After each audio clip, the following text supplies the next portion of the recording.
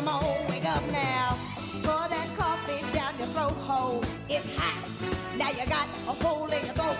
Oh no, just call your boss. Take the crust from out your eyes. So tasty, not a coffee. Good morning, you knuckleheads. Happy Thursday to you both. Hello. Hola. How are you guys today? I'm a little bit off today. I'm not going to lie. You're off every day. It's just mental, Dad. Better be a little off than a little more on. You know what I mean? Yeah, well. Yeah, and I got to pack, although I don't need to pack a lot of stuff. It just throws off my my fluid flow that I have. Brutal. Well, you can't pack a carry. You have to do a carry-on. You can't check anything, or else you'll get berated the whole time. So I get that. I'm carrying on 100% for sure. I mean, I'm in LA for like 22 hours. I think. Yeah, I mean, so you'd be it's not. I mean, I don't even need 2 pair of underwear. TMI. You could do it with one of those janky backpacks like Tom does. You know, I am doing just the backpack for sure. Yeah, for sure. So wait, what do you do on a plane? Are you a movie guy, or like are you just gonna raw dog the flight? You just stare straight ahead? what do you do?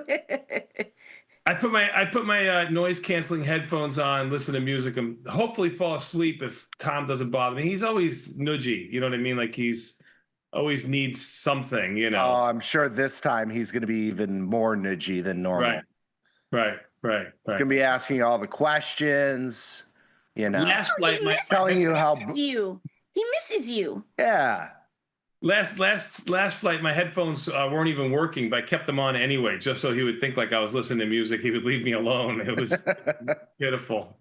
Well, you can ask him if he's been hate watching the show. Oh, of course he has. Come on. That's pretty good. What else is he going to do at 7 a.m.? Right? I mean, come on. What does anybody do at 7 a.m.? Everybody should be watching the show. You kidding me? No, are you kidding me? He goes for a 5-mile run up to Montrose Beach there. Yeah, he walks over to the Breakfast Club. or Mike's place. He'll be the first one in line. It'll be perfect. Yeah, or an Ann Sather. I think he's been alternating. Ooh. Yeah, I haven't been there. I don't think so. I don't think so. Beautiful day in Chicago again yesterday, by the way. I mean, It's October 1st and it's like 80 degrees. I know today's the 2nd, but I mean, it's going to be 84 degrees tomorrow, today. Tomorrow, like it's too hot. Unbelievable. Golf weather.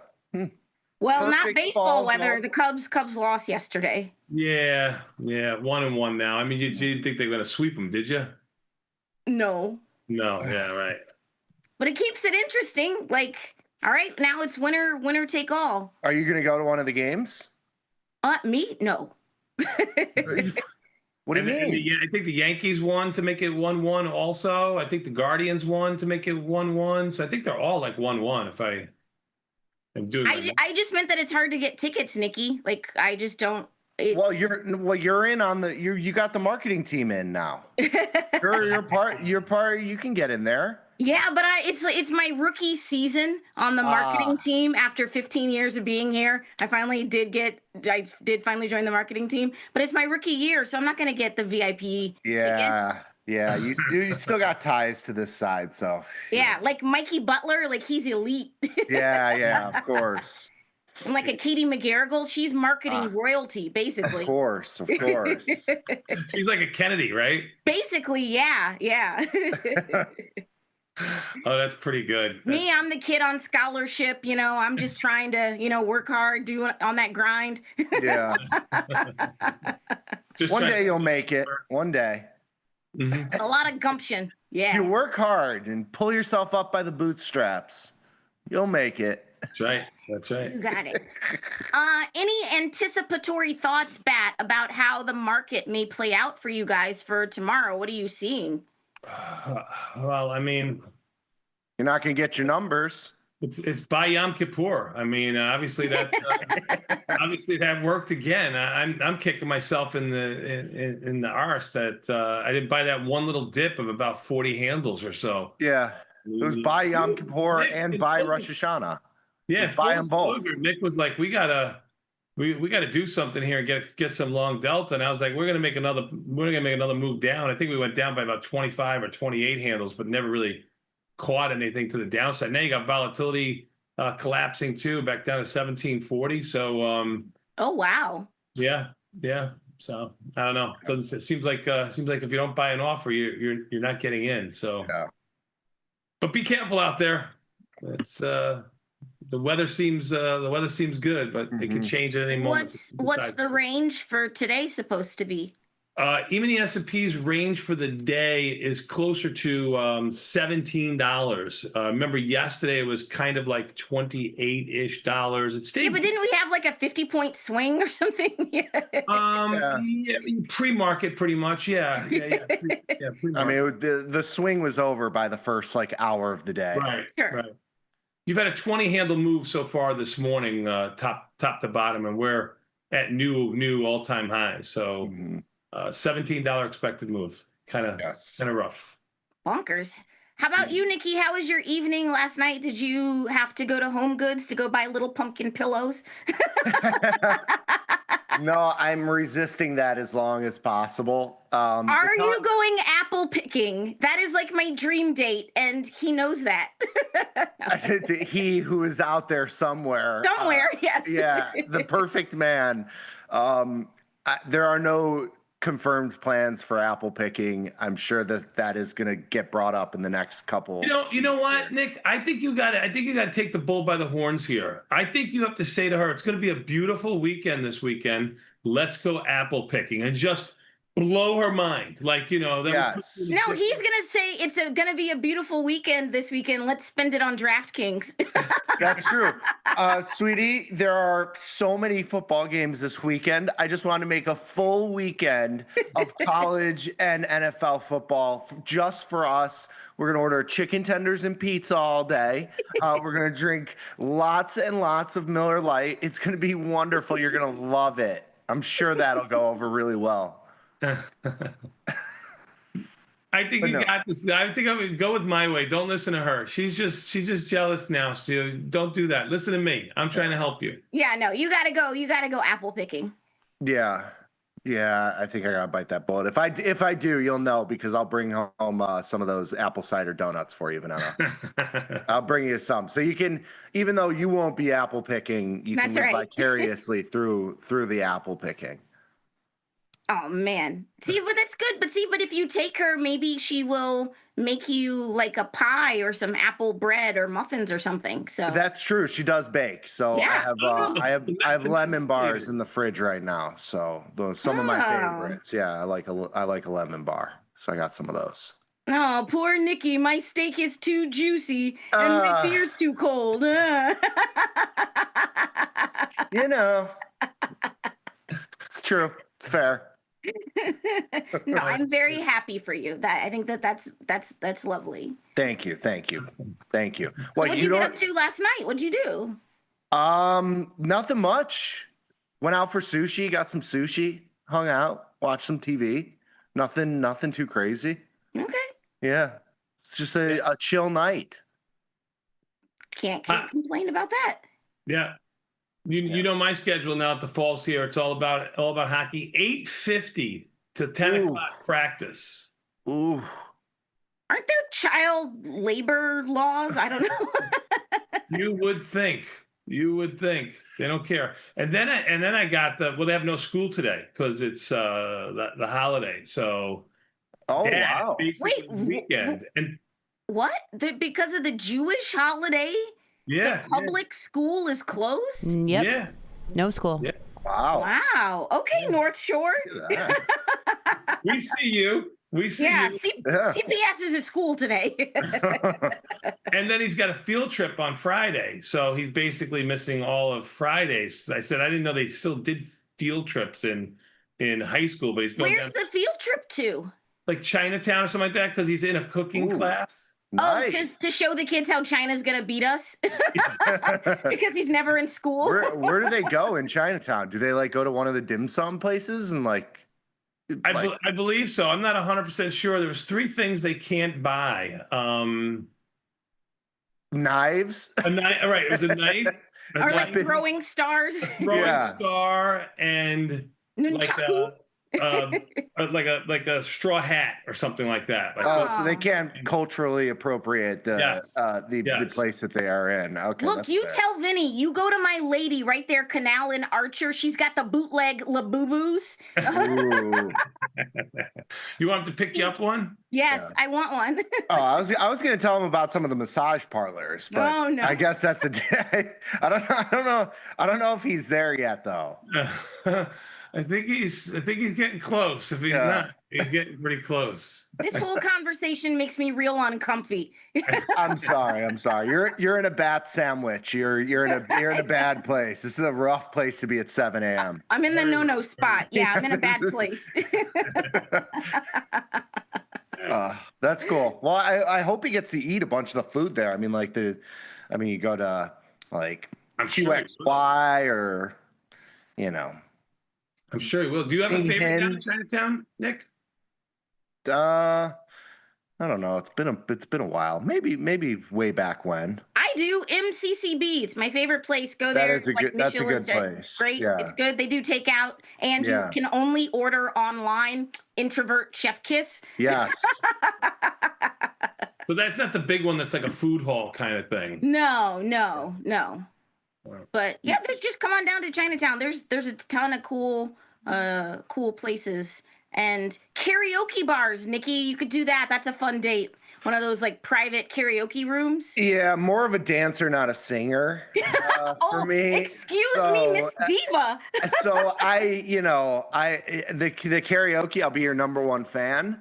But yeah, no, I'm with you, son. I sound bad in the shower. I've never done karaoke. Have you ever? Yeah, I don't think I do that. I don't think. No, but these are private rooms, so it's just the people in your part. So it's not like you're singing. Oh, so it's just I'm telling your dad. It's just your immediate loved ones you embarrass yourself? Yeah. Well, instead of a whole bar. Yes. I don't know if I could do that. Either way. The best back in the day, Peace, who's friend of the show, they like all of my social posts. So hi to you, Peace. Thank you. But Peace Pizza, they used to have live band karaoke. So it'd be a full band on stage. And it was really funny because when you would go, if you were a bad singer, the band would just play louder. Oh, that's good. To help support. We haven't had Peace for lunch in a while. Tom DK'd it because they wouldn't get there till like noon, and that was too late for him. Wow. Yeah, you can't eat at noon. I mean, yeah, you can't do that. Trader lunch is 11 o'clock. That's right. It's 10:45. 10:40. Well, 10:45 delivery so that you can be in line and get your food at 11. You're late if it's 11. You're late if you get there at 11. Yes. Yeah. Yes. Yeah, that is true. Those are facts. But hey, we got a great show for you today. We are kind of firing on all cylinders here as we come spinning out of the turn, and it's Friday Eve. So happy about that. On this thrilling Thursday for you today on Tastylive, at the top of the 8 o'clock hour, you got fan favorite trades from the research team. They are presenting their research to the bats. The dawn of a new era. Will the bats be nice to the research team? We're gonna find out. So of course. We're I don't know. I mean, Tom had favorites, like Tom has. So, but we'll see who your guys' favorites are gonna be. So we have no favorites. We treat all our children equally. Yes. That's not true. But no, the world's greatest financial think tank, they're going to present their trade ideas. That's at 8 o'clock. Then at 8:40, hear me out. Dylan Radigan in the house. Speaking of new eras, do you know what topics you will be talking with Dylan about today? Dylan came up with 3 or 4 good questions. So he's keeping them hidden from us, but he's going to present, and then we're going to see if we agree or not. Then at 9 a.m. on Market Measures, streaks with 0 DTE options. Beautiful. Is that how to get on a streak? Because not how to get off one. That's for okay. Sure. With Dylan, though, we will be talking about the government shutdown. Dylan's got a lot of, from the news side of it. He has a lot of insight on that. So he's going to put his perspective on it, which I think will be great. Also breaking news, fork found in kitchen. Like, of course, Dylan's going to talk about the government shutdown. Okay. No, but that is great. That is thank you. That's so bad. I'm okay.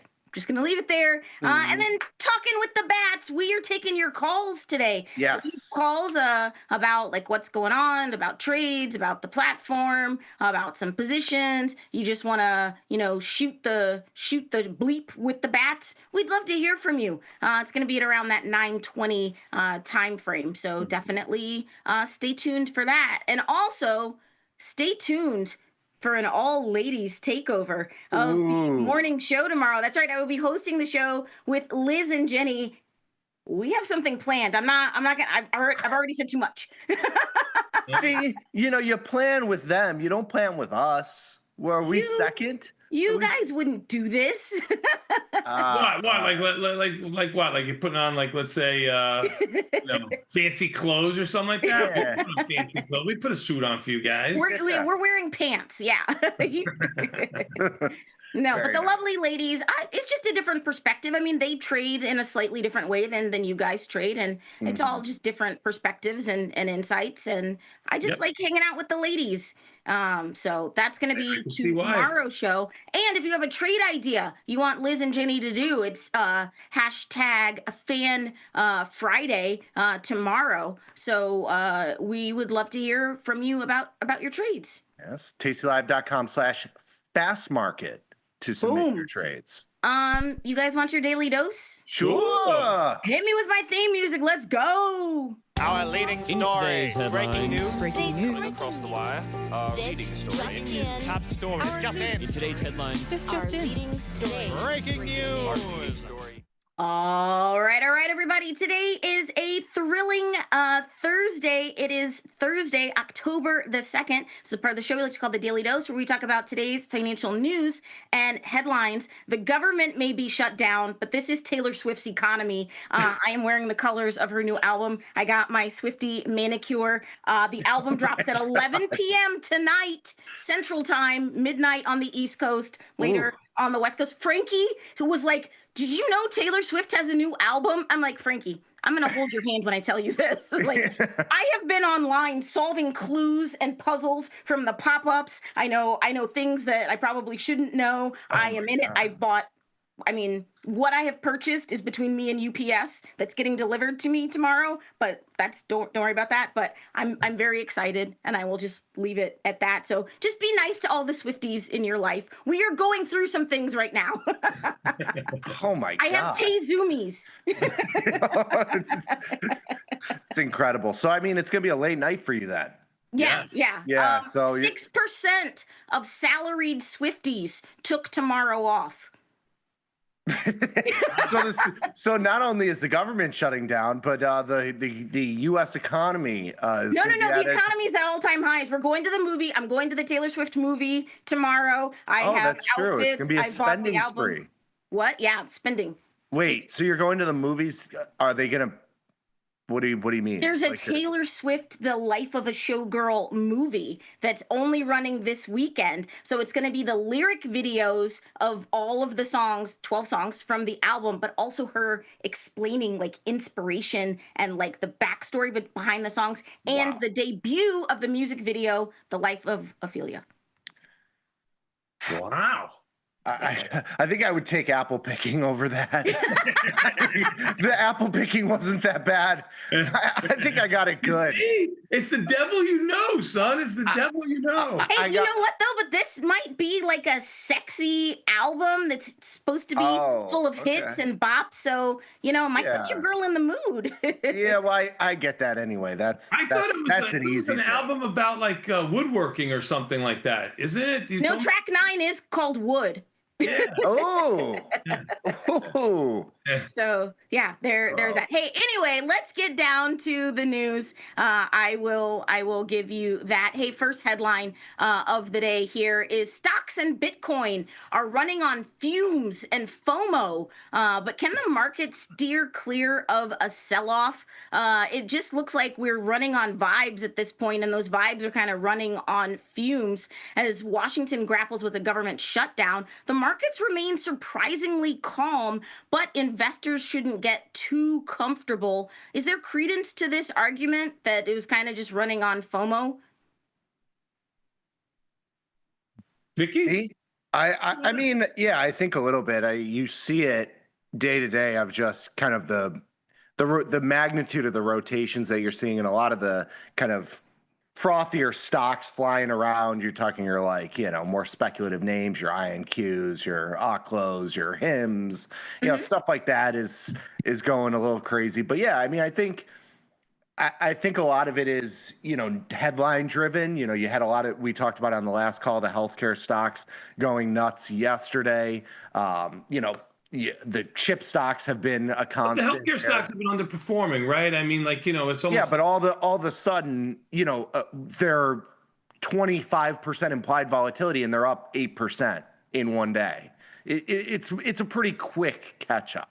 It is a quick catch up, and that kind of was the direction I was going to go in there, because volatility is kind of low across the overall board, and we've been kind of stair stepping. I mean, there hasn't been a lot of back and forth action, so I don't know if it's running on fumes, and I don't know if it's FOMO.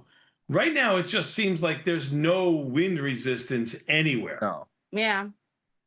No. All right. Well, you kind of just got to look for pockets of deals and of opportunities and see where it goes. Speaking of which, the dollar is facing prolonged weakness amid Fed rate cuts. This is according to a new poll by Reuters that asked FX strategists, and they said that the already crowded short U.S. dollar trade will remain. The dollar, under pressure since the start of the year, may continue to struggle to find its footing. What are your thoughts? And let's just talk currencies.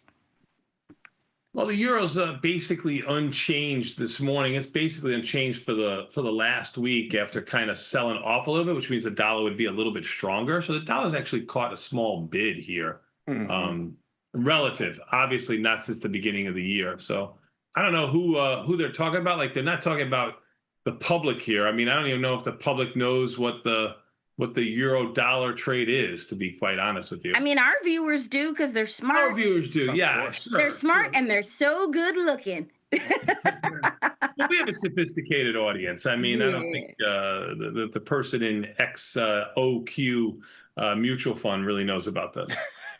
I just got along the U.S. dollar against the Japanese yen. We wrote it up from the lows, sold the put spread there, and we were trading the FX products. I just got in to flip the cards here to be long the U.S. dollar against the Japanese yen, with the trading kind of on the higher end of its range.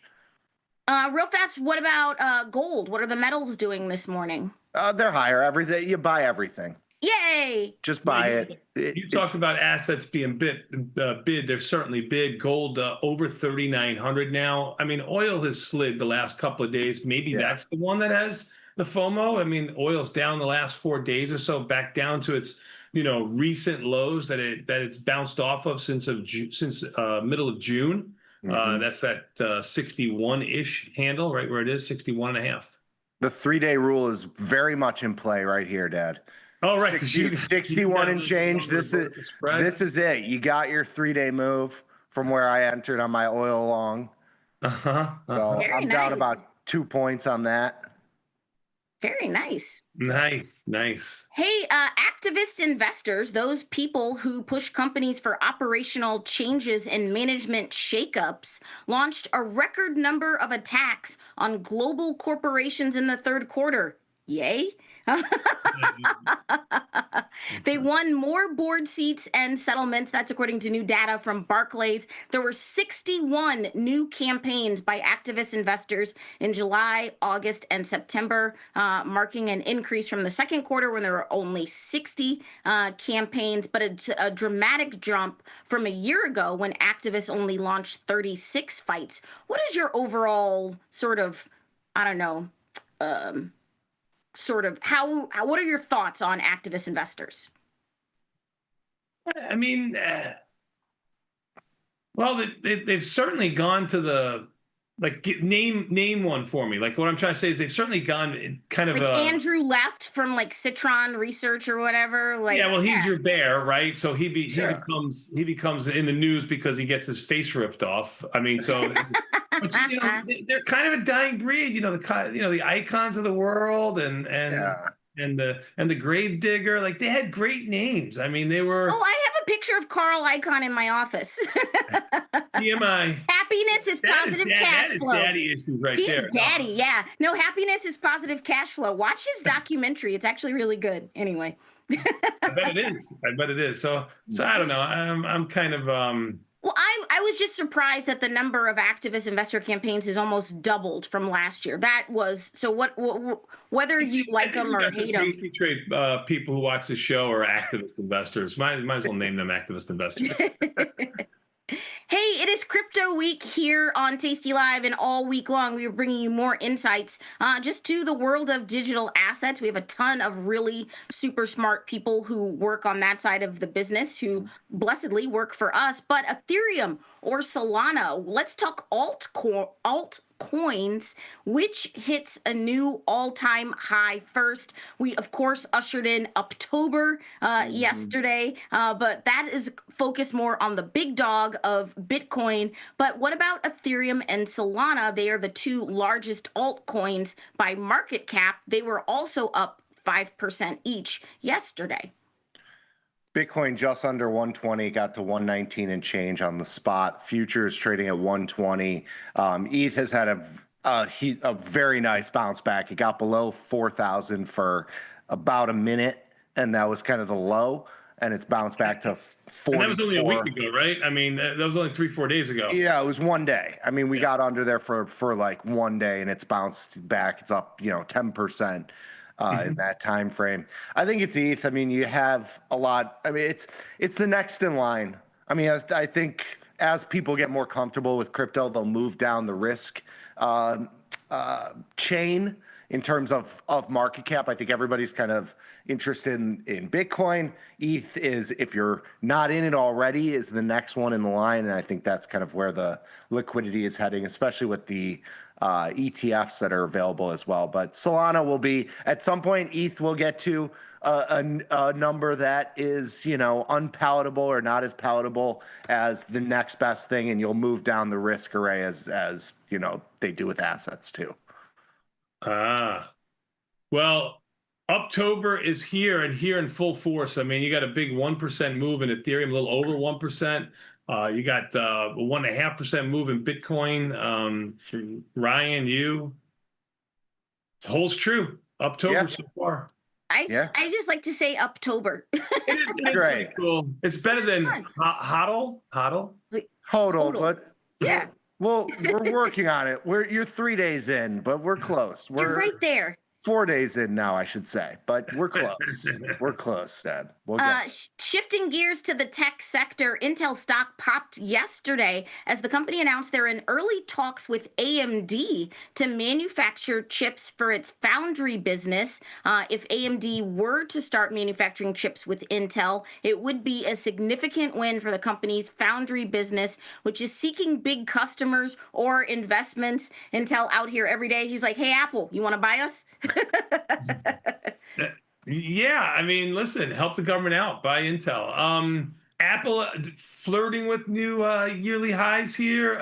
Intel, huge rally higher. I mean, you talk about FOMO. Maybe Intel is your new FOMO stock. What about AMD? AMD's up like $5 or $6 here. Pre-market should be good.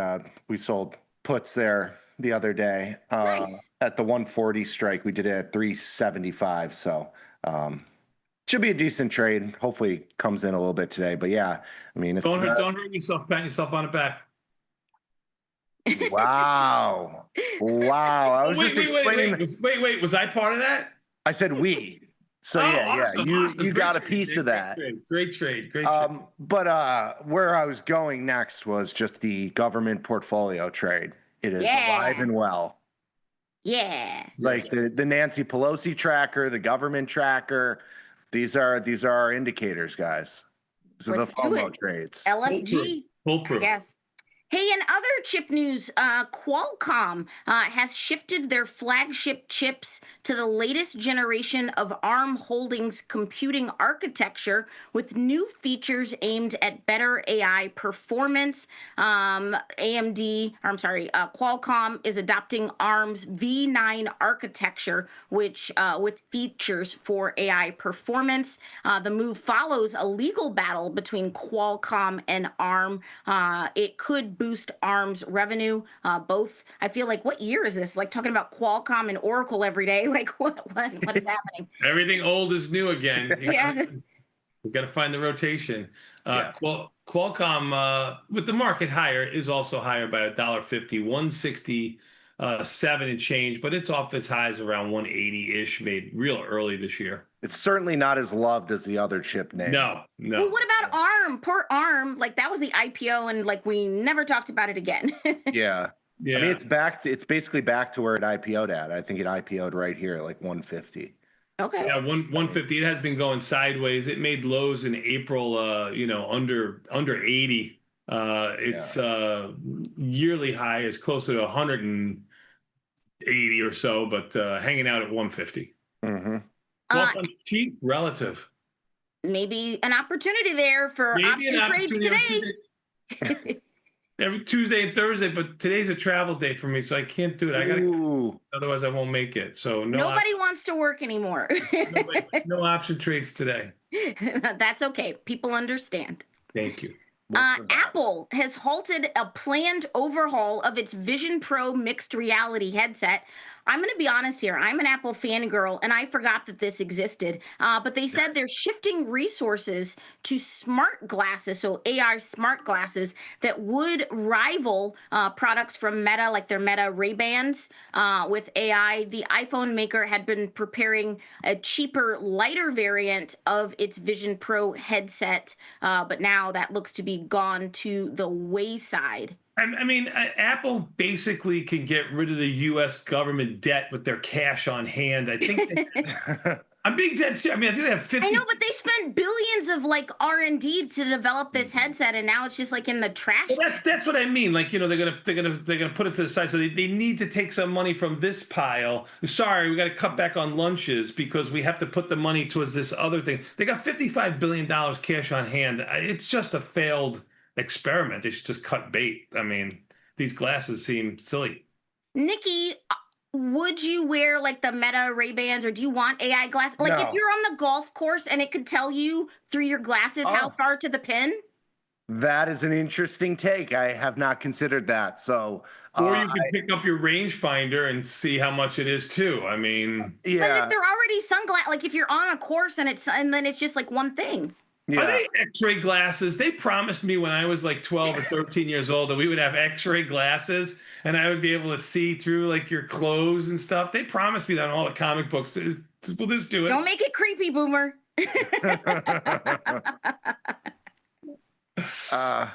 Yeah, I don't know. I don't know if I'm sure I'll be more open to it as they get more popular. But right now, this thing, like the gaming stuff, that's not for me. No, but like Mikey Butler, like he's going back to Japan to be with his people. But if you could wear the glasses and it could translate all the signs for you, instantly, that would be cool. That would be cool. Yeah. Yeah. I don't know. I'm just a fair point. I mean, I'm not giving Mark Zuckerberg any of my money, but so you're not going to have them. I mean, I mean, if Apple makes them, I will buy anything that Apple tells me to buy. Okay. Well, Meta's been an underperformer. It's up $5. Apple's up $1 and change. But again, well, I got it. Meta has greenlit a Facebook and Instagram ads based on your AI chats. Meta will soon show you ads and other content based on their interactions with the company's digital assistant. It's ass, by the way. Their search sucks. The company says its AI digital assistant now has more than 1 billion active monthly users. I do like Instagram ads, though, but the CEO did say, "We are not listening to you." I call malarkey, but what do you think of them using your searches to then serve you ads? I can't imagine what my dad's ads are. Those are probably, ooh. It's just Yeah, don't blonde open that in women. public, Dad. It's just blonde bikini-clad women. Yeah. That's it. No comment. No comment. Ah. I plead the fifth. Yeah, it's I mean, it makes sense. I mean, you're telling the chatbot pretty much everything you want, right? And So if you think they're waiting for your searches, it's listening to you all day long. yeah. I mean, come on. That's what I said. Any opportunity in Meta, or is it just Well, like I said, yeah, Meta was an underperformer. I mean, it is up maybe up $5 already this morning, but Meta's definitely an underperforming. It's on a 10-day slide here, so you might get a little bounce in Meta here. Yeah. Should I mention our position, or am I not allowed to do that anymore? Are you going to berate me for that? Go right ahead. Go right ahead. We sold we're short the 650, 625 put spread in November. So it's right around the 20-ish delta. Took a little heat on it over the last day, but looks to be up about $5-6 here pre-market. The stock. nice? Yep. Nice. Yep. No, that's great. Microsoft is announcing that Microsoft 365 Premium will be a new subscription tier that includes AI capabilities and access to core productivity applications and cloud storage for the low price of $19.99 a month. The launch comes a year and a half after the company came out with Copilot Pro, their AI-only subscription that costs just about as much. I hate Microsoft and Microsoft Office products, but they're bundling their two crappiest products together. Microsoft volatility's been upticking a little bit. Ivy rank is 27. It's been going steadily sideways with a small little upward over the last 4 or 5 days. It actually looks down about $1 this morning, so it seems to be a little bit of a bucker in Microsoft. Microsoft has earnings October 29th. Yeah, it's not as sexy until there's like I mean, I know this is kind of open AI-ish news, but Microsoft seems to have its like, couple day move. It needs its like, there's some sort of news event, bigger news event than this that has to move the stock. It's kind of been on the back burner. It's a big stock, right? I mean, you're looking at it almost $4 trillion stock, or maybe $4 trillion stock by now. Yeah, that's bonkers. In other news, Tesla, little event today. Let's go, boys. Tesla's going to announce their delivery numbers today, so that's fun. And they should be booking their best quarter of the year because buyers rushed to buy EVs before the credit expired. The credit expired at the end of September. So Tesla is set to report their strongest quarter of the year. That's according to estimates. What's Tesla doing? Tesla's up, and it's up good. It's up about $9 this morning, 468. This might have the makings of buy the rumor, sell the news here.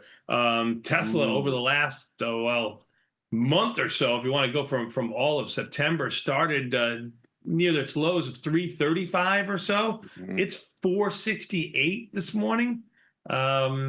Might be a little frothy. Might get a little uptick in volatility as it goes higher too. Might get some call skew. Might be something we can look at either for like a 1/2 ratio spread, or if a $470 stock is too much for you, maybe a broken wing call butterfly or something like that. If you want to play a little bit of an omnidirectional downside play, no risk. Elon Musk's net worth now has climbed to $500 billion.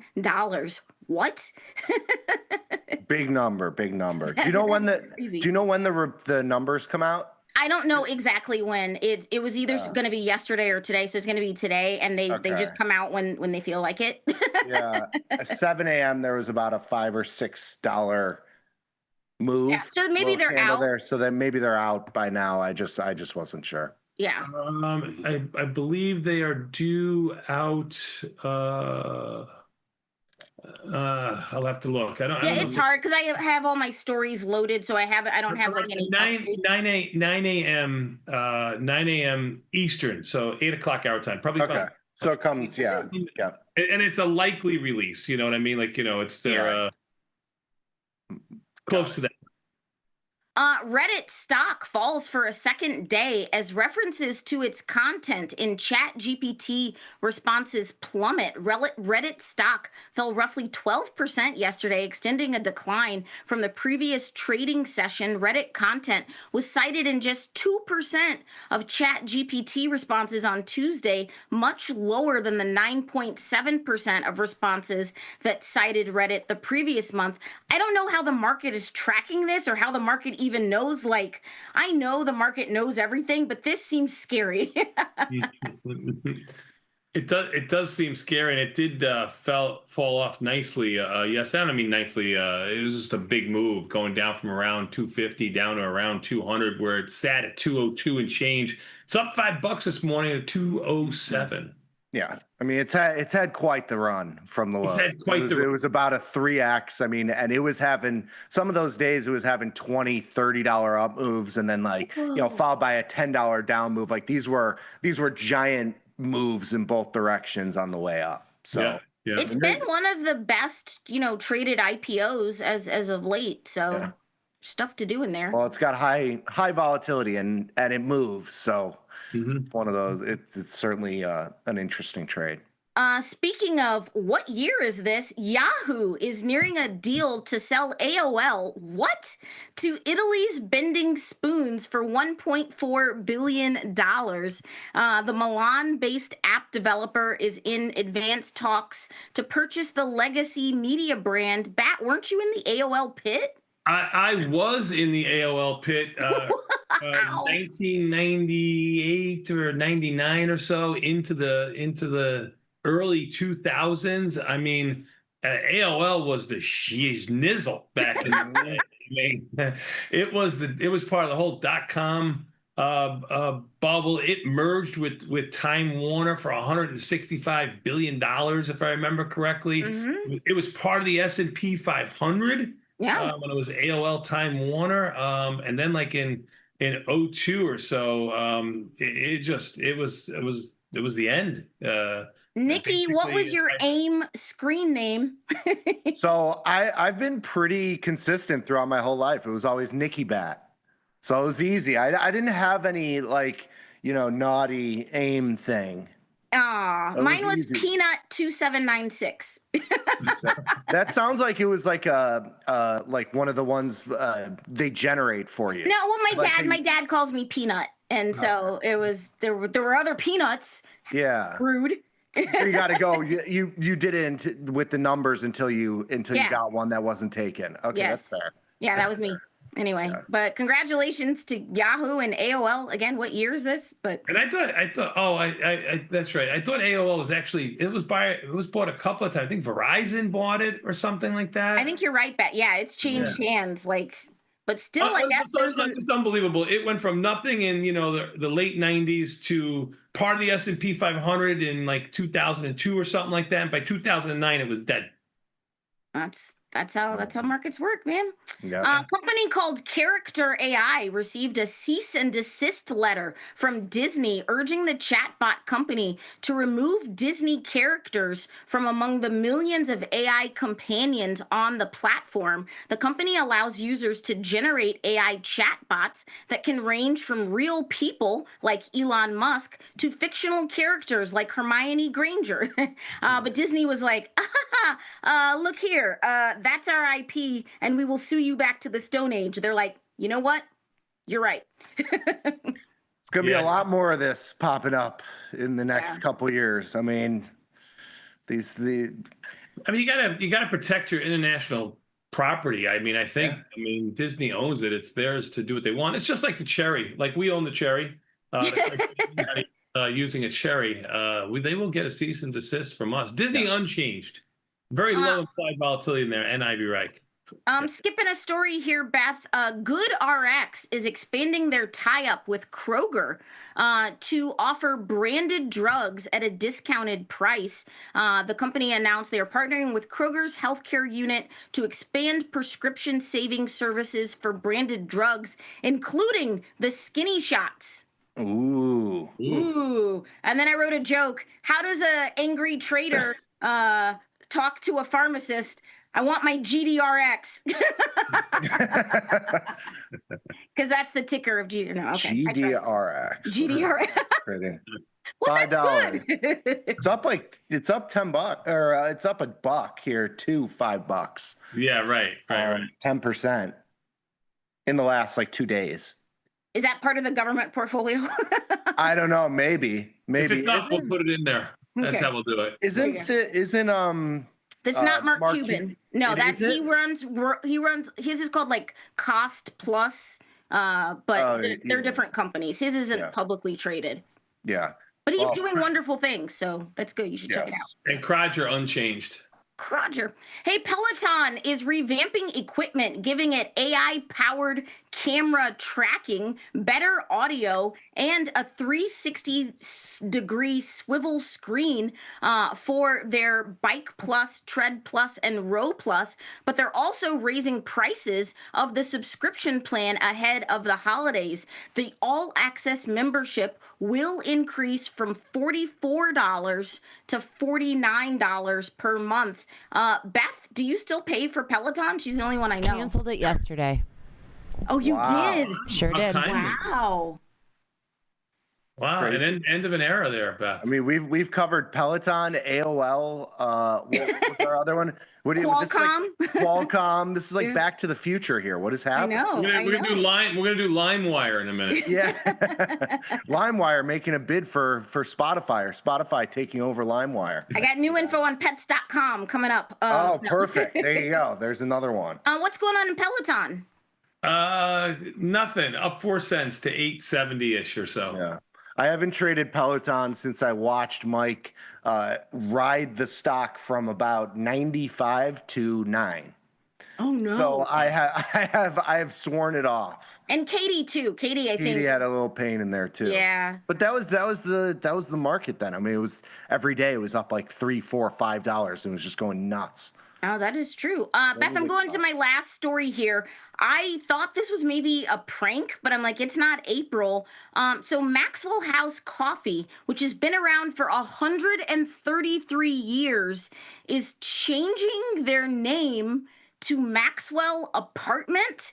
It's for a limited time to meet the needs of consumers in 2025. I hate everything about this. In a time where value matters, and I don't know. So they're like, we're gonna charge you the same, but now you can only get an apartment, not a house. I don't. None of this makes sense. So this is like an ironic type change. I think they were trying to be sincere, but it comes off as tone deaf. Yeah. But it's offering customers a 12-month lease of their coffee as a way to stock up for the entire year. So they're trying to front run their sales revenue. Yeah, at all-time highs in coffee too. I mean, I think coffee prices are about as high as they've ever been. I mean, this is horrible. Like, I know. Allegedly, there was a bunch of smart people in a room that all agreed on this. I can't see how. Where are the people that were mad about Cracker Barrel? We need them on this. Yeah, we should have them on this. I mean, especially you want an apartment, you can have an apartment. It'd be one thing if Starbucks did this, but Maxwell House is it's a very low budget coffee. Do they still make instant coffee? Do they still make instant coffee? I don't know. Yeah. Oh, yeah. My mom used to love that. Take a scoop of some dehydrated crap that had been in a container for a year and a half. That's what this is. Yeah. That's gross. Yeah. Finally today for my viral video of the day, Bat, I don't know if ever you had to travel with a young Nikki by yourself. You've ever had Nikki or Gina by yourself while your wife was gone. You had, Mr. Mom duties. Well, this dad is taking it to the next level when he's on a flight without his wife. Watch this. Oh, he's got a baby. Oh, he's got a picture of his wife. Yeah, so he puts the Velcro on his head, picture of the wife. Bottle goes through the hole in the shirt. Oh, that's too far. Oh, he's really. Wow. We've come. Wow. I don't know what to say. It's working. He's not upset. and as a passenger on that plane, I salute you, sir. Now, if I watched him walk on the plane with the baby and he's got a hole over his nipple, Yeah, Just and one his nipple nipples popping just out. a little poking out. perplexed. That would have been a little strange with me. Hey. But I like what he did. Hey, listen, whatever you got to do to keep a crying child at bay, whether especially on a plane or anywhere else, I would stand on my head. Do what you got to do. Good job out of him. I ain't hating on him. Nice work, Vanetta. We're going to take a quick 90-second break and come back. We got more Tasty Live after this with confirm and send your viewer emails. We'll be back in 90 seconds. Tasty Live.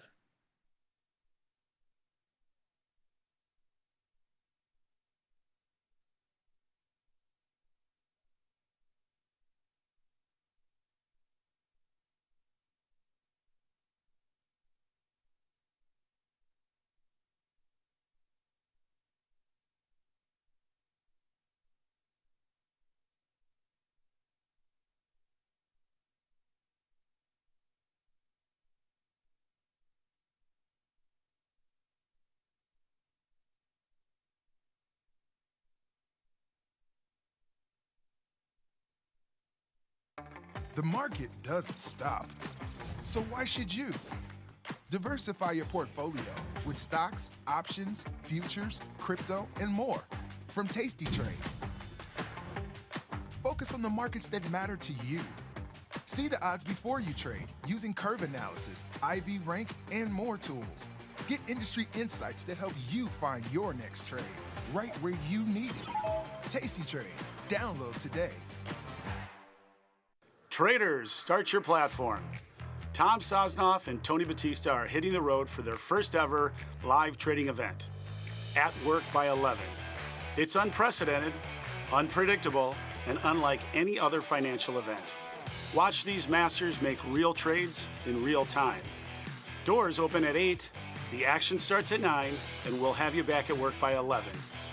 Sign up today at tastylive.com/events. Look who's back testing. Tasty Trade now has options back testing for free. Test your trades with over 10 years of data for the most popular symbols. See how your trades would have performed in the past. Look back at profit and loss and take the guess out of guesswork. Oh, did we mention that it's free? Get back testing at Tasty Trade. Global markets never sleep. Explore them with Forex, now available on Tasty Trade. Get in on over 80 Forex pairs, 24 hours a day, 5 days a week, with the Forex platform that adapts to your style and speed. FX marks the spot. Trade it on Tasty Trade.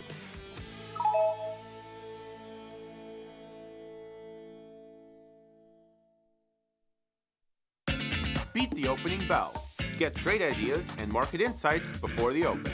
From the creator, Tom Sosnoff, and our chief market strategist, Tom Preston. Every weekday. Sign up at tastylive.com/newsletters.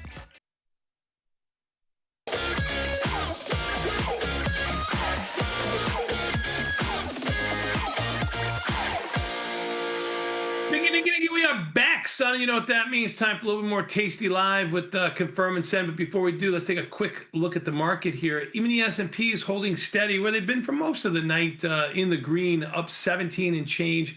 Just a couple of ticks off of their highs, which would be new all-time highs. If we were to close here, you can see the last 4 or 5 days, not even a red candle. We did have that movement down yesterday, the day before, and quickly bought. NASDAQ up 140. Russell up 6. The Dow down 38. We'll see on the opening what's holding the Dow down. Just a moment to go in about a half hour, 35 minutes is the way I'm trying to do my math. Volatility down 15 cents to 17.45. Bonds taking a breather after going over 117 back to 116.24, down 7 ticks. Bitcoin on a tear. Was just this weekend when it was 109. It's 120 right now. Look at the big 4-day move here in October for the Bitcoin. Ethereum doing the October too, going from under 4,000 to now over 4,444 30. Oil on a couple of days slide. I think we're day 3 plus. Yeah. On the meter here, if you're looking to mirror a trade that Nick and I did, you can get a little long oil at better prices, down 36. Gold up 11, continues to tear to the upside. Look at this move since August, just parabolic. 39.17 is the high, 39.8 right now. Silver doing the same thing, although it is unchanged, but it too has been parabolic. That's all I got for now. Even the S&Ps earlier today, the expected move was a little over $17, a little under $17 right now. So volatility hasn't moved too much, but it is extremely low. If you've been playing the 0-day trades from the last couple of days, you won't get as much premium right now. Tesla has a number we believe coming out at around 8 o'clock Central. Tesla is trading 467. We'll see what happens to Tesla in the next couple of minutes. But confirm and send viewer emails. Let's get to Beautiful. Let's do it. So first one here, I sold a call spread that has gone against me. What do you think about closing the short call and letting the long call go? So legging out at just the short option. Yeah, I mean, not something I do. I don't like it. Defined risk trade. Let's assume that your call spread is in the money already. It's almost a full loser, or you got very little left to lose. You're going to take a trade that has very little risk left to it. Again, a low probability of success, and turn it into something completely different, just naked long. And you'll be naked long, like let's call it 60, 70 shares of stock, where you have a position that has, 2 or 3 short shares of stock. You're changing it into something completely different. Matter of fact, if you sold a call spread, you were bearish at lower prices on the stock. Now you're bullish on higher prices. Yeah. Not something you want to find a new trade that has a bullish stance to it in the same stock. Go right ahead, but I probably, risk versus reward. You can leave this one on. Yeah, or close it and sell a put spread against it. And start a put spread. I mean, the other thing that you're doing is you're also like realizing a loss on that short call, which is upping the value and the price that you are into that long call for at a higher price. So you're flipping the cards at the worst time, so to speak. You're closing short delta into an up move, and you're buying long delta into an up move. Like you're doing both at kind of the worst possible time. And if you put on a spread, your risk is defined, and you've capped the amount of pain you can take on that trade at entry. You can't flip the cards with a spread. If it was a short option, volatility probably helps you a little bit. Some of the time decay comes into play, but with a spread, it's just not going to move fast enough where it makes sense to do that. You're adding a lot of risk. I think we're pretty deep into something that we would never do. Yes. Next question, please. What is an engagement trade? I would say it's one that is outside the normal batch of underlyings you trade. So for me, I would say, let me think, like eBay. We did a trade in eBay yesterday for what's your assumption? Have I traded eBay before? Yes. Is it one of my top 50 to 75 underlyings that I trade? Probably not. And so, I would call an underlying that I typically don't trade in it as when I put a position on there, it's kind of an engagement trade. I want to start tracking the stock. Maybe it's at a price extreme that, I haven't been watching it for quite some time. It's one of those one-off trades is what I would call an engagement trade. Yeah, I'll give you all of those things.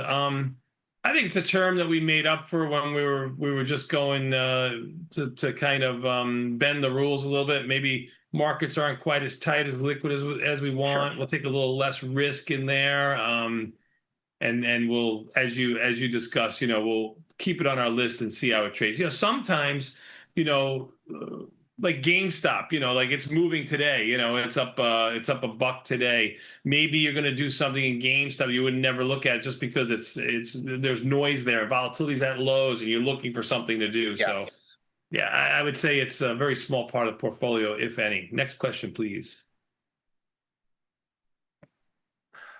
So I saw a very interesting article recently comparing prediction market bets to option markets. Essentially, the article discussed how the prediction markets show the chance of the S&P 500 closing the year over 7,000 as having a 46% probability. However, the December 7,000 calls have a 27 delta.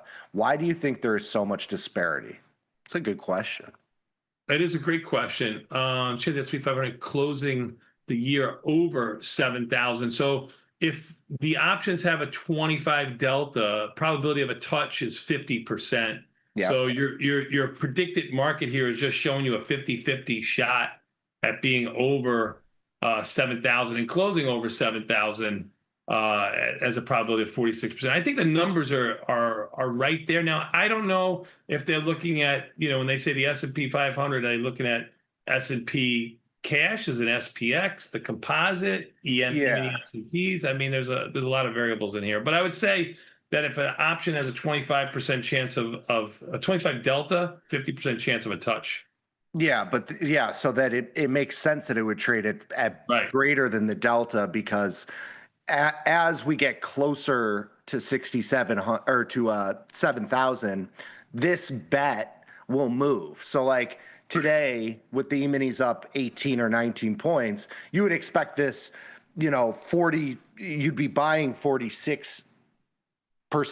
So you'd be paying 46 to make 64. That bet is probably 50-50 now, and you could sell out of that bet. And so it's very much like an option in that sense, where the probabilities will likely move, or will move if because there is smart money. As the market moves, sure. Yeah, as the market moves. So it's essentially telling you the probability of touch, because as you get closer to 7,000, the bet is going to be more weighted towards the yes side. And if you have a big move to the downside, it will go the other way. So it's moving basically with the probability of touch. Delta is just the probability at expiration. So whatever that last day is, it's a binary look. It's a binary event on that day, almost like VIX options. Yes. Very good. Next question, please. How do you determine how much buying power to use on a trade?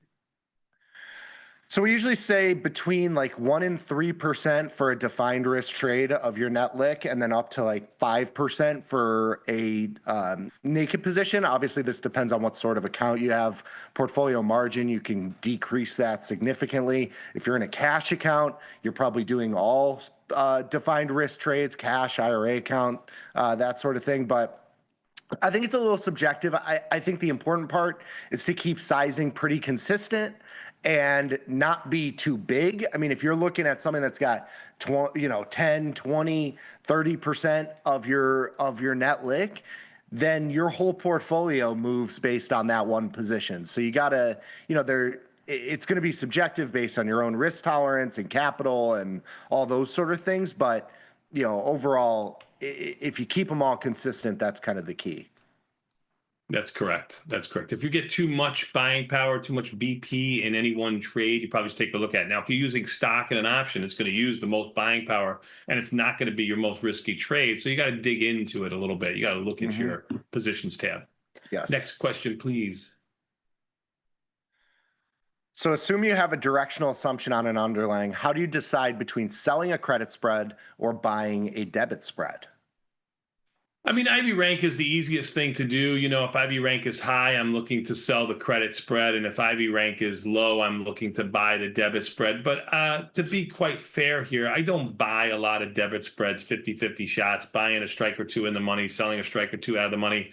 I would default more to a diagonal trade that has a little bit of directional risk, as you like to do, Nick, or a calendar, which is very rare for me. And then I would go to the debit spread. So debit spreads, 50-50 shots are either earnings type movement, binary type movement plays, and even then I would probably look to do a 1/2 ratio spread. So they're not my favorite thing, because a 50-50 shot, I'm not very good at that. For sure. And just keep in mind, rank is the key though. Credit spreads and debit spreads it's risk call parity. So they're the same risk reward as each other if placed at the same strikes. It's where we use these strategies that differ. So we're always selling out of the money call spreads. We're buying at the money debit spreads or out of the money in that direction. We're never selling in the money credit spreads. We're never buying in the money, like deep in the money debit spreads. Mm-hmm. And so put call parity, they're the same position. It's just where we trade them. Next question, please. What are the benefits of a pairs trade, Pops? Lower volatility risk of the trade itself. Now, usually pairs trades are done with futures. I'll do just an easy one, E-mini S&Ps versus NASDAQ. They both move in the same direction. But let's just say, for argument's sake, as an example, an extreme example, the NASDAQ's gone up, 10%, and the E-mini S&Ps have gone up 1%. You might think at some point that the NASDAQ is overextended. The E-mini S&Ps are not overextended relative to the NASDAQ. It's not relative to the market. It's relative to each product. So the benefit of a pairs trade is they should move in tandem with each other. So when you're wrong on the spread, they both go higher, which you would be long one and short the other. You'd be making money on one, losing more probably on the other one. But it cuts down the risk by about 85%, as opposed to just saying, I'm going to get short the NASDAQ or I'm going to get long the E-mini S&Ps, which is a 50-50 shot, all on whatever future you're using's expected move. Agreed. Also, product diversification, right? You get a different position on. I mean, if you look at the delta of it, it has a very low delta. So if it has a very low delta on any trade, you would think it has lower risk. If you look at the delta of just one future, it's going to be quite high. So, I mean, one E-mini S&P is 500 shares of SPY. So you really are cutting it down. A good job out of you. I want to finish a little bit quicker because we got trades from the research team next. Let's get those guys in here and gals immediately following these messages from Tastylive.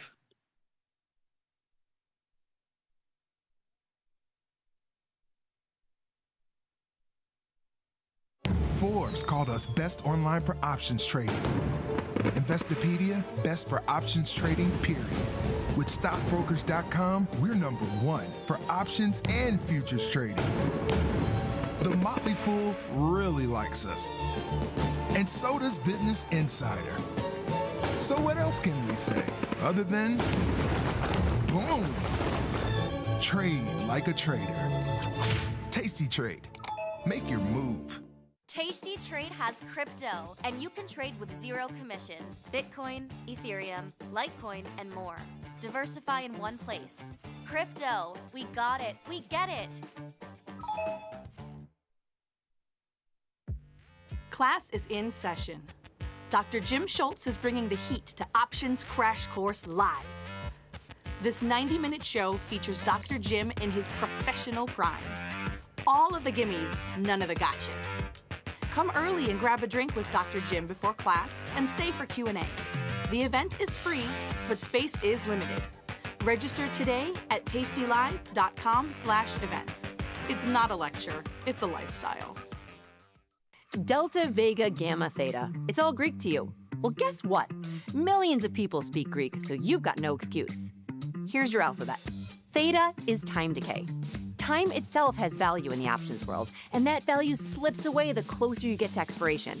Theta is how fast that happens. Tick-tock, time value drops. Delta is difference. How much does a $1 move in the underlying affect the price of the option? Long options have a positive delta because their value moves with the stock. And short options have a negative delta because their value moves opposite the stock. Gamma is get up and go. It's how fast delta changes. Gamma increases when the options start trading much more like the stock. Like the closer to the at the money and the last few days till expiration. Vega is not a Greek letter, but it does start with a V, and so does volatility. Vega measures how much the options price is affected by the changes in volatility. Now you know your alpha, beta, gammas. Well, gamma anyway. Pretty simple.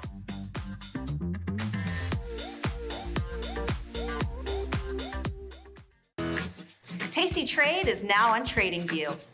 Trade stocks and futures directly on TradingView charts with Tasty Trade's low commissions. try it out and leave us a review.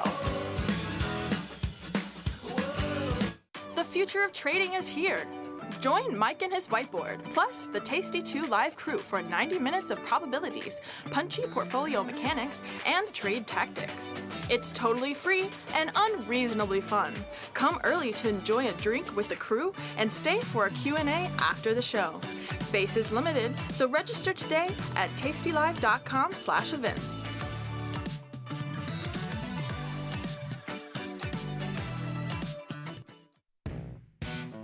Got trader's block? We've got the cure. Get data-driven trade ideas with Cherry Picks, our weekly newsletter that gives you insights into the market. Sign up at tastylive.com/newsletters. Feel like your wardrobe is missing something? Like style, purpose, and maybe a dancing dog? Can I pet that dog? The new Tasty Trade and Tastylive web store is now live. New merch, bold designs. Did we mention all net proceeds go to one tail at a time? Invest in the real bull market, dogs. Go to tastytrade.threadless.com. Grab some gear and help some pups. You get merch, they get a home. In the world of investing, a beast lurks between the numbers, ready to pounce. Some traders hide from it, some ride it. If that's you, join us on Tasty Trade. Genius loves company.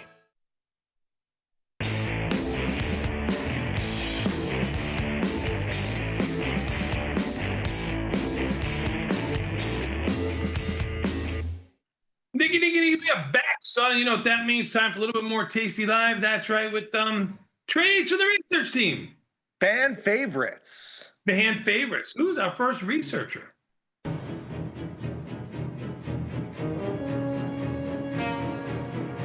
There he is. We all got it right. That's right. We certainly do. It's Jaws himself. How are you, my friend? I'm doing good. How are you guys? No one was a unicorn today. Doing wonderful. Yeah. You put it over here. Yeah. You end up being a unicorn or a rooster, as Tony says it. Don't want to be a rooster. No roosters here. No roosters here. All chickens. What do you got for us today, Phil? So, trades from the research team. First one without Tom, I was going to go absolutely wild, but then I, went back to the tasty roots. So maybe next time. All right, you can get wild, Shark. I know. I want to get some wild things on. So I still want to do my Nvidia call spread. Okay, but it would have worked today. Nvidia's up like $2-3 this morning. Would have worked today. If I was a psychic, I would have done it. Okay. That's what I'm hoping you are. Come on. But we need big things from you, Sahil. Big hopefully things. This is just as good. It's a Shopify Strangle. Nice, juicy return on capital potential. So 50 days out, 752 credit for 1,500 in buying power. 128, 185. There's some skew over here, so the calls are $30 out, and the puts are only $25 out, $20 out. So nice neutral. IBR 40. Yeah. Yeah, it's a classic strangle here. A good Ivy rank. Earnings on November 11th, so late in the cycle relative to when you're putting this on. Hopefully, it works in about 3 weeks or less. So, seems like a good setup. I don't know if it's a good trade. We'll figure that out soon. Yeah, stock's up $1 pre-market, so this will probably trade a little bit. What do you got the price at? 752. 752 is what it says on the platform. We have to see where it opens today, but yeah. Yeah, I think it's about $1.30, $1.50 up right now pre-market. Volatility's going to expand. So if you look at it, put this in pre-market, put in $1 higher, like at 852, and walk it down. Yeah. I like this one. I mean, it's got high implied volatility. It's liquid. It's a mover. We'll look to when this market keeps going up, volatility keeps going down. Finding the good IVR stocks take an opportunity. So your father tells me. Your father's been telling me it's very hard. It's very hard to find stuff. Okay. Yes. All right, we'll always keep that whining on the to list. you. All right, we'll let you go. Good job out of you. Who's our next researcher? I see him waiting in the wings there. It's Gad. How are you, my friend? I'm good. How are you? Doing well. Thank you for asking. Nick, how are you? I'm hanging in there, man. I'm hoping you got some good trades for us. We need ideas. We need them. Yo, I got some Jet Reset trade. Cool. So I got GDX. Oh, this one, Big Bad is he's already reeling on this trade. Are you sure? This one's been a killer. Probably it's because you are taking some directions. He's going long though. Yeah, I know you've been the wrong direction the whole time, Dad. Yeah, 100%. 100%. So yeah, I'm doing because I have high IVR. I'm doing GDX Jet Reset. Mm-hmm. Yeah, it's a cheapy trade. It'll be okay. So you're looking right at the money call spread. Yeah. Sound around the 26 delta for the short put. Yeah, that's what do you think? I don't know if I could buy into this rally. Yeah, you got this as a neutral trade, Gad. It's got 15 long delta. I would consider it a long delta trade on no upside risk on this trade. The risk is all to the downside on the puts. As my son has reminded me multiple times, I have been fighting GDX and gold to the upside and getting my face ripped off. So I have to take myself out of the race because I stink. So I'll let you own this on your own, son. What do you want to do? I think I'm going to pass. I don't know if I could get long delta here, but if we do get a little bit of a downside move, if gold kind of cools off a little bit, I will certainly look at something like this. I think the strategy is a good pick here. It's an 80% pop. There's nothing wrong with the strategy. Yeah. You just got to be, no upside risk, which is good, I guess, for something that hasn't had a downtick. But yes, you gotta be lean. We are hoping like to go down, but I don't know yet. So, but that's what my hope is. I got it. Well, this is the type of trade you put on for us in the world who might be short a little gold, and you're hoping that it goes lower, even though it's a bullish trade. So you put this on and sacrifice yourself for us. Yeah, that's right. Who's our next researcher? Thank you, Gad. Thank you.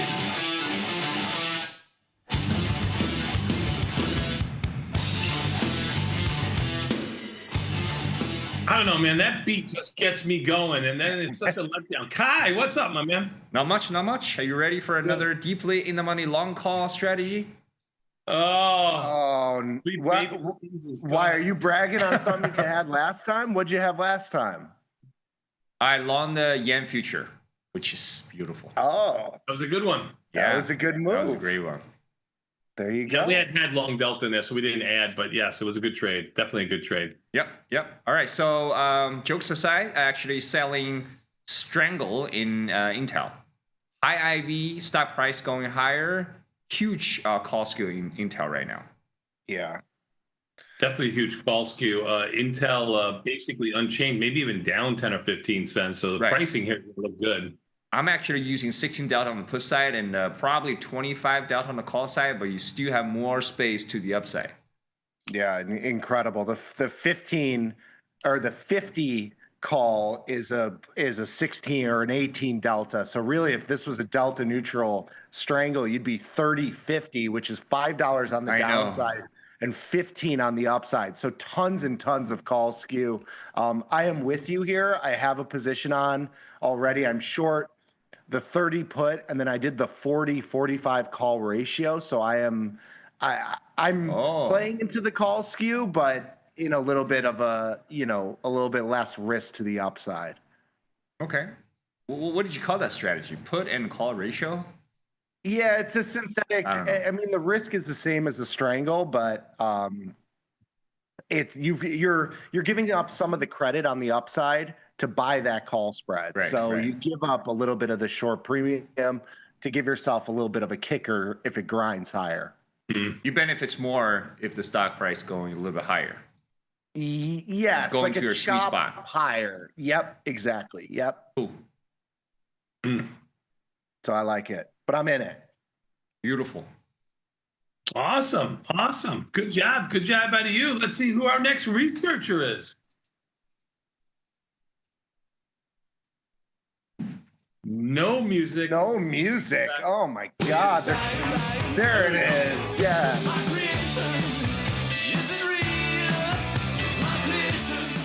Hello. There he is, Dr. Data. What's up, my man? Doing well. So hey guys, you're real coiffed, very nice up there today. It's yes, thank you very much. I ran the blade on it. It's a half. I have the half. I feel like the tie is a little tighter than normal too. Oh, okay. We might need to loosen that up a little bit. Loosen that up a little bit. Yeah, there you go. Yeah, there we go. That's the vibe there. There we go. I need Casual vibe. Not wear a t-shirt, just have the chest hairs showing up, classing it up around here. Most definitely. You have to have a little chest hair showing. Yep, there you go. Got to fit in. Yeah, you got to keep the show spicy. What trade do you have for us? I got the silver. I got silver today. Okay. Silver's not something I've been in, that much, not as much as I used to be in. But right now, it's up a little bit on the pre-market. It moves around so much, so that doesn't really worry me too much. So it's 42.91 last. Looks like it's going to open up this morning about 40 cents higher. It's got about a 50 IV rank. I am taking advantage of this really high call skew that you have on this. And so I'm able to push back the call quite a bit further out. So 47 versus 40 and a half on the put. So 40 and a half short. You're put. almost 2-to-1. You're almost two to one away from the money. Quite a bit on away. the call than the put. 47 on the call. That's right. You can do this for about $600, under $600, about $1.50, a little over $1.50, $1.57, maybe even $1.60 on the open right now. I like it. I think you're in silver. I haven't gotten beaten up in silver, so this trade looks like a logical trade for me. What about you, son? I was just going to say the same thing. I haven't really been getting my face ripped off in silver like I have been in gold. But Dr. Dad is trying to help you with that problem. There you go. I know. Well, that's what I'm saying. It's like, I'm ready to get in here. So we will look at this one at the open. Diversification. Yes, exactly. So I like it. Awesome. All right, who's our last researcher? We're going to do right on time. It's going to be beautiful.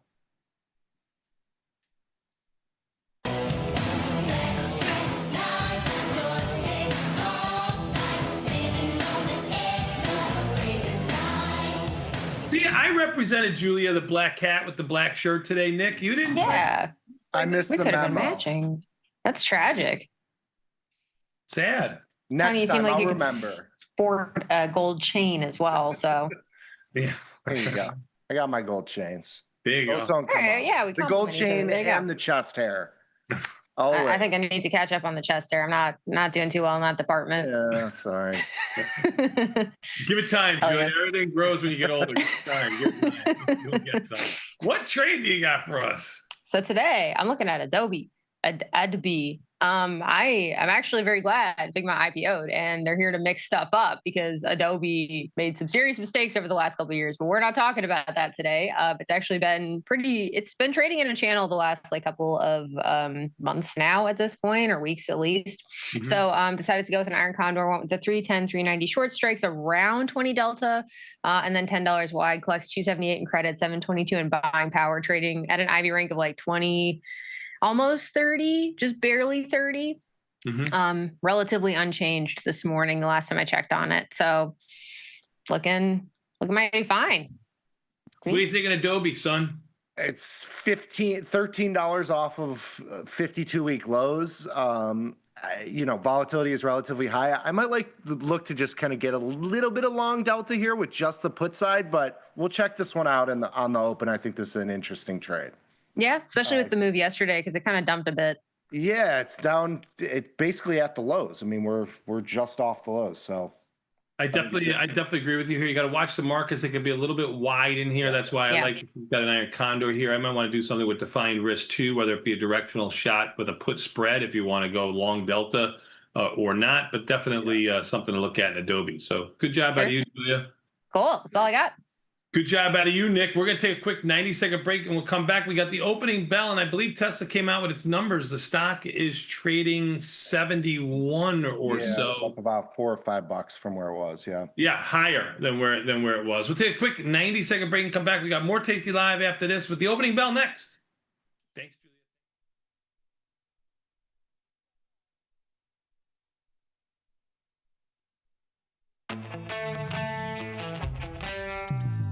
In the world of investing, a beast lurks between the numbers. Some watch from the safety of the sidelines, but others saddle up and ride that one-ton rowdy ribeye for all he's got. If that's you, join us on Tasty Trade, named best online broker for options trading. Genius loves company. Traders, start your platform. Tom Sosnoff and Tony Batista are hitting the road for their first ever live trading event, At Work by 11. It's unprecedented, unpredictable, and unlike any other financial event. Watch these masters make real trades in real time. Doors open at 8, the action starts at 9, and we'll have you back at work by 11. Sign up today at tastylive.com/events. Your crypto needs a wallet, and crypto is better when it's tasty. You can now do more with your digital currencies with the Tasty Crypto app. We're proud to offer a self-custody wallet for Bitcoin, Ethereum, and Polygon. Transfer your digital tokens directly in-app and access thousands of tokens available only on-chain. Your wallet is your key to decentralized finance. Download the Tasty Crypto app and get started today.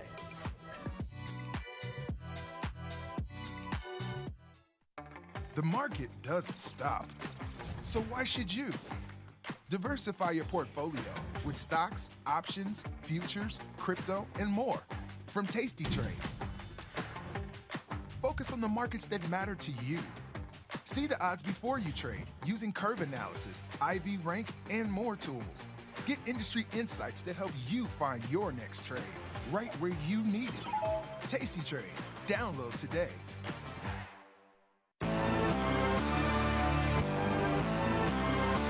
Twitter versus Facebook. A rap battle. First up, Facebook. Twitter, I'll snuff you out like I did to MySpace. I'ma have to erase your little Twitter face. Warm it up, Facebook, I'm about to. Did they make an Oscar-nominated movie about you? Check my school out, I'm at the top of my class. My main interest is listed as kicking your ass. I help dictators get thrown over. You help the cast of choices, you'll get overexposure. I'm too Titanic for you Twitter and twist. You bird-ass tweets, stick to the branches. I'm root deep, universal expansive. Twitter better get lost before you get poked. What? What? Yeah, this is Twitter. Check it. At Facebook, can I attack you? Yes, and I could do it in 140 characters or less. Brevity's the soul of wit. I'll make this quick. Hash mark. Facebook is a dick. Retweet. Yeah, I'm backing that ass, and I'm young and I'm brash, and I'm packing that cash. Stick with the kid, I'm an early adapter. Your old Facebook played out like Napster. I make it real easy for family to talk. I make ex-girlfriends real easy to stalk. I show you life in real time that's completely amazing. I show you which celebrities are totally crazy. From Blitzer to Sheen to Kanye to Rom. I run with stars, Facebook is a place for your mom. What's the matter, Zuckerberg? Don't like how that sounds? I got a million customizable backgrounds. It's so totally boring. My card's on the table, hash mark. Facebook is disabled.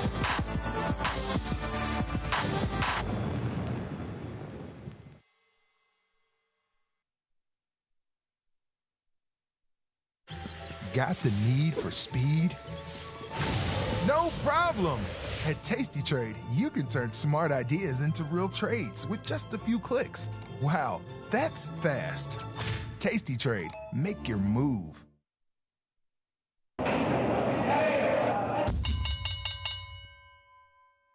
Nicky, we are back, my son. And you know what that means? The opening bell here is imminent, about a minute and a half. Guess where E-mini S&Ps are? Right where they were the last time I quoted them. That's right. 6780 is the whole number, up 18 handles. We're up 80 handles since Sunday, approximately. NASDAQ up 150. I say up 80 handles on what was supposed to be a pretty muted, under, I think, 50 handle move for the E-mini S&Ps. So they've They've done a lot better than they're supposed to do. They've gone outside the expected move. Thank you. Russell There you up go. 3 and change, and the Dow down 23. That's your Bucker volatility in by 17 cents. The bond's now at 117 even. Bitcoin hanging out at 120,000, 120,100. I'm talking about the Bitcoin futures, and the Ethereum futures are 44.24. They both have had good weeks. Gold catching another bid, trading at its highs, up $21. Gold keeps moving, keeps going higher, as does silver too, up on a percentage basis, basically the same. Your asset story, son, continues to keep playing. Buy all assets. Yeah, silver actually bounced. It was down like 25 cents, now up 25 cents. So a little bit of a move there. Yeah, looks like more of the same here. Volatility coming in a little bit too. You know, what could possibly go wrong? What could possibly go wrong is right. Even the S&P's up 14. We can take a real quick look at what's moving this market. We'll go to some of the buckers to the downside. By a quick look, I mean, the bell rings. Not all stocks open right on the bell. Some take a couple of minutes. Some take a couple of seconds.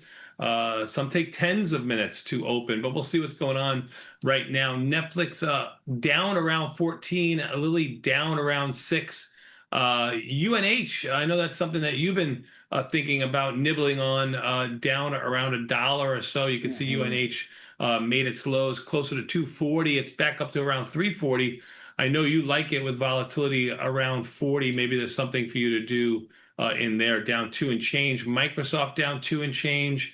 A couple of JP Morgan's down small. Not too much here on the downside to shake a stick at, except for Netflix. Let's see what's on the upside. MSTR, another big move in there, up $11. Coin up $10. Makes sense, the two of these with cryptocurrencies doing well. Tesla up $7.50. It traded over 470 for a skosh. It's now up 8 and change to 467. AVGO up $8. Baba up $6.50. Reddit, after being down yesterday, up $6. Baidu coming for the Chinese stocks, up $6 here. I closed out of that butterfly that we had in Coinbase. We were talking about it yesterday for a couple minutes. I was long the 355, 360 call spread, and then the 370, 375 call spread in the 2-day. So it expires tomorrow. If you remember, we were looking at it. It was trading at like 60 cents or so, and we put in an order to close it at $1. Couldn't get that. With this move today, it's now, I just closed it out at $1.45. It's actually marked at like $1.50, but these markets are very, very wide, and the stock is moving a ton. You can see the natural bid is $1.10. The offer is $2.05. So I mean, your fill of $1.45, I think is right fair. there. You call it a butterfly, and it is a skipped strike butterfly, but it really is a condor, not an iron condor, but a condor. You're long a closer at the money vertical spread in the same strike, in the same series, meaning all calls, and then short and out of the money spread. I had it up there for you. It's a short delta spread, believe it or not. At this time, a long delta spread at this time of around 5 delta. Stock up $11. If you make around $5 or $10 per dollar move on coin, and it was marked at around 50, 60 cents yesterday, you get $1.50 for it today, approximately. The numbers just work out. Now, as we will go higher on that, you'll start to get less long because you have that out of the money spread that you're short. I think it's a great, obviously it turned out to be a great trade. You're right on the dance floor with an expected move of $12. You're right there, right? You're short the 370s. You're right there. So good job. Good hold. I think you took everything you could out of that. That was a nice trade. I also just put in that Shopify strangle. So the stock is actually now unchanged. It was down about 50, 60 cents the last minute or two. So I have the 125, 185. I think Shark had it in at a 750 credit. That's where I went in right now. It's marked at 740, so we'll let it come to us. despite the skew despite where the strikes are, because I have a lot more room to the upside, it actually leans a little bit short delta. So I actually need the stock to kind of rally $1 or $2 for this to get filled. So we'll let that one sit and see if it gets filled throughout. That shop you're talking about, right? Shop, yes. Yeah, down 21 cents. IV rank of 43 is pretty good. And you can see shop here been on a little bit of a tear, giving it back the last couple of days, trying to catch a bid now. Yeah, the silver position is the other one that I was kind of looking at, but it's a tough one. I mean, it is a $40 underlying, so you can't expect it to have a ton of premium, but the 40.5, 47 is what Dr. Data was looking at, $1.50. Mm-hmm. I don't hate it. I mean, what do you think? Are you? I don't hate it. I don't upside hate it. But like I said, I haven't gotten in trouble in silver, so it doesn't bother me as much putting on a trade there. Like the gold one, that really bothers me. Yeah. It's still it stings a little bit when you get it's been a long time since you get slapped by a product like that. And look at you just banging them away. All right, so we're in silver, $1.56. Oh, beautiful, beautiful. For the 40.5, 47. I'll push those out momentarily. Okie dokie. Position wise, I see your BABA trade looking nice from option trade. BABA trade. I raise you a BABA trade. Yeah, there you go. AMD puts looking good. I don't know if I want to close those out. They've come in we did this 2 days ago. It's coming in like 80, 90 cents. Do you close? Mm-hmm. Do you close it or no? That's the question. Give me the trade one more time. I'm just short the 140 puts. So we did these at 375 on the 29th. Stock is up $5. Right before you close the trade. You think so? You wait for a down move. $80. I mean, don't ask the question if you're afraid of the answer. Whoa. Whoa. Okay. Or you could sell a call against it. Or you could sell a call against it. You could, and then you're getting real creative with it. I just like taking the profit and moving on. All right, let's see. Pat myself on the back. Let's see if we can get 85. You could put it on the bid. You know what I mean, like that kind of thing, or a couple of pennies above the bid. You don't have to go mid-price kind of thing if you're looking to be less aggressive. Yeah, I'm gonna do it at 285. It's marked at 295 right now. So let's see if we get a little bit of a bounce from here. Well, this is where you do market awareness, right? You look at the market pre-market. You had E-mini S&Ps higher. You still have E-mini S&Ps higher. They're up 16 handles. NASDAQ's up 94. I mean, it's off of its highs by about 60 or 70 handles. Russell's up 7, but you got the Dow, which was down. It's now up 81, and volatility hasn't done anything. It's still down 15 cents. So if you're looking to buy in long, get rid of long delta, you can be aggressive with your pricing, meaning on the bid or something like that, or below the bid where you are now, and something that might be a little bit wider in markets because the market's accommodating with you. If the market wasn't accommodating with you, I think you'd have to be a little bit more aggressive. Make sense? Yes, makes sense. All logical stuff. I think we could take a quick 90-second break. We've got fan favorite Dylan and Hear Me Out coming up next. Don't forget, later today, after Dylan and our market maker, we're going to go to your phone calls close to the bottom of the hour at 9:30. The number will be up on the screen later today, but it's the same one we always do. Do you still remember it, or did you forget it? I almost forgot it. I almost forgot it for a quick second. If I start looking at stuff, I forget it, and then I forget it. But anyway, we've got Hear Me Out with Dylan coming up next. We'll be back in 90 seconds. Tastylive.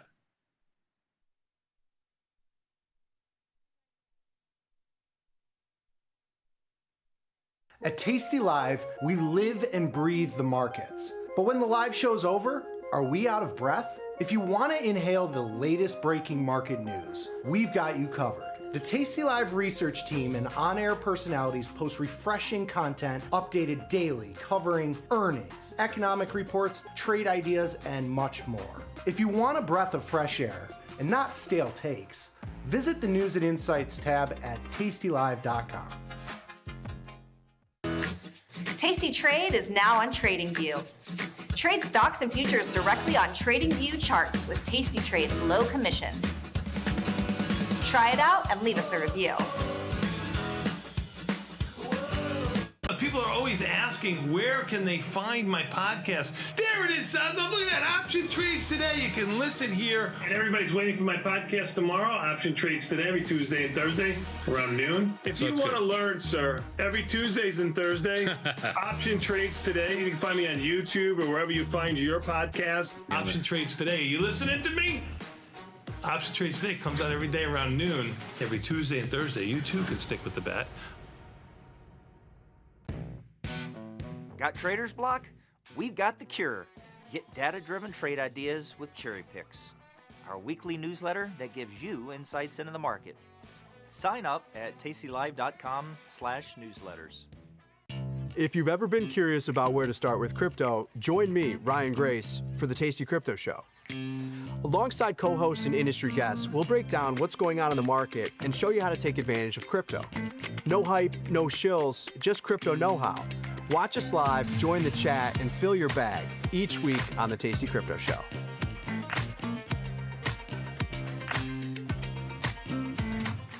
Tasty Trade has crypto, and you can trade with zero commissions: Bitcoin, Ethereum, Litecoin, and more.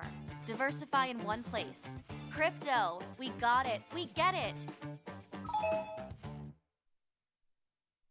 Dear Kaylee, hats off to you for being such a culinary genius. I don't think it has ever dawned on our kitchen staff to serve gazpacho hot. Sincerely, Bob. Sometimes it feels good to get smart. Get even smarter with live trading insights and some live taunting. I don't want to fact check you with my vagina, but I will. From the smart mouths at Tastylive. If you missed the live show, here's our cherry on top weekly recap. You know what my first concert was when I was very young. It's quite embarrassing. Anson. How'd you know that? I mean, I feel like everybody. How did you know that? Because who else was popular then in like the late 90s? Oh my God, that's amazing. That was cringe. There it is, the song. Yes. Yes. All right. Good luck. Good trading. Let's go eat some roost. Peace.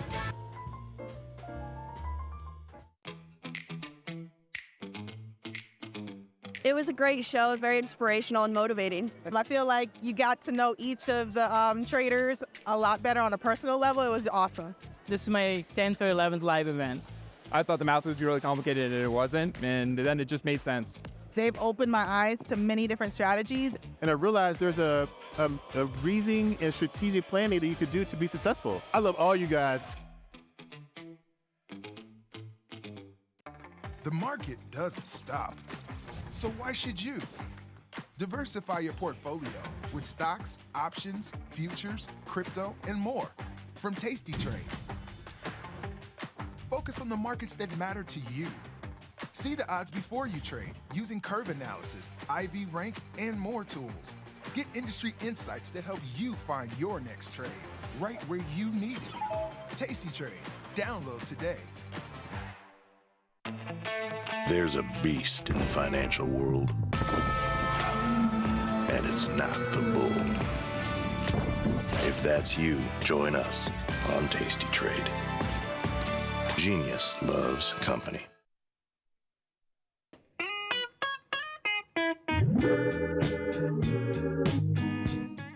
I'm going to do it. Nicky, we are back, my friend, and we've got Mr. Dylan Radigan coming in hot. How are you, my friend? I'm very good. Very nice to see the Batista boys. Don't let them break your balls, Nick. Don't let them break your balls. I don't like sometimes I feel like you give them a little too much respect. I think you need to, you got to be, Give it time, Dylan. Give it time.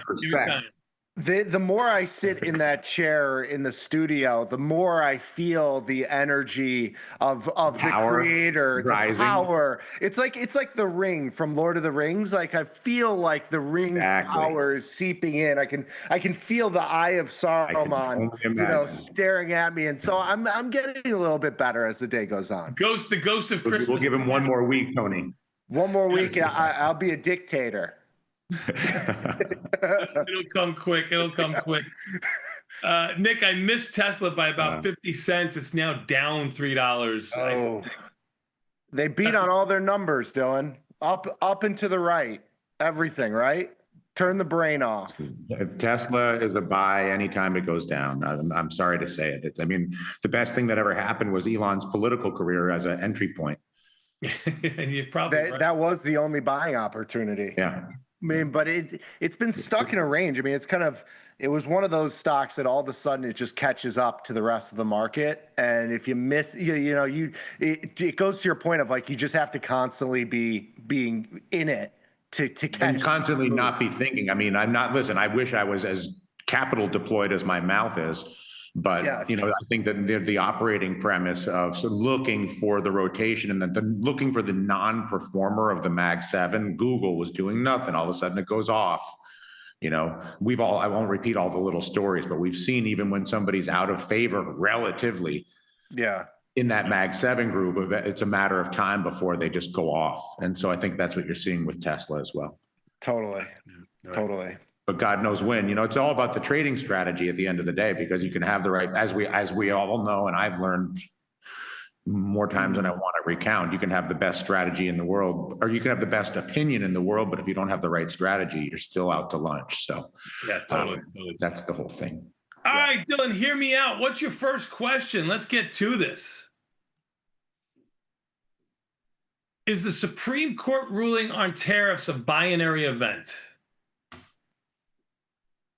I think it is a binary event. I think that the tariffs are much more significant. I mean, I know we kind of had the sell-off in April and then the recovery, and then we sort of have moved through it and we're sort of churning into it. We're like, oh, don't think about it that much. There's no more press releases on it. There's no more, daily TikTok of who's got a number here and a number, 50% of this, 30% of that, on and on and on. But if the Supreme Court does come out, and theoretically the ruling is scheduled for later this month, and they say that some percentage of these tariffs are in fact unconstitutional, I believe that that's a significant event, particularly for the most affected pieces of this thing, which we can sort of flip through. But I do think it's a binary event. I mean, it all, maybe the right strategy. It'll be interesting to see if there's any vol expansion in, I don't know, Nike or one of the big multinationals that has or Apple, anybody with a huge China operation that's more vulnerable to this Volkswagen. I guess Volkswagen's not so tradable, but I do think it's a binary event. I think you hit on watching a Nike type stock, and I agree with you, Dylan. This isn't over yet. It's a binary event that's going to last a little bit longer than I think the quintessential binary event that happens on the day and then continues. They're going to kick this can down the road for quite some time because it's going to go through the legal system. But it could at least be called into question. I mean, because this is the end of the road for the legal system, right? This is where you're going to go. You're going to appeal the Supreme Court. I mean, I guess. But what are you appealing to? The High Court of Trump or something like that. Like, we'll just do something. We'll create a new make court. a new one. Create a new legislator. Well, we just created Trump RX, so why not Trump Court? It could be televised too. You could get like Judge Mathis in there. Oh, it'd be Judge Trump would be the Judy. judge, obviously. Yeah. Oh, yeah. We could do it on the lawn of the White House.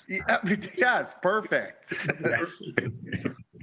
It'll be perfect. The Supreme Court has ruled, but I'm convening the Trump court for an appeal.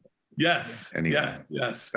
Nike up 2 binary event, Nick. The market's higher too. So my biggest question is like whether that's a bullish or bearish event, because we've sort of digested the whole tariff situation, and like I feel like the market now and where we are has accounted for this tariff situation. If the tariffs are, taken off the board, or at least in some capacity taken off the board, you would think that would be bullish, but it's almost like an unknown, it's kind of to your point, a binary event to the market that could kind of spook the market and be like, oh, well, we priced in all this tariff stuff. Now it's changing, and maybe there's more political unrest and all those kind of things kind of change the dynamic. It's an interesting situation to be in, but I think I might be thinking too much.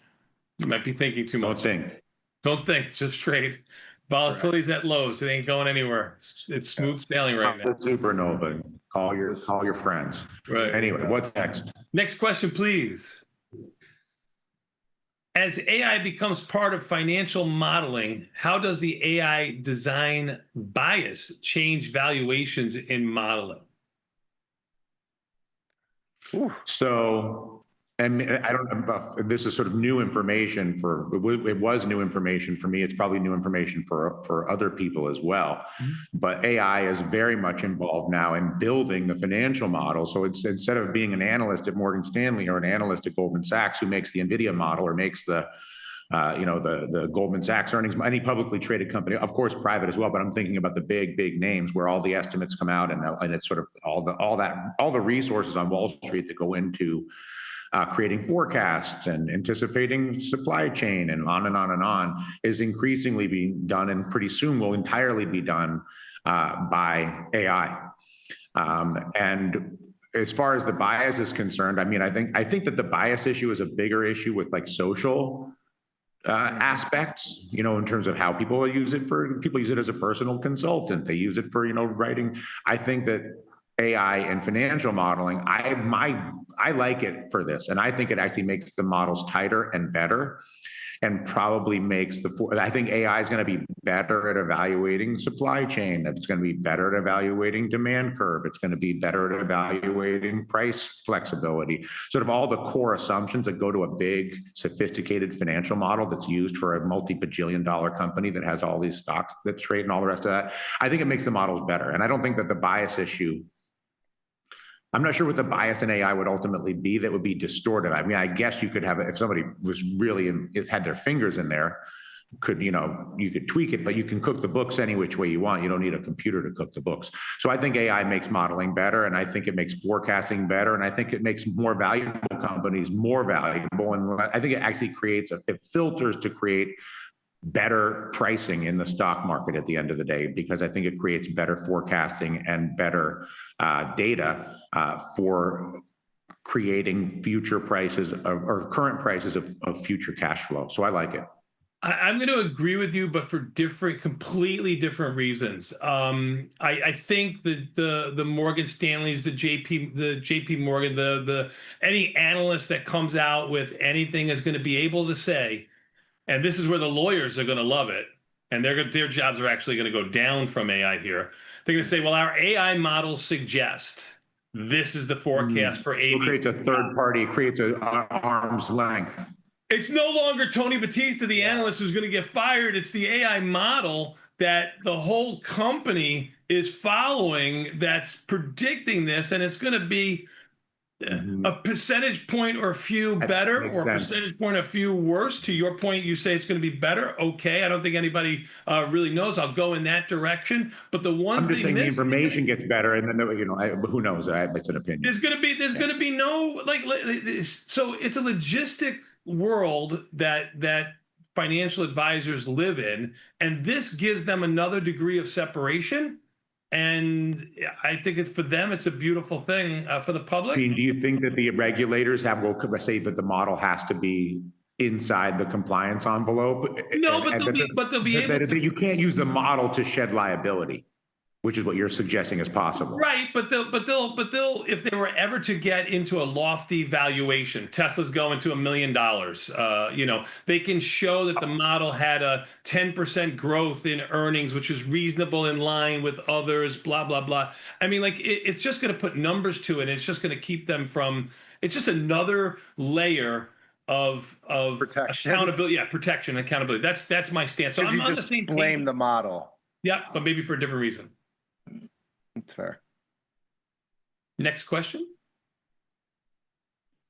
What happened to using tokens to trade everything from stocks to houses to cars?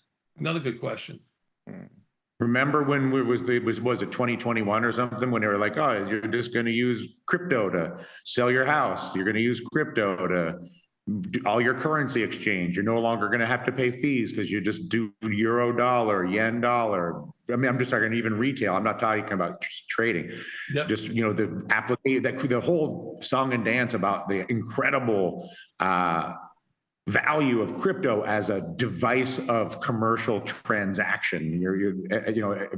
Somebody in LA, I remember it was a while ago, but somebody in LA was like, oh, if somebody just sold a house in Malibu for $5 million in Bitcoin or whatever, and we're supposed to all the house, and now we're going to all the title, all the diligence, all that sort of, because of the blockchain is perfect and the chain of ownership is perfect and all the records are perfect, and now so the cost of the friction, the transactions become frictionless. Nick, is this still coming, or did it never? Oh, yeah. Is it never coming? I think it's coming. I think it's starting now, and it's getting more. It's getting closer right now. I mean, I think stuff like Ethereum and even Solana. I mean, these are easy ways to take out that middleman, and I think that's coming at some point in the near future. The question is going to be how the current middlemen monetize that. I think that's the biggest question of like what happens to the real estate agents and the brokers and all those sort of things that kind of become obsolete with this sort of technology. I think that's going to be the bigger question. I didn't. Is it coming, Tony? I didn't know how to answer this or even look at it. So, in the middle of the year, in the middle of this year, there were $4.5 billion worth of processed service and goods using cryptocurrency payments. I mean, that's a relatively small number, but I didn't even think it would be that big. Okay. So when I saw the question, I was like, it ain't ever happening. This is not. They said the same thing about the internet and AI. I'm like, these guys, all these kids are telling me, but you're saying it is happening if you look at the data. Yeah. I'm saying it is happening, and it's taking a lot longer. Unlike the internet that went from porn to look at us right now. We're on the internet doing financial backed products here. So, I mean, I think it's going to take a lot longer than everybody expected, but I'm optimistic. I think I'm on Nick's side a little bit more here than everything else. Yeah. That's how I feel. Supernova, Dylan. This is one leg of the supernova. Okay. There's another supernova coming. It's part of the supernova. I mean, you can't exclude crypto from the supernova that's coming. Mm-hmm. And I do hope. Okay. I mean, there are lower fees it's embedded in the supernova. Yep. Exactly. Say again, sir. There are lower fees associated with crypto transaction. I mean, almost 50 to 90% of the fees go away, even in crypto's infancy in this type of transaction market. So there is a benefit there for the consumer. And if there's a benefit for the consumer, companies usually drag their feet.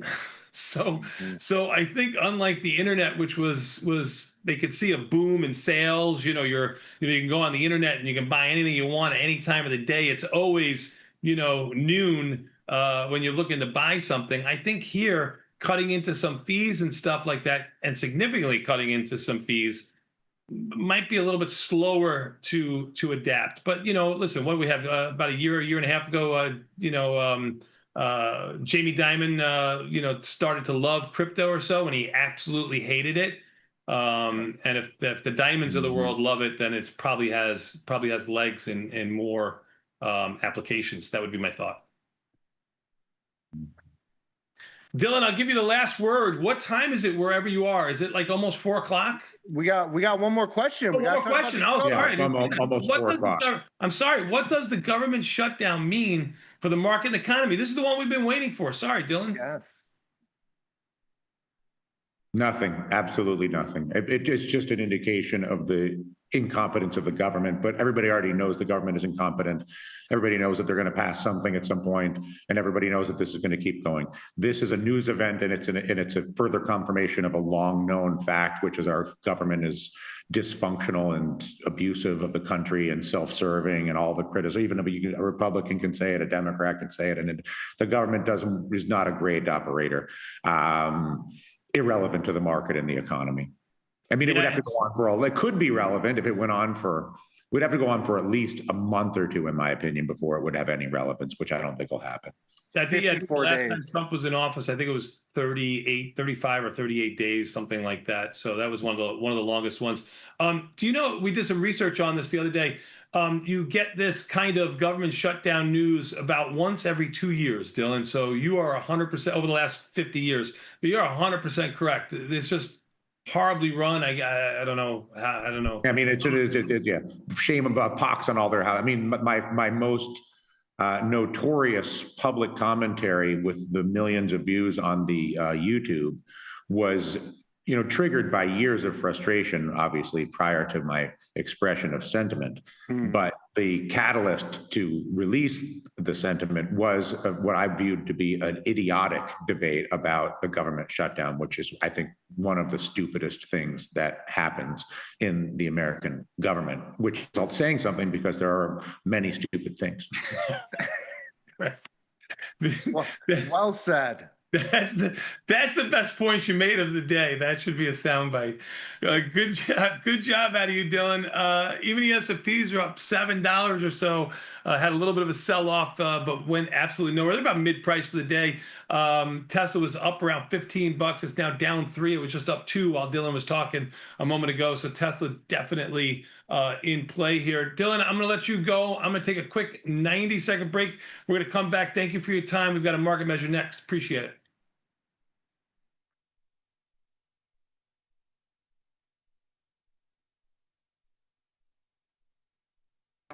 The market doesn't stop.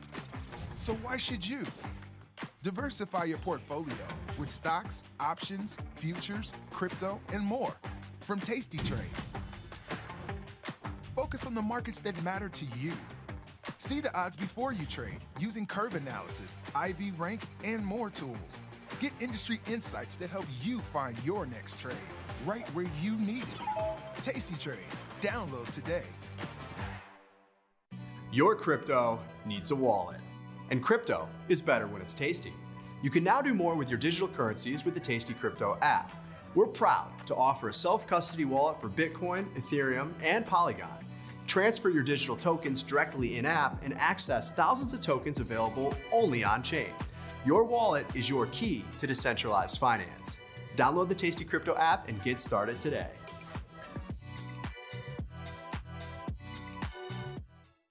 This is Chicago. We invented the skyscraper, the Italian beef, and the standardized options market.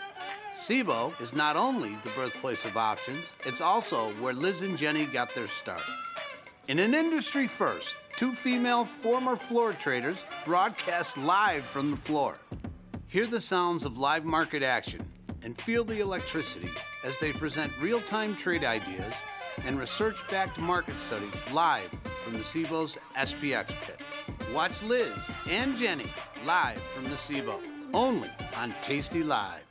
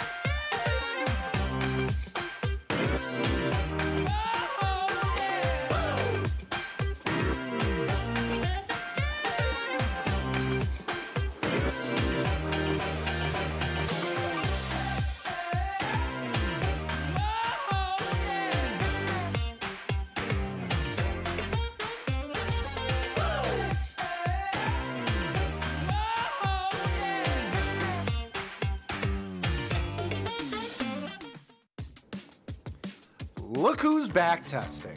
Tastytrade now has options back testing for free. Test your trades with over 10 years of data for the most popular symbols. See how your trades would have performed in the past. Look back at profit and loss and take the guess out of guesswork. Oh, did we mention that it's free? Get back testing at Tastytrade. Global markets never sleep. Explore them with Forex on Tastytrade. Get in on 80 plus Forex pairs, 24 hours a day, 5 days a week. FX marks the spot. Trade it on Tastytrade. Tastytrade has crypto, and you can trade with 0 commissions. Bitcoin, Ethereum, Litecoin, and more. Diversify in one place. Crypto, we got it, we get it.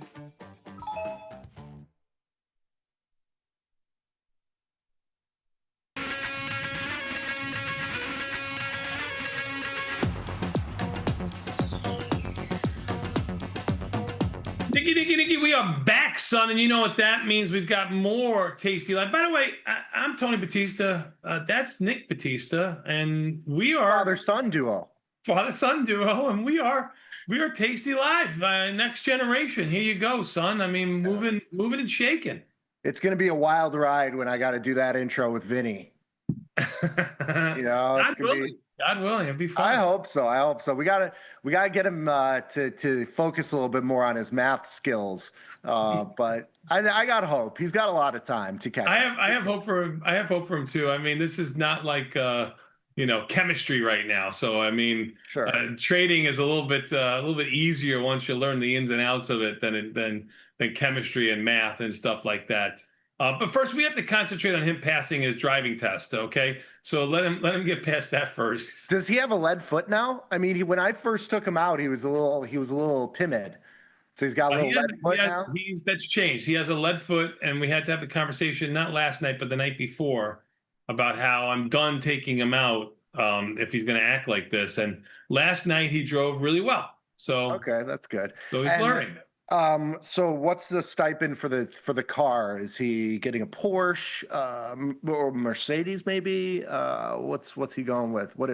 What's he gonna get? His stipend might be zero. I might give him mom's Range Rover. Ooh, and then mom get a car. Range Rover. That's nice. That's nice. I'm just saying that to bust your chops. I don't know. I'm not going to repeat it out here. It's anyway. Okay. It's all right. All right. But what do you got for you got something up your sleeve here? Talk to me about yeah, we got a little Tasty Trade promo that's going on right now. It's a good one. It's matching up to 1% cash, straight cash, homie, for 30 days. So when you open a new account, you like that one? That gave you a little laugh, right? You did. When you open the account, any of the funding that you do within the next 30 days of that initial funding, you'll be getting a 1% match. It's a great little promo. So you can do, if you've been waiting to try Tasty, you can give it a try. You fund it with a couple $100 or a couple $1,000. You try out the platform. I'm sure you'll like it, and you can bring in more, and you'll get a match on all those funds in that 30-day period, and you can scan the code there if you're watching live. We're really up in the game here with the tech. I mean, we got QR codes now, so you could do that. You could scan that. I'm gonna see if it works here. Hold on one second. Yeah, give it a try. See if it works for us here. If you could do it, anybody can do it. That's the thing. And so I'm really interested to see if this works for you. The money match event, it works, and it also says employees of Tasty Trade or Tasty Live are no longer eligible. It's always been the case. It's okay. But it does work. It does work. It works pretty easily too. If I get there, you go. There you go. If Tony can do it, anybody can do it. So yeah, so check that out if you are interested in opening an account, or if you just want to support us, just scan that code. Keep our jobs. Yeah, open, move, transfer. Bring your account to Tasty Trade, for crying out loud, so we can keep all this stuff free for you into perpetuity. Yes. Good job. All right, let's get to this market measure, sponsored by the SIBO, by the way. Thank you for your sponsorship, and they'll be on the road with us this weekend in LA, which is nice. And the CME also will be there. And if you have questions immediately following this market measure, we're going to go to your phone call. So 855-238-2789 or 855-BE-TASTY. That's the phone number to call. So give us a buzz. We'll open up those phone lines in a couple of minutes. We'd love to hear from you. We'll go with phone calls for the next half an hour or so. So give us a buzz. Beautiful.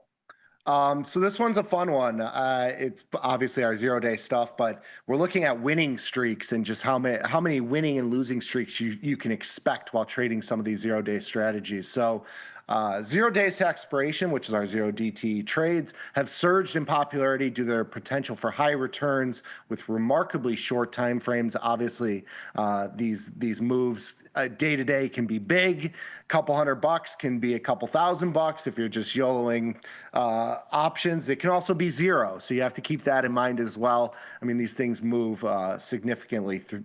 Yesterday was a great example of that. If you put the trade on relatively early, like we talk about a little bit before 9 a.m., and you take it off before noon, good chances of a winner on that trade. The market really didn't do too much until near the end of the day. If you tried to do like our friend Glenn was talking about yesterday, who came in from the trade desk and kept the trade on all day because you wanted to eke out the extra 50%. It was Q. It was Q. Come on, you know Quinn.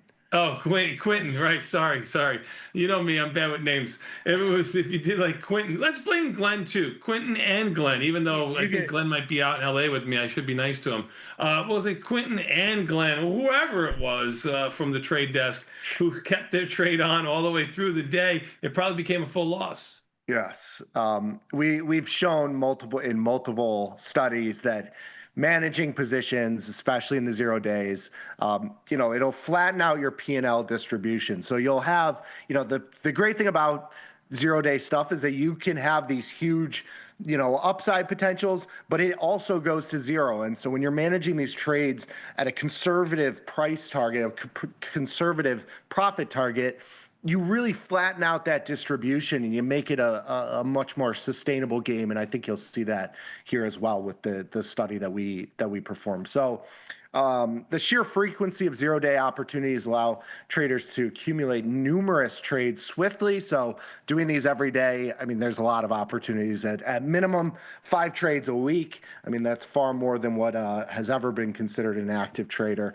That's one of my favorite stats that I mentioned at some of the live events, is that the industry calls an active trader, and this is like from like the Schwabs and the TDs of the world.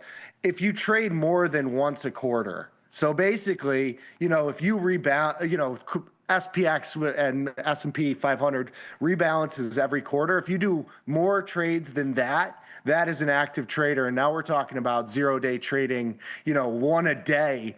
So just to give you a perspective on just how rare real active traders are, like on this network. It is funny what they consider an active trader. It's amazing. It's amazing. It's nothing. So consequently, traditional per trade statistics such as such as win-loss ratios or average returns may fall short of capturing the intricacies of 0 day trading, as they often overlook the significant impacts of consecutive winning and losing streaks. So this is really what we're going to focus on today. We're going to look at the streaks, winning and losing, based on management or non-management of the trades. And I think this will be an important takeaway for everybody that's trading these strategies.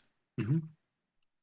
So we'll go to the next slide here, slide 2. So the study, we're using 2.5 years of data in the 0 day SPX options collected every 10 minutes. Remember, these have only been around for a couple years, and they started as Monday, Wednesday, Friday, and then, they were originally weeklies, and then they added Mondays, I think, or did they do Wednesdays first? Wednesdays first, but don't quote me on that. They did Wednesdays, and then they added dailies. So these, as much as we talk about these, they're very, very new, and that's why you only have a couple years of data here. So we're looking at the daily results from selling a $10 wide iron fly at 9 a.m. Central, and that's plus or minus 5 minutes from that time frame. So we're collecting the results and seeing the streaks of winners and losers, and then analyzing them. We're looking at the duration of the streaks and then the resulting magnitude of wins and losses.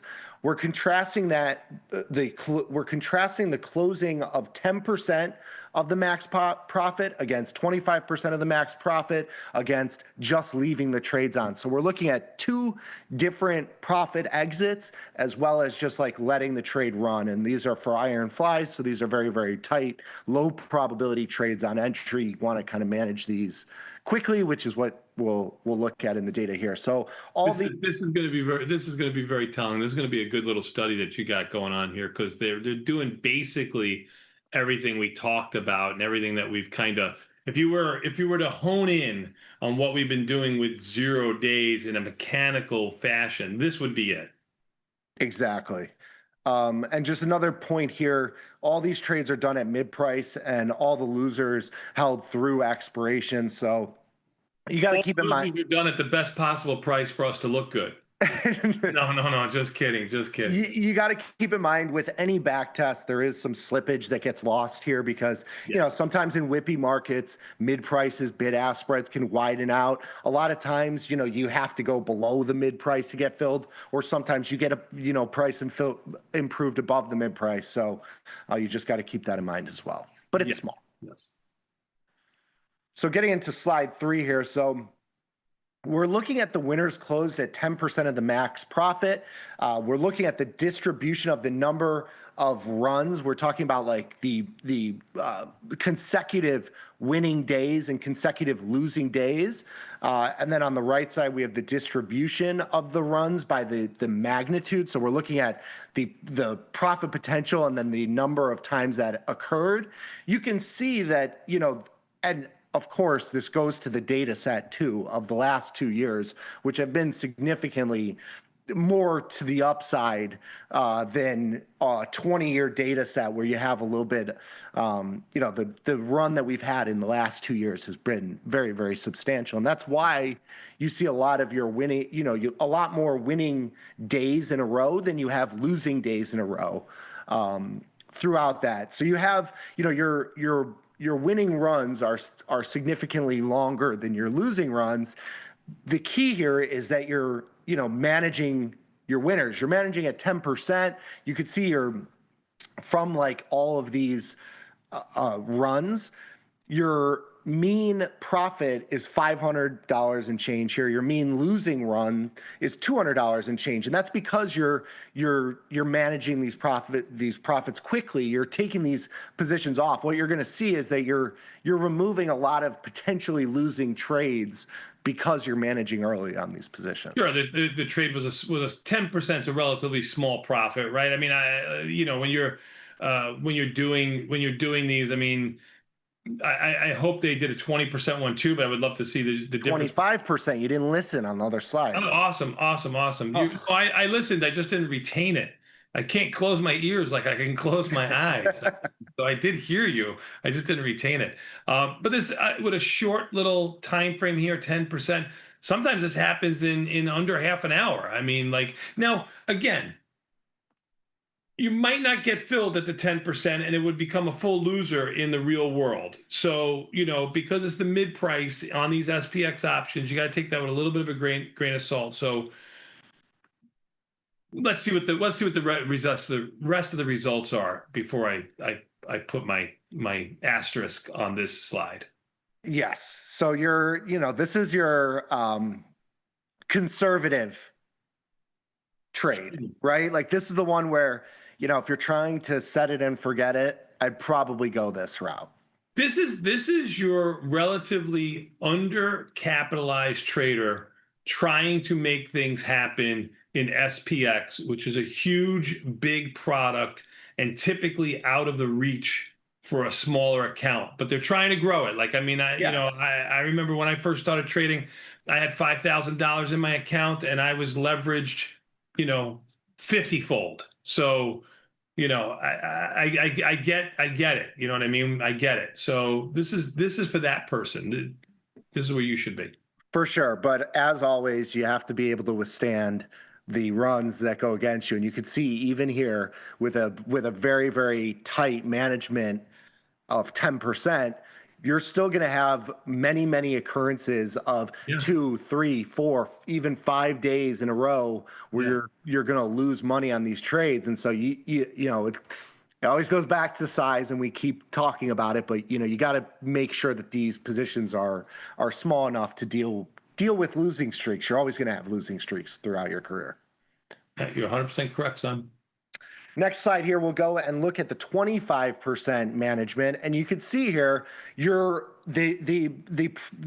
distribution comes to be much more even, right? So your winning runs are just under 2 days in a row. Your losing runs are the mean of them is just over 2 days in a row. So you have a little bit of it's basically 50-50 in terms of like your distribution of your runs here. You have a lot more upside skew in terms of the number of winning and profit potential that you have on these trades. Like you have a lot more upside tail on the to the upside in the market, just because we've had that upside move in the market. If we looked at an isolated a time where the market went down, like if we had 2 years where it kind of chopped and went down, the distribution would skew, the right distribution would skew to the downside. It just happens to be that the period that we have data on is an upside period in the market. So also keep that in mind. Like this can switch if it's a not bull market, right? If it's a bear market or a choppy market, this can switch. But you can see here that But the results can be the same, right? I mean, the how you get the profit, it might change, but the results could be the same. For sure. And you see with the winning trades here, your results are for winners you obviously get a mean that is higher because you're managing for a higher profit potential. But the amount that you're making above the 10% is much lesser on a percentage than the increase in the losing runs. And that comes because your winners are lesser, right? Because you're only getting 2 days of winners versus 3 days of winners with the 10%. And that means that more of those days, that basically that 1 day is moving over to the loss side. And so your losing runs increase by about 50% because it's going from $200-ish losing run to about a $300-ish losing run, whereas your winning run is going from $500 to just about $600. On a percentage basis, you're increasing your winning runs by about 20%, and you're increasing your losing runs by about 50%. Yeah. So you're widening out that P&L distribution, and it's kind of skewing to the downside. So you obviously have more upside profit potential because you're managing at a higher number, but your loss potential is widening by a greater amount, and that's something that you should consider, when you're looking at these two. So you're obviously putting yourself managing winners a lot more in 10% than 25%, which makes completely, it's completely logical. I don't think that's surprising. Hey, can you go back to that 10% slide for a minute? We got 585 on the winning runs and 298 on the losing runs. And it's just about the same, 585 versus 502, 222 versus 298. So you don't really take that much more P&L risk. Less occurrences to being positive, of course. Go back to the. Well, you're increasing your winning runs by 10 to 15%. I said 20% originally, but it's more like 10 to 15%. And your losing runs in terms of the loss amount is increasing by like 35, 40%. So moving the profit target to 25%, it's not like linear in terms of increase. You get more, your losses become bigger than your wins. Yep. The winning amount. Yep. They're both the point being that they're both good. Like these are both good, but it depends on, your risk tolerance and how you like to trade. Like a lot of people want to trade and then be done with the trade, early in the day and move on and not have to worry about it. If that's your situation, you should probably lean towards the 10%. If you're a little bit more, risk taking, you go to the 25%. They're both good. It's just, a different perspective from a P&L variance. So now we're doing just like leaving these and letting them go. You can see, obviously, your losing runs are going to be much, much bigger. Anytime you're managing winners, you're increasing your probabilities, right? So if it's a 50-50 shot on entry and you're managing at 10%, you might be taking that from a 50% win rate to a 70% win rate. It's always going to be that case because you're removing the tail. You're removing those outlier moves, and especially with options that decay and you can only make so much on them. As you get closer, as you get more profit, the potential amount that you can lose gets bigger because that profit is realized and you're leaving that on the table. So you can see you get a lot of 1 day winners, and then you have a lot of tail risk here. You have a lot of 5-day losing runs where market moves and you go from a full winner to a full loser. That's really what is skewing here, is that your losing trades become much bigger because you have so much more risk on the table, because those winning trades turn into losing trades, and that's a bigger, wider range. Sure. And look at these win runs under 500, losing runs closer to 750, 800. You can't just set them and forget it. That's the takeaway here, which we've always talked about. Yes, always got to be managing your positions in some way. Yeah, and in 0 days, you got to be even more aggressive with your management, because everything is it's a binary event, which we talked about. Yeah, we gave you 2 potential managements here, so yeah, and both of them look very nice. So let's get to the takeaways here, and then we'll get to the phone calls. So by closing winners after they reach 10% of the max profit, consecutive losers were largely avoided, while long runs of winners made for good profits.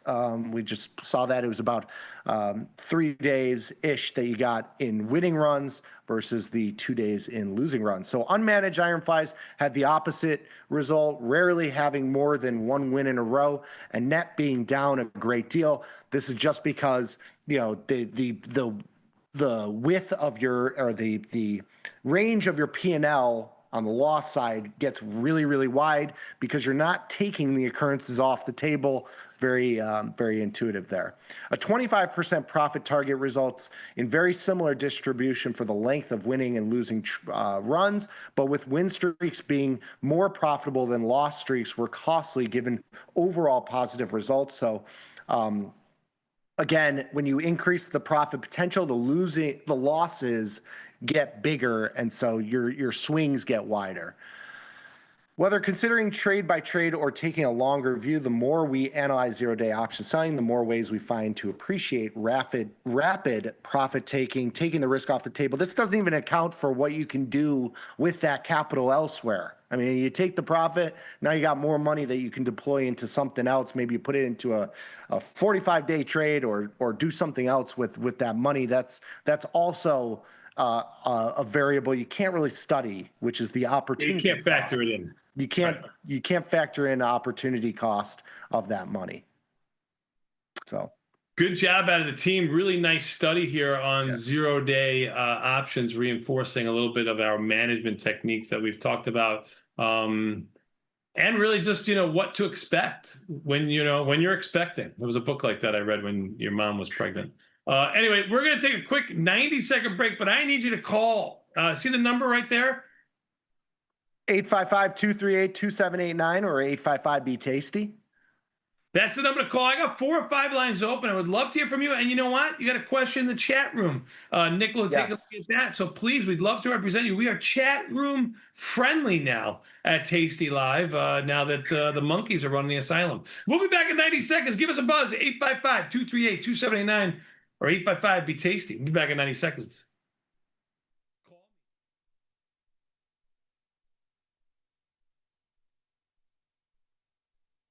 Forbes called us best online for options trading. Investopedia, best for options trading, period. With stockbrokers.com, we're #1 for options and futures trading. The Motley Fool really likes us. And so does Business Insider. So what else can we say other than boom? Trade like a trader. Tasty Trade. Make your move. The market doesn't stop, so why should you? Diversify your portfolio with stocks, options, futures, crypto, and more from Tasty Trade. Focus on the markets that matter to you. See the odds before you trade using curve analysis, IV rank, and more tools. Get industry insights that help you find your next trade right where you need it. Tasty Trade. Download today.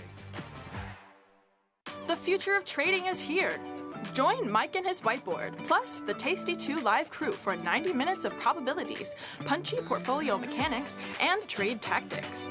It's totally free and unreasonably fun. Come early to enjoy a drink with the crew and stay for a Q&A after the show. Space is limited, so register today at tastylive.com/events.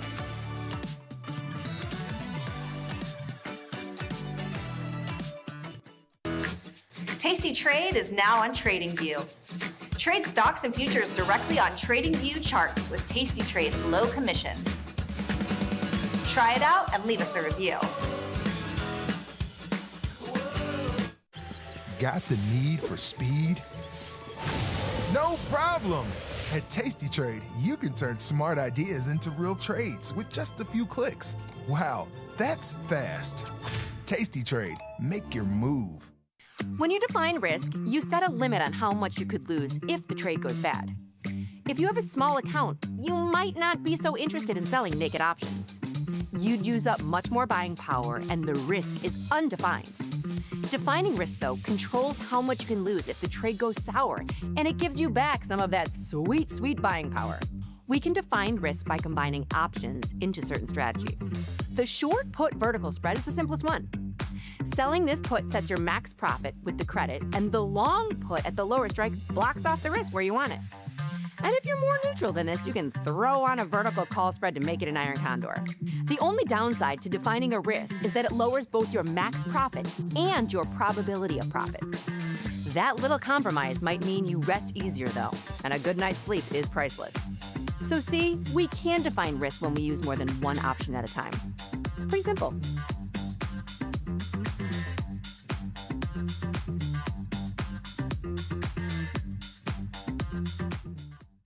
Traders, start your platform. Tom Sosnoff and Tony Batista are hitting the road for their first ever live trading event, At Work by 11. It's unprecedented, unpredictable, and unlike any other financial event. Watch these masters make real trades in real time. Doors open at 8, the action starts at 9, and we'll have you back at work by 11.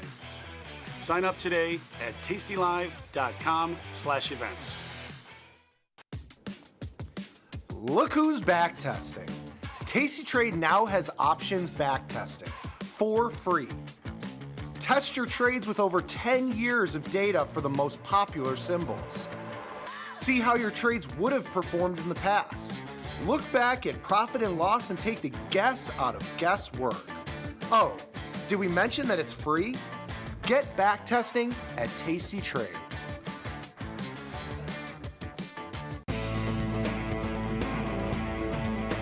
Coming up on Bad Money with Jim Blamer. Blamer's hot stock tip of the day. Trade ideas? Trade ideas? You're coming to me for trade ideas? I'll give you a trade idea. Trade me for tastytrade.com. Those guys are great. I love those guys.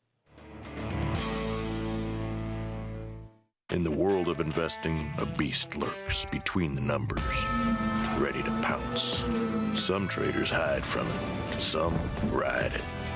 If that's you, join us on Tasty Trade. Genius loves company.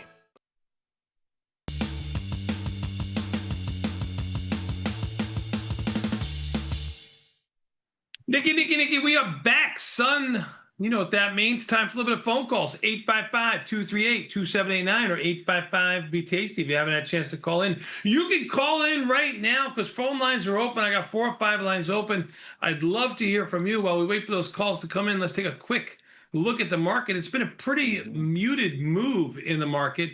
Even the S&P is basically unchanged after being green by about 20-ish handles. They are down 50 cents. NASDAQ up 57. Russell down 5 and change. And the Dow down 55. Dow's been the weakest of the group, although it really isn't too much going on now. Even the S&Ps with 400,000 cars trading, about average-ish volume for this time in the day, maybe a little bit light. Volatility up by 10 cents. The first time we've seen it up in quite some time. By quite some time, I mean last 3 or 4 days or so. It's up 10 cents to 17.70. Bonds are up 4. Bitcoin's hanging out at 120,000. Can't keep a good October down, trading near its highs, just about $100 off of its highs for the day, not yearly highs, but highs for the day. Ethereum doing the same thing, up 78 bucks. Your oil trade continues to be a loser at this moment, down 62 cents. Gold reversed after being flirting with 39.25. It's under 3,900 to 38.84. Every time gold goes down, it seems like it's the end of the world, only to go higher. So be careful in there. IV rank of 31. Silver down 97 cents. That's a big move in silver. 2% move in silver, a little bit more significant than gold. Yeah, I mean, that just happened. I don't know if something, I mean, like in the last 30, 40 minutes. I mean, Yeah, I guess since the open was kind of the high for both gold and silver, but silver, that's a big move. That is definitely a big move in silver for sure. Yep. Yeah, that strangle came in like 5 or 6 cents. Somebody else would be taking it off by now, but not me. You're gonna show some intestinal fortitude. Yeah, I had somebody else looking at MP, which is MP Materials. It's one of the government portfolio stocks. Somebody in the YouTube chat was looking at this one. I know that this has had just a massive, massive move. You think there's any juice to squeeze in this one? IB rank of 58. You got earnings coming up. November 6th. Tons of call skew. I mean, when you look at, if you go to the October, November. I'm looking at November, but the 55 strike put, 19 delta, and then you look at the 95 strike call, and it's an 18 delta. So you have about 15 points to the downside and 25 to the upside. Yeah, that's significant call. That's significant call skew. So if you're a little bit bullish on a trade like this, and you were trying to, this would be a no delta trade. If you're trying to get a little bit of delta here, even though you're going to move your put up a little bit, I would probably move the call down also to make it that kind of delta neutral trade. You got so much time to the upside. You could also do one of your trades where you were doing like a naked put and a 1x2 call spread. When you've got call skew, naked calls trade really expensive. And if you could put an embedded call spread inside there, again, I'm just going to go do like the 80-90 on the upside. Like if you want to do the call ratio there, the 80-90 trades, at a 90-cent credit gives you a lot of upside. Right, and then you can move your put to wherever you want, as bullish or less bullish that you want to get here. But here you got a nice little window up to almost the expected move. That's like something that we might look to do. What do you think about like the 55-90 strangle? You're just going straight strangling here, less bullish than the person was just talking about, right? Oh, I think they were kind of neutral-ish on it. I mean, they're saying it. This is from Dan in the chat here, just saying it looks weak. I wouldn't say that it looks weak. I mean, the stock has doubled, tripled. It has doubled. I mean, relative over the last couple of weeks, it's gone down. Yeah, I like the strangle idea. If the stock does go lower, as opposed to the 1x2, which we were looking at just a moment ago, and the closer put, if the stock does go down, volatility will probably contract a little bit more. I mean, the upside skew in here is telling you that volatility is going to expand to the upside. So if you were leaning more neutral here, I like the last strangle you were looking at with the 90-55. I agree. A lot of these, these high-flying stocks, talk about this one, Bloom Energy, which I have a position that's still whooping my butt. INQ, HIMS, a lot of these stocks, even on the way down, the down moves have been just as big, but the volatility comes in so much, and you lose so much on the call value because the calls are so juiced relative to the puts that the puts don't really move all that much. So even when you're tested on the downside, it's a minimal. Your risk is really to the upside on these stocks because of how much skew is there. So you definitely have the risk to the upside. You got filled at 450 on that strangle that you were just talking about a moment ago. Markets are like 30 cents wide. It was a tough fill. Yeah, yeah, it's exactly the point that I was just gonna mention. Yeah, you're 100% correct. So sometimes if you got to be aggressive if you want to get filled on these. That's really what it comes down to. Yeah, we got some people whipsawed with GDX as well. It's actually down today about $1 and change here. I have an NEM position. I did like a 1x2 a crab trade where I bought the November 85, sold 2 of the October 90s against it, and then bought the wing on the upside at the 100 strike. I did this at $2.93 debit. It's marked at like a $3.40 credit to close, and that's really because of that upside call value that has decayed here, because this trade had long delta in it. I think this was a Johnny trade idea that I pitched to Tom at some point in the last, I did this on the 23rd, but it had long delta to start, but because of the upside call skew and the value of the volatility that you have on those calls, on those shorter dated calls, it's actually profitable into a down move in the stock today. So you might be looking at something like that in a GDX or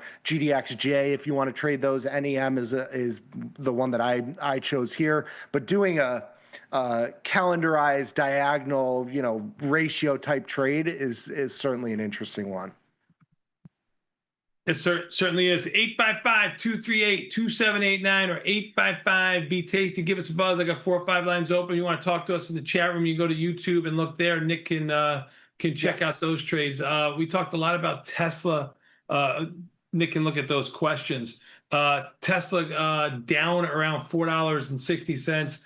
Really thought it was a buy the rumor, sell the news kind of event today. I missed it by about 50 cents, so shame on me. I should have been a lot more aggressive. I was just trying to sell stock, but the show went on, and I blame you, son. So that's something that you're going to have to make up to me. I don't know how you're going to be able to make it up to me in the future. The real story is that they're killing vol in there. So if you go to Tesla and you go to the October monthly expiration and you pull up the change column. So if you just look at so this is how you would look at like the option value change from the open or from the close yesterday. You can see that the puts have basically gone nowhere. You see the weirdness in some of those strikes just because of the mid price and the widening of markets and whatnot. And new strikes, they probably added $2.50 wide strikes here, son. Yes, for sure. Above a price, yeah. Yeah. But then you look at the calls, like you look at even the at the money calls have lost $3 or $4, whereas the puts have gone nowhere into, this down move. It tells you that there was a lot of premium getting baked into today. And I know this is an October expiration, so you have a lot of time value. If you look at the weeklies, it's even more severe in terms of the value decay that you're seeing there. The puts in the weekly, you're in the 8-day, go to the 2-day. So if you go to if you go to that, it's going to be 1 day. That's going to be decimated. The puts are down and the calls are down. I mean, calls are down almost $5. Puts are down $1. I'm just looking at the 60 straddle, which was at the money yesterday, or on the close. You can even go out to November here, and if you look at the 60 straddle, you've got the same thing. Every straddle's in by about $3 or more.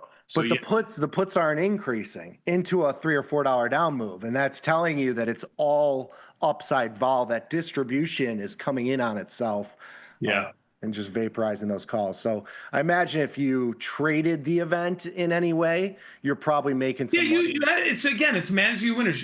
Stock up $15. You had an opportunity. If you were long that 60 straddle, I don't want you to be long the 60 straddle, but I'm just using it as an example. You had an opportunity to manage it, but you had to be very, very quick with it. And if you weren't quick with it and you were short the straddle and you had a little bit of intestinal fortitude, you're really getting paid for it now. Yes. So, I mean, it's 6 of one, half dozen of another. It's just all how you look at it. Now, if you were doing research on this event news, and you went with something like buying the 60 straddle or buying the out of the money options, and you did the opening prices, you might see a profit in that. Now, I don't know if you could get filled there, but you might see a profit on that. Hey, let's go to the phone lines. I do need some more callers. I still got 4 or 5 lines open. We'd love to hear from you. 855-238-2789 or 855-BE-TASTY. Call early, call often. We don't want to leave you on the line there. The number's below. I'm going to go to Madison, Wisconsin. I got Mark. Mark in Madison. What's up? Hey, guys. How's it going? Good job on the show. I'll say in the beginning, I know when Tom stepped down and Nick was stepping in, I had my doubts. However, he's changed my tune, and so good job, Nick. Keep doing good work. You've convinced me that you've got a wealth of knowledge, and Tony, you've done a good job of raising your son. So kudos to you. Thank you. Well, I had 5 kids to raise. I got 1 right. I mean, I don't know if I did a good job. I did a good job with this one, so thank you. My mom's a saint, Yep. okay? Yes, his mom is the same. Gotcha. She is. Thank you, Mark. So I do have a trading question. Within the last, I would say, 4 to 6 weeks, I have been incorporating unusual option activities into some of my strategies. And I know it's something you guys really have not talked about. It's kind of viewed almost as voodoo magic or something like that. But I've noticed that when I start to incorporate some of that and try to trade in the direction, either taking some naked puts or doing a strangle or something along the lines, it does seem to increase the odds in my favor. And so I was just kind of curious your thoughts on that. Thoughts on selling puts or thoughts on unusual activity, or if that's the way that the unusual activity is leaning you into selling puts? Is that what you mean? Yeah. Well, just in general, I guess the whole unusual activity, I know I called in once before and you guys kind of viewed it as voodoo magic, but recently, like I said, in the last 4 to 6 weeks, I'm using that to, I guess, kind of sway myself a little bit in the direction of some of the institutional activity. And so I didn't know if you guys, what your thoughts are on that or what you're thinking is. Okay, I'll give you mine, then Nick can give you, his independently, Mark. So for every buyer, there has to be a seller. And if let's just assume for a moment that it's institutional in nature, which I think is a hard thing to do because you can never see where the trades are. But if you get a big block trade, 1,000 contracts, 100 contracts, 10,000 contracts, it's not going to be me doing it or Nick doing it or or a public order doing it. It's institutional, but it's institutional buying and institutional selling. So from just that snapshot, I find it very hard to figure out what's going on. Now, you can extrapolate out, and in a product that's not as widely traded, and all of a sudden 1,000, 2,000, 5,000 options trade on the offer, and you don't see anything else in any other option month, you can figure that there seems to be an aggressive buyer, whether it's calls or puts that they're doing there, and maybe you want to make an assumption that the stock is going to move in that direction. I love it if you're using it for that. But if you're thinking that, just because they did that option, that's where the stock is going to go, that price, then I think you're a little misguided. So that's the way I use it. It's not something I use. I've got a customer who writes into me every day, giving me all these different buys on stocks and unusual activity. And you know what? In an up market like this, it's been, quite frankly, really good. But everything is going higher. You almost could, as long as you were on the right side of the market, you could have said anything. So I like it, but I would prefer you to use a strategy that benefits from your assumption a lot more than just looking at the activity and saying, I'm going to buy this call kind of thing, or I'm going to sell this put kind of thing. I want you to use your own kind of strategy in there. Does that make sense? Sure. Yeah, to add to what my dad just said is it's good if it points you in a direction or helps make your assumption or validate your own assumption, and then picking your own strategy to trade that, I think is important. The other side of the coin is like, you have to kind of, when you're looking at the wide net of everything, of all unusual activity, you got to kind of hone in on something. Like, are you going to focus on specific names or sectors or something like that, so that you can kind of focus that energy towards something? Like, it's hard to say when you see a million contract SPY call trade, whether it's a buy or a sell, you don't know what's on the other side of that trade. It could be, long shares and they're selling calls into the up move to hedge that delta. They could be buying calls against short shares, that they're getting blown out on the upside, and they need to reduce a margin requirement. It's hard to extrapolate those. I think to what my dad said with, specific underlyings,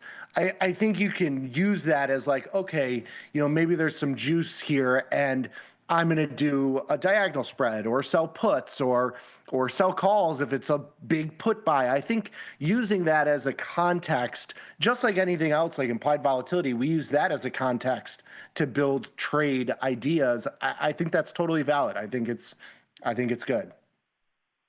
All right. Excellent work as always, guys. Thanks for calling in, Mark. I really appreciate it. Thank you for the kind words. We're going to go to Jersey. I got Chris. Chris in Jersey. Chris, what's up? Hey, Nick and Tony, how you guys doing? Doing good, sir. Thank you very much for calling in. Really appreciate it.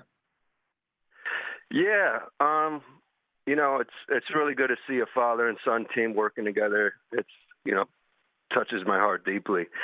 Awesome. I kind of just wanted to relay my story, which is just one of frustration. A few weeks ago, your server went down, I think, for like an hour and a half, like right at the bell. So I had a winning trade on, and I couldn't get out of it. By the time the server came back on, it was a losing trade. Then, like a few days later, I was trying to get out of call spread, and I couldn't.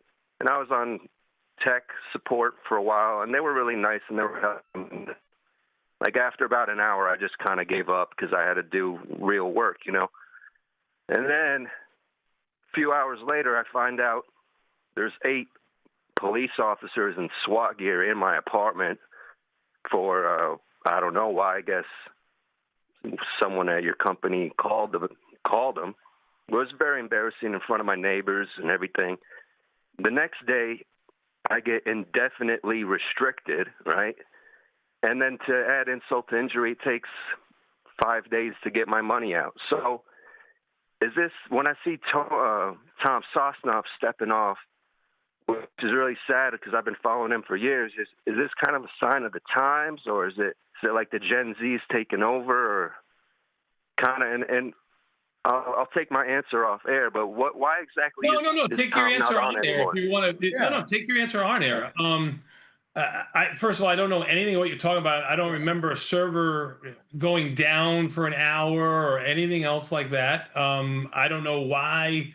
Again, I can't see your account. Never been able to see anybody's trading account or anything like that. I'm not a registered rep of Tasty Trade. I've heard of nothing like this, but you really can elevate this up to whatever level you want to at Tasty Trade. We don't hide from anybody. You can email Tom yourself if you want to, Tom@tastylive.com. He can't see your account either, but if you have confidence in him, he can bring your. I mean, I don't think I don't have an account. Like they told me I'm indefinitely restricted, whatever that means, and I don't have a penny left in there. Well, but I mean, I was just wondering what's going on with Tom, and is he like sick or Tom just got the grind of the daily working every day for him just became too much. I mean, Tom's been an integral part of this. This is what happens when you sell a firm. He said it himself.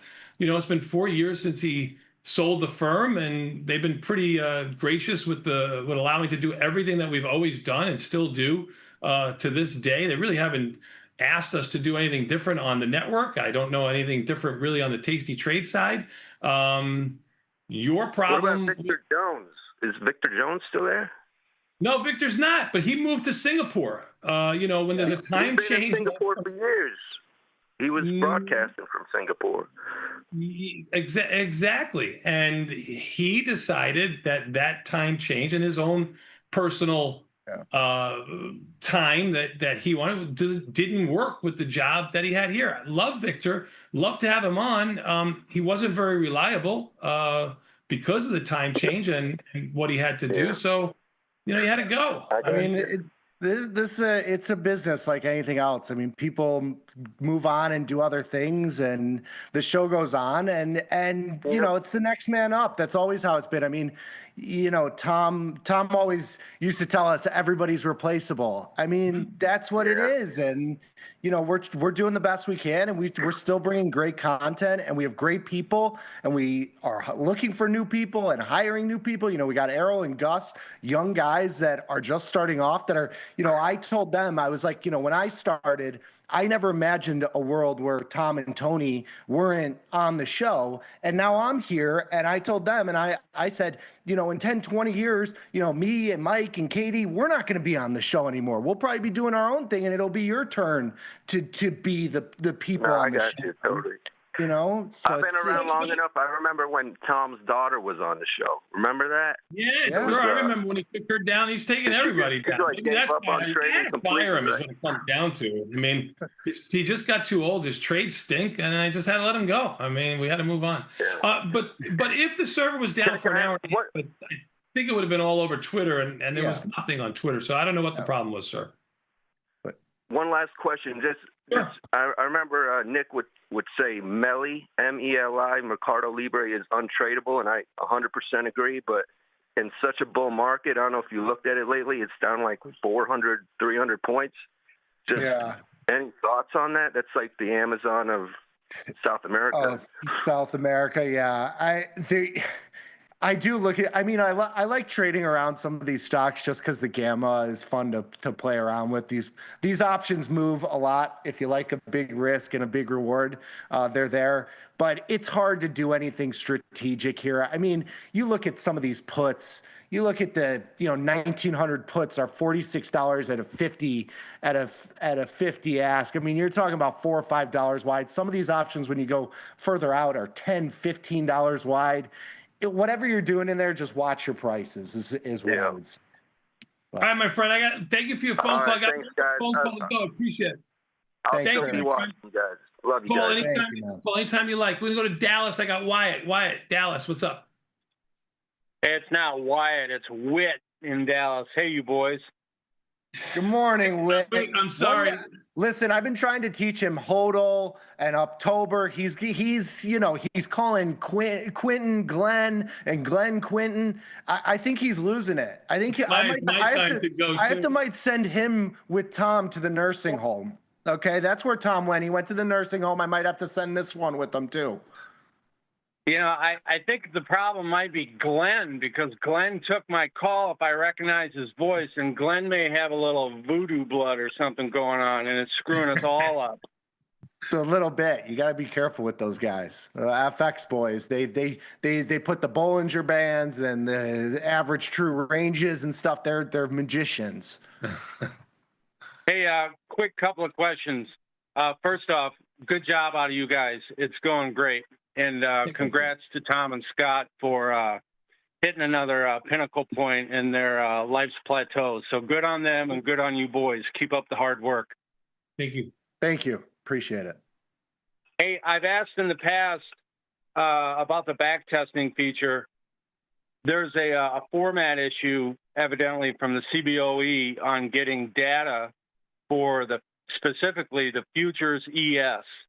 And now that Scott's gone and Tom's gone, who's the person, maybe in Scott's seat, that goes back and forth with the CBOE about getting the right kind of data format so we can get the futures ES on the back testing platform?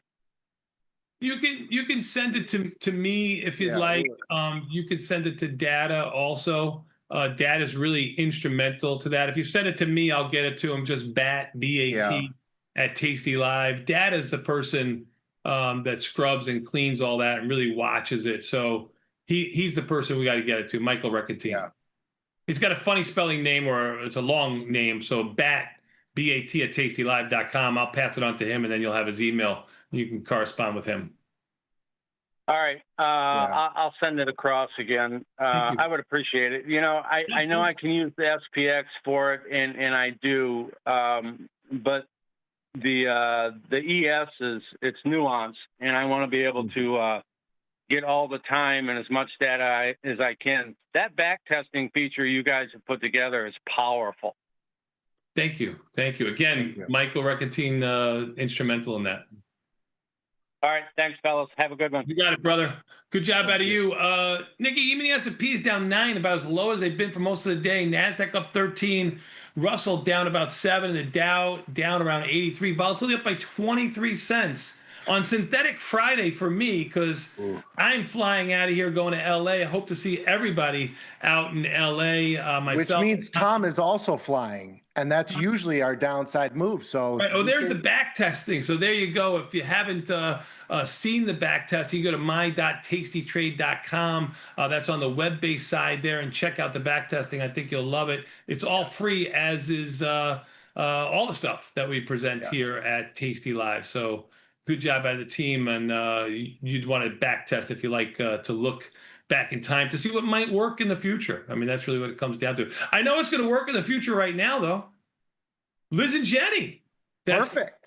No back testing needing there. They're going to come on next. Peace. Good job, son.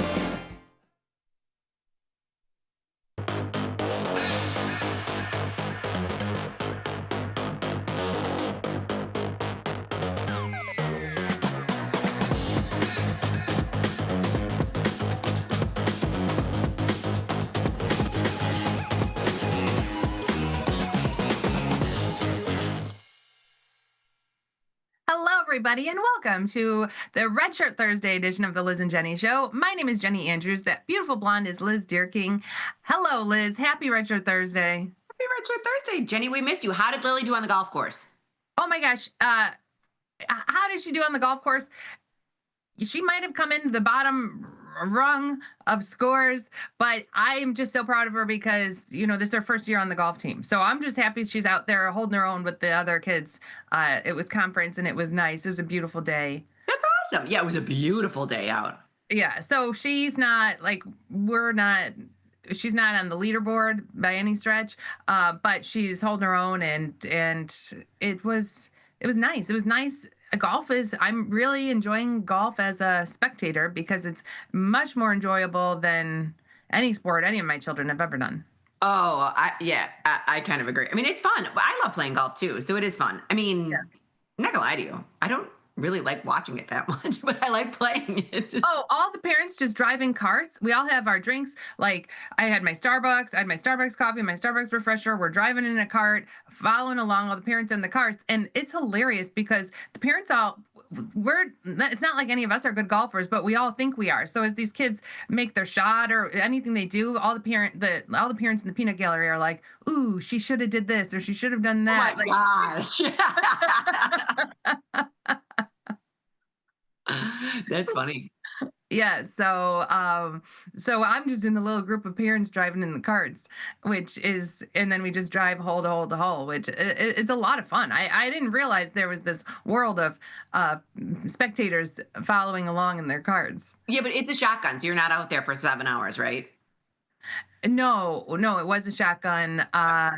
We got out there at 8:30 and we're done. We were finished at 12:30. Oh, that's not bad. So you're playing, it's everybody, they keep it moving. It's a 4-hour round. That's not bad at all. Yeah, it wasn't bad. It wasn't. It's not like you're going to like watching it in a beautiful day like yesterday. It would be miserable if it wasn't nice out. So that's the thing. We don't have to go. Like we only go on nice days. The parents only have to go. For the parents to go is optional. So we only go on nice days. All right, do you know what? It's been nice every day. We haven't had we had none that were not nice. Like they've been nice every day. We are lucky. Like this is the best weather I've ever seen in Chicago. It is still pool weather. There's pool parties at my house. Like we're rocking these days. If I look at the weather right now for the weekend in Chicago, which is insane because this is October, today 82, tomorrow 85, Saturday 84, Sunday 82, like it's nuts. Oh, I know. It's been beautiful. Like it's perfect. It's pristine weather. Yeah. Okay, but Jenny, do you want to pop in the platform and take a look around? Because spoos were up this morning and now they are not. Spoos are yeah, sure. Let's take a look, see what's going on in the market. You can see if we can pop in the platform that spoos are, I'm not going to give it away. There we go. Oh, there we go. Down 11. Spoos down 11. NASDAQ's still green.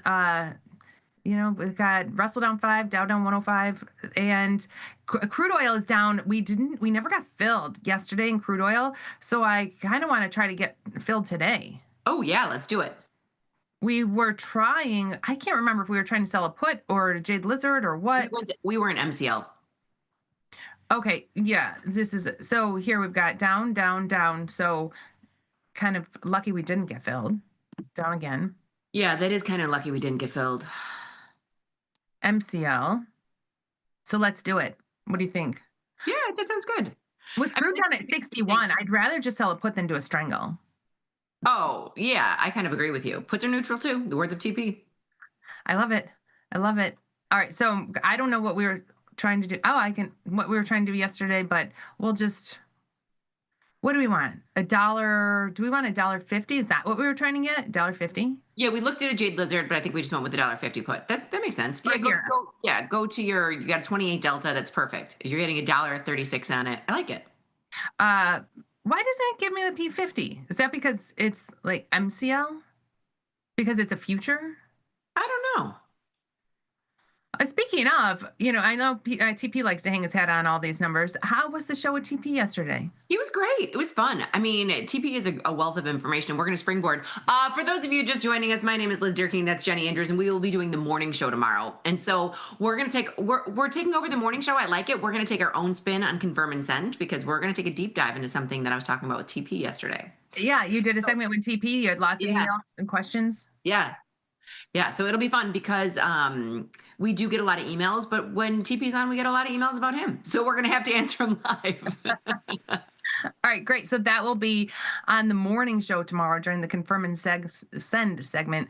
Tomorrow, since we're on the morning show, we won't be on our show. No, we will not. So yeah, and I get to see you bright and early, Jenny. I love seeing you bright and early. Hey, I'm glad you reminded me because I might have forgotten. Today you reminded me. There's a reason I'm saying it live on air so that you remember. I'll call you too. Don't worry, John. Call me. Because my alarm didn't go off until 7 today. Oh, you're going to have to be there 30 minutes before then. Ready. All right. I'm going to sell this put in MCL, taking in $137 using 886. Yeah, this is great. Okay. And then once we're filled, there's my offer, 137. I love seeing your offer up there. I'm going to take it down to 135. Ooh, look at you. I have everything pulled up, so I'll do both sides pushing out. So. Okay. So we're filled, and now Liz is going to push it out to the follow page. Can we let the cat out of the bag too about some other things that are happening next week? You don't remember? I'm going to see if you can. I'm going to see if you can remember. Next week. What are we doing next week? Oh, I know. Don't I know it? Tony Batista. I was going to text him. And be like, I don't even know. I don't. We are permanently I don't know if I want to say permanently, but for time being, Liz and I are hosting Last Call on Tuesdays and Wednesdays. Yes, we are. Tuesdays and Wednesdays. Last Call. I'm kind of excited. It'll be fun for a little bit. Yeah, you know what? I'll do it. I'll happily do it all winter long. And then. Do you know what's funny, Jenny? You and I, we could just record our conversations between 2:30 and 3 because we are always on the phone. Yeah, I don't know that they should be aired or they're allowed for public consumption, but we're usually on the phone. So between 2:30 to 3, we do sit and trade. But I'm trading in my account. You're trading in your account. Like, honestly, I'm up in the air on this because 2:33 is like one of my prime trading times. So, well, and I did volunteer. So for those of you who don't know, I can work like 4 computers at once. Like, I've already made trades while looking at you and you don't even know it over here like this. So I can run our show and the other one, which is good. So you can be in your account. You can be looking in your account, say what you're doing, but I can do both. I can do 2 things at once. Yeah. Otherwise, I'm going to be in my account on Last Call because I can't give up. I'm not going to give up like my 2:33 trading. Well, do you know what I think is pretty interesting? And whatever, we get to make the show our own because that's what we do. Just like we're making confirm and send our own, and we're going to make everything our own when we do Last Call. But in Last Call, Jenny, I don't know if you know this or not, they never push the trades through. They don't show it. They say what they're doing. But I mean, I'm guessing they push through the follow page. Yeah, but that's easy. Like, we could just say what we're doing and push it through to the follow page. I don't mind going I can, like I said, I have no problem because I can work 2 things at once. It is no problem for me. Yeah. Like I said, I got an eye on the chat. I've got my computer over there. I've got another computer over here, and I've got 2 on top of each other here. I've got this. All right. So I think, again, like, I'll be in my account doing my trades because that is my trading time, 2:33 every day. Like, that's when I'm usually doing all my trades. But again, I don't mind pop if I need to, but I'll just be in my account, not our show account, because I'm not going to give up that like 30 minutes of trading time. Ooh, do you know what I would like to do? And I'm just saying this out loud because when you say it out loud, sometimes it comes true. What if, remember how Tim Knight did not want the awkward handoff because he's the show right before Last Call? Oh. Drag him a bit into ours. Bring Tim Knight back. Yes. Bring Tim Knight back on the, yes. Which could be kind of fun because I like Tim Knight and we work well with him. I like Tim Knight. You like Tim Knight. And sure. Yeah. I would.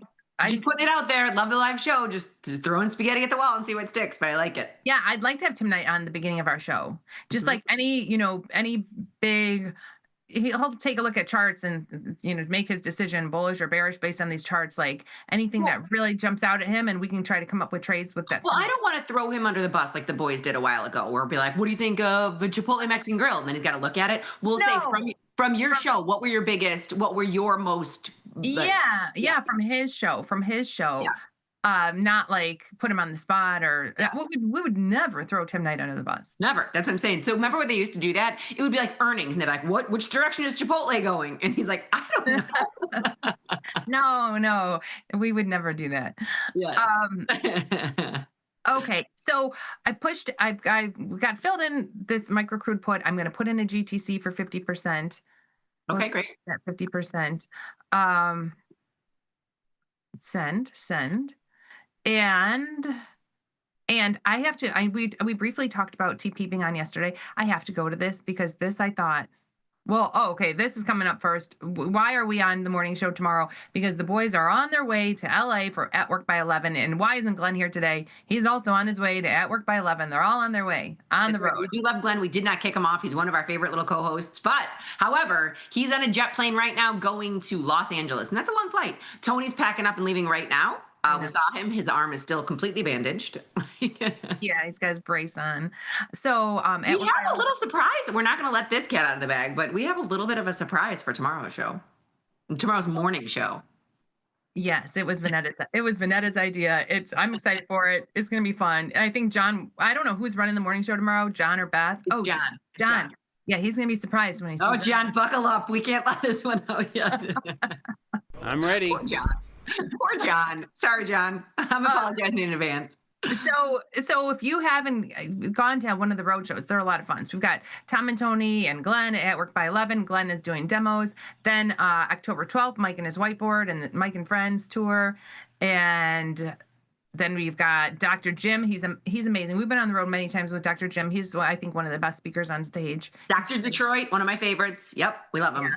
And then At Work by 11. We kind of come into the close of the year. I think the last one's in December, right? November. So then you've got the whiteboard. No, Dr. Jim is the last one, I think. Oh, Dr. Jim. Yeah. He's in December. Tom and Tony's last show is November 7th.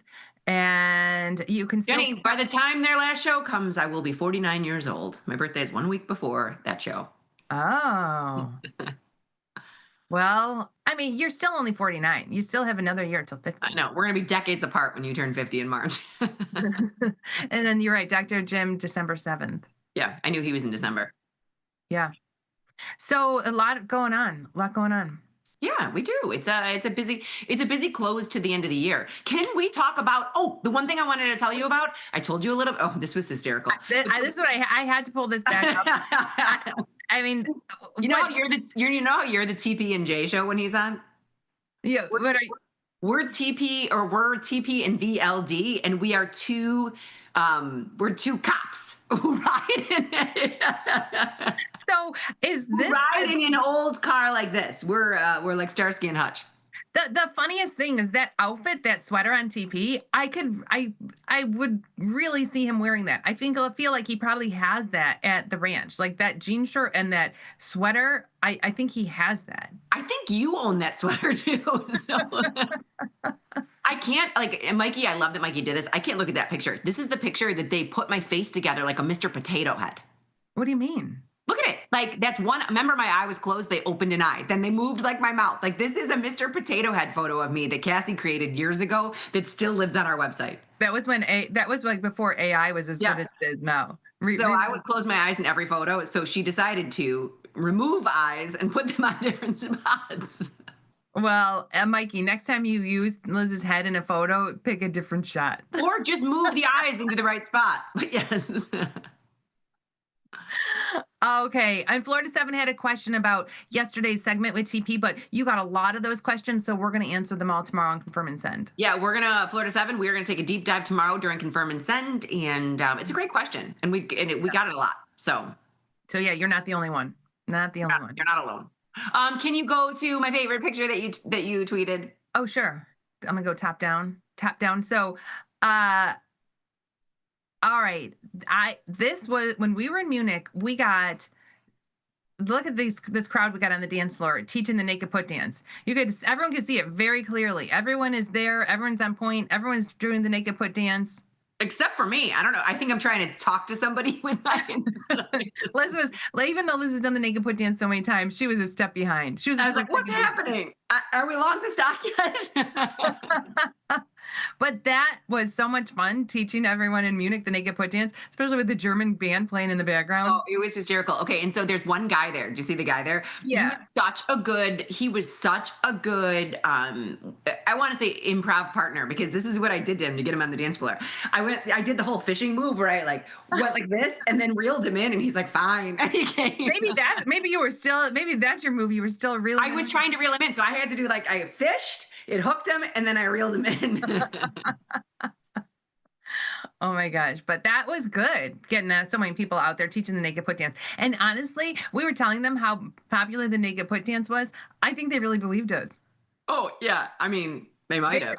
Well, my favorite, that we did have a wonderful time in Germany, and SIBO was great. It was so nice to meet everybody. But my favorite was, remember when we went to that cocktail hour and we were the first ones there, and then no one else came in the room because they're like, oh, is that the VIP room? Because the two podcast girls are in it.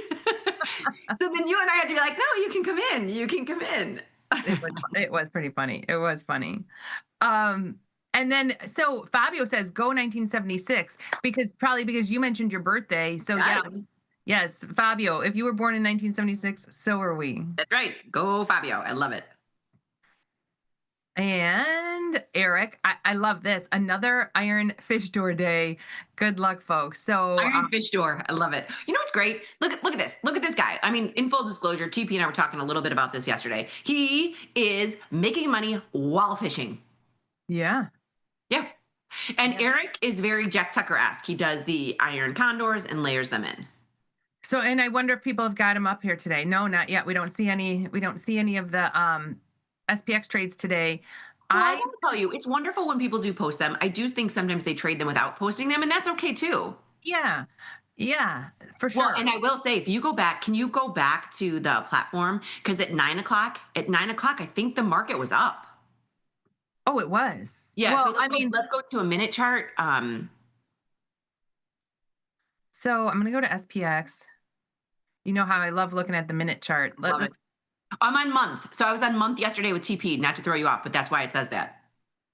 Let's see. So one day. We're due today. And minutes.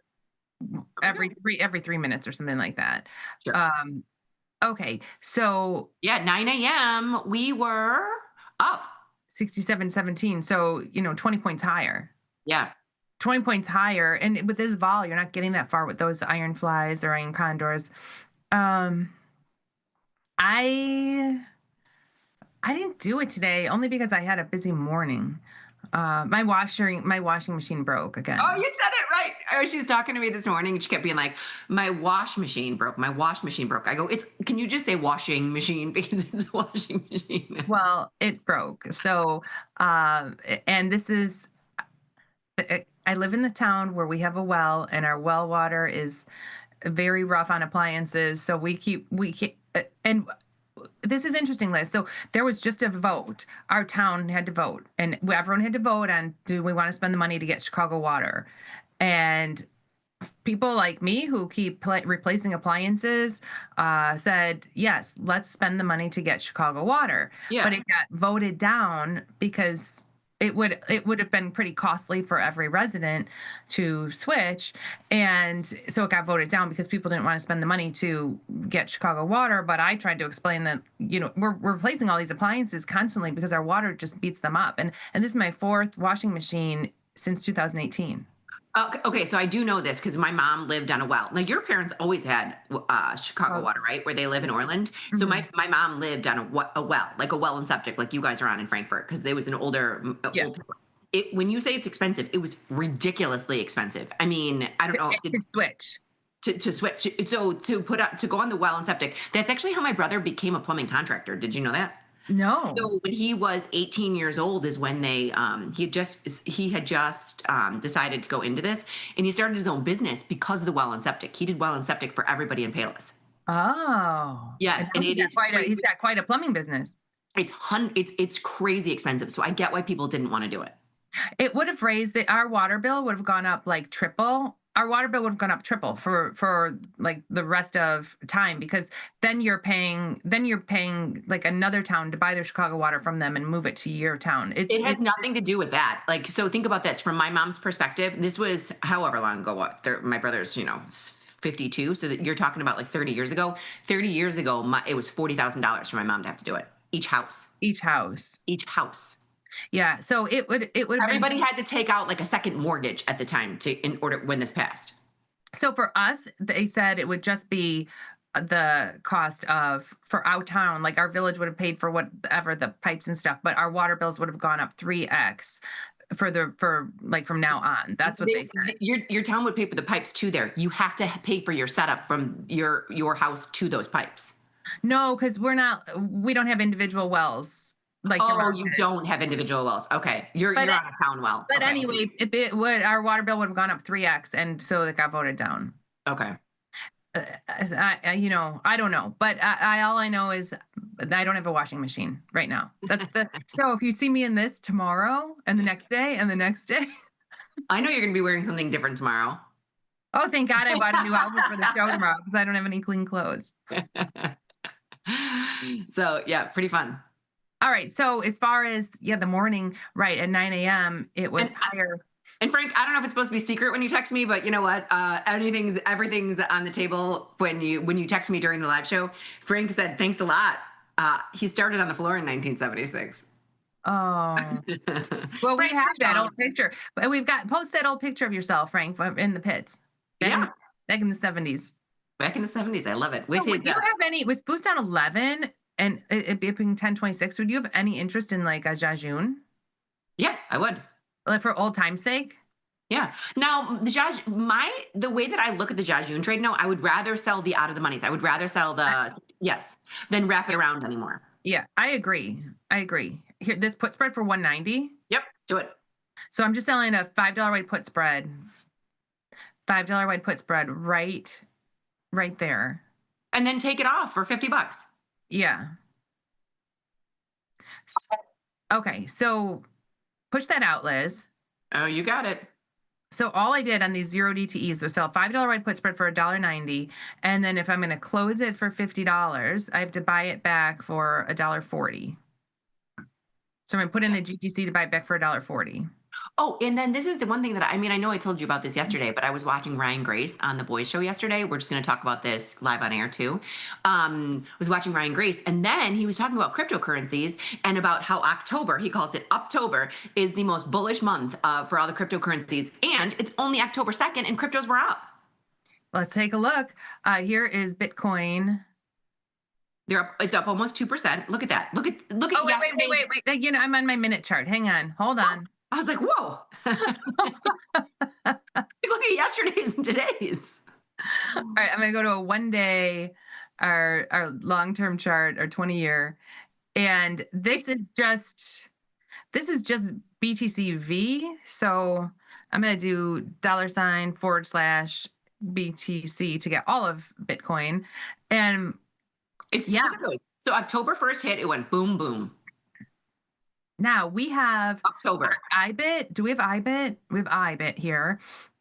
So you can see, what do we have? And he didn't say Bitcoin. He said cryptocurrencies, just a little FYI. Okay. Oh, and we'll look at others too. And we have ETHA too. So we've got ETHA and we have IBIT. So in IBIT, we have a Jade Lizard we put on 3 days ago. Is it through? It's at our short call. Oh, I wanted to tell you, yesterday I took off, and I just did administratively. TP and I didn't walk through anything. I took off our MRNA because we did it in 1 day and it was up 45% in 1 day. And also Nike came off for a full profit. Nice. That's it. That's a little FYI. What did Nike do on earnings? It was up. Okay. So, because we had a put, like it could have not moved and that would have still been a winner. Yeah, it was up. I mean, it was up. I don't even think it was its expected move. I really don't know. I'm not going to lie to you. I didn't look into it. I just said, thank you, Nike, and closed it and walked away. It could have been up a ton. I don't know. Okay, so here's a question, Liz. 15 days to go, 2 weeks. IBIT's at our short call. It's trading 67.97, almost 68, and our short call spread is 68.69. So honestly, when we talk about a Jade Lizard is neutral to bullish, but if it goes too far, we won't make anything. If it goes through that call spread, we won't make anything. I'm tempted to just take it off for 31%. I agree. We take it off for 31%. We put another one on, considering it's October. Yeah, okay, you're right. We take this off for 31%, and we put another one on. So I'm gonna buy this back 72 cents. We sold it for $1 so we made $30 on this, but it didn't use much buying power. No, and it did not. It did not use much. I'm just gonna go to Nove. What do you think? Because we were in the regular OC. I don't mind shifting it up. I really don't. No, but we've been going 8 day, 8 day, 8 day. So you take it off and you just put it on a little bit higher. So you think stay in the same 15-day cycle? Yeah, let's look at it. So 71, 72. I mean, if it is October, we've been doing it in the near term. You can go to November if you want to, but I don't want to wait for 50 cents. All right, well, what if we go to November and we do a $2 wide Jade Lizard? So like here, if I do 75, 77, $2 wide call spread, or 74, 76, let's see what we get. $2 wide call spread for 40 cents. And then I can buy the 52 and sell that 63. So I'm getting $2 instead of $1. Okay, I agree. You're probably right. Talk me off this. But remember, we used to be being like 50 cents, 50 cents, 50 cents, 50 cents, weekly, weekly, weekly. Now you got 50 days for $1. Because we weren't in a weekly, we were in the October monthly. We were 2 weeks away. So like if we were in this week's and we took it off, I would say, yeah, go out a week or two. But we were in like going back to this same cycle we just took it off in. I think we need to at least move it a little bit, give ourselves a little bit more room. It's the right thing to do. I want more profit, but I get it. This isn't our only crypto trade, right? So if we're getting $2 in IBIT and our short put's the 63, and then the short put we just took off, it was the 62. So it's like we're keeping our risk around the same level. Sure.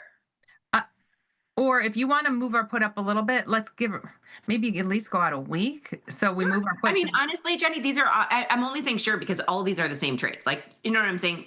Absolutely. The right thing to do is to take it off because if it went up through it, we don't make anything. I know. Here, 72, 73, 64, 57. Take that down one. So we get $1. Yeah, that's great. Here we're using $700 for $1 in 22 days. Ship it. And honestly, I mean, I know the monthlies are great because they're the most liquid, but look at how tight these markets are on the 22-day weekly. Yeah, those are pretty tight. They're all very tight markets. I mean, 25 million shares have traded in IBIT. It's doing pretty good. So we keep going with our IBIT Jade Lizard, and that filled immediately. It did. Okay, so Jenny, can you do me a favor and go to Citigroup because we have something expiring tomorrow, and I think it's a double calendar. All right, just make sure you push this out. I'm on it. I'll do my job. I'm pretty good at it. All right. Yes, you are. Yes, you are. I am forgetful where if I'm pushing out on the follow page. I always have to remind you. I got it. I know. It's done. Okay. Okay, so here you can see here, what do we have? If I click on just Liz and Jenny to see everything, this is what you talked about yesterday. You close Nike. Close Moderna. Yep. We put the CL on. Today we sold the MCL put. We did the SPX. We did the Jajun. This was down 13. That's fine. Yeah, that's okay. And the other IBIT just went out as you were pulling that up. So if you refresh, you'll get the other IBIT too. Okay. How do I refresh? Just hit somebody else and then go back to us. There you go. See, we're back. The other IBIT just went. Okay. All right, there we go. All right, sounds good. What did you want to look at Citigroup only because it's seemingly a bigger loss, but it's a double calendar. So Citigroup has gone down quite a bit. It was trading in between these. We have a 102 put calendar, 105 call calendar. So I bet Citigroup it was was trading at trading 103.50. 103, yeah, somewhere in between this, and now trading 97. So that's the issue with the calendar. If we stray far from it, the calendars will lose. Now, And this was 6 days ago, so you can see that that's how, if you followed the line over 6 days ago, we put this on, it was trading about 103. The only thing we're going to have to do is do something with our 102 put before tomorrow's expiration. and okay, so the calls, this 105 call will expire. We still have this 105 call that's going through earnings. Yep. As far as the puts go, this short put in the 1 day, we can roll it. Roll it a week. Yeah, roll it to the 8 day. Then we're still taking in a 4 cent credit. No, you should be taking in more than that. Well, I know, but this market's not that wide. Put it in for a 15 cent credit. Let's see how wide these markets are. So the 8 day is 29 cents. And then the 1 day that we're getting out of is 4 cents. I would put in for a 15 cent credit. So you're taking in something. 15, 12 Let's see if we could get 20 cents. Sure, try it. We'll let that work for a minute. I mean, we don't have to do it until tomorrow. The only thing what we want to do here is we've got a double calendar. It just caught my eye too because it was a bigger loss. So I opened it up while I was pushing trades out. Yeah. And you just have to take action so you don't take ownership, right? Because that one put is in the money. Your trade won't change at all, but it will hold up a lot more capital. We just have to roll it and roll it. All right, no, so that's Citigroup. And we were talking about the cryptos. I'm going to open up Ethereum because this is one where we have this kind of like a big lizard. Is it I think it's like a big lizard. So that is, big lizard-esque, and we're still right there. That one is where you have the GTC in for it. And then we just have the long, no 50 days, 26 call. Right. Now, as far as this big lizard goes, I want to see what we collected on it. 323 credit. And you have an order, you can see it's working 252. Well, that's what we're trying to buy it back. No, that's where it's working. Okay. Yes. So I think when we put the GTC into close this, it was too aggressive. A big lizard, we usually only look for 10%. So, and you can see how much money we're making. If you look, this is what my eye line will do. You can see on that regular NOV, the one NOV, we're making 272. So if we have $340 in profit, the rest of it's coming from that iron condor. Right. And when you do a big lizard where it was a $3 white call spread, and then that put spread, the only reason we bought that 29 was to release capital. So we collected 323, just over the width of that $3 right call spread. When we do a big lizard, I only look for 10 to 15%. So 10 to 15% on that would be, $45, $50, which we have. If we collected 323 and it's working 250, we've already made $70 on it.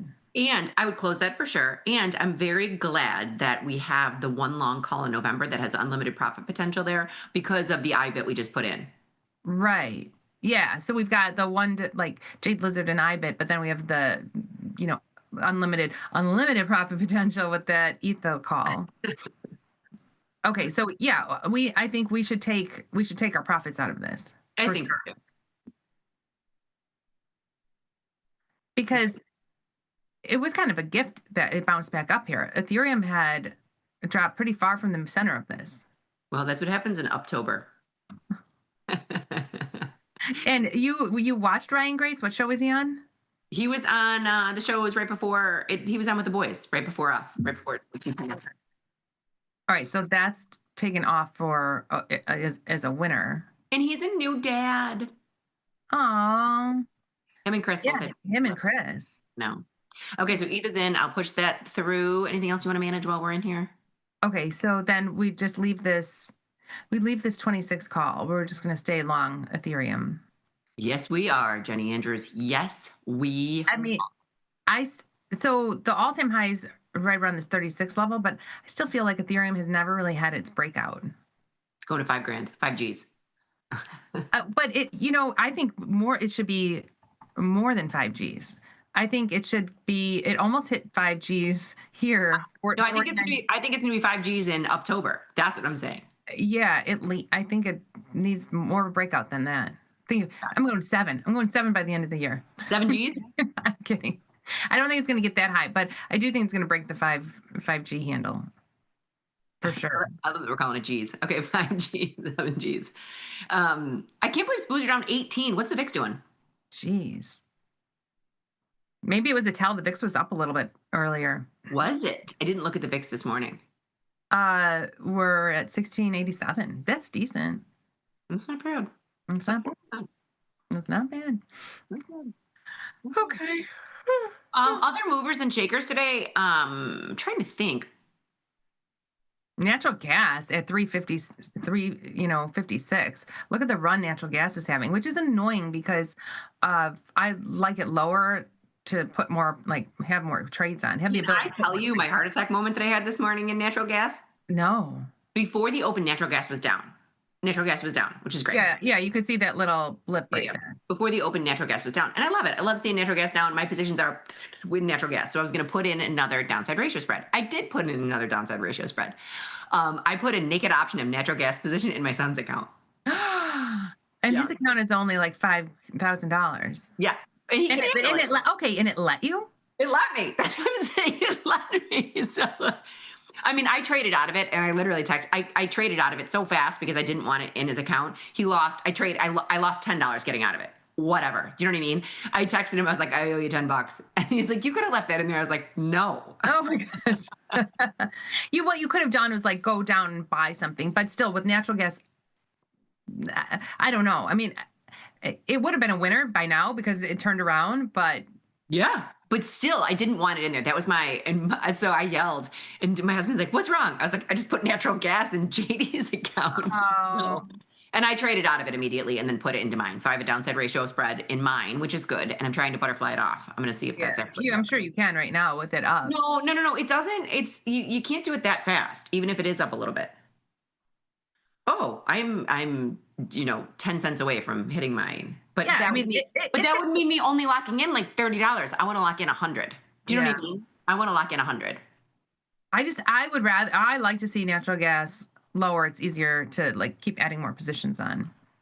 Do you believe I did that in his account this morning? And it did let me. And I can't believe it let you. And it was before the open. How much buying power did it use in his account? $1,700. I mean, yeah. That can margin call. Who dis? It's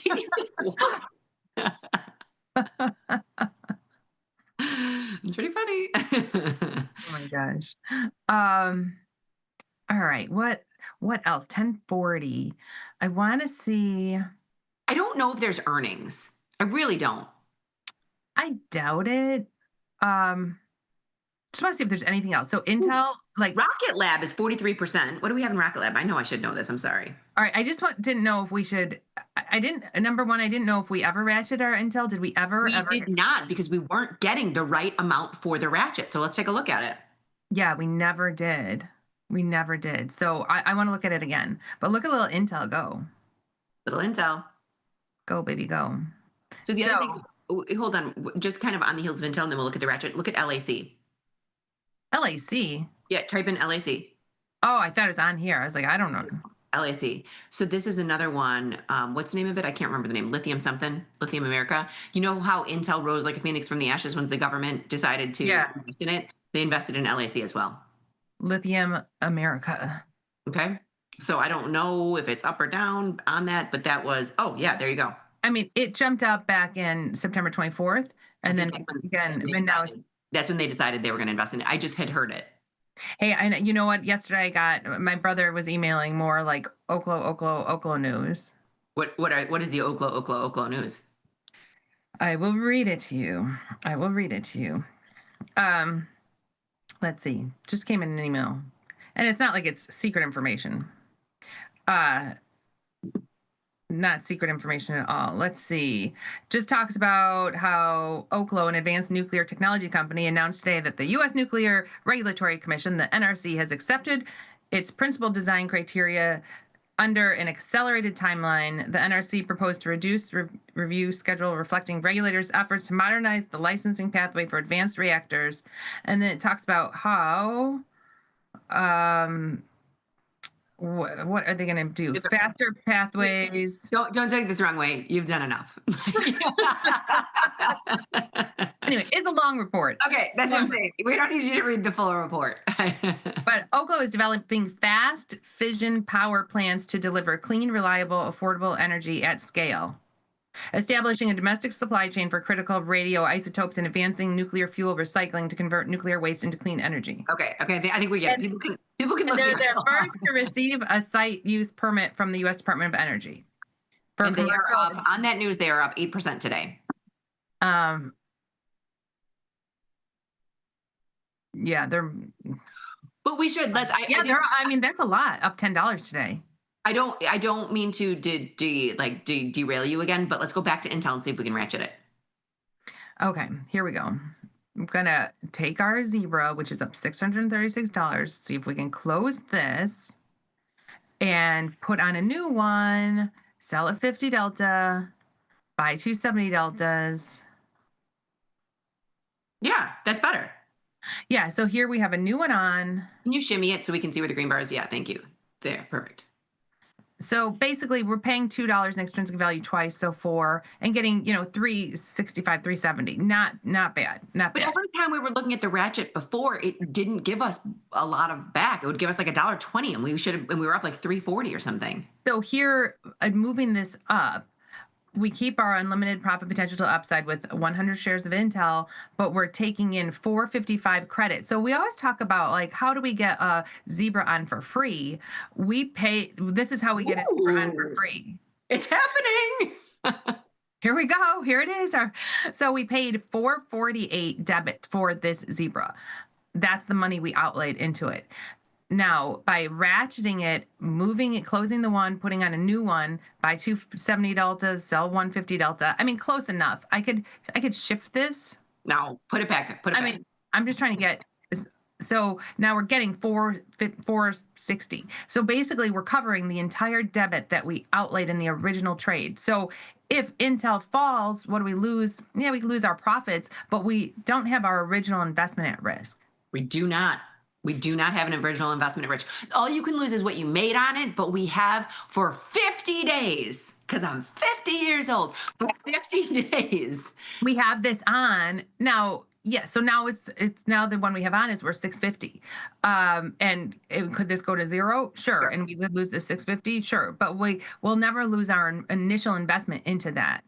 No. So honestly, I'm very happy we went through this whole process. It's kind of fun to see. Could it lose? Sure. But we can't lose our initial investment. I'm glad that this is how it should work. And that was just closing the original Zebra, zero extrinsic back ratio, and putting on a new one. And we're filled on the roll in Citigroup. So you could push both of those out. One's already done. Other one's going now. Before we do anything else in here. Oh, and you know what? Starbucks is having a decent move today. This was an old calendar or diagonal. An old calendar or diagonal. Let's take a look at Starbucks. Oh, yeah. So it was a diagonal. September rolled off. September rolled off.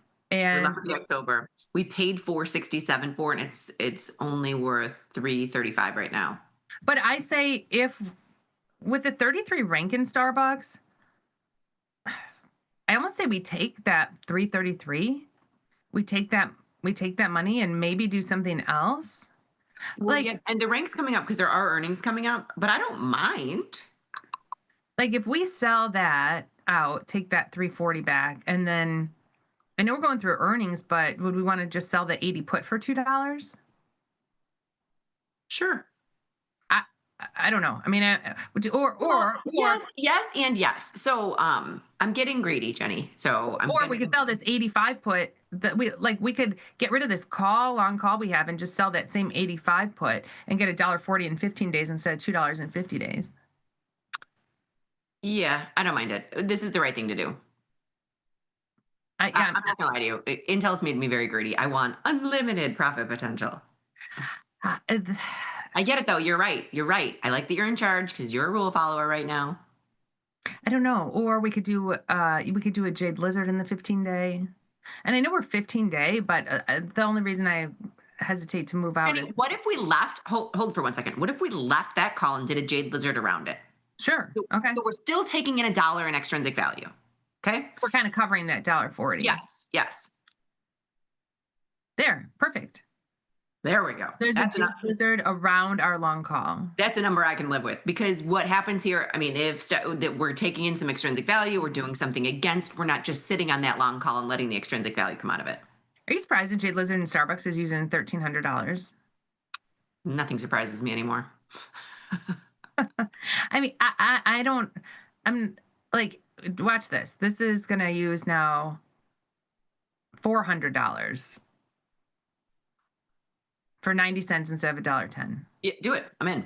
Because $1,300 just seems like a lot to use. Look at you, cost savings. I like it. All right, I'm working that Starbucks trade. And you wanted to look at Rocket Lab. Yes, I just did, because I glanced at the 42% in 8 days. It's just an iron condor. Let's take that off. All right, we have 10 minutes to go. I want to make sure we got to everyone in Twitter. Okay. Let me double check. Let me know when that fills, and I'll push everything through. I didn't hear a ding yet. Frank Walsh is posting this. This came from GV on YouTube. If you're on YouTube and you post something, Frank will share it. Can the ladies explain the big lizard setup? Jenny, Sure. do me a favor. Do me a favor. Just because, go back to Tastylive. Okay. Yeah. And then go to shows, or go to the homepage or wherever it was. Then go all the way over to education. Here it is. So shows. Go all the way and over to then Liz and- education. Yes. Liz and Jenny strategy series. Correct. And here is the big lizard option strategy.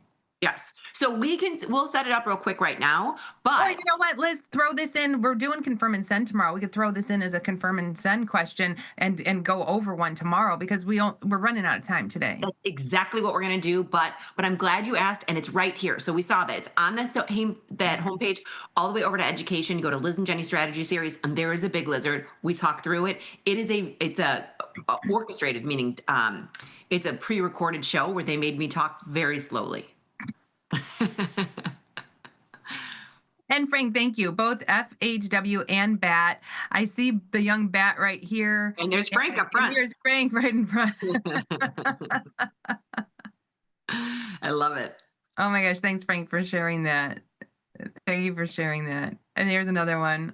I love it, Frank. Love it. Oh my gosh. Cute. So yeah, let's add in the big lizard. We'll go over that tomorrow too, because we'll have a lot more time tomorrow.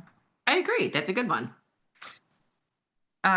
Okay, so I want to close this. How much do I want to give up on this? So it's go 76 is $56. Yeah, I'm fine with that. There's 15 days left in an iron condor. Yeah. Okay, Rocket Lab is filled. Good job, Jenny. All right. And any trades? Starbucks, we're still working that. I'm not going to go lower than 90 cents. I kind of agree with you there. But what I could do, well, let me shift the strikes. Well, It's only down 10. I was hoping for a Jajun today. You have to cancel or replace it. Wait, where was it when we put Jajun on? 89. No, I'm not. I don't know. I don't know what to do. Were we? Booze were down. Why do we have so many trades in there? Oh, is that Brooklyn Butterfly? Okay. So we sold it for $1.90. It's trading $1.75. So we're up like $15. Yeah, we're up. That's what I'm saying. We're up in this trade. I know. Because I thought we were down 10 when we put it on. Yeah, I think we were. This is still completely out of the money. You can see that. We have the 6,700, 69.95, and it's trading 67.03. This is out of the money. You would see the red in the money sign because it's a 0 day. You see the red in the money sign if that one put goes in the money. All you need for Jajun is a slight pop. Like if it goes to down 5, we'd be out of this. Right. 7 minutes left. And so the that $70 loss is coming from our upside broken wing butterfly. Right. So that's not in the money. Look at this. Yeah, it's not in the money. It's the 67.75, 67.80, 67.90, but it's going towards it. So that'll be a paper loss until expiration. Just to hope that we get out of this during the show, I moved it to $1.50. It's you. Okay, I'm in. I mean, just I don't know, $40 instead of 50 because we're just was only down 7. I think it should be. It's close. We're a But dime we're away. 10 cents away. Like if it pops, if you get a little bit more of a pop, you'll get there. I know. We're not going to just watch this for the next 5 minutes, but we'll leave that. Okay. Any other big movers? Oh, okay, yeah. So SLV. Silver and gold are both. I think metals are getting hit today. So we put in that pairs trade. Oh no, it's about the same. Yeah, that's what I'm saying. We did it because the ratio, but both metals are getting hit today. And I put it on myself yesterday. And I tried to do it bigger, and I just like asked myself, what do I want to put into this silver gold pairs trade? And so just to make it simple, I said, I'll put, $5,000 into it. So I just took $5,000 divided by the price of gold, and then bought that many shares of gold, and then did $5,000 divided by the price of silver, and then sold that many shares of silver. It was easy. Sometimes that's easier than notional. Oh, Jajun! We need to bring that back just for this. Just for the sheer excitement of the Jajun trade. I think it depends on the day. But I told you, if we're down 6, we'd get out. Yeah. And like putting it on when the market was up and then we were down 10, that made more sense to me than putting it on when market's up 40. I know. But tell me that's not the most exciting time of your day. I'll let you know at the end of the day if that was the most exciting moment of my day. It was. It will be. I guarantee you it will be. Oh my gosh. All right. So push that out too. Already done. This Starbucks, I'm going to cancel and I'm going to put in, it's going to somehow do it differently. Okay. Somehow do it differently. I will, the 83 put, 90-91 call spread. So none of those are too wide. You see, you got 4 cents wide in each of them. I know. I mean, maybe I just use the 1300. Or use the 1300 and then go in and buy something after the fact. Because it could be the 4 legs that it's mad at you for.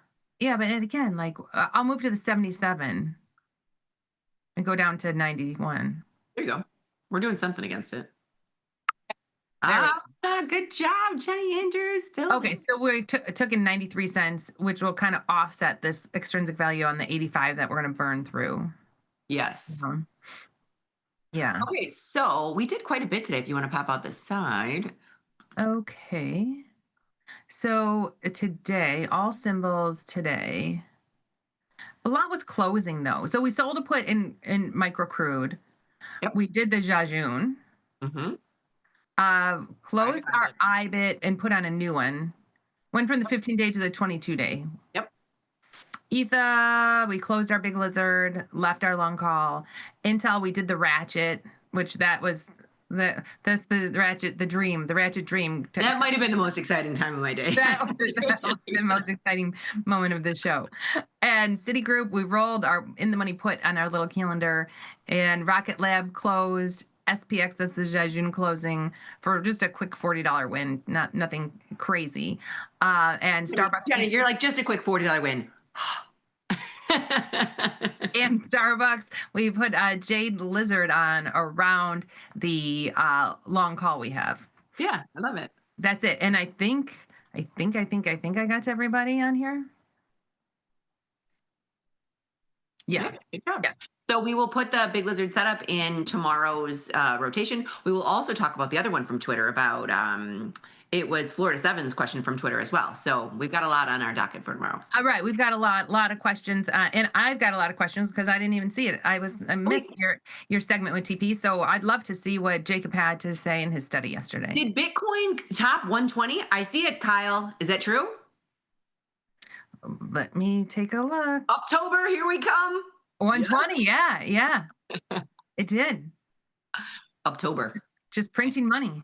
My new favorite word. October.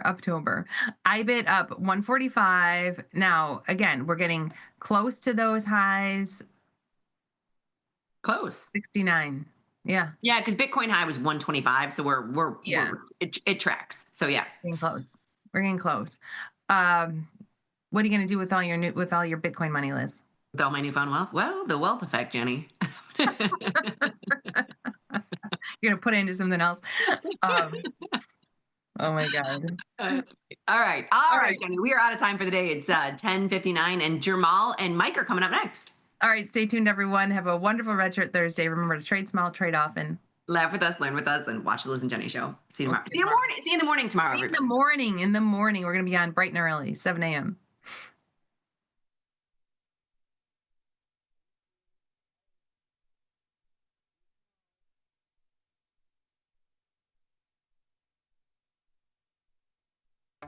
The market doesn't stop. So why should you? Diversify your portfolio with stocks, options, futures, crypto, and more from Tastytrade. Focus on the markets that matter to you. See the odds before you trade using curve analysis, IV rank, and more tools. Get industry insights that help you find your next trade right where you need it. Tastytrade. Download today. Beat the opening bell. Get trade ideas and market insights before the open. From the creator, Tom Sosnoff, and our chief market strategist, Tom Preston. Every weekday. Sign up at tastylive.com/newsletters. Your crypto needs a wallet. And crypto is better when it's tasty. You can now do more with your digital currencies with the Tasty Crypto app. We're proud to offer a self-custody wallet for Bitcoin, Ethereum, and Polygon. Transfer your digital tokens directly in-app and access thousands of tokens available only on-chain. Your wallet is your key to decentralized finance. Download the Tasty Crypto app and get started today.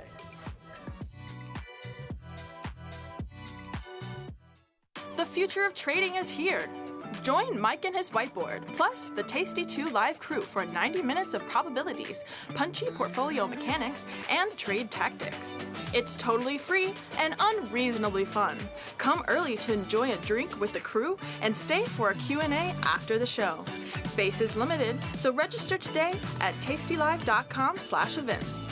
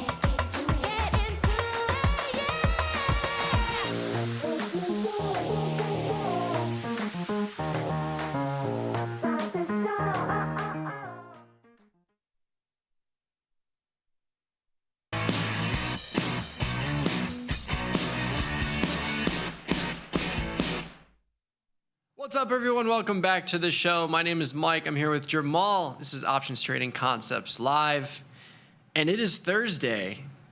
Beautiful Thursday indeed. Cubs could win a game. I didn't realize that all 3 of the games are at home. That's good. I thought they were actually going to San Diego. Yeah, I thought it was like a 2-1, but I guess for a 3-game series, it's like whatever. I know. It's nice that they clinched the home. There was one game that they won. My friend was at, and I'm like, oh, this game that you just witnessed, they clinched home field because of it. So, So they play today, but this is kind of it, right? Like this is it. Yeah. Hopefully that pans out. I gotta say, last night I was tempted to potentially bet on a 4-game Game 3 situation, but it didn't turn out that way. Dodgers just smacked those dudes last night. Yeah. So there's 3 of them tonight. That's pretty. 3 of them today. That's pretty it's kind of crazy. Yeah. 3 Game 3s in MLB. I mean, MLB loves that. There should be some high viewership. I love it. Yeah. It's great. Right. Just for entertainment value alone. But yeah, I think all the home teams are going to win. I think the Yankees are going to win. I feel like it, right? I think the Cubs are going to win, and I think Cleveland's going to win. That would be my bet. That would be my bet for sure. That's it. I know it sucks. I'm going to be on engineering the trade during the game. But yeah, fun day. We got PGA, we got baseball, we got football, we got the markets doing nothing except for Bitcoin up 2,500. This was happening last night, like literally right when the markets opened, the futures market opened, Bitcoin shot up to 120K. It's basically stayed there all day. But it's been strong this week. I mean, it's 4th day in a row. I mean, what's all-time highs? I think we're going to see them again soon. If the market continues to stay, like this, everything that's happening, as long as there's no new whatever that pops up out of somewhere, I think we could kind of see Bitcoin maybe go back to new highs. Yeah, we're pretty close. I mean, IBIT's at 68. The high that was realized on August 13th was just shy of 70. So we are creeping towards that level. Gold and silver taking it on the chin here. Just a quick rundown. E-mini's down 10 points. NASDAQ up 40, so a little disconnect there. Dow and Russell down marginally. Bitcoin up 2,500. And yeah, gold, silver, both down today. Interesting to not see the E-minis ripping higher. But you do have some other movers in there that are dragging it down relative to the NASDAQ. Silver is actually the biggest percent change on the downside, down 3.5%. Oil down 1.5%. Heating oil, gasoline futures, all of those are down as well. But yeah, gold down 40 points. I mean, this is like the biggest downside move we've seen in just a little bit here. Maybe it sustains, maybe not. Yeah, maybe gold, it's just a little silver, pullback, but you mentioned oil. You talk about heating oil. Natty gas is one of the only ones that are up in that specific space. This is, you know what? This may be the first time this year I'm actually interested in maybe getting long oil here for a bounce back. 60 and change. I know somebody in chat just mentioned it. This is alluring. Yeah, I'm definitely getting long here. Yeah, it's alluring. MCL. MCL the way. Yeah, MCL's the way, right? Yeah, MCL's the way. If you're doing the static contract, it's a $6,000 notional, but this has been a really good trade in here, especially you just buy one contract. The nice thing about it too is if you want to, you could do a covered call. You could sell a call spread against it in the main bigger contract. So there's things you can do to hedge the risk here, but yeah, I like getting long here at these near-term lows. We're basically at the low that we've seen for the last couple months. And oil has been a great trading vehicle, great two-sided action for the last 5 years straight. I mean, we've had a pretty nice channel, and we've had movement both to the upside and downside there. So yeah, I'm going to bite. I'm going to get long a micro contract, just filled at 60.79. You bastard. I got long at 60.80. You bastard. Hey, the penny matters. You know? It does. It does. If you want to join us on the YouTube channel, we're streaming live there. Just pop over to Tastylive. We got this video streaming front and center. You can throw in your trade ideas, questions along the right-hand side chat. We'll get to them shortly. I'm also going to put in the Tasty Trade promo, tastytrade.com/moneymatch. If you don't have an account with us, you can get a 30-day commission-free trade window. You can also get a 1% cash match on any deposit you deposit into your account over that same 30-day window. So yeah, great way to test out the platform, especially if you're a super active trader, if you're doing the 0-day stuff. I closed the 0-day Iron Condor for $100 just now. That was one from yesterday going into today. These markets are just chopping around. I think it's an interesting environment for the 0-day Iron Condor, even with such low implied volatility. There's just nothing projecting the markets to move in a big way. And if you throw it on the day before and close it the morning of, take some overnight risk, but that overnight risk gives you more premium and gives you some more space. So yeah. Yeah, I think those are really good trades for this type of environment. If the market, again, we're not really even moving like more than 1% on as far as ranges more recently. Ranges have been kind of tight. And I think for that reason, it's good most days, right? Like yesterday, we ended up having like a more than 1% range. But if you look over this past week, we really haven't had range over 1%. So I think they're awesome to do. I think the biggest thing right now is just not to size up. I know a lot of people like to size up, put 2, 3, 4, 5 of these on, thinking that, we're going to sit in a range. It works until it doesn't. So just be careful with that. And I also had this, when we were on This Week in Stocks this past week, I was on with the two bats. I had this chart from this company, ASIM 500. It's a pretty good guy. I know the guy who runs it. Really smart dude. He again, it's all research based, and he talked about how this past year there really hasn't, like around a certain time of day, implied vols are pretty low, obviously, right? And they've been lower than any time over the past year, even though VIX is higher this year. So the point being, don't size up. It's still good to do them, just don't size up because implied vol is pretty low. And we have seen a lot of times historically that when implied vol is pretty low, we have studies on this too. When it's this low, you have a higher risk of a big pop to 22, 23, right? Like right now, we don't forecast that happening. We don't know when that happens. But when it happens, it happens. And you don't want to have 10 of these SPX things on when this happens. I think you wait till the high implied volatility environment to put multiples like that on. Yeah, for sure. Get compensated for it is really what I'm trying to say. Yeah. Yeah, I think there's certainly something to be said with that. And the 0-day, 1-day Iron Condor, if you're just doing like a put spread or call spread or whatever, they can work in these environments where the market is telling us that we shouldn't expect much. And that's really all you need is just a couple of hours of nothing. And they come in nicely, especially when you look at VIX 1-day. These opening prints, like we've had a handful of them that were single digits. Almost all of these are single digits. So that just tells you that the market is, again, not projecting much, but still keeping risk small. I mean, I'm only doing 5-point wide Iron Condors. I'm collecting $200 almost every time. So it's a chicken Iron Condor where I'm getting in narrow. So if I get blown out on either side with a big move, I've collected enough to offset that.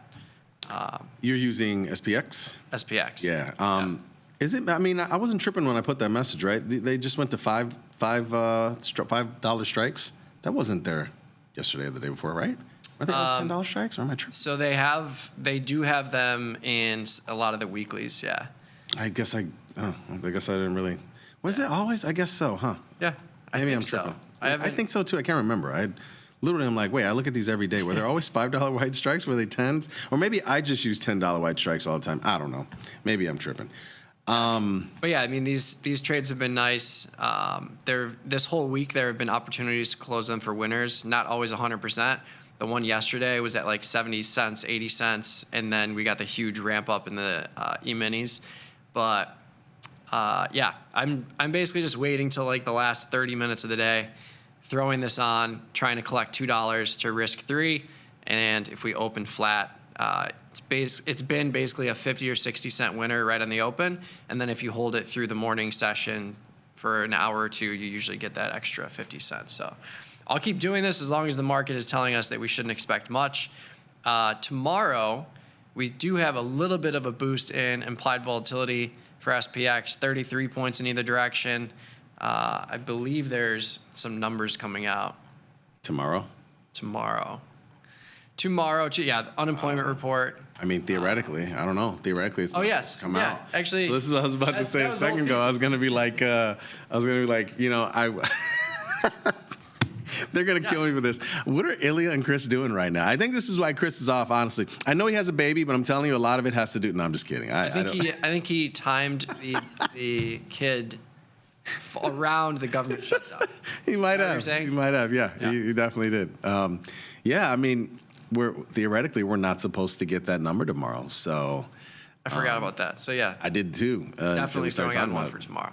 Yeah, theoretically, there's no number tomorrow. And again, earlier in the week, this thing was forecasting $60, excuse me, not 60%, $60 move in either direction. It's about 1%. And now it's like going on about 0.5%, especially if there's no catalyst. It is what it is. Yeah. Other things in this portfolio, silver, unfortunately, I didn't close that position yesterday. Gave back everything today and more. So big move in silver to the downside. I've got this put spread here. But this UNH position is coming in nicely. I had this 400 strike calendar spread. So I've got the 400 November call, and I sold the 400 October call against it. The October short call has lost a ton of its value. Sold it for a raw value of $550. It's trading for $1 now. They do have earnings coming up priced in the 29-day cycle. So what I might do here is move this and diagonalize this if I can get some premium. I like that. Diagonalize. Yeah. I actually might be able to do this in the next pre-earning cycle, the 22-day. If I could do that for a scratch, or I could just go to the 29-day. Yeah, there's so much premium here. That's what I'm going to do. So I'm going to turn this into an earnings diagonal spread right now into this little rip we've seen. You can see the premium here. We're getting a nice infusion of premium in these out-of-the-money strikes that have the earning cycle embedded in there. So if I go here, this net cost on this trade was $570. It's up $150 right now.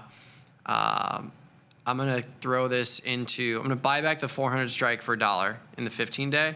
I'm going to go into the earning cycle, and I'm going to sell the 410 against it and create a 10-point wide diagonal spread, pick up $3, and this will bring my cost basis down to like $2 on a 10-point wide diagonal spread. Love that. So Nice. yeah, I'm going to do that right now. See if we can get a nice round number. I mean, I think as UNH is presenting so many different opportunities right now, given all the stuff that's happened. And like you said, their earnings is always a concern for everything. But honestly, most of the stuff that has hurt this stock hasn't been earnings, right? Like it's been other stuff. So yeah, that's one of the reasons why I got emboldened yesterday. And actually it was, yesterday I did a sort of a Q&A basically on engineering the trade with people who were watching, and somebody came up with the idea, and whoever it did, if you're in the chat now, give yourself a pat on the back. But doing a Jade Lizard, I did a Jade Lizard in there, and it's working out well. 320, 400, 410 Jade Lizard. Love it. Yeah, it's been a nice trade, especially if you did not believe that this would sustain. We've seen a nice rally from the lows of 220, 230-ish up to 350. And yeah, that was another reason why I put this on, because there's so many gaps here. There's just liquidity gaps from 300 to 375. And then you have another huge one from the initial sell-off. If we can get above 400 up to 425, you have this huge gap between 600 and 425. You could see that reverse nicely if all this bad stuff goes away. Yep, pretty much. Yeah, I mean, Warren Buffett believes it. He put a huge investment in it. Yeah, that's my thing is like if and it seems silly, but it's not really. Like, why would he throw in a huge amount of capital if there was a huge risk of this going to zero? I just don't see it. Yeah. You know? Again, none of it's been like fraud or anything like that, right? It was just going back to earlier, late last year with the CEO situation, and then essentially just fell during the time period that everything else fell and didn't really get off the mat for a minute. So. Yep. So yeah, I'm gonna leave this here. If I don't get filled, it's fine. I can roll into this later, but I want to see if I can get filled at that higher price point. So I'm gonna leave it just under $300. Yeah. Somebody's got a question for you on the cost diagonal. What's that? Somebody's got a question for you on cost diagonal. Oh, what's the plan? The plan is, let's take a look at it right now. We could probably do something similar. So it's almost the exact same trade. I have the 1,000 strike calendar in Costco. Costco is retreating down to that lower 900 range. So what can we do here? Same kind of analysis. I would look at the short option first. I collected $750. It's trading for 80 cents. So it's basically worthless, relatively worthless. Not hedging the long option as much anymore. So what we can do is a similar adjustment. We can buy this back in October, and we could go to like the 29-day or the 36-day. I'd rather go more near term than longer term, just because I don't want to get too close to the long option because it turns it into a vertical spread. I want to have that differentiating factor with the short option. So let's see what we can do here. So the cost on this trade was $800. I like Costco. I actually put something on in my long-term account. I'm about to put something on in here, and I'm actually following your lead. I'm just doing it further out. So earnings is, I think we just had earnings, right? Yeah. So the next earnings will be Dees. So I'm just going to do long Dees, short no. There you go. I'm not going to do anything until you do something. I'm going to let you do it first. Yeah, I'm just, I was looking at keeping it a calendar spread, picking up 50 cents more, but I would rather give myself more upside. So I'd rather give up 50 cents to give myself the ability to have 10 points, $1,000 of intrinsic value here, still picking up a credit. So I'm going to do the same thing. I'm making an adjustment in UNH as well. I'm just going to turn this calendar spread into a diagonal, roll it out to the 29-day for 80-cent credit. I'll have a 10-point wide for $7 and change, and I was filled right there. So now I have a 10-point wide diagonal in Costco, basis of 720. If we get any kind of rally towards 940, 950, this doesn't even have to go on the money.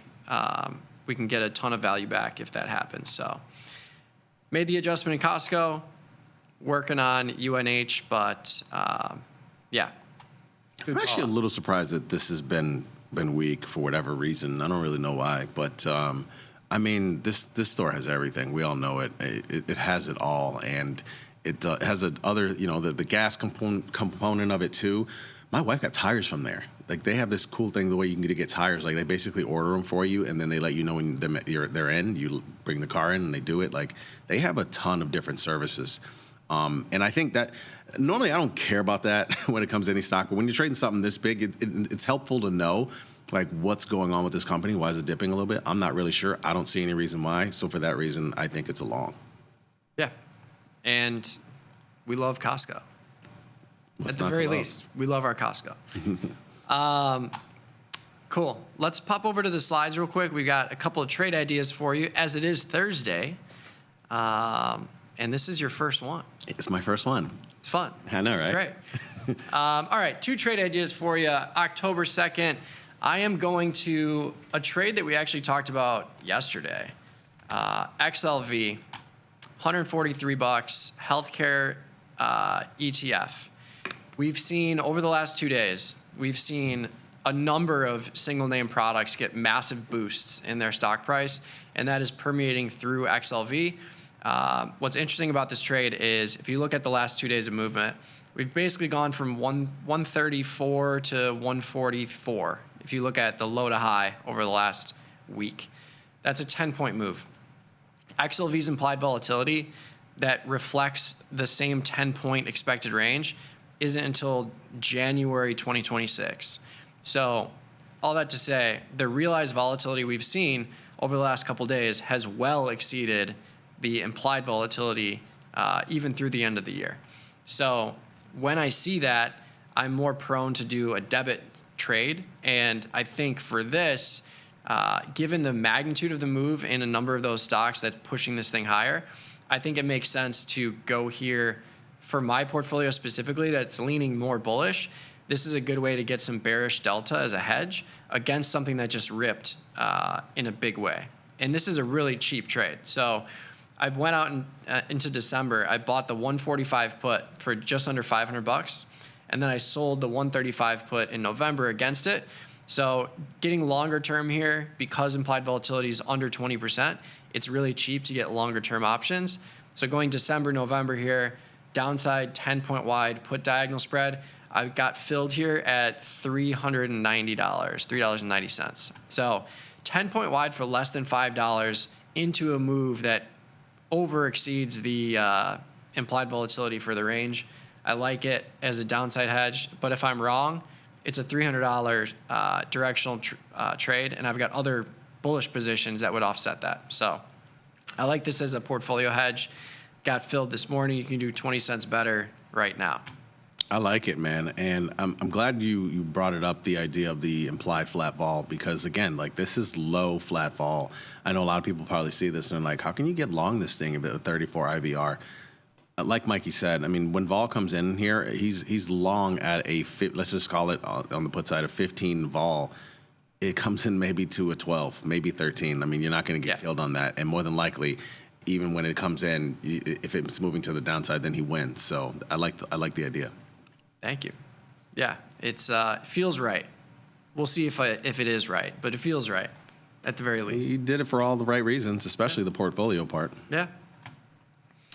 So yeah, that's that. You can access that on the Taste Trade follow page. Posted it a little bit earlier. But yeah, what you got for us, Jamal? This is one actually I did yesterday. It's a stock that's been on its butt for a little bit, right, in Lulu. And this one was, I mean, it's pretty straightforward. But, we decided to get short of put. A little bit aggressive on the 170, the 170 strike. But 33 delta. And, I think we got to flip the slide. Oh, yeah. There you go. 33 delta here, a little bit on the aggressive side, the 170 strike. But again, this is one where if not that I want to take delivery, but if that were to happen, I would, that would be. It's not exactly the lows of the year, but it's not that far off. It's it's one that I would be able to stomach. But Lulu has been kind of. It's been ugly more recently, right? And again, it seems to be finding a bottom in this level, in this area right here, around the 170. I actually did this around 177 yesterday or so, but it seems to be finding a bottom. And 24 IVR, again, you talk about the flat vol. This is in the 40s, so I like that portion. I like that part of it too. It could eventually come in maybe to a little bit below that. But no earnings, which is the other reason why I like it. It's hard to find many names right now that have an implied vol rank above 25 or so without earnings. So that's the other thing I like about it. And so we'll see. It is long delta. I do have a decent amount of long delta. I need to be looking a little bit more for some short delta plays. But for that reason, I don't mind being short this put. I like it. And regardless of the delta of this position, it's such a short-term contract with 15 days that even if you get a downside move towards 170, as long as it's a slow trickle down. Oh, you know what? I messed that up. See, I'm already messing up. It's Nove, actually. You're November? Okay. Yeah. Nove. I wish I could get the 170 put for 650. It's Nove. Yeah. There you go. But yeah, if you go to Nove, same story. It's a neutral to bullish trade. You still have 10 points of wiggle room to the downside. Let me see here. I'm gonna do the same trade. I'm just gonna define the risk. I'll do a 10-point wide put spread. So I'll throw on the 170, 160. I'm gonna route it for $3. See if we can get a fill there. But yeah, I mean the stock is at. Let me fix my mistake. Multi-year lows. Multi-year lows. Whoops. Mm-hmm. I mean, multi-year lows. We haven't seen this since COVID, which is kind of crazy. Yeah, right? Kind of crazy. But yeah, I'm going to get in there, define the risk, collecting $300, risking $7, just inside the expected move here. But yeah, I like the idea. I mean, there's competition, right? There's ALO, there's all these others. But maybe it shouldn't have been worth $400. I mean, honestly, Lulu. But it was, again, it goes back to a time where we were, this is definitely one of the stocks that benefited from people staying at home. Yeah, I like it. So there you have it. 2 trade ideas on this fine Thursday afternoon, almost afternoon. All right, popping over to the YouTube chat now. If you want to join us there, head over to Tastylive. We've got some trade ideas here. All right, SoFi. I like cash secured puts on this pullback. Yeah, SoFi has had a massive run up. They've been doing really well. I think for a small price product that has nice implied volatility, SoFi kind of checks all those boxes here. $30 stock, $25 stock, 75% implied volatility in November. You do have earnings coming up October 28th before the market opens, but if you're taking risk on one side with a cash secured put, it doesn't really matter that you have earnings. You're getting more premium. You're getting paid on a directional move if you're right. The only concern is if you have like a strangle on in an earnings cycle, that's when you are holding a lot of risk for less reward. But directional trades like a put, I like it. And the 24s for October is before the earnings report. For me, it's a little cheap. 50 cents is at the very bottom of my like premium collection range. I would collect 50 cents for a roll. I would rather get more for a new trade. So I'm actually going to be a little more aggressive. I'm going to go further out in time. I'm just going to sell the 25 strike in November for $2, $2.20. Let's see if we can get it. Oh, these are cheap to do. Wow. Yeah, you can collect $200 and you're putting up $300 in buying power. So I like the potential return on capital. I like that. And yeah, I'm going to leave it at 220. If we get a 5-cent sell off, it'll probably fill.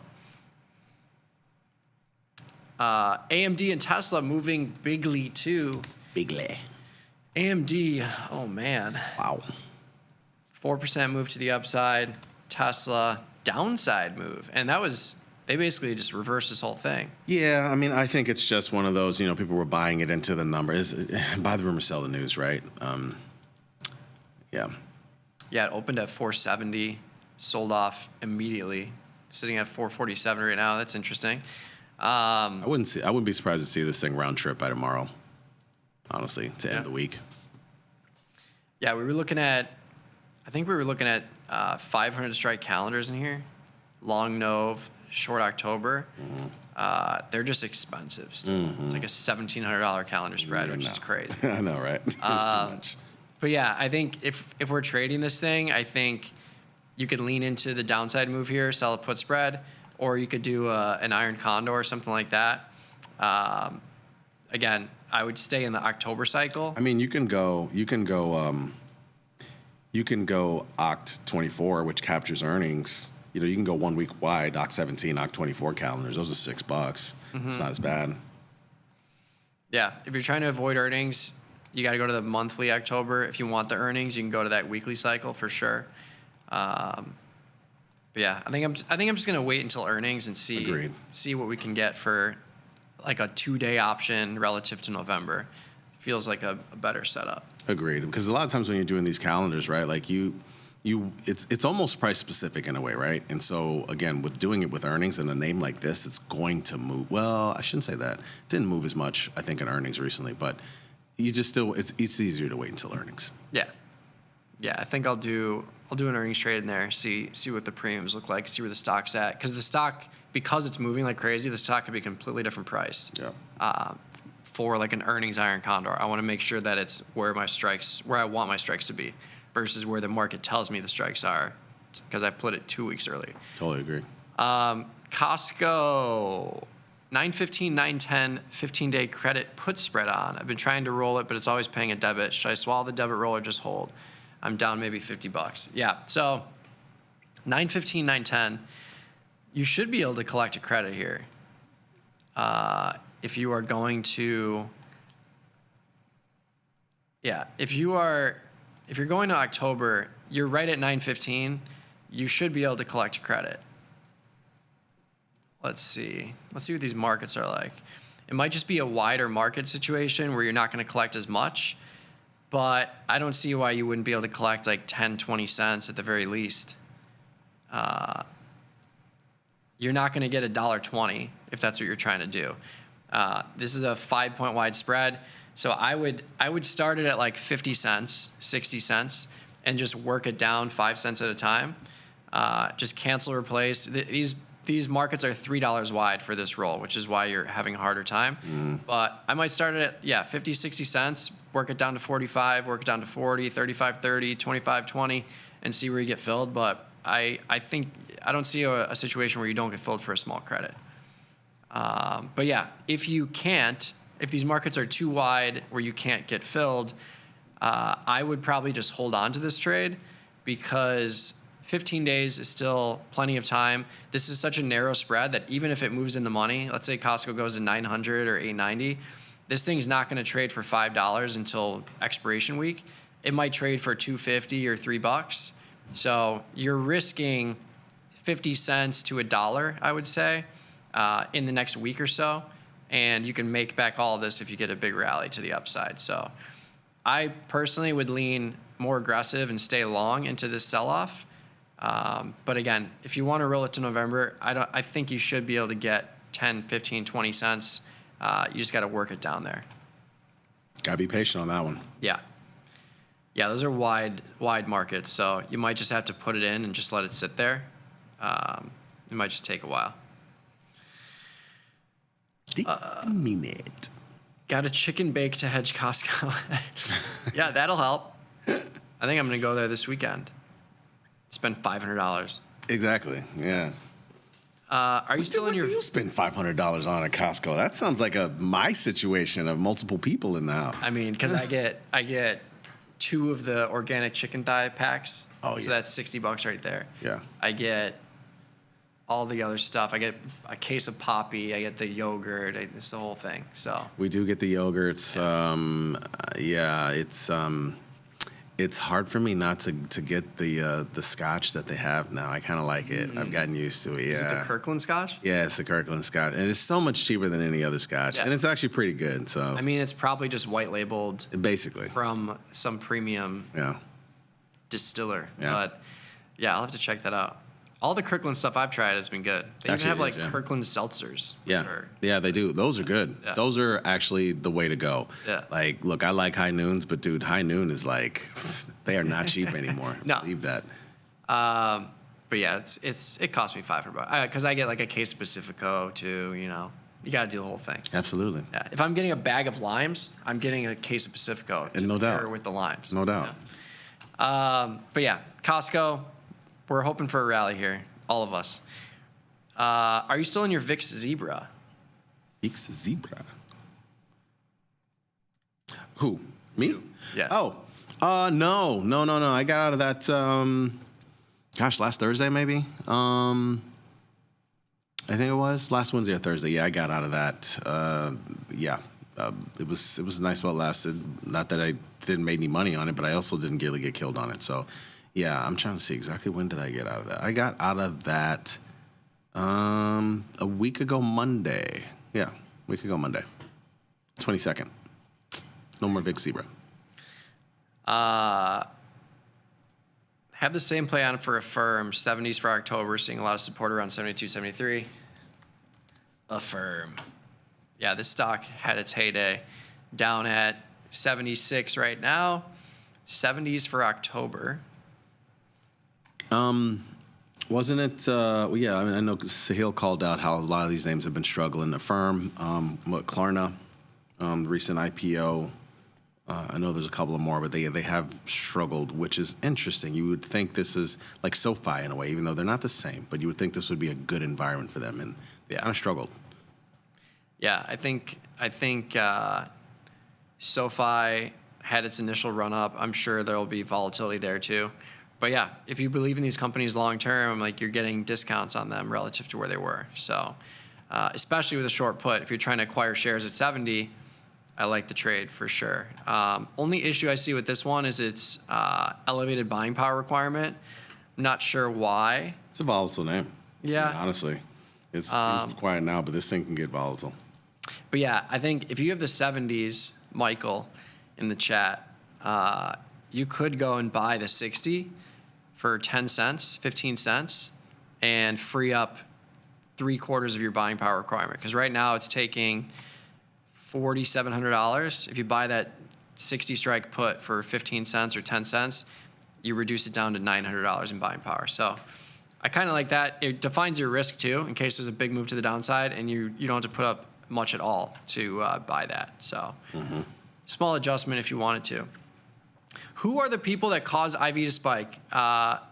Well, the president has been known to do that. Can they do something any day now? Yeah, I mean, it's just a wild time, and there's so much interesting data that we've looked at when it comes to government shutdowns. So we saw, on average, historically, the equity markets tend to grind higher during government shutdowns. Not great for the U.S. dollar, and it's kind of just a crazy time because everyone's looking for these numbers to potentially move the markets, but now they're not going to report the numbers. Yeah, it's true. I mean, this environment has largely been sort of determined by what's going on with interest rates, which is because due to what's going on with the jobs report, and we're not. I mean, as far as I know, we're not going to get that tomorrow, and so yeah, it's kind of a weird environment.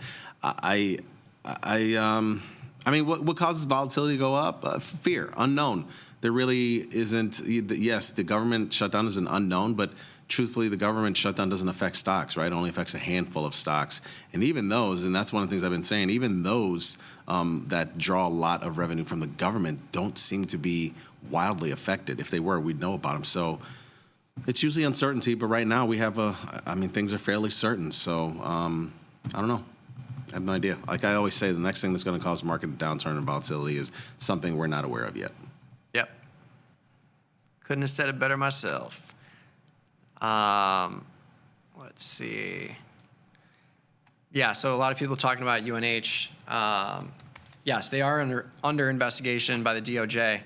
But again, like when you have someone like Warren Buffett coming out investing heavily in this thing, Michael Burry bought calls in this thing. I think the question is, how long will this last, and what will be the result of, if anything? I think from a asymmetric point of view, if they find something and they penalize them and whatever it is, I think you do see downside movement in UNH. But over time, I find it hard to see this thing like really fall out of bed. The low we saw was 230, 240. But on the flip side, if they do this investigation and the investigation ends and they say, all right, everything's fine, I think you see a rapid move back to 600 or around there. Maybe it doesn't go right back there in the next year or two, but I think you see way more upside on a non-result versus the downside move with a stock that's already down 50% from the highs earlier this year. So that's kind of why we're playing it. Defined risk to the upside, but defined risk so that if we are wrong, our risk is only a couple $100, $1,000, whatever. My risk is down to, if I get filled here, my risk will be down to like $200, $300 on this 10-point wide diagonal spread. So this network was founded on the idea that nobody knows anything, right? Yeah. And so, yes, there is an investigation. It's part of the reason that the stock has been weighed down. At the same time, Nick and I were just talking about this on last call yesterday, the amount of different names that have moved due to stock overhang, and then eventually that overhang being released has been crazy. I mean, you talk about, Apple more recently and whether or not they were going to bring back manufacturing, and yet then they go out and say that we're investing XYZ amount of money into the U.S. government. Boom, stock takes off. Google had a huge overhang with the antitrust situation. That comes out. Boom, that takes off, along with Apple taking off because they're connected to the store. So we've seen a lot of that more recently. And so, yeah, I mean, me and Mikey's bet essentially on UNH is that whatever it is will prevail and the stock will go higher. And if not, we'll just adjust. Life goes on. Yeah. The biggest thing is, like Mikey said, being aware of the type of risk that you have on the table if something doesn't go right. Yep, exactly. And another nice thing about this in particular, we've seen AbbVie, Merck, Eli Lilly, all these other healthcare adjacent products just moon over the last couple of days. So, it's definitely, there's definitely still a risk, but I would bet, which I am, that we will see more upside movement than downside movement over time. Yeah. Somebody asked about you know what? They do have Costco beer, by the way. It's that I don't even remember the name of it. Some kind of Kirkland Lager. Yeah. You had that? Not yet. No? I gotta try it. Oh yeah, it's pretty decent. I first got it like maybe a couple months ago. I haven't seen it recently though, but yeah, it's there. It's kind of like this. It's like a kind of almost like yellow can with a red label. It almost looks like an MGD in a way, but like the red label is bigger. Interesting. Yeah. Yeah, I'll have to check that out. I was just filled on Lulu. So I did the the 170, 160 put spread in November, collected $3 exactly. So just looking for a neutral to upside move over the next couple of weeks here.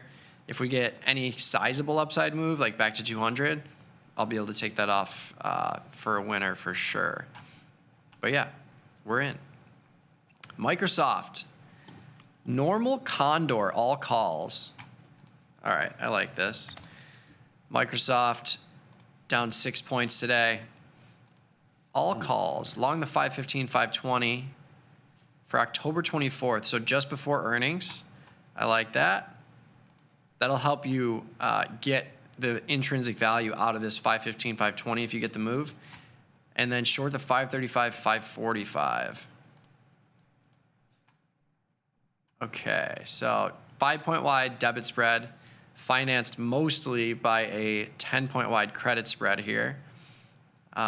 Initiated the trade 3 weeks ago, and Microsoft was around 500. Why is my P&L only $30? It's both here. So the question is volatility, or is it because the wings are not wide? So it's both. It's the fact that your 5-point wide spread needs to be fully in the money and near expiration. Your credit spread is still doing fine in terms of holding premium to reduce the cost of the total package. But yeah, you need this thing to be above 520, and you need like 2 more weeks to come out of this.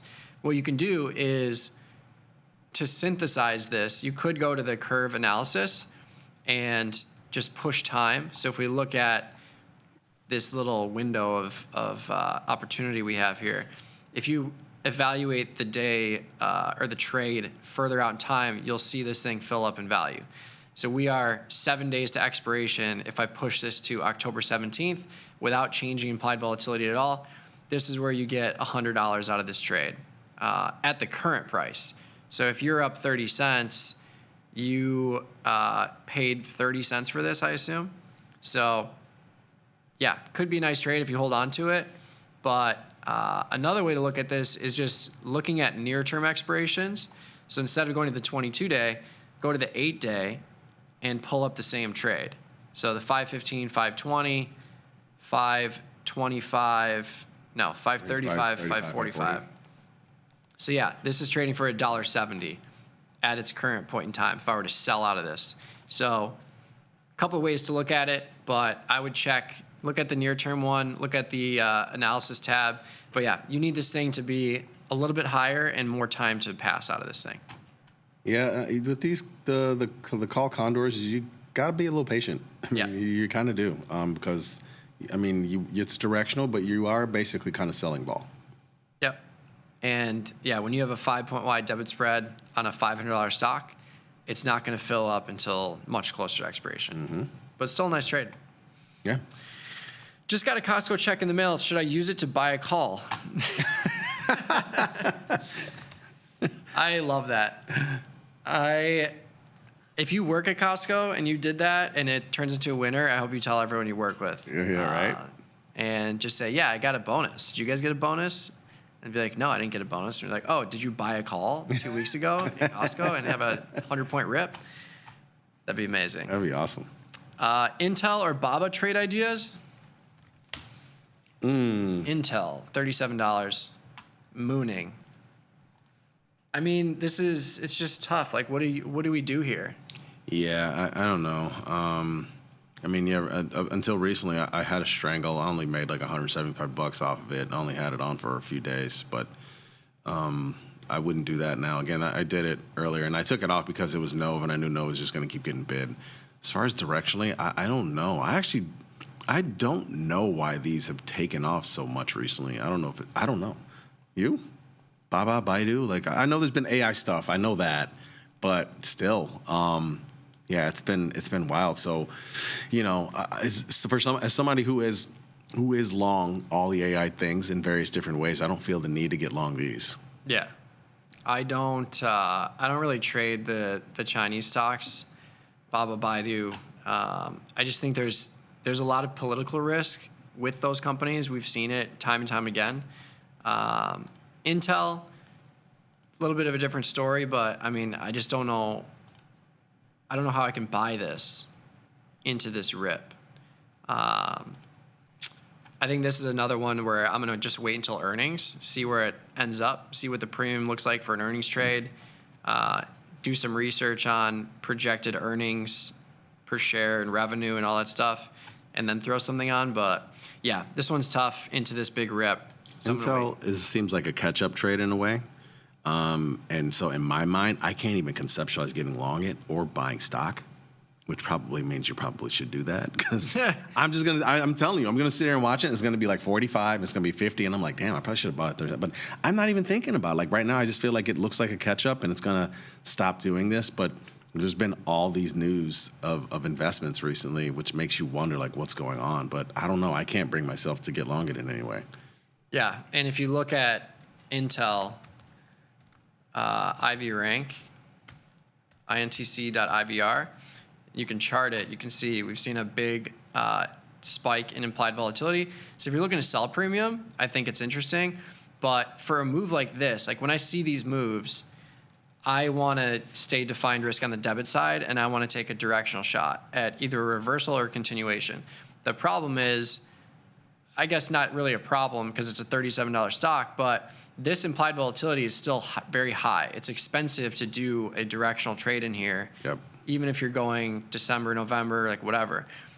I see a question at XLV. XLV is a different story. We got the same magnitude of a move here in a product that has 17% implied volatility. So it is significantly cheaper relative to the price of the product to have a debit directional trade on in something like XLV versus Intel, which is why I'm going to XLV versus something like Intel for a debit trade. Question on XLV, what historical volatility are you looking at? I'm seeing 30-day historical volatility at 16 and IV at 17. While that may be the case, yes, if you look at the recent chop, that's where you're basically getting, when you look at historical volatility, you're getting the whole picture of what has happened over the last 30 days or whatever period you're looking at. I'm just looking at the last 2 days. The last 2 days have well exceeded implied volatility. You've had a 10-point move. We're projecting a 1-point move over the next 1 day and a 2-point move over the next week. In 2 days, you've gotten 5 times that amount. So I don't need to look at historical volatility to know that this move in XLV has exceeded implied volatility. And there's not, even though IV ranks at 35, to Jamal's point earlier, like what is a 35 IV rank for an IV of 17%? It doesn't really matter to me. Like if an IV rank of 100 is 19%, it means nothing to me. Like the 2% contraction doesn't warrant selling premium in here, in my opinion. But if you look at something like Intel and you see an IV rank of 58 and an implied volatility of 70%, what is a lower IV rank? Is that a 30% IV? Is it a 40% IV? Now we're talking about a 20, 30% contraction potentially in something like Intel versus XLV, where I would imagine an IV rank of 0 is probably like an IV of 12% or 13%. The range of implied volatility is way more narrow in XLV versus Intel. Yeah, agree. Lulu's never coming back. My wife said it's out and Fabletics is in. I'm long Carhartt. Yeah, Carhartt's solid.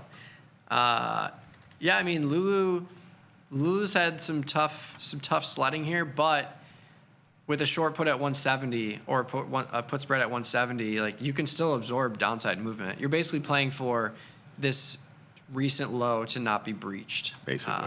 Yeah, and especially if you do with a naked put, you're collecting $700, $600 at the 170 strike, so your break even is down closer to 160. So it's more of it is a bullish trade, but it's more of we don't think it's going to go below this level type of trade. It's I'm not asking you to marry me. I'm just asking you not to marry him type of trade. Yeah. David got whipsawed on MU, sold a put, made it a strangle on a down move, ripped higher yesterday, decided to cut my losses. Since I'm long-term on this stock, do you recommend not cutting losses?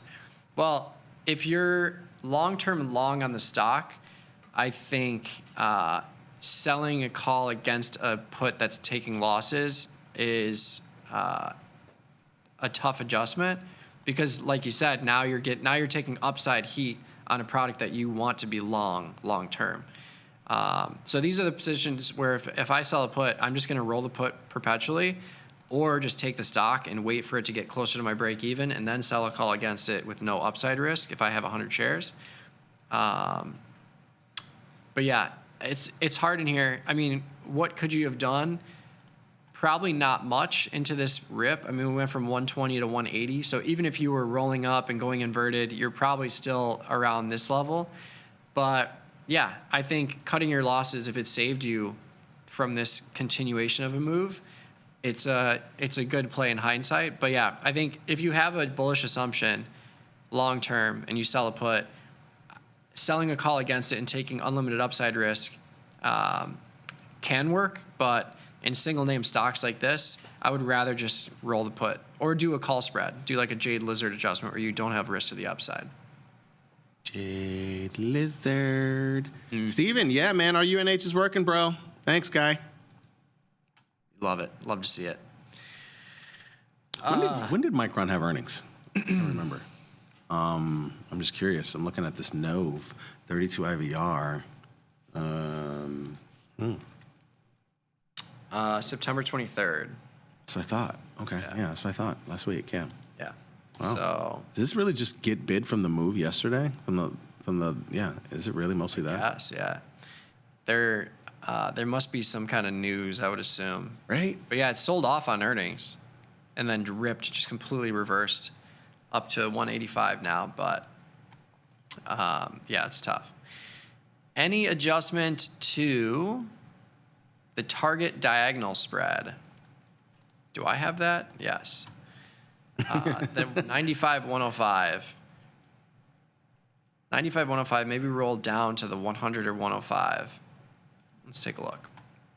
So I've got long November in the earnings cycle, priced in, as you can see with the boost in IV when you go to November. Ideally, they bring us a weekly cycle that I can roll into and have like a short-term situation here. But if we buy this back for a couple pennies, can we roll to like the 29-day? It's tough. What strike do you have? I have the 95. Actually, I guess I could do it. So I've got 640 in premium. I've got the 95 call. So I could roll this down to the 100, create a 5-point wide diagonal spread, collect 60 cents, getting a little boost in premium today. Yeah, let's do that. We can do that. So going to the October 31st end of the month cycle, let's see if we can pick up 60 cents for this roll. Reduce basis to 580, and we'd have a 5-point wide diagonal spread. So if we get a rally up to 95 or even 100, it'll be a winning trade, even though I have a debit that exceeds my intrinsic value of 5 points after the roll. I'm barely paying over it, so not too concerned there. Let's see if we can get a fill here. All right, there you go. 59 cents rolled to the 100 strike, 29 days out. New cost basis is 581. Looking for a continuation up closer to 95. But yeah, good call out there. Couple minutes left. Any last thoughts here? Any interest in Reddit? I was just looking at that, so I saw that one. I was waiting on you to get to it. I mean, I think the Jade Lizard is an interesting idea. I'm not gonna lie though. I was looking at this thing yesterday, and I'm like, man, this stock was $88 like a few months ago. I guess I kind of lost track. Yeah. That makes me a little nervous. I'll be honest with you in this, and I don't get nervous too often from moves, but I don't know, man. I mean, the vol is there. This is a great play. It's very liquid, so that part is good. The Jade Lizard is super interesting in here, and maybe I could be persuaded maybe to put one on, but we got to watch this one real close. Yeah, these are still expensive calendar spreads if you're going to November, but you're going to the earnings cycle. I know, and that's the other thing I don't like. Yeah.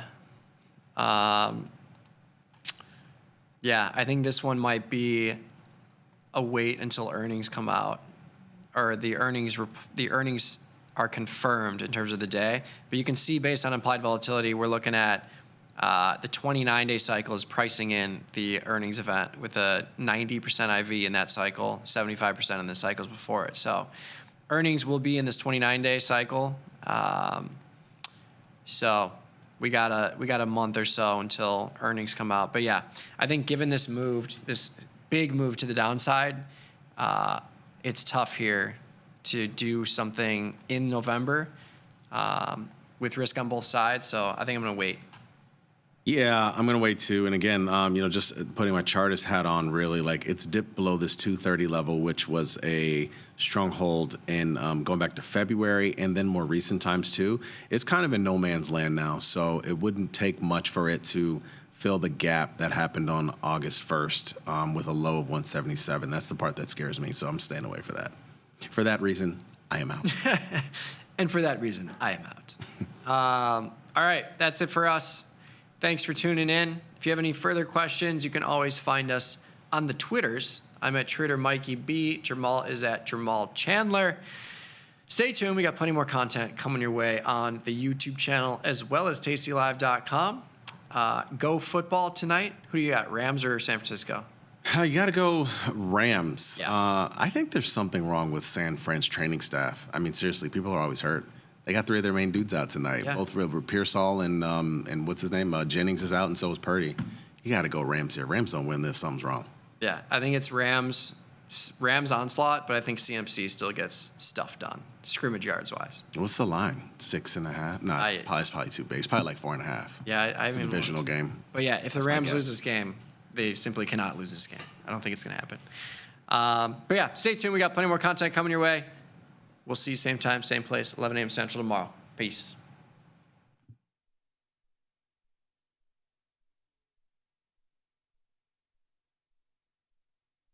If you've ever been curious about where to start with crypto, join me, Ryan Grace, for the Tasty Crypto Show. Alongside co-hosts and industry guests, we'll break down what's going on in the market and show you how to take advantage of crypto. No hype, no shills, just crypto know-how. Watch us live, join the chat, and fill your bag each week on the Tasty Crypto Show.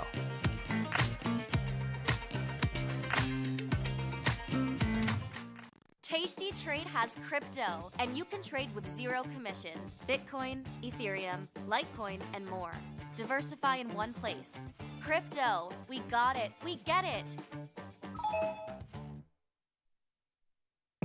Ready to take your trading skills to the next level?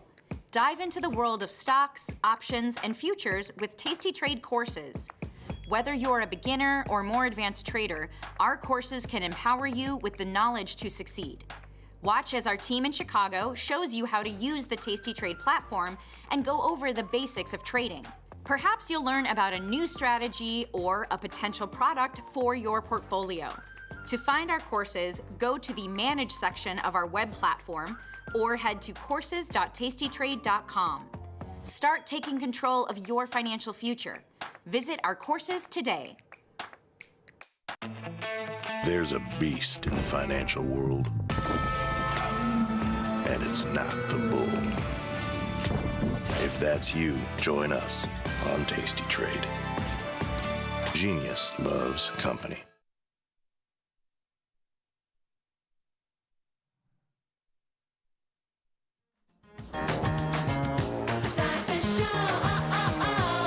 Start the show.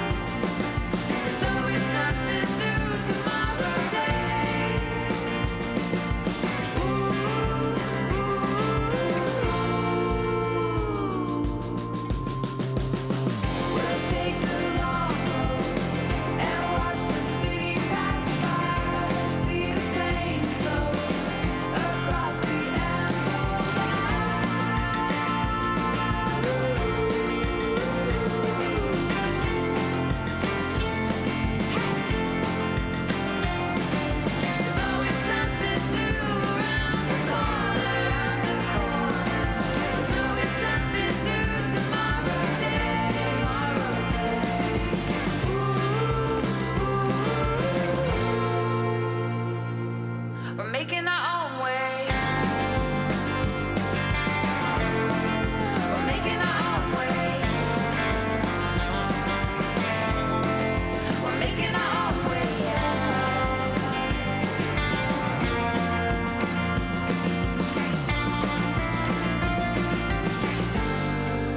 watch the world fly by. Watch the world fly by.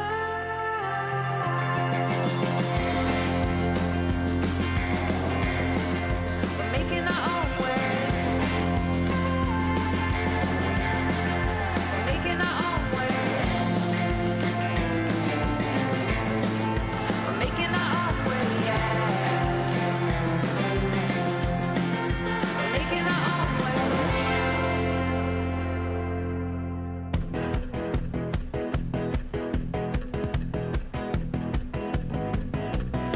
sun is up, it's a perfect day. Hitch a ride on an ocean wave. Take my hand now, show you the way. Woo! Saw you talking to somebody, telling them it'll be okay. Got the sand and we're running away. 'Cause you know we're getting lazy now. We gotta show you how. We'll do it even if it's not allowed.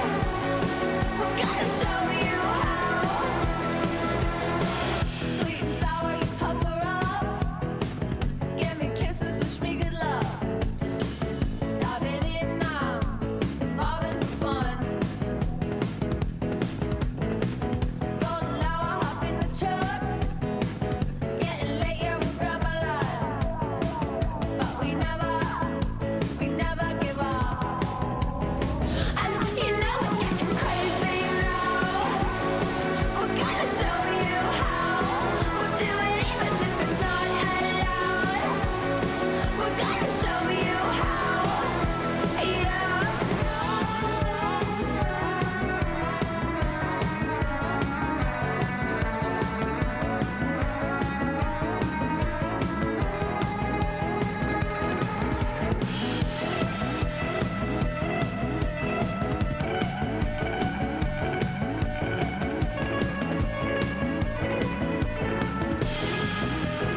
Cause you know we're getting lazy now.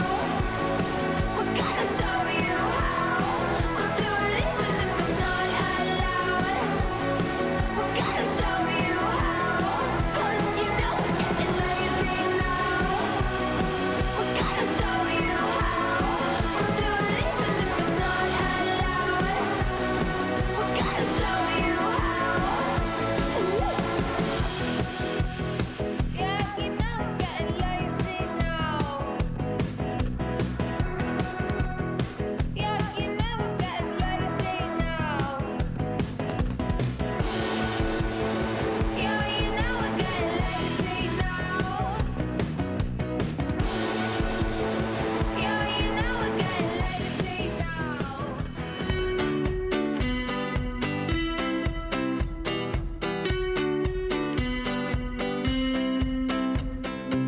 We get caught up, we lose the time.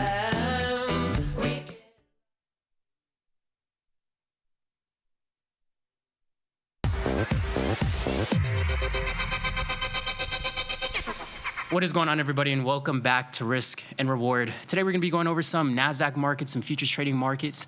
Hope our boy Gus is doing well over in the UK, so safe travels to our boy over there. But we're just going to run some futures for the day, and hopefully we have some great topics to talk about when Gus rolls back around. So I will be the messenger for today, but we got some market shutdown news to go over. How has that affected the market? We sold off pretty aggressively, been chopping around since then, but I hope everybody's doing well.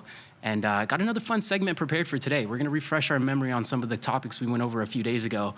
But taking trades that make sense, that's really the details that we wanna get in for today. But hope everybody's doing well. What's going on, Jared? What's going on, Bob? What's going on, guys?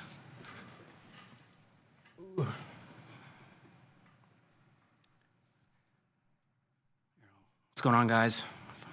Yeah, he's gonna be out traveling for today, so nobody's short any of the airline stocks, and we should be good to go. some of the fun. What's going on, RC? Whit, Texas, Bob, Jared, Wolf. How's everybody's trading day going? We'll pull up the slides here in a moment. But I got another quote of the day for us to get into. We got another quote of the day. We did catch a trade earlier this morning. Big Deal was around for that. So we're gonna recap what else we've done today. It's been a pretty boring day. Once we get that barcode type price action, that's when we take our foot off the gas a little bit there. Gus, with that government shutdown on TSA, exactly. No, nothing crazy going on. Nothing crazy going on. But I hope he goes out there and checks out some of the soccer games. I don't know if anybody watches Premier League soccer, but Premier League soccer is right up my alley. So if anybody's ever trying to go to one of the home derby games, maybe Liverpool versus Everton or Manchester City versus Manchester United, any derby game, I'm all game. I'll pull up. Let me know. If you provide the tickets, I'm there. No, I'm just kidding. Flying slow today, yeah, we're gonna run it solo. We're just gonna refresh on some of the futures. I think this is gonna be a fun segment for the day too. You know, we've been touching on the bulk of futures, getting into futures, why we trade futures, why they're even attractive.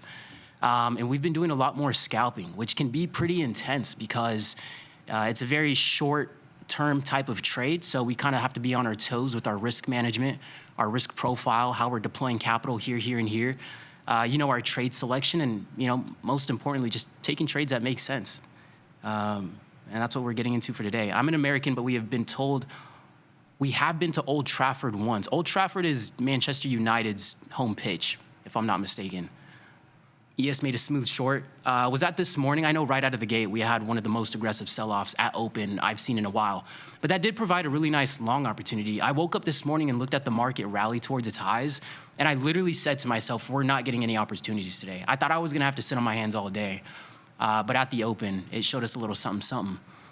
Rams or 49ers, we're gonna have to go with neither. We're gonna have to go with Broncos. But no, we can go ahead and jump into the first slide here. John, I appreciate that. Tom Gonson, no more shorting ever. I mean, all-time highs, maybe he's covering his position why we're at all-time highs right now. We're getting some pretty big squeezes.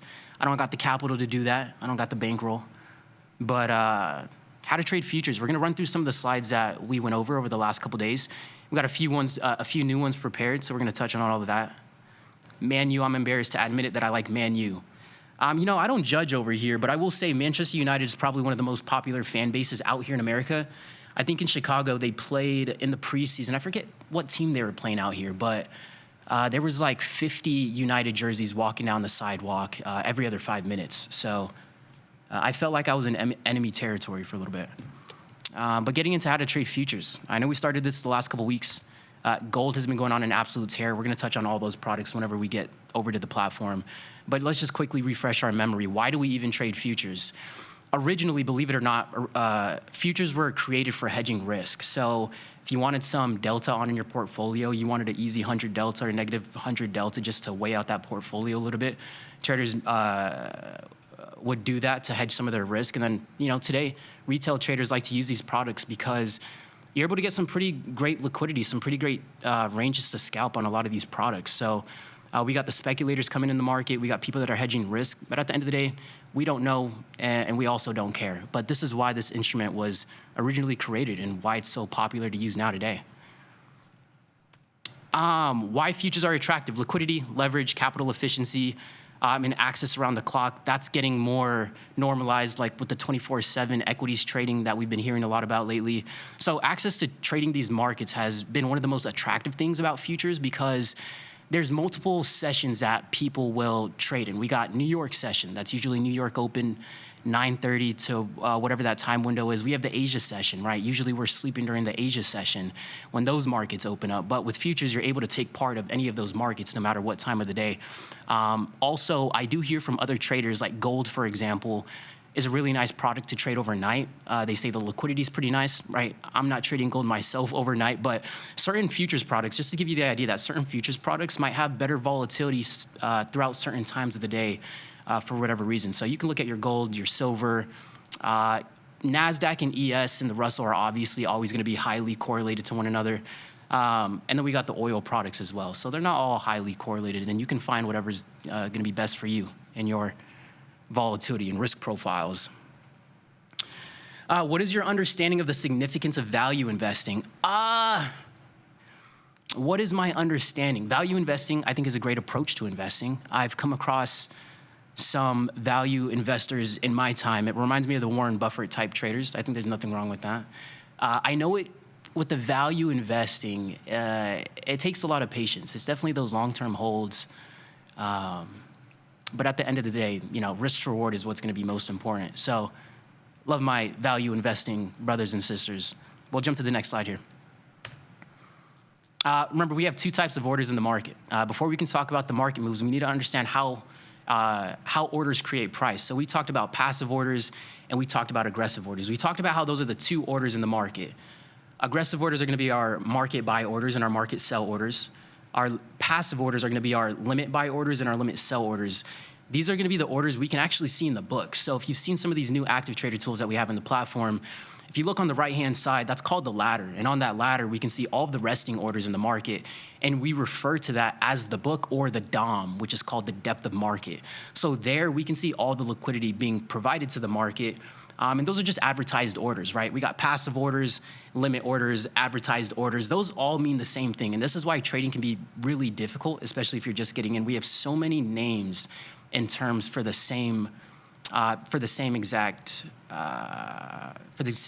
tools and concepts. Now, because limit orders are being provided to the market, right, we can't see any of the aggressive orders being executed on the DOM or that ladder. And one common thing that usually comes up whenever anything about order flow is being talked about is, what about the spoofing? And, what is spoofing? Spoofing is going to be whenever we have a large amount of orders and at a specific price. So whenever we look into the book, we can see over here at around 655, 623 right here, you can see the bulk of orders, the bulk of the resting orders at those price levels. Sometimes people want to understand that as some type of support or resistance or whatever the case might be, that there's a large amount of advertised orders sitting at this price level. So spoofing is whenever that large market participant pulls those orders from that specific price level to try and kind of fake out other traders in the market and just kind of mess up their psychology, right? Because if you see lots of orders being advertised at a specific price point, you might adjust your trading process or the overall market context because of what you're seeing in the book, right? And that's called spoofing. It's illegal to do, right? Most of us probably don't have enough capital to really spoof the ladder to a significant extent, but that's what spoofing is. There are ways to be able to identify when the orders are actually being transacted and spoofing isn't present, so you don't have to worry about that. But that's exactly what spoofing is. And it can happen here and there, but you're going to usually hear that term thrown around whenever we're looking at something like a DOM. How do you even know what is of value? I know there's many different metrics people use to figure out what is fair value. And I know we talk a lot about fair value in this case, but when it comes down to value investing, I think people kind of have their own metrics and terms, and they kind of skew them into their own favor depending on, what they deem as value. And that's kind of what's great about the market is everybody has a different opinion. Whatever the market price is right now, you might value the market price here, others might value the market price over here. And then we can also see the concentrated levels where the market values price. He said the name, stay mechanical, 100%. Kodak. How do I open the DOM on Tasty? So whenever you go to your trade tab, you're gonna go to your trade tab and that little drop-down menu that you can click. And you can click curve mode, you can click table mode where it shows you the options chain. You can click active trader. There's gonna be a few different ones that you can click. There's a crypto tab as well, I believe. If you hit that drop-down menu and you hit active trader 2, then I believe you can go inside there and play around with the ladder and the DOM, and it'll just populate up on your screen. Is there research on stop limit fishing, like swinging the price very fast and light to trigger all the stops limits sitting nearby? That's a really good question, Trev. No, we haven't done any research on that. I do think, just thinking about it right off of the bat, in my opinion, I think that would be pretty difficult to research, and we'll talk about some of the details why I think that, and I'm curious about what your opinion will be whenever we head into these charts and we start talking about the levels in the market where most of these limit orders are sitting, because we can actually use the volume profile to have a pretty good understanding on where most of those limit orders are sitting in the market, right? Because I'm sure none of you guys are new to some of the other tools that are, out there in the industry. But there are other tools where you can visually see exactly where a lot of these large orders are sitting in the market, right? And when you see that and you start to pair that with something like a volume profile, and you start to compare, right, screen by screen, you just start to see where most of the limit orders are sitting in the market. And relative to this volume profile, you start to see most of the limit orders are always sitting at around our main level of value that we derive from a volume profile. And it actually makes perfect sense, right? Because if banks and institutions, big money, are typically the ones that can influence the direction of the market. And we understand that they're the ones that are going to be using limit orders, passive orders predominantly, right? Because they're not going to be using much market orders because they get a lot of slippage, fees add up, and then also they're not going to get the price point that they really want. So because they have to use limit orders, because they're using so much capital, number one, they piece their orders in the market because they can't fill their entire order all at once at one specific price because there's just not enough available liquidity. But that lets us know that these banks and institutions that use limit orders, they need a ton of liquidity to fill their orders. So we can use something like a volume profile to find the levels in the market where they're going to get the best chance to be able to fill those orders. So it doesn't mean we're going to know the market is going to break out or reverse from here with exact accuracy every single time. But I think it's a good question to ask, okay, if banks and institutions are the ones that can influence the direction of this price, it might be a good idea for me to think about, okay, where they're going to be most likely or have the ability to get in and out of the market with ease, right? So then I think using a volume profile shows us where most of the active trading occurred in the market, so we can have a good understanding on where those levels might exactly be. And towards the end of these slides, we're actually going to be getting into the volume profile. So we're going to get back into the volume profile, break that down in a little bit more detailed format. We went into the charts and we did that, but we're going to have more of a structured way of going over some of that information. And I think this will make a little bit more sense too. What's going on, Ryan? What's your go-to scalp trade? We took a scalp today. You're going to recognize week in, week out, day in, day out, there's a level of consistency in terms of what I'm looking for and in terms of what I'm trading. And the thought process behind those. So if you're available and you're around, come join us every day at 12 Central. And you'll start to see this information be pieced together and make more sense on a day-to-day basis. Such a cool name. His mom is a genius. We talking about Ryan's name or Dan's? Dan is a pretty fire name. Why does Tasty's volume profile not have multiple colors? So whenever you go into the settings, you can play around with whatever color it is and adjust what you might want to adjust. But let's move forward a little bit. MNQ, yes, here we're gonna get into some NASDAQ trading here in a little bit. We're just touching up on our futures trading education before we do that. So we spoke about auction market theory and how this is important because this helps us understand how and why the market moves. And the fact that there are two states of the market, and our job as a short-term trader or as a scalper is to determine, is the market trading in balance right now or is the market trading out of balance right now? Because that's what's really going to determine what type of market behavior we can look out for, right? Because over here, if we're in a balanced market, we can understand that we're probably going to get more of a range-bound market. And I mean, that makes sense because that's our level of value. And we know, based off of a distribution curve, we know how bell curves work. We know that that middle top of the bell curve, the one standard deviation, that's where most of the data is being compiled, right? About 68-point-something%, it's about 70% of the data inside that one standard deviation move, which is known as our level of value or our level of balance. What is value? Fair value. Fair value is going to be the price range where buyers and sellers, where buyers and sellers agree on price. So if this is a level where buyers and sellers agree on price, it only makes sense that we're more likely to have a range-bound market, right? So it only makes sense that it's gonna be more often than not, we're gonna get fake outs at the extremes of value because we know 70% of the trading activity is gonna occur within the one standard deviation move of that distribution of volume. Not only that, if we apply a little bit more logic to that, that makes even more sense because we know that's the only area, if big players want to get in the market right now, we know that's the best area for them to be able to get in and out and adjust their positions or whatever it might be. That might be Dan with a with some massive lots, maybe 100 lots, 200 lots, 300 lots. We can see those large orders in the book. That's why retail investors can move the market with market orders. Institutions need a lot of time to get out a position. Retail just a click. 110%, Raul. What Raul is explaining right now is it is actually the market orders that move the direction of the market. I was careful with the verbiage that I used in terms of saying that banks and institutions are the ones that can move the market, and I swapped that word out with banks and institutions are the ones that can influence the direction of the market. So to Raul's point, he's not saying that, the limit orders are the ones that move the market. He's saying the market orders are the ones that move the market because those are the aggressive orders in the market. The market can't move unless there's an aggressive order reaching for the next best available price up or down.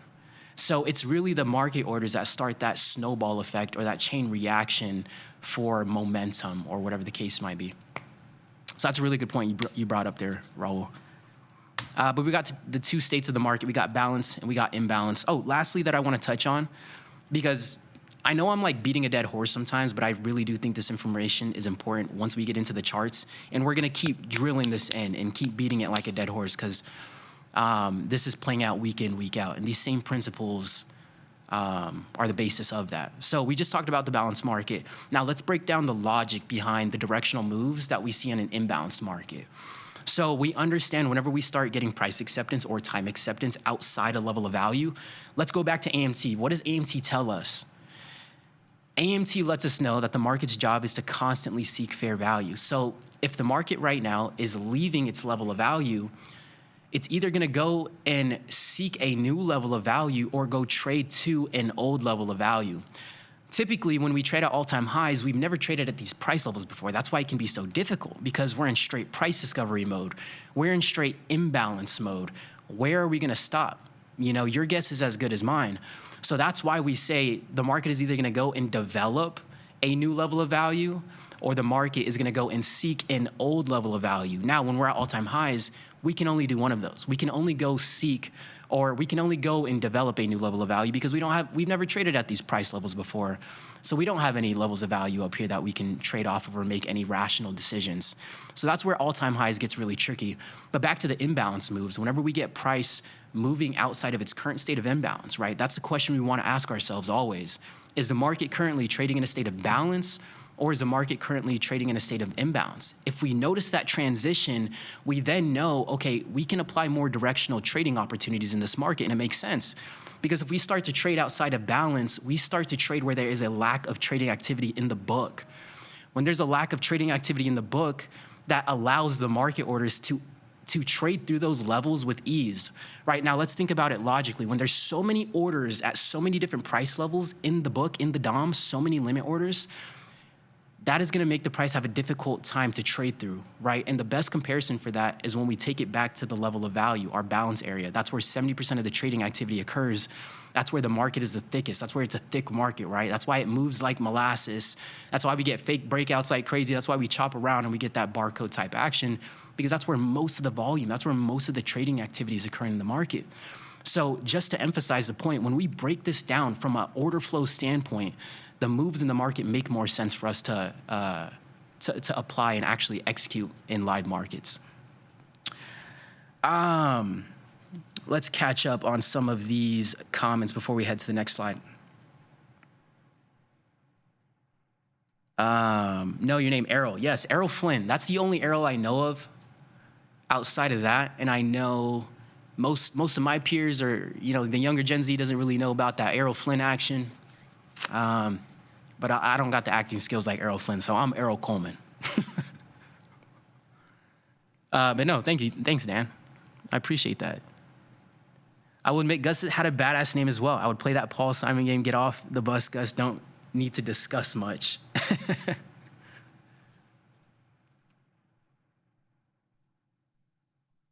Let's see, what do we got here? 6750 middle VWAP. Dan, I know you just mentioned the VWAP. If anybody doesn't know, the VWAP is the volume weighted average price.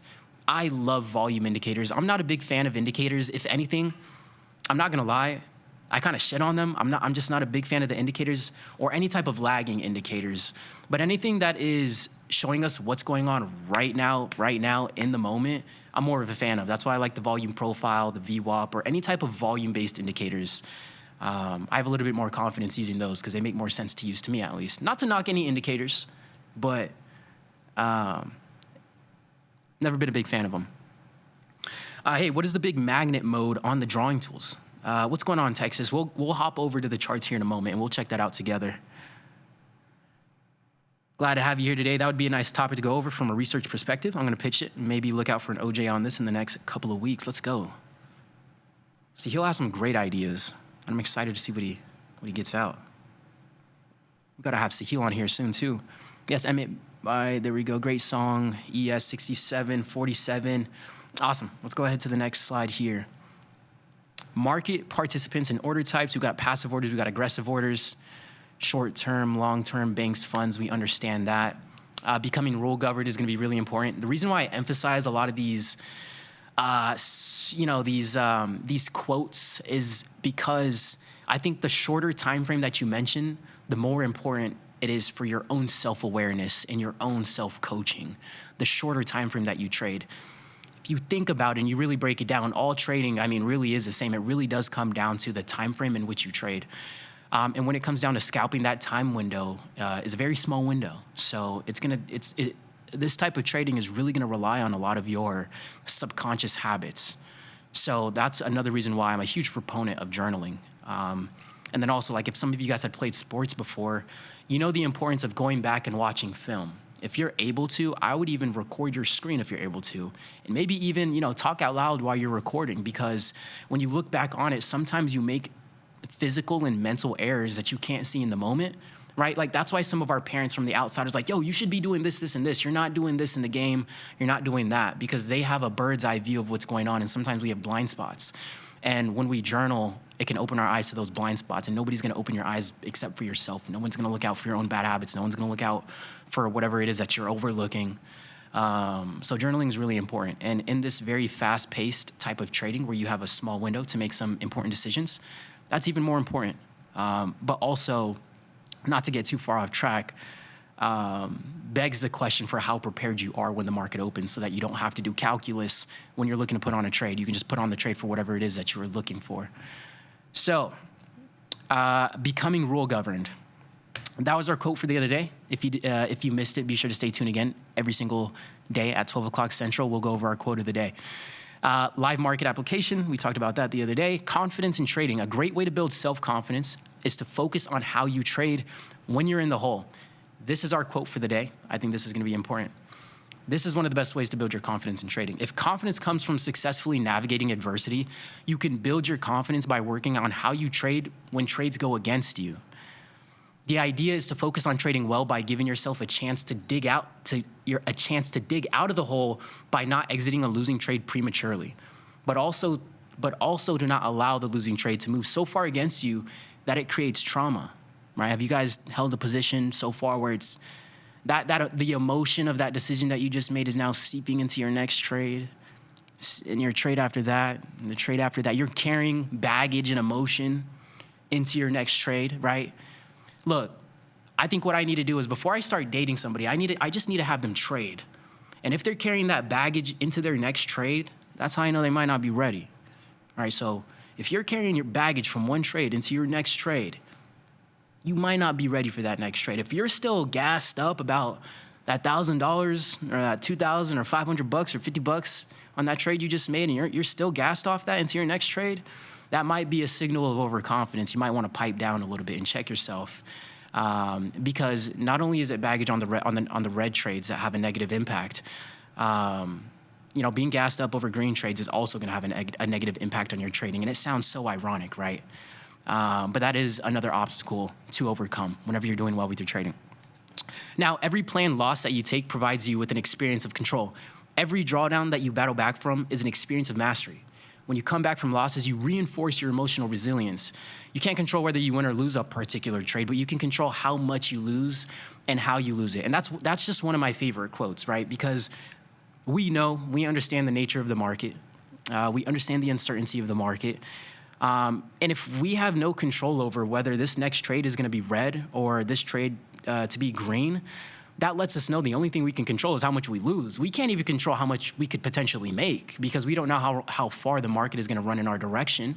Or if you're not trading directionally, you don't know how long the market is going to stay at specific price levels for you to capitalize on time. We don't know. The only level of control that we have in the market is controlling our losses. So it's so funny, we overlook those little things all the time, but it's the only thing we have control over. And that's why some of these quotes are my favorite. Where does confidence come in trading? It's not from your green trades. It's not from you racking up 5 green trades in a row. It's from you being able to manage the drawdown that you're in. That's going to give you the confidence to pull the trigger on the next trade and the next trade and the next trade. And whenever you're in an inevitable drawdown into your trading future, you're going to be able to have the confidence to know, yo, I've managed this before. I'm going to be able to manage this again. Now, when it comes down to having different rules for when you're in drawdown is a separate conversation that we'll get into another time. Now, let's catch back up on some of this before we get into the platform here. Wow, come to risk and reward for the younger trader's perspective in our future philosopher. Yeah, no revenge trading. Yo, I don't know who's, I've never revenge traded. I don't know who's revenge trading out here. Who's revenge trading, bro? Come on. Who struggles with that?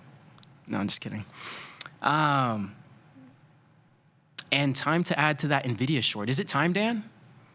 Is it time for NVIDIA? We can go ahead and, no, I'm sorry, we got a couple more slides here. Now time for the good stuff. Time for the good stuff. I've seen a threat of the head, tens of paper cut losses, and then 3 or 4 big wins that made up for it. 100% big deal. And then it's like when you recognize you're managing those trades, even if they're not going your way, one time, 2 times, 3 times in a row, 4 times in a row, and then you finally get your opportunity, you're like, wow. Like, my goal is to make sure I can stay level-headed when I go through inevitable losses. It's inevitable, you know? So, good stuff on you, big deal. Now, for our next slide, we've spoke about this before. We've touched on these topics, but risk to reward paired with win rate. Now, a lot of times on social media, you guys probably look at, yo, look at this 90% win strategy. Yo, look at this strategy that works 95% of the time. Or, yo, look at this strategy that has a 70% success rate, 75% success rate, and it looks attractive, right? But there's another metric that we need to pair with those win rates, and that's risk to reward. Now, whenever we pair our risk to reward with our win rate, that will give us a better idea on where we land at the end of a month, at the end of 2 months, at the end of a year, after we have enough samples or occurrences under our belt. Now, with the risk to reward, we're going to have the risk to reward on the left side. The win rate is going to be along the top. Now, what we're going to do here is we're going to go, okay, if we're risking 1 to make 1, and if I have a 20% win rate, will we be profitable? If you have a 1-to-1 risk to reward on average, and on average, you have a 20% win weight, I feel like Bugs Bunny up here, win rate, will you be profitable after a span of 20, 30, 40, 50, 100 trades? No. And this is a diagram that will give us a better idea of what exactly that looks like, right? Because you might think a 40% win rate does not sound very attractive, but caveat, we got to pair it with the risk to reward. What is the average risk to reward on these trades? Well, if you have an average 1 to 2, meaning you typically risk 1 unit of risk to potentially make 2 units of risk, and you do that about 40% of the time, meaning you lose 60% of your trades, you can still be profitable, right? Now, which is even crazier, if you have a 20% success rate, you can have a 20% success rate. And if you have an average of a 1 to 4 risk to reward, just on average, you will break even. You're telling me you can lose 80% of your trades, 8 out of 10. I can get punched in the face 8 times. And as long as I hit them 2 times, I'll be okay and I can win this game. You know, so I think this type of diagram really puts things into perspective, right? You can have a 1-to-1 risk to reward with a 50% win rate. Obviously, you're gonna be break even because it's 1-to-1 with the 50% risk to reward, right? 1 to 2, 60% risk to reward, you're gonna be in more profit than if you had a 40% win rate and a 1 to 2 risk to reward, right? Again, this is just great for putting things into perspective and kind of knowing where we're at and what metrics we really should be paying attention to.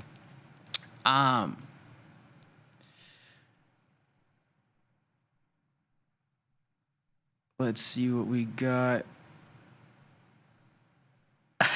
Sahil, shout out to the guy who made this graph for Arrow. Looks nice. No, so Sahil and I were talking the other day, and I had another graph, a concept that didn't look this good, I will admit. So he polished it up for me, made it look real nice. So thank you, brother. Appreciate you. These are one of the goats in the background that you guys just don't see on a daily basis. Guess I should have had said anything about the follow page, huh? What was that about the follow page?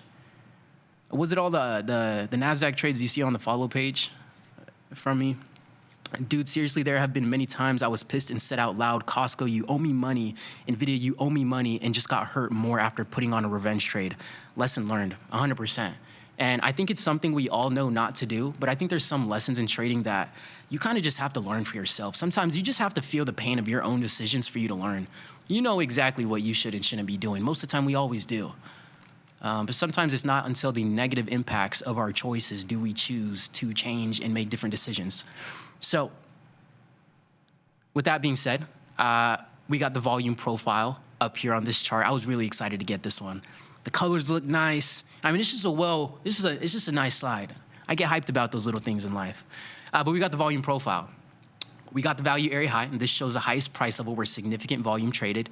It's the top of the level of fair value, right? So whenever we have our level of value, which is just the balanced area in the market, the extremes of that level is going to be our value area high. This lets us know whenever the market is transitioning from a balanced market to an imbalanced market. Now, in a practical way, typically I always get right after I say that, well, what about the fake outs? How do you know sometimes it's tricky when we're trading at the value area high? It looks like we're going to break out, or it looks like, we're going to switch from a balanced market to imbalanced market.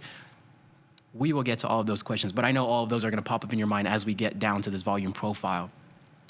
Now, the point of control is going to be the POC. You're usually going to see it referred to that on your computer, but that's going to be the point of control. And this is a single price level where it had the highest concentrated level of trading activity at that specific price level. So you can see in this image right here, all these single nodes, that's what they're called, single nodes. Now, if we take this entire group of nodes, the highest volume node out of the group is going to be known as the point of control. Very easy to understand, very easy to see. It sticks out like a sore thumb, no pun intended. Now, our next level is going to be our value area low. And this is going to show the highest, this shows the highest price level where significant volume traded. The lowest price level where there was significant volume traded. And that's just going to be the opposing side of our value area high, known as our value area low. It's going to mean the same exact thing as a value area high, same exact thing as a value area low. Does trading a value area high or a value area low have more of an edge? No, I wouldn't say so. They're just limitations on what our data set is, so we know exactly what levels we're talking about. But those are going to be the most important components when it comes down to a volume profile. And if I'm being completely honest, the best way to learn how to use volume profile is using it yourself. I came across volume profile maybe 5 years ago. I remember throwing it up on the charts, had no idea what I was doing. I didn't know how to use it, so I didn't see the value in it. Isn't it funny how sometimes when we don't know something or we don't know how to do or use a specific tool, it doesn't mean it's not valuable. It's just, it just means that we can't see the value in it. And that's exactly what the volume profile was for me. Once I started playing around with it a little bit more, it made a little bit more sense. And then once I attached the idea of auction market theory really to volume profile and the data behind that, then that's when light bulbs are going crazy. That's when the dots were all connecting. I'm like, yo, this makes logical sense, not just because I came across some information. But the best way to learn volume profile is going to be your own application. But we'll go ahead and jump into the charts here. We got about 15 minutes before we jump off, and we will break down some of the opportunities that we were looking at. Let me get back on some of these.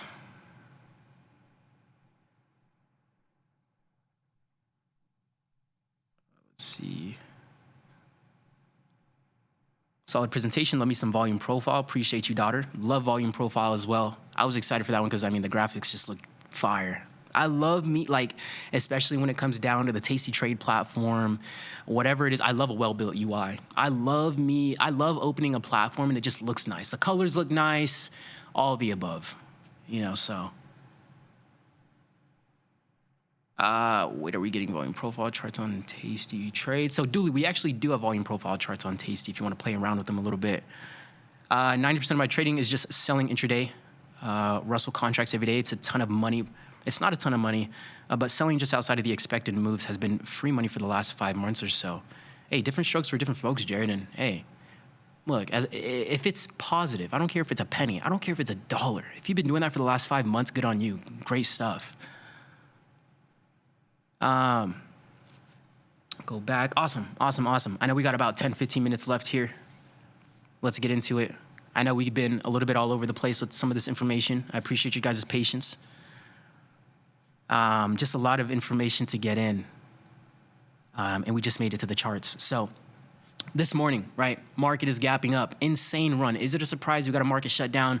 Of course the market rips to all-time highs. Only makes sense. If this market was making sense, I would be a little worried. We ripped to a higher level of all-time highs. I'm thinking, okay, we don't have any levels up here. We have no levels of value. We have no levels of established value. Maybe we do that sometime today, and then we will see the opportunities playing into tomorrow, into next week. But we woke up this morning thinking we weren't going to take any trades.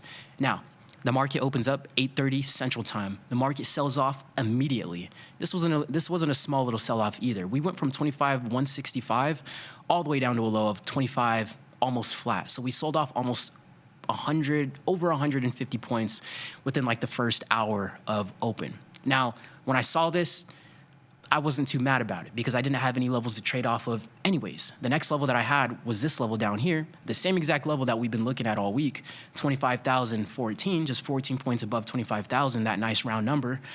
I wanted to see if we'd get any type of buying opportunities off of this level. So with that being said, I saw price start to stall at this level. I'm thinking, okay, we're pretty close. I don't want to jump the gun. Old arrow, I would have been loading in my long right here, right? I promise you. Old me, I'm taking this trade because old me is thinking this market is going to bounce without me. That's old me. Now I'll miss the trade. I don't care to miss a trade now, whatever, because I put myself in situations to where I don't like widening my risk because number one, I'm going to have to size down. So I'm not going to even, the trade's not going to be significant. And then number two, my risk is now wider on the trade. And then it's just going to be a trade you're frustrated with. So just thinking there, we're close to that level of interest that we're looking out for. We get a lot of buying coming off of these levels. So we look to get long. We added to our position whenever we made a new low, but we didn't hold that new low. That's where I added on the second position. And I think one of the main important parts here really is going to be where we got out. And I'll explain why I got out. That's always going to depend on why you got out, but I'll explain my rationale behind it. After we sold off, when we got the long position and we popped to these levels, I like to put profit targets behind structure. And then it was more of I couldn't find any profit targets other than the all-time high to target, which just wasn't very rational to me because the all-time high was so far away. So I went to go and target this high right here. And this is just the rationale behind the trade.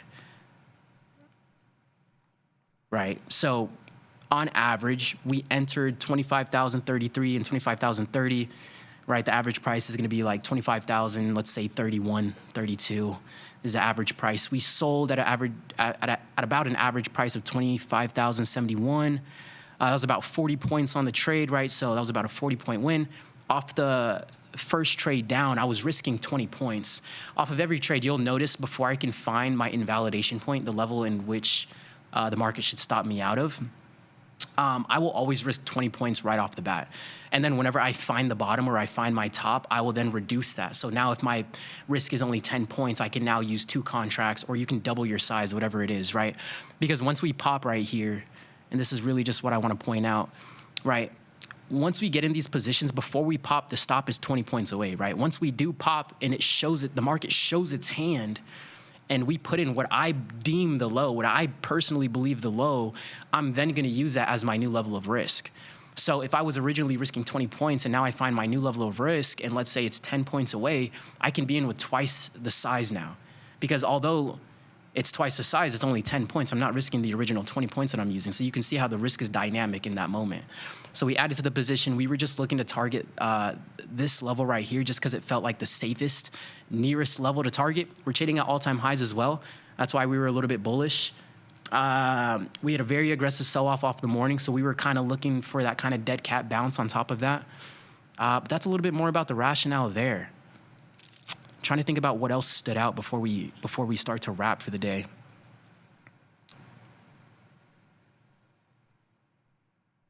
Looks like we got a lot of people looking at Tesla today. Let's take a look at Tesla too before we head on out of here. Let's see. Tesla short move. Man, did Tesla move down? I know we were eyeing Tesla. Tesla looked like it was trying to have it looked like it was going to be some type of big fake breakout type move. Okay, I'm not a big Tesla trader. But let's take a quick look at this, guys. Everybody was talking about Tesla, so I'm like, did I miss out? Okay.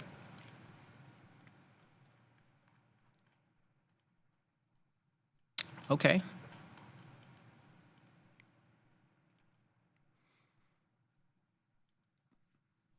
Maybe this is a sign to keep an eye on Tesla. I know the IVR is not too bad on there as well.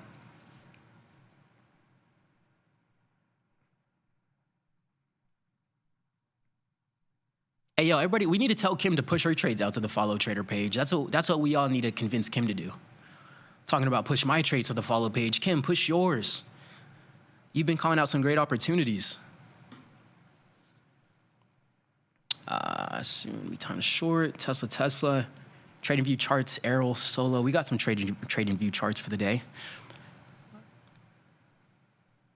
Let's see, got a couple minutes left. Let's go back to MNQ. Finish off there.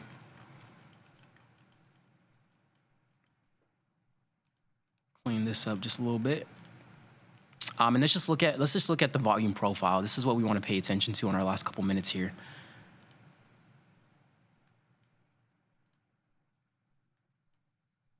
There we go.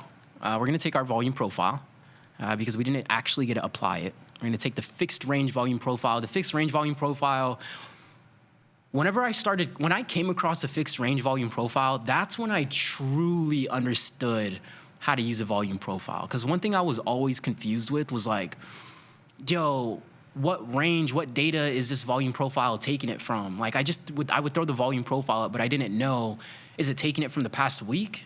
Is that what the volume profile is calculating? Is it taking it from the past day? Is it taking it from the past month, 2 months? I don't know. So using the fixed ranged volume profile where I could physically take the time window that I wanted to calculate for that volume profile really hammered in my understanding for volume profile. There we go.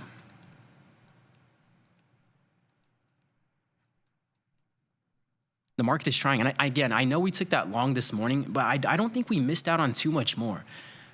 I'm not going to lie. We thought about taking the long today, and maybe that's a trade we could have taken with smaller size, maybe just one contract, because, I mean, it was off one of the levels we were looking at. You know, we did get some really fire risk to reward that, you know, in hindsight would have panned out. That was an option. But I think what the mindset was, too, was like, okay, we got a great trade under our belt that we could break down later today, and didn't want to put ourselves in a position where we didn't feel too convicted, and we didn't want to just trade just to trade. So we are coming to a close here, guys. We are going to start to wrap. Kimberly is killing it, I suspect. Yeah, Kim's been killing it. She hops in here and there, but, you know, she like sometimes it'll be kind of quiet. Like you won't hear from Kim in a couple of days, and you'll come back talking about, yo, you see Tesla? It's like, oh, that's what you've been up to. Same thing with Dan. I'm telling you, same thing with Dan.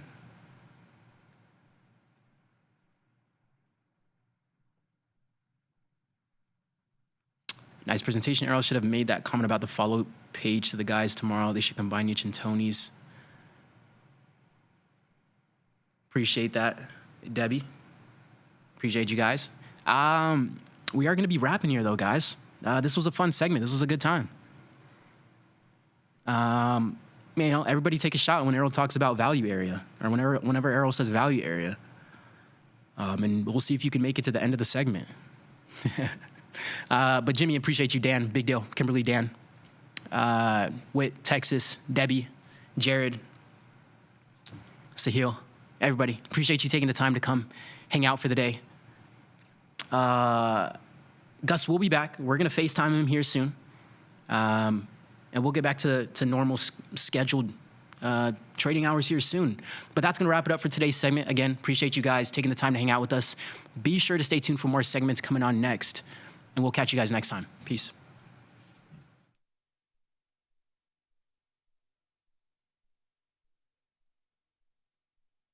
In the world of investing, a beast lurks between the numbers. Some watch from the safety of the sidelines, but others saddle up and ride that one-ton rowdy ribeye for all he's got. If that's you, join us on Tasty Trade, named best online broker for options trading. Genius loves company. Class is in session. Dr. Jim Schultz is bringing the heat to Options Crash Course Live. This 90-minute show features Dr. Jim in his professional prime. All of the gimmies, none of the gotchas.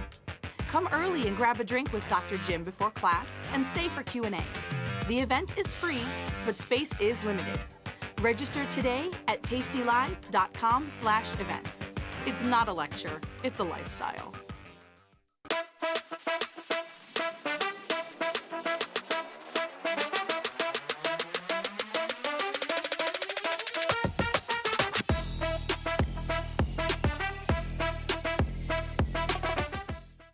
Your crypto needs a wallet, and crypto is better when it's tasty. You can now do more with your digital currencies with the Tasty Crypto app. We're proud to offer a self-custody wallet for Bitcoin, Ethereum, and Polygon. Transfer your digital tokens directly in-app and access thousands of tokens available only on-chain. Your wallet is your key to decentralized finance. Download the Tasty Crypto app and get started today.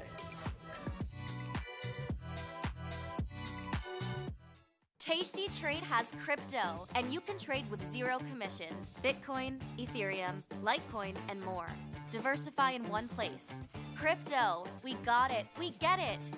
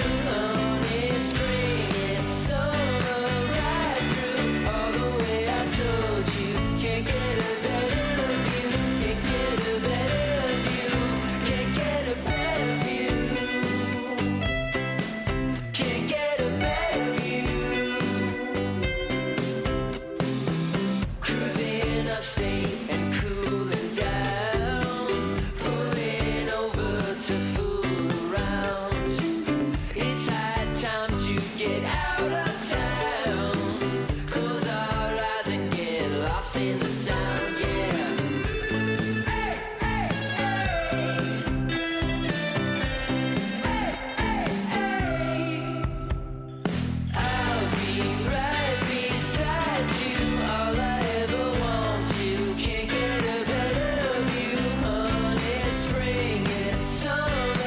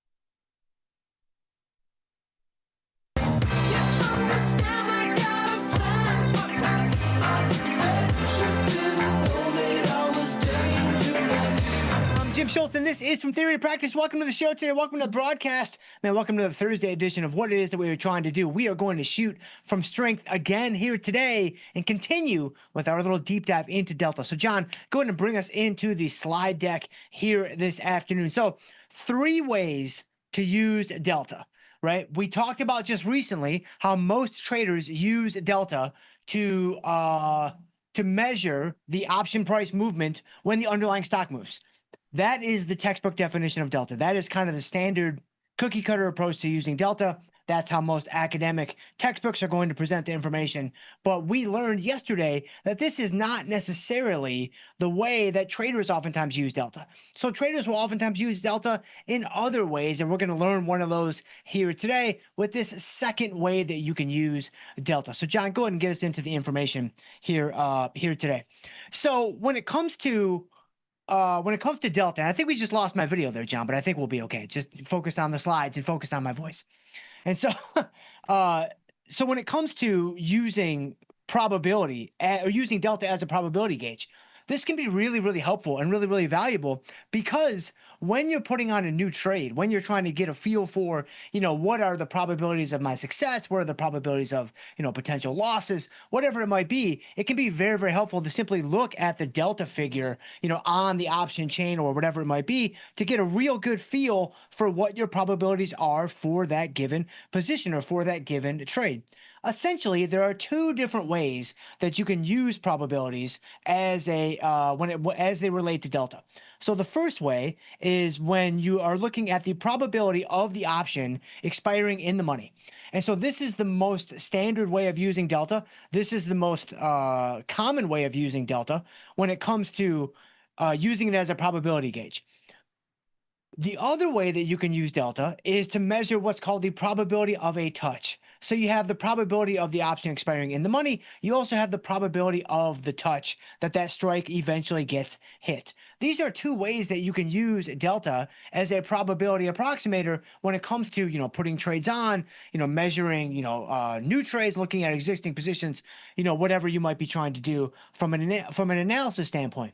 When it comes to, probability of an option being in the money, this helps explain why when we're analyzing a strategy like maybe a short put or maybe a short strangle, you might notice that we typically use the 30 or 35 Delta strike for our short strikes on something like a short put. Well, that's a really, really nice landing spot for us because when you take the Delta at 30 to 35 and you take the inverse of that at 1 minus the Delta, that's going to essentially give you the probability that the option is going to expire out of the money, which is what we want as premium sellers. And so that can be really, really helpful when it comes to strike selection and measuring the probabilities of a given position. Similarly, when you're looking at like a probability of a touch, this is going to essentially be 2 times the Delta of that given strike. So if I'm looking at potential market movements, if I'm looking at, trying to get a feel for, what could this stock or index potentially do over the life of this position, then looking at something like a probability of a touch can be really, really helpful and beneficial for understanding, hey, what is the likelihood of this happening? If the Delta on that strike for that price point I'm looking at is 10, then I know that there's a 20% chance that level gets hit sometime before expiration. If the Delta on a given price level is 15, then I know there's a 30% chance that it gets hit at some point before expiration, and so on and so forth. And so this is the second way that we can use Delta. It's more commonly used this way as an active trader relative to just using maybe a textbook definition like what we just saw just recently, measuring option price movements. So, all right, John, so bring us into the platform. Hopefully we can at least see the platform. I know you guys can't see me. You guys just see a nice strapping young man there in a still shot. And hopefully we can get the video up and running tomorrow. But if you take a look at, let's take a look at the market. So, man, government shutdown, doesn't even matter. It's like nothing's even different. And so if you look at EMA S&P is up 5, you've got the risk-free instrument, also known as the NASDAQ futures, up 78. That's an extremely high-risk product. You've got the boomers up 83, and you've got the Russell 2000 futures index up 7.5 on the day. And so you got bonds are up 10 points. You got, or 10 ticks, I should say. 10 points would be a pretty big move. You got notes up a little bit. You got oil down about $1.30. on the day. You've got UB40 up 13 ticks. You got gold getting hammered today. So our butterfly is kind of, all right, that's kind of interesting. We'll talk about that here in a second. Silver getting smoked today, down $1.20. So some big moves in the metals to the downside. Man, I thought it wasn't allowed. Like, I thought we weren't even allowed to play this thing to the downside. It had to just be up every day when it came to the metals. But apparently, markets moving, things change, and apparently, things sometimes things don't necessarily go the way that the bulls would hope. You've got market volatility today. Let's see, market volatility is, let's see here, volatility down. It's down a penny, so pretty much unched. And then you've got the VIX only up about 17 cents on the day. And so you've got volatility's more or less unched. And so I'm waiting. I'm looking to see if my video is coming back on. So that's why I'm a little bit distracted. But I appreciate you guys. I mean, I see you guys in the chat too, by the way. Man, look at you guys. I see Wolf's in the house. Man, Samuel in the house. Man, look at Harold in the house. Man, I appreciate you, Harold. Tonight's the night, Harold, right? This is it. Game 3 of a wild card series. I mean, it all comes down to this. You got your rookie against my rookie. Man, I don't know. It's gonna really be something. And so Stephen Bivens in the house, man. Look at you guys. Mr. Pillow's in the house. I appreciate you guys. All right, let's take a look at what's going on. So first and foremost, if we look at our gold trade, so this is really interesting because this guy, gold was down significantly more just earlier this morning. I mean, this thing was down, I think 38.50s, maybe 38.40s or so. And so if we bring up a chart of gold. Yeah, look at that, man. Wow, that's a big drop. This is what it is, a 30-minute chart? Yeah, it's a 30-minute chart.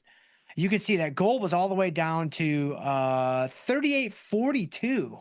So this thing was 28 points lower. Now, obviously, I'm kicking myself a little bit because, man, we would have had a nice opportunity to manage this butterfly for a huge winner if we had like a GTC order in or some type of closing order in, for this position. But we didn't have it in. I guess I got kind of lost in the shuffle that is, being on air every day now and, being like, all right, we can clean this up on Wednesday during the show, Thursday during the show, whatever, and kind of lost sight of the fact that, GTC orders can be really helpful, for strategies, especially for you guys out there, where you might not be trying to fit it into like a 30 or 45-minute window, most of your trades like I'm doing. And so obviously utilize GTC orders to your benefit.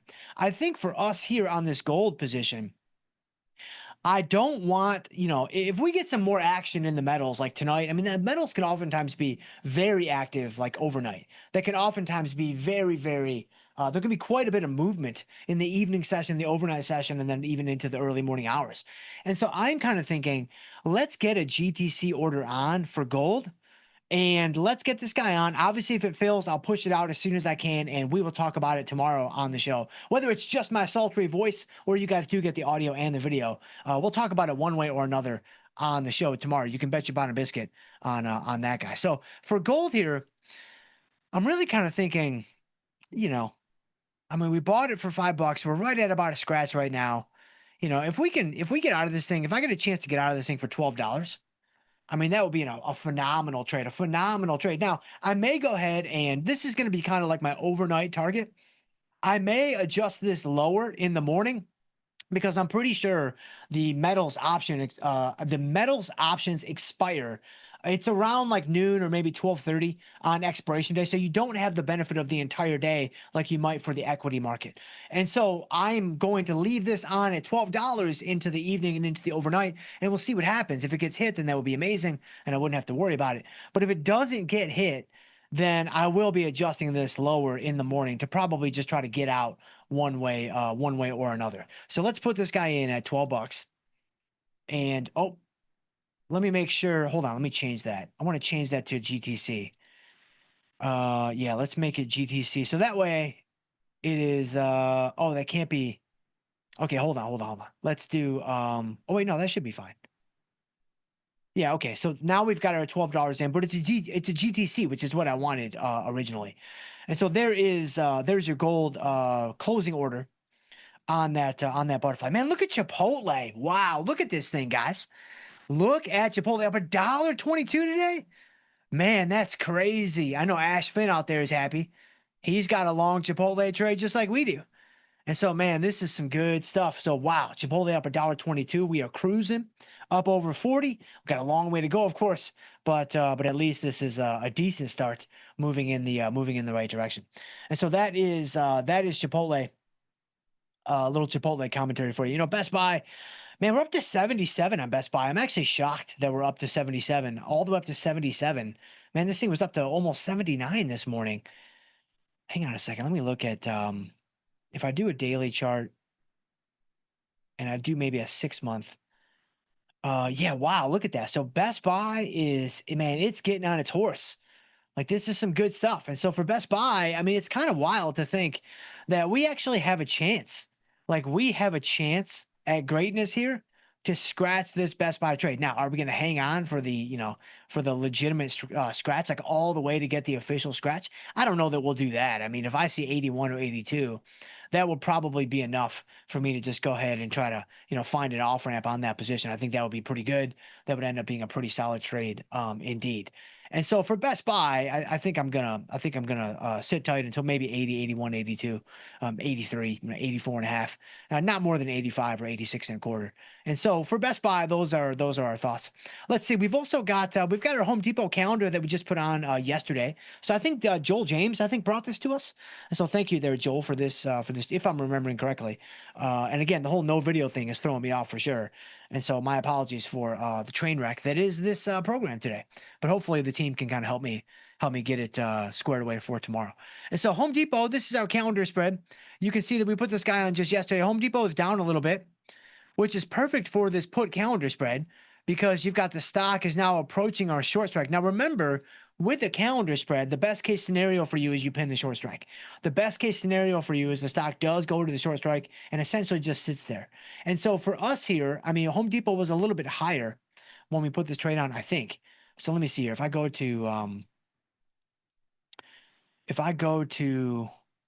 let's see, let's go to the chains. Let's go right click, go view market state snapshots. You can see the underlying price of Home Depot when we put this guy in, it was $398.86. So yes, this was a little bit higher, not very much, only a couple dollars, but every little bit helps, especially when, I mean, the stock was $398, almost $399, right? The strikes that we chose for the calendar spread were $395. And so obviously there's not a ton of margin there. There's not a ton of, movement that we're looking for out of the stock. Just a little bit of downside movement, just a little bit of something, to the downside to help out the strategy. And so far, this is off to a really, really good start. And so for Home Depot, we'll sit tight and we'll wait and kind of see what happens. But remember, for Home Depot, or for any calendar spread, I should say, you're only looking for usually 10 to 25% at the most. So 10 to 20%, maybe 20% on this trade, I'd probably be looking to exit this guy. So I'd be looking to take, if I get $1.25 out of this trade since I bought it for $6.44, that would be a solid trade. Like, that would be a really, really solid trade. And I'd be very, very happy with that. So we're on the right path. We just have a little bit further to go down that path. And so now, it's very much a time play. I mean, calendars are typically positive theta.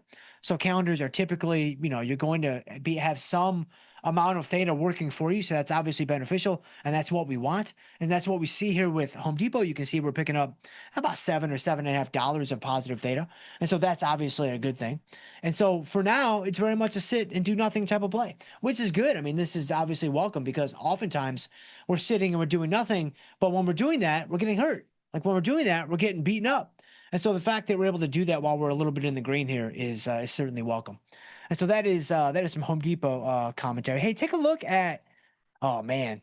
So let's look at Starbucks and let's look at Tesla. So Tesla, well, first let's talk about Starbucks, man. Look at this thing coming back. And so we've got our long shares in Starbucks. This has been our covered call case study. This is our investment style covered call that we've had on the entire year. We actually put this trade on back at the end of December. And so for those of you that have been following the show on a regular basis, you've seen that we've talked about this guy all year long, like all year long. Like, if I bring up, I know I do this often, but since we don't have a video today, let's try to, make do with what we do have. If I bring up Starbucks and I go to the activity page and let's see here. Let's do Starbucks. I'm going to do a custom date since the beginning of December. So if I go to like the beginning of December, I have to scroll down a little bit on the screen so you can get all the trades, on the screen. But you can see we bought our shares right here on 12/27 of 24. So I bought my 100 shares for 92.18. So then you might want to screenshot this. If you're brand new to the show, then welcome aboard. Usually we do have audio plus video, and so something went wrong, and so we'll have to try to fix it for tomorrow. But still, you can screenshot this screen right here, and it will show you. I mean, all of the times, all of the dates and the timestamps that you see. Notice they're all around the time of the show. Like, notice they're all happening within the window of the show. I mean, that's the way that I've structured this show. I think it's really beneficial. I think it's definitely worthwhile when it comes to, your being able to follow along with what's going on from one day to the next. And so you can see you've got all these trades. And if I scroll up a little bit more on the screen, you've even got a few more recent ones that we've done. We haven't done anything since the end of August because Starbucks has been down so much. And I didn't really want to sell calls against my shares, significantly in the hole. Like, I certainly didn't want to do that. And so now we've got our long shares to the upside. We've got clean delta to the upside. And if Starbucks continues to rally, we're going to benefit from that, which is not a bad thing. I mean, obviously, but keep in mind, when you do an investment style covered call, this is essentially an alternative to just holding long stock.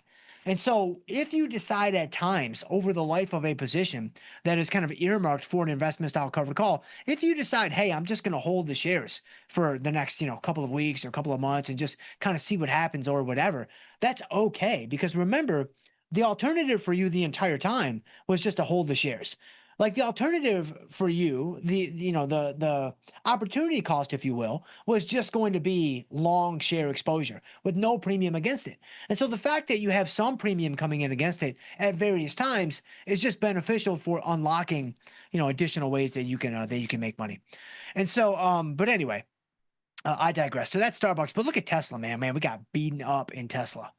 Man, we got super beaten up in Tesla. So what's funny about this is I was looking at Tesla, this morning or even last night, and whatever the deliveries number were, I have no idea what they were. And so somebody let me know in the chat what the delivery numbers were, but they looked like they were positive because the initial move in Tesla in the overnight cycle was very positive. And so I'm like, oh, wow, this long call spread is going to be in a really, really good spot. Well, apparently not, because Tesla is now down $17 on the day. And if I go to the chart here, you can see that, let me do, let's see, if I click on Tesla. So, I mean, you can just look at the daily chart. We can look at a 5-minute or 20-minute if we wanted to, but you can just see it opened at 443. Then it shot right up to it opened at 470. It shot up to 470. And then it just sunk like a stone, man. Like, this thing has just been down pretty much all day. And so, yeah, very, very, very unfortunate for us and for all the Tesla bulls that might be out there, like you, like me, like my father-in-law, like everybody's getting beaten up today. And so it's a sad state of affairs. But I mean, Tesla has had an amazing run over the course of the last few weeks. And so for the longer term bulls, like my father-in-law, I think he's doing just fine. So, all right, what I want to do now though, man, let me get to you guys. So I see you guys in the YouTube chat.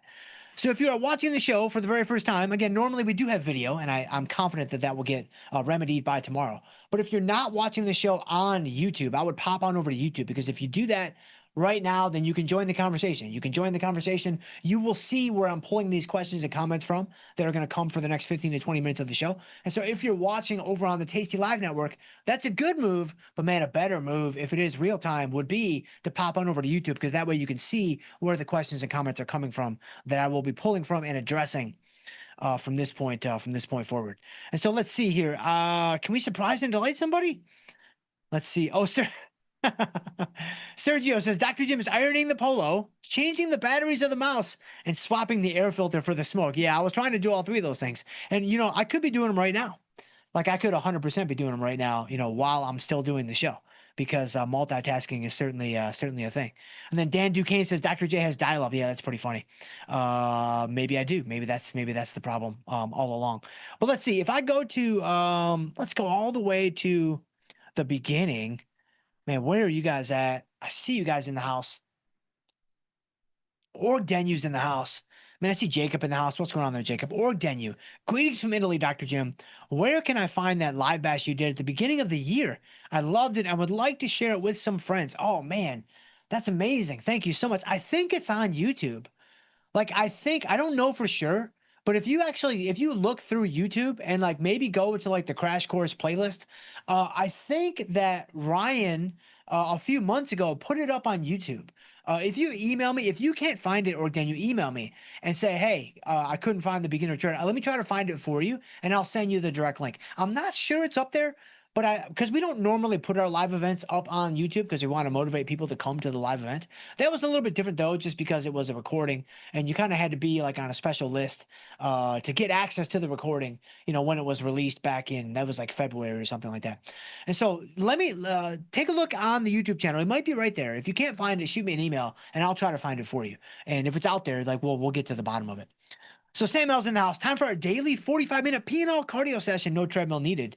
Just pure B- gains and the underappreciated wisdom of our favorite doc. Man, I appreciate you. I appreciate you so much. Yeah, it's a lot of B- stuff. Man, we're probably C+ now today since the video dropped. But man, Sam L, I appreciate you so much. Let me be the first to say, Harold says, today is the most important than any CPI numbers, please. I don't think CPI was today. Was CPI today? No, that wouldn't make any sense. Tomorrow's NFP, and we all know, I mean, there's never been a more important NFP. But the problem is, with the government shut down, unless that's changed in the last, 30 minutes or 45 minutes, with the government shut down, are they going to report the NFP? I don't think they will, right? Because that's a government agency. I mean, Trump just fired the previous, BLS guy, the Bureau of Labor Statistics guy or gal, whoever it was. And so I think with the government shut down, there will be no jobs number. That's pretty crazy if you think about it. Like, when you think about the month and you think about like, just think about like, oh, by the way, shout out to my audio only crowd today, because you guys are the real winners today. Because for you, this is no different. I just realized that for you, this is exactly what you experience most of the time. And I know that many of you are accessing the show audio only, because that's how I myself access a lot of content that, exists in the world. And so many of you have told me at the live events and via email, coming by the house, whatever, that you actually are part of the audio only crowd. And so, man, you guys are the real winners today, because, this is no different for you. But yeah, no NFP tomorrow is pretty wild. Like, that is like super crazy. And I think that's correct. Somebody let me know in the chat if I'm reading that right. With the government shut down, there will be no NFP tomorrow.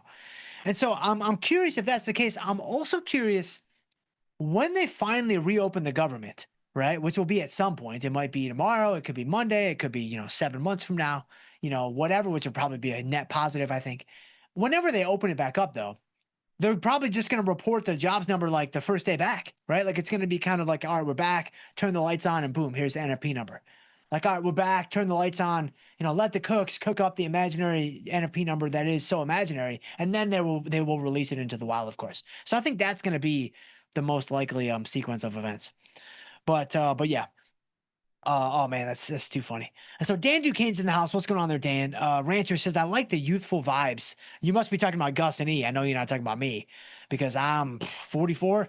Man, I'm going to be dead within hours. And so I appreciate you there, Rancher.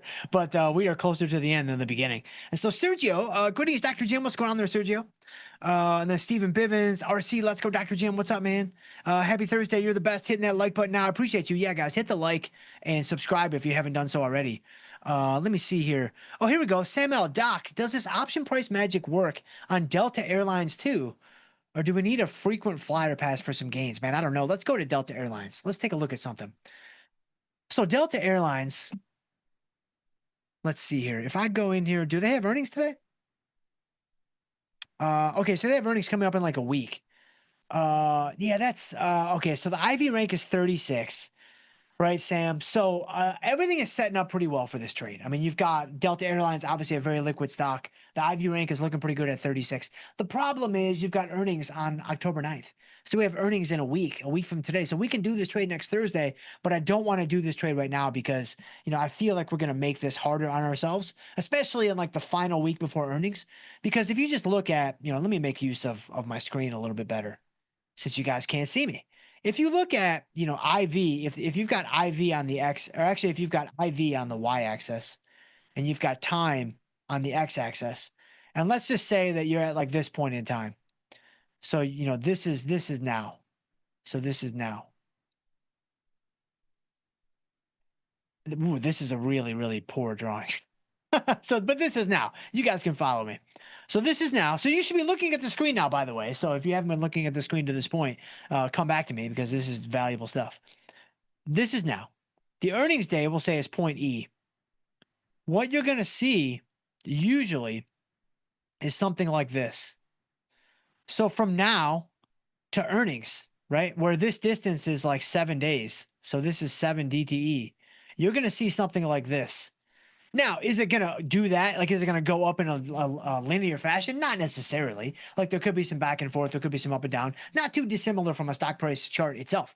But generally speaking, this is what you're going to see. Now, how much is it going to expand? I mean, that's going to vary quite a bit from one stock to the next. And there are a lot of other things that might be, impacting that. Just how impactful are the earnings going to be, or could they be? Because nobody really knows, I guess, until they are released. But this is the general sequence of events when it comes to implied volatility and its expansion going into earnings. So this is why I don't typically like to put on a trade with earnings in like a week or 2 weeks or 3 weeks, because I just feel like, you're already making a pretty difficult endeavor that much harder. Because now you're putting yourself in a spot where, you really need to overcome that implied volatility expansion. Because remember, as a premium seller, right, I want the option price to go down. Well, if implied volatility goes up like we see here, right, like what's going to happen as a result of this implied volatility going up, right? Like you are going to see, the option price is going to go up just as a result of this implied volatility expansion. And so that alone is making it more difficult. That's making it more challenging for me as a premium seller. And so I don't really like to voluntarily engage with that. I would much prefer to wait either for the earnings day itself, or, let's wait for, a cleaner slate when you've got, earnings are kind of far off into the distance. They're a couple of months away or whatever. So right after the earnings announcement could be a good opportunity. And this is also why, like when you look at, like actually it is October and this is one of the heavy earnings months. So if we go to, let's go to Tom's watch list. Let's give him another quick little royalty payment. If I go to, if I sort for earnings, you can see that there's so many earnings coming up. Like, look at this. You've got all these earnings. You've got 1014, like those, all your financials, right? Goldman Sachs, JP Morgan, Wells Fargo, 1021, right? You've got, what's that? General Mills. You've got Capital One. You got Netflix, right? You got 1022, right? You got Alcoa, IBM, even Tesla, right? And then 1024, 1028, 1029. Wow, look at 1029. That's crazy stuff. You've got Meta, you've got Microsoft, you've got Apple. Apple might be 1030. But you've got all these stocks that are coming up in the next 3 to 4 weeks. Okay. It can be difficult to find individual stock plays right now because you don't want to kind of get into a position that has earnings in 2, 3, 4 weeks, just like I said. So what do you do instead? Well, this is where leaning on the indexes can be really helpful.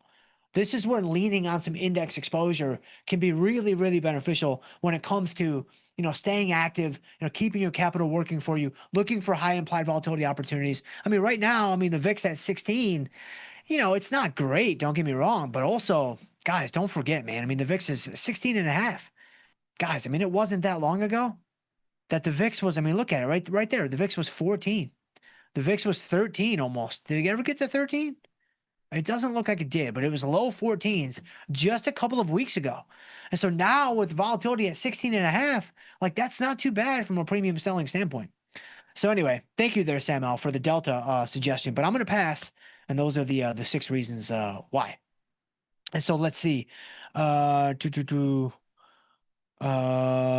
trying to find another, since we don't have the video today, I'm going to skip over some questions. I don't normally do this, as you guys know, but I want to find one that's maybe a bit more related to, the markets, just because, you don't have quite the same effect. I know that the sultry voice, I know it's getting us pretty far. I understand that, but it's not getting us all the way there.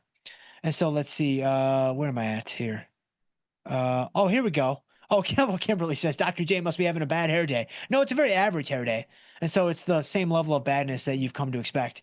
But let's see. Oh, here we go. HKMB Lamine. Man, I don't think that's at all what you intended there with that username. So that is my failing for sure. But HKMB Lamine says, Thank you for joining the show there. I'm just gonna call you HK. I think it's a little bit easier. So if I sell a credit spread, I can think of long delta as probability of full loss, double that as probability of scratch, partial loss. Example given, a 16-10 put spread equals a 20% chance of loss, a 10% chance of max L. Okay, so it's a little bit trickier only because with spreads, it's a little bit, there's multiple pieces. So let's actually take a look at it. So if I look at, like, I'll just bring up like IWM. Like, let me just bring up a market index. And well, actually, hold on. Let me do the diamonds, just because I don't have a position on the diamonds. So that way we're not getting the waters aren't getting muddy by things that you see like, in terms of silver dots and my current positions or whatever. So if you go into like November, right there, HK. So this is a very good question. So how do you take the delta information from earlier and how do you process that in a world with probability of a touch and probability of expiring in the money and things like that? Well, let's say that I wanted to be bullish on the diamonds. I think you kind of gave a put spread. So let's take a look at that. So let's say I want to sell like the 460, 455 put spread. And I'm just using this for the purposes of this example. This is probably not a trade that I would do, only because the credit collected is a little bit too low. I would probably pull the strikes in a little bit, which means up. So instead of a 460, 455, I might do a 463 or, 463, 458. Still $5 wide, but maybe collect a little bit more. But I'm going to leave this on the screen just so we can proceed with the example.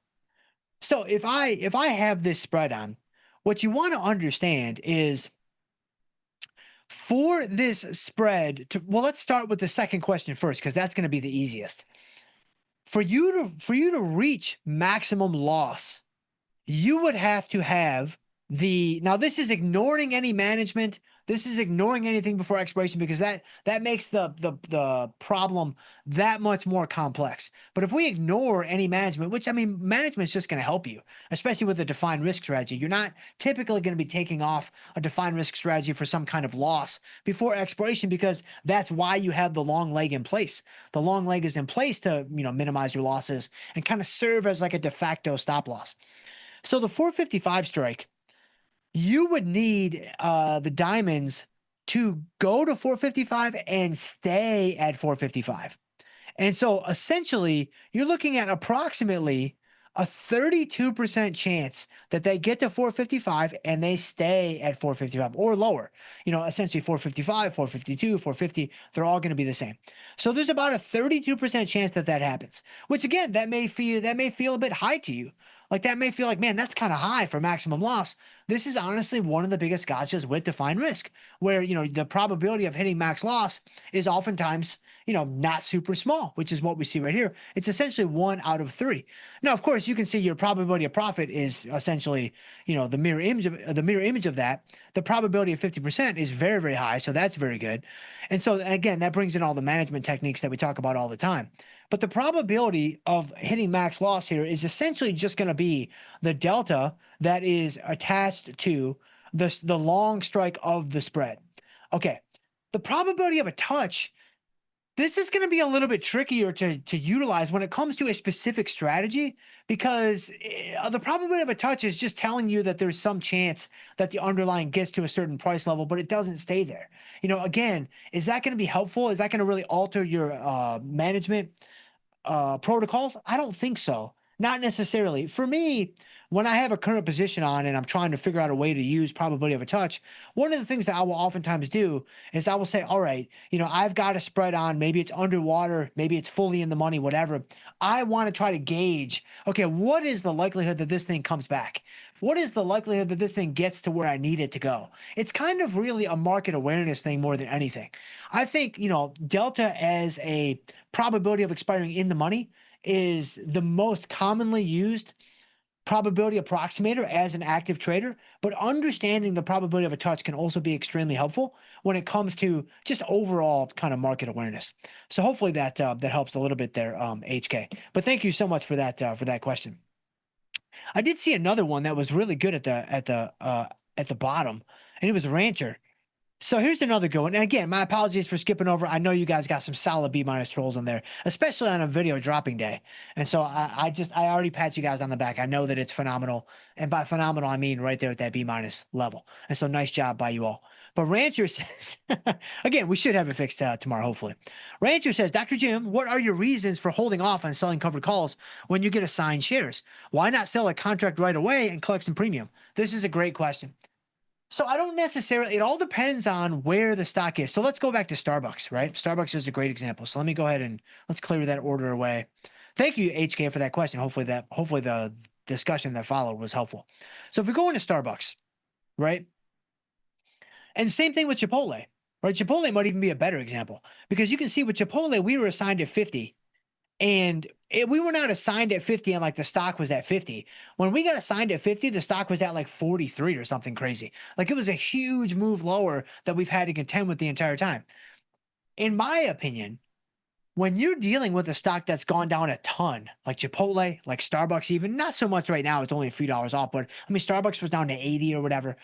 In that situation, I don't love selling a call because you are capping your upside. And oftentimes to get any type of premium out of that position, you're going to need to sell a call underneath the basis on the shares. So I'd have to sell a call underneath 50 on Chipotle. I'd have to sell a call, underneath, 92 on Starbucks to get any type of worthwhile premium. Otherwise, I mean, why would I sell the call if I'm only going to collect, 10 cents or 20 cents? That doesn't really make any sense, pun intended. And so that is why if I'm in a situation where I've been assigned, but now the stock has just been clobbered relative to my assignment price, I'm just going to sit tight. I'm just going to sit tight. I'm going to play the positive drift, especially if this is an investment style covered call where it's like, man, I'm okay holding these shares anyway. Like this is what I would have done if I didn't sell the calls and create a covered call to begin with. So the fact that I'm kind of going back to square one is totally fine. It's totally okay. And so that's my thinking as to why I'm not selling calls on like a Chipotle or a Starbucks. But in a situation where you get assigned and it's like right there, right at that price, that's the time to go ahead and get the premium working for you.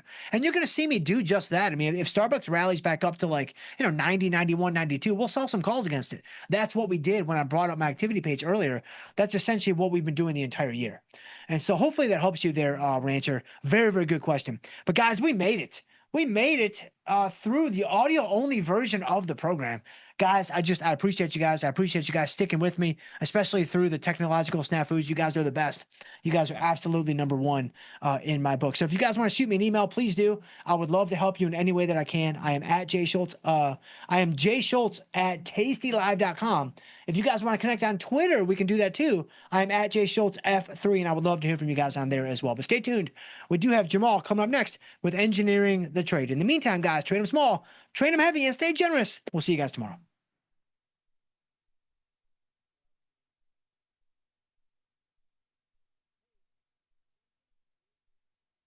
The market doesn't stop. So why should you? Diversify your portfolio with stocks, options, futures, crypto, and more from Tastytrade. Focus on the markets that matter to you. See the odds before you trade using curve analysis, IV rank, and more tools. Get industry insights that help you find your next trade right where you need it. Tastytrade. Download today. This is Chicago. We invented the skyscraper, the Italian beef, and the standardized options market. SIBO is not only the birthplace of options, it's also where Liz and Jenny got their start. In an industry first, two female former floor traders broadcast live from the floor. Hear the sounds of live market action and feel the electricity as they present real-time trade ideas and research-backed market studies live from the SIBO's SPX pit. Watch Liz and Jenny live from the SIBO, only on Tastylive. Tasty Trade has crypto, and you can trade with zero commissions: Bitcoin, Ethereum, Litecoin, and more. Diversify in one place. Crypto, we got it, we get it. So I started trading in the equities market when I was 18. Real basic ETFs, mutual funds. I didn't discover options and really Tastylive until about 2012. It made sense to me from a risk perspective. And so I started trading and never really have looked back. The people you see that's who they are. They're trying to be as open and clear as they can with the trades that they're putting on. teaching a methodology, like teaching the logic behind things. It is tried, true, and tested. They back it up with research. They share that research. It's not, just trust us and do this, which is a very dangerous thing in the financial world. But, learning about that in the Tasty universe, it starts to prove itself out, right? When you follow the methodology, you'll see those profits and you'll understand why a position did what it did.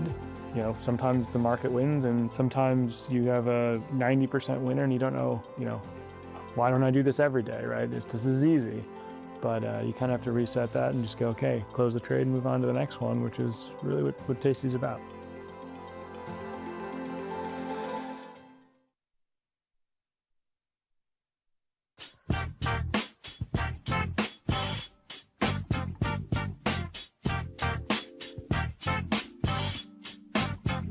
Hey, what's going on, everybody? Tesla, they beat on deliveries, but the stock is getting beat down. We'll talk about what's going on there.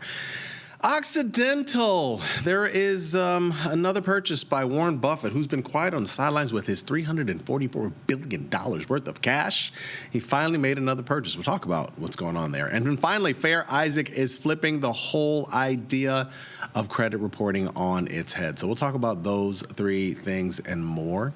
Got a bunch of trades that I am deciding on whether to do or not. But here's where things change. I've got a bunch of trades on right now, and I got to basically risk manage. So it's got to be good trade, great trade, if you know what I'm talking about. So I'll go through and look at some of the things in the portfolio and discuss them with you. Welcome to the most dangerous show on the Tastylive Network. Folks, it's Engineering the Trade, and I am your host, Jamal Chandler. I'm going to try and remain calm and do the show. But I got to tell you, in about 2 hours, I'm going to be at the Cubs game. That's right, baby! Going to the Cubs game. Buddy of mine gave me the look. Got a ticket. Going to be there. What can you say? Hopefully they can pull it out.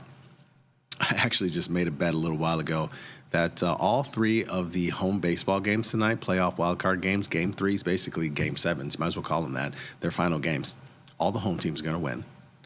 And the Rams are going to win. I just did that. Why not? Makes things a little bit fun. There's nothing like, having a little something on the game while you're at it. I mean, that's the best part about it, right? And I didn't do a whole lot. Small little bet, $50. $50 to make $250. We'll see. Let's pull up the slides. Let's talk about a few things that are going on today. Tesla had deliveries. Global deliveries. That's right. Their global deliveries surged. And it just so happened to come at a time where the tax credit, the $7,500 tax credit for EVs just expired. I'm pretty sure you heard about this. Everybody was talking about it. I had a couple of different friends who went electric to get their cars, more recently get new cars. I just don't know about an all-electric car yet, personally. I don't know. I just don't really feel like it. But a lot of people, I think, used those credits to get cars recently. It was a good deal as far as a lot of people felt. I mean, $7,500 off on a car is a pretty damn good deal. It's not a surprise that they beat as a result of this tax credit expiring. However, it is a little bit surprising that the stock is down 4% today. And I think this is a classic buy the rumor, sell the news. People were buying shares. It just so happened to start coinciding when Tesla really started taking off about 3 weeks ago, right? When we heard Elon was coming back, there was going to be no distractions. He was going to put his focus into Tesla. And it just so happened to coincide with that, along with just other just decent news kept coming out for the stock and just kept climbing. And then with this, people were piling into it more recently, and now you got to pull back. I've openly talked about a few names that I like buying calls into on Thursday late in the day and seeing if we can get a pop on Friday. Tesla has been one of those names. I do see it just bounced off the 2-week moving average, which is, did it get as low? Yeah, it definitely bounced off of that. Got as low as 438.45. The 2-week moving average, or the 10-day, is 438.10, at least to my count. So it looks like it did bounce off of that. That gives me a little bit of encouragement on possibly maybe buying some calls here. We'll possibly investigate if that's a good play. There's no science to that. I mean, there really isn't. It's really just more of this stock has been down. These calls now are cheaper from just a one-day rental. Let's see what happens. So I might be a little bit interested in doing it now, but it's had a heck of a run more recently. There's no guarantee it bounces for tomorrow, but maybe it does after a pullback today. I actually feel better about doing on a pullback, and it's just premium, Maybe we do up to $500. We'll see. Buffett, who is already one of the largest shareholders of OXY, Occidental Petroleum, decided to buy the petrochemical unit. Now, what's surprising, and let me see if this is still the case. I know earlier in the day the stock was down. Typically, when you sell off an asset, your stock doesn't fall like it just did with Oxy today. I mean, usually it's a really good thing, but whatever reason, it didn't go that way, and I guess they're just selling off this unit right now to probably secure some cash. The CEO said that they want to be able to buy back more stock. Another surprising reason to me why the stock is down, but maybe they will. I'm not sure if this is one to investigate maybe for a put trade. Personally, I'd rather just trade oil right now. I think part of it could be the fact that oil is down today. I think that's some part of the reason. Still, though, you would expect this to be in the positive after selling off a sizable part of the company, but who knows? Finally, Fair Isaac, FICO. This stock has been crazy at times. It's a huge stock, first of all. Never really traded it personally. I guess I shouldn't say it's not that much bigger than Netflix, honestly, but it's a very wide stock. It's not exactly that liquid. But I feel like there's been a rise more in FICO scores now versus just regular credit scores nowadays. And so they're changing up the whole thing. They're going to give their scores directly to lenders. I didn't realize that. I mean, I don't know. I don't really study shams, but I feel like the whole credit agency thing, along with, they're all kind of scams in a way. I feel like, I don't know. I didn't realize how much these guys, how like Equifax and TransUnion, these guys make money basically selling these FICO scores to mortgage lenders, et cetera. But that's what they do. And so as a result, FICO all of a sudden is now, well, we're just going to give it to them directly, which is leading to some weakness today. Excuse me. Which is leading to some weakness today in a lot of those Experians and the TransUnions of the world. And rightfully so. Good for them. They should be down. They're kind of scams anyway. I don't think I'm doing anything in any one of these areas right here. I've really been trying to stick to the more liquid names, the UNHs, the Lulus, the IBMs, the Oracles of the world, and that's kind of where I've been living at. Those have been treating me right. No reason to change now. No reason to go into any real illiquid names. So that's why if you've been suggesting any illiquid trades, I don't blame you for going into them. But me right now, I'm staying in the super liquid stuff. I think that's where the money is at right now. Even the liquid ETFs, the GDXs of the world, the IBITs of the world, those things have been good. Those things have been on fire. The volatility and things have been moving around well in there. So that's where we're going to stay. Leftovers. U.S. citizens have the most of their wealth tied to the stock market than any other countries. Let's look at the next slide. I like this. I've seen it before. This shows you basically people's wealth in select countries, I should say. On the bottom there, we got property. You can see that China has the second most tied to property. Korea has the most, but China, in their exposure for more, the amount of people in their exposure to property was well on display in like around the 2022, 2023 time period. Remember, there was that one lender, and I can't remember the name of it. I'd have to look it up. Largest Chinese lender. It was a company. I forgot the name of it, but there was a company that was the largest Chinese lender, and they started having some real issues. And as a result, a lot of different Chinese people who, in general, there's a lot of Chinese people who have it's not unusual for an average Chinese person to have 2 or 3 properties. This is kind of how it goes. They have a lot of their wealth tied up in property, right? And so, as you can see down here, they're 55%. UK is 57%. Korea's 65%. In the U.S., it's 30%. I mean, it's very different from a lot of other countries in the world. U.S. and China, U.S. and Taiwan are on the same par, and then Japan 35%. Next is cash equivalents, and you'll see. I mean, it's true. I mean, I feel like a lot of people in the U.S. don't really have cash at times, and probably more so now than previous years, right? You always used to hear about the people who have cash under the mattress. I still think it's worthwhile having a decent little cash pile, right? In case, who knows? Who the heck knows? But having some cash, having a safe, and I don't mean just I'm not talking just in a savings account in a bank. I mean actual cash accessible in your house. I think it's worthwhile doing. Nobody seems to do that better than Japan. They put all kind of cash under their Japanese mattresses for sure, it would seem. China is next at 27%, but everybody else is somewhat in the teens. I guess Taiwan is 24%. And then you have equities, and this is where the U.S. stands out. So 11% in equities for China, 7% for UK and Korea, 8% for Australia, 12% for Japan, 20% for Taiwan, and the orange here is the U.S., 32% in equities. And that can happen a multitude of ways, right? Like it can be, everything allows you to put any amount of money that you want in equities. We're not just talking about like a brokerage like this. We're talking, IRA. We're talking 401k. I mean, those are in equities, right? And so that's one of the things I think America does more than anybody. But our stock market is generally probably safer than a lot of other companies too, I think, in some ways. Believe it or not. It's one of the reasons why. Then you have insurance, which the U.S. has 21%. China has 3%, I would say, in insurance and pensions. It's kind of insurance and pensions. UK, 20%, Korea, 10%, Australia, 23%, Japan, 17%, Taiwan, 20%, and like I said, US, 21%. And then there's just other securities, whatever that may be. Could be gold and silver, right? I don't have any gold. I thought about buying a few years ago. That ship has sailed, that's for damn sure. I do have silver. I'm just really remember. I don't think about it much, but I do have a couple of silver bars. I have I don't remember how many, maybe 4. I mean, not a lot, like 5, maybe silver bars.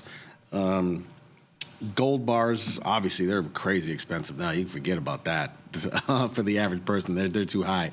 But again, when I think of other securities, I think it's talking about things like that, right? Like gold or silver or something along those lines. So it's kind of a unique breakdown when you look at it, right? Everybody's a little bit different. Different countries are a little bit different. You could say that people in the U.S. and Taiwan could probably look to get a little bit more property. And you could say that people in China probably, why don't they have more in equities? You got to wonder. I mean, just a little bit more. But I think it's the way the Chinese government, how do I want to say? It's the way that the Chinese government wants them to do.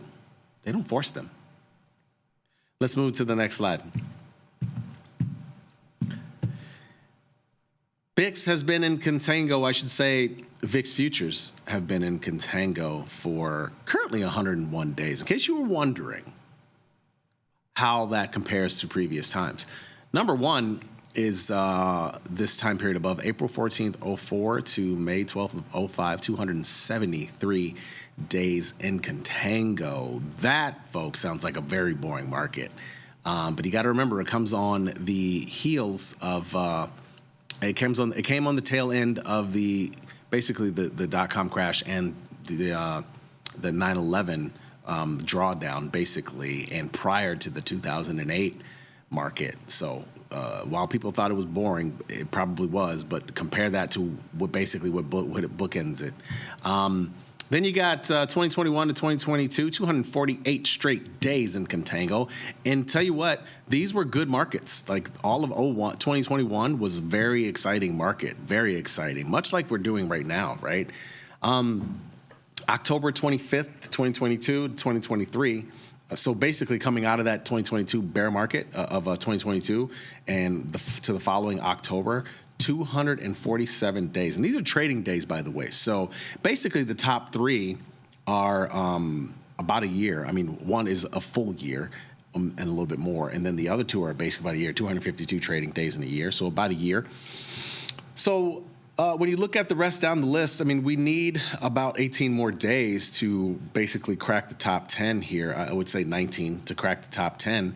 And it's been from May 9th to 2025 that we've been in contango and the VIX futures. And again, it's not even half a year yet, but it is fascinating when you look at it and see that we've been in contango and quiet markets this long. It's not quiet markets. I shouldn't say that, because the markets haven't been quiet since May. Like, they've been busy, and we've been generally going up, but they've been busy. There's been a lot of different things, a lot of different stories, if you will, right? Lots happening, lots to trade. I mean, right now, I probably have more trades on than I've had in a while. There's so many different things that you can find to trade right now. So it's just a matter of being prudent. Let's move to the next slide. However,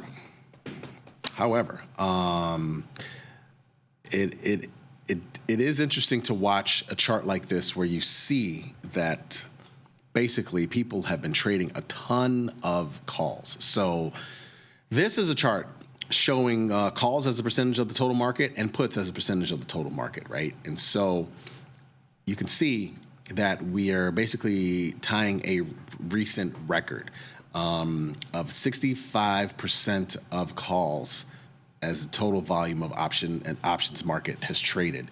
This happened on Wednesday. The last time this happened was the beginning of the year, coming out of basically the bull market that started around the election time and went to the end of the year. And very significant to see how 65% of the total market volume in calls. Now, anytime you see something like this, you see records hit. Records are made to be broken. And when you see it happen, you look and see what happened next last time, and will that happen next this time? So my case in point is a few months later, obviously, if this happened in late December and January, in April, we obviously had a big downturn. Now, again, that downturn was forced by some action that was created by the U.S. government. It wasn't like it was some random event. So who knows where this leads to, and who knows if we reach this even higher, but 65% of options in the market being calls is quite a bit. Let's move to the next slide. I was looking at GLD's volatility earlier, and if you watched Options Trading Concepts live with me and Mikey, which is the new show, of course, the new pairing, I should say, not a new show. If you watched that, you heard us talk about volatility on an absolute level. When we were talking about not only gold, but we were just talking about XLV, which is an ETF, and we were talking about how low the flat vol is. It's in the teens. And that's typically gold, and GLD in particular.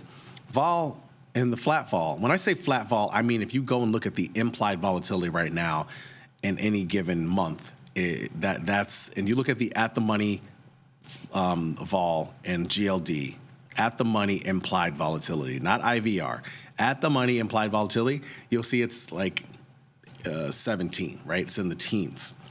And we've watched, if you know anything about gold has obviously been going up more recently. If you know anything about how gold typically works, usually the volatility increases as gold goes up. Now, if this were violent moves up, I should say, like, 2, 3, 5%, the historical volatility would be up too, but honestly, it's not. As you can see, it's kind of trending down. And so I just thought it was interesting to note that even though you think gold's going up and it goes up every day, and when gold goes up, typically the implied volatility goes up, these aren't violent moves, and that's why the historical vol is actually a lot lower. There's a big difference between implied vol in gold and historical vol in gold. And usually when you see that, it actually makes it good to sell. And I'm saying this because as somebody who typically doesn't like to sell gold or silver vol, I would say this is encouraging for anybody who wants to sell that vol right now. You can see that if you're seeing a big difference between implied and historical, that's kind of your cue to be able to sell the vol. That's what basically traders do, right? When they sell vol, they're trying to make up the difference between implied and historical. And you can see right here, it's a solid 10 points almost between implied and historical. So my point here is, even though the implied flat vol is in the teens and it doesn't have far to fall, like it might have 4 points to fall, right, from 17 to 13, you can make up that difference by selling it, and it'll work, it would seem. According to this chart we're looking at here. I just thought you'd like to see that. Let's move to the last slide. A little vol lesson for you there. Totally forgot to change the earnings. Things have been busy around here, guys. Do we have any earnings today? I don't think so. This is really not the earnings period. Yeah, literally No earnings. How about that? So no earnings that are interesting of note at all. Non-farm payroll report theoretically is supposed to be on Friday, but I don't know if we're going to get it. I really don't think so. And then the next thing coming up is FOMC meeting minutes on Wednesday, October 8th. Number of S&P 500 stocks above the 50-day moving average is 262. Let's move to the platform. So yeah, GLD. I don't know. Let me see. Looks like a strong candle here. Looks like we bounced up just like everybody thought we would, right? I know. I did think about maybe, to be honest with you, my first thought was to buy MGC, for the bounce. But I think if you sold a put spread in here or something today, it worked out well for you. I mean, you can call it what you want. You can call it self-preservation. I'm actually staying away from gold right now, gold and silver. I'm not interested in trading them right now. I'm really not. I did almost sell a put spread yesterday. It did look good in put spread in silver yesterday on the show on Option Trading Concepts Live. Mikey and actually was it 2 days ago? It was 2 days ago. Mikey and Westwater both sold put spreads. I thought about doing it. I tried to do it. I didn't get filled. At this point, I don't really see the need. I got a bunch of other decent trades on them. I'm heavy in right now, and I'm gonna sit. I do have other things that I'm looking at, but honestly, I would have to close.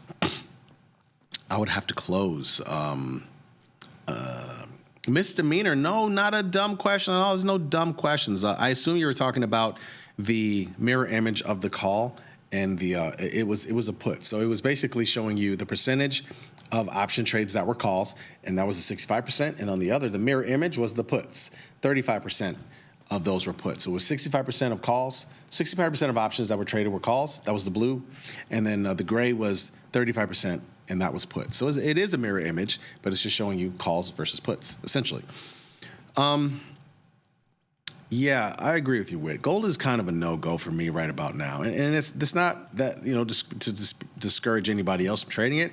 I just have a way I like to trade gold and silver, and it's usually to the upside. It's not selling vol. It's not trying to play to the downside. And I just don't think right now is the day. If this is day one, I'll wait for day three, honestly, of gold selling off. I'm not interested in trying to pick a side here. Let's see. The other trades I have been looking at. I was looking at oh gosh, it's positive now. God, when I came in this morning, Costco was down. Is Netflix positive too? No, not right now, right? Oh, Netflix has bounced back quite a bit. Netflix was down today, folks, and it bounced back. I was looking at doing maybe I'll still do it. I was looking at doing the 1,300 call spread and sort of getting in here for earnings a little early, a little peak at earnings. So we'll put this on. Wow, this was way cheaper this morning. I was hoping this was under $1,000. This is more size than I really want to do. Oh, geez. $1,200, yeah. I'm going to pass now. But I did want to do something in there. Where's the Costco one? Costco is another good one. You can go out to Nove. I was looking at the 1,000. Oh, this is cheaper. The 1,000 in Nove versus the 1,000 in October. Oh, geez, let's not do that October. Can we do Nove 7? That'll work. I'll do that. Yeah, I'll do that. This is something just to kind of keep tabs on it. Oh, come on. I really want this trade. Oh, you're going to make me pay all the way up? Fine, $250. Stock's been weak for some time, but we're in this one. Publish follow feed. Oh, I totally forgot about this SoFi we were working earlier today. I don't think we ever got filled.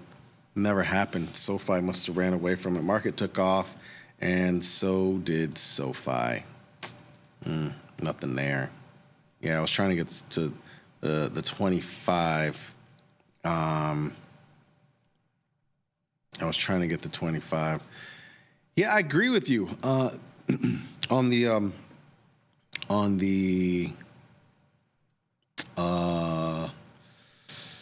Netflix. I agree with you. I mean, obviously, huge risk reward potential there. That's why I was looking at 1,300. This is a little more expensive than I want to pay, but I'm going to try it anyway. Try to get this 1300 strike off. Try to get it for 12s. Wow, I got filled immediately, even though it was 1201. Okay, we're filled on that. I do need to close some things, though. iBid has been a great run. I think I'm going to have to close this. That'll help finance the Netflix trade I just put on. We'll try and get out of that. You got to do risk on and risk off. You got to take, if you put some things on, if you have as much stuff as I have, you put some things on, you got to take some things off. You know what is pretty awesome? I put this natural gas strangle on, which, I might be absolutely nuts, but it was a nice IVR. I looked at the strangle today. It's the Z contract in Nat Gas. Nat Gas has been on a run here a few days. I've never done a strangle in my life. If you would have told me 2 years ago that I'm putting a Nat Gas strangle on, I would have said I've gone crazy because the way Nat Gas can rip people's faces off is not even pretty. But I like it, and I'm going to tell you why. It's 40 IVR. It's 53 days, so we're about to get in that 45-day window. The other thing is I have the 325, I'm out of the IBIT, 510 strangle. And if you look at this chart for the Z contract, here's 510, and here's 320's down there.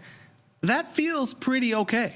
That feels pretty okay to me. So, and it didn't cost me as much as Nat Gas used to. Clearly, the margin on Nat Gas is not that high right now. So, I decided to do it. It was probably about $1,500 or so in capital requirement, right? Difference between net lick and capital requirement. It was cost me about $1,600. So, it wasn't bad.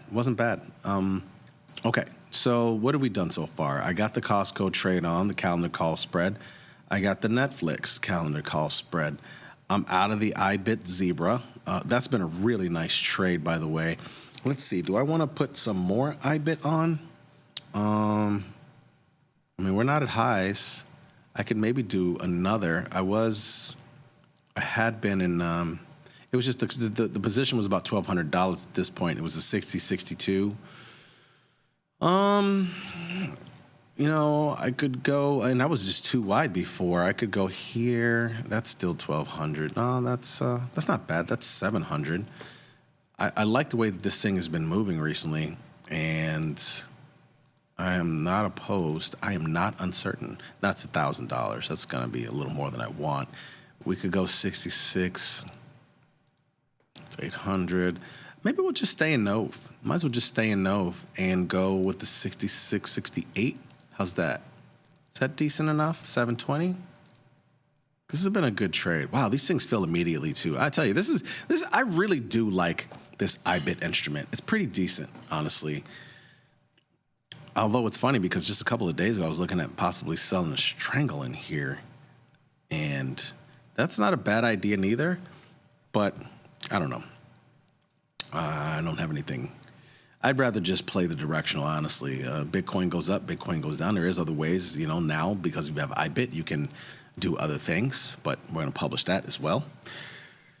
I am still short DraftKings. Yep. So, Kimberly, I'm with you. Shorten that. What can that gas do to your face? Rip your face off. Yes, it can rip your face off for sure. So you got to be careful. You got to respect that nat gas, man. You don't want to mess with it too much. A couple of other things today. I was really rating on different trades to do with you guys, but I got excited. I did a bunch of different things today. I bought again. I sold the nat gas strangle. I bought MCL contract.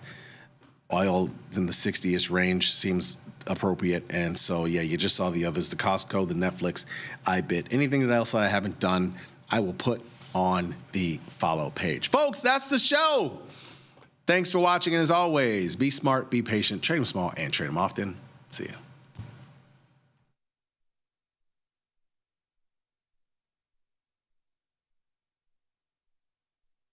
Global markets never sleep.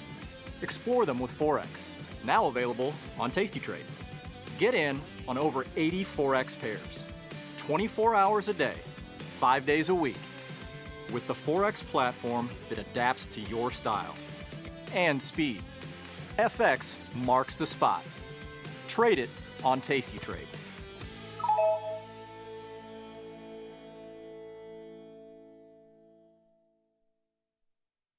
Your crypto needs a wallet. And crypto is better when it's tasty. You can now do more with your digital currencies with the Tasty Crypto app. We're proud to offer a self-custody wallet for Bitcoin, Ethereum, and Polygon. Transfer your digital tokens directly in-app and access thousands of tokens available only on-chain. Your wallet is your key to decentralized finance. Download the Tasty Crypto app and get started today.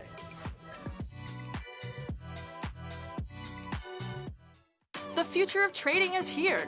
Join Mike and his whiteboard, plus the Tasty 2 live crew for 90 minutes of probabilities, punchy portfolio mechanics, and trade tactics. It's totally free and unreasonably fun. Come early to enjoy a drink with the crew and stay for a Q&A after the show. Space is limited, so register today at tastylive.com/events.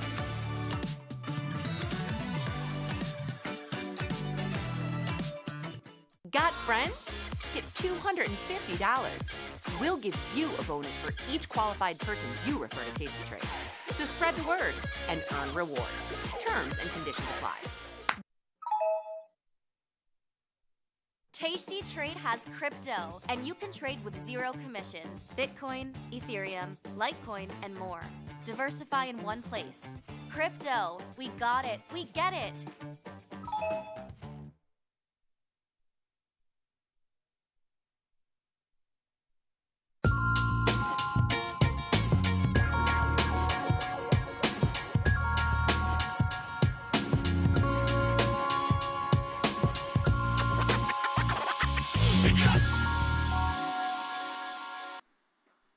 Hey everybody, Tim Knight here, and we're back to the world of charting. The government shutdown has not meant a thing to equities. As I think I mentioned yesterday, historically, stocks seem to do great when the government shut down. I guess I figured they can't do any more damage. So yeah, it's at worst immaterial and at best a positive for the stock market. Everything's green as usual. Not massively. The ES is up 0.09%, but things are pretty much notching lifetime highs in most major zones. My trade of the day / lucky pick was actually dust, of all things. And it's kind of like playing with fire because precious metals are extremely hot these days. But I went long dust yesterday. And it was a little discouraging because gold went up all night again, but it tumbled hard, and I got out of dust at about a 6% overnight profit, and that worked out okay. So we'll look a bit more at precious metals in a sec, but I just don't like sticking around with stuff like that because not only is it a leveraged instrument, but it's precious metals. So we'll get to that in a bit. Let's look at some other charts right now. I've got I've kind of trimmed my list because I keep running out of time. So I'm shrinking the list down to frame it properly. Here's the spider, which on the one hand is up, on the other hand is still below its broken trend line. It's a pretty little wedge right there going on, but for the past 6 days, it has been moving higher and yet below the break. It's also getting closer and closer to this apex, which is mildly interesting. We'll see if something happens before then. Of course, what I'd like to happen is for this thing to run out of gas and start to fall away, but it has not happened yet. You'll see teases and hints of that, but it never follows through. Each of those days has basically been a higher high and a higher low with a little bit of wiggling in between. And as we back away here, you can see the wedge more clearly. You can also see the larger bullish pattern which preceded it. Much the same setup with the diamonds. We see the same wedge here. We also see the fact that for the past 6 days, to the penny at times, it's been tempting that trend line, but it has never gotten above it, even a little bit. But it looks like another lifetime high close on this. And here too, you can see the much more significant bullish setup that was in place, which preceded this burst higher. And we've been sort of just kind of padding that ever since. So it will take a failure of this line here to offer any meaningful hope for diminished equities. Otherwise, it'll just keep going up until it stops. It's been big reversals today, like the Russell 2000, the RTY futures, for example, they peaked about an hour before the open, and they fell and fell and fell until about an hour after the open, and they've been up ever since. So the RTY is up. I mentioned how little the ES was up. Well, the RTY is up over 0.5%. So pretty outsized performance relative to the ES. As for China, this one popped higher as well. And I was looking at this a little more broadly. There's actually a not terrible relationship with the Fibonacci's on this one. You can see that from this peak to this bottom down here, these different zones of support and resistance seem to have power. You can see in these tinted areas how the price activity tends to be range bound in those areas, which would suggest this may have some more upside with a pretty firm ceiling at around this 0.764 level, like so, which we're getting close to, but not quite at yet. And again, aside from the Fibonacci, this trend line here is sort of ruling the roost. It would take a break of that to introduce any prospect of any weakness in China too, because China's been just coming along for the ride with all the tech success in the US. It's been had a very powerful, well, from April 7th forward, just about everything has moved up across the world. One especially important element of the China tech success story is Jack Ma's Alibaba. And this was the tippity top of that way back over 5 years ago. And it lost the vast majority of its value. But since then, it's been recovering nicely with a series of higher lows and higher highs. And we are higher today than we've been going back for years, 4+ years. But there's to me, this has gone awfully far, awfully fast, and I think there's a real possibility that we could be just about done with this one. Let me hide that price here so it's not quite so intrusive. And also, let's just color that a little more appropriately to suggest for some resistance. So that's Alibaba right there, BABA, quite heavily traded.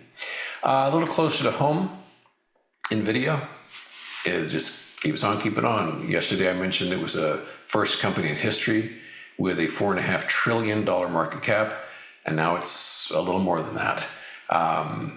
5 trillion is not out of the question at this point in the months ahead. But once more, for there to be any just a sniff of failure on this, it would have to fail below this most recent breakout. It's not a very big breakout. It only goes back, a couple of months maybe. But this is cute little setup which led to the past few days of strength. And as I said, it would take a break of that because it's all about this virtuous cycle in AI with these multi-trillion-dollar, or in some cases like Oracle, sub companies making deals with one another. And it could be as newer companies like CoreWeave to older private companies that are quite large like OpenAI, which just finished a deal that values them at $500 billion. And again, they're private. I think that makes them the largest private company ever. But yeah, the AI mania, that is holding up the market. And if it keeps going on, you can just look forward to lifetime highs endlessly. And if for whatever reason that falters, well, God help the bulls, because that is the basis of the market. Just like the internet was the basis of the 2000 peak, and housing was the basis of the 2007 peak. Now, other semis. Here's AMD also having a good day, although I would point out this gap right here. This is worth noting. We are getting close to a gap which represents some minor price resistance, I would say, but very broadly, SMH, which is the semiconductor sector ETF, another lifetime high there. Just as I was crazy to go bearish on miners yesterday, I'm doing the same stunt with semiconductors today. I've gone ahead and shorted SMH, not based on any particular topping pattern, but just because it seems really, really, really, really high. So we'll see if I get lucky on that one as well. But that's SMH like so, very elevated, and its own basing pattern was down here. It cut above it. You can see changing from resistance to support, support, support, support, and then finally round about early September, it began this rocket launch.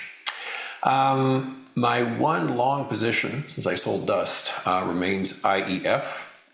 This is the medium-term bond fund, and I did a little better job drawing these objects here, just so it's a little more clear what I'm thinking. But you can see this nice pattern that I've drawn, as well as support right here with this yellow line.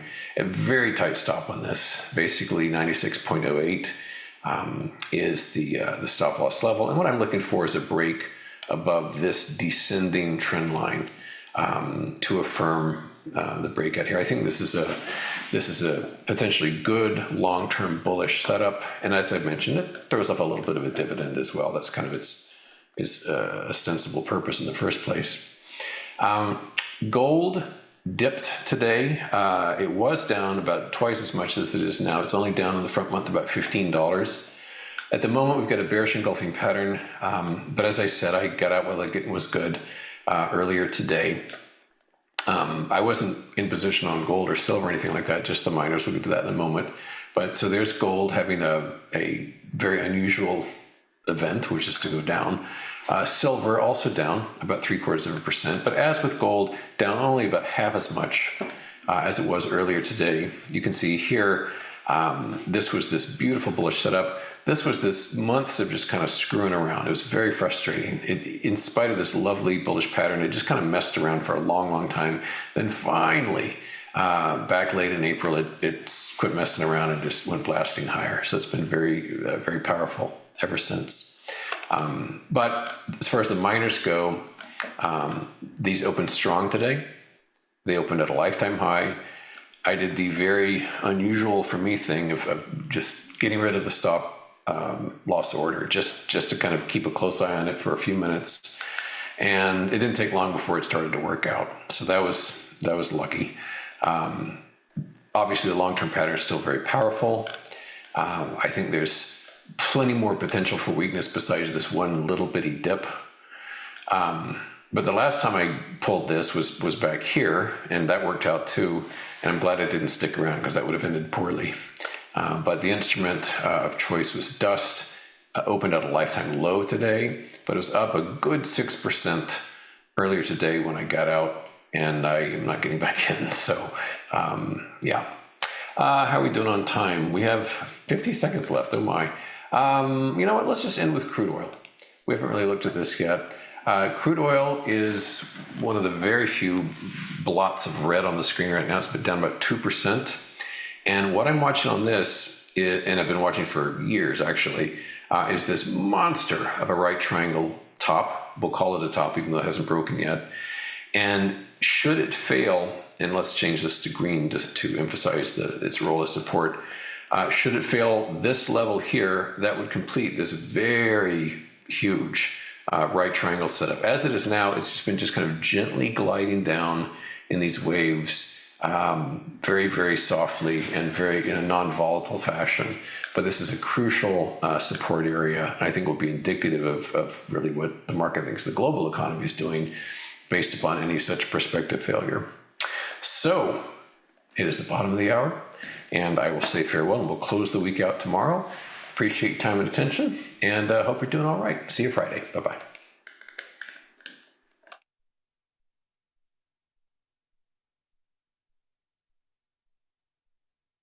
At Tastylive, we live and breathe the markets. But when the live show's over, are we out of breath? If you want to inhale the latest breaking market news, we've got you covered. The Tastylive research team and on-air personalities post refreshing content updated daily covering earnings, economic reports, trade ideas, and much more. If you want a breath of fresh air and not stale takes, visit the News and Insights tab at tastylive.com. It feels good to get smart. Get even smarter with the ultimate how-to guide. Learn 31 different option strategies, cover calls, iron condors, jade lizards, become a trading mastermind. Get the guide at tastylive.com/guide. The future of trading is here. Join Mike and his whiteboard, plus the Tasty 2 live crew for 90 minutes of probabilities, punchy portfolio mechanics, and trade tactics. It's totally free and unreasonably fun.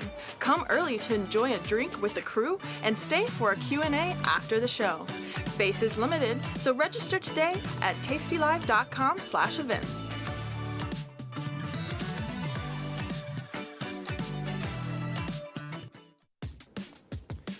Look who's back testing.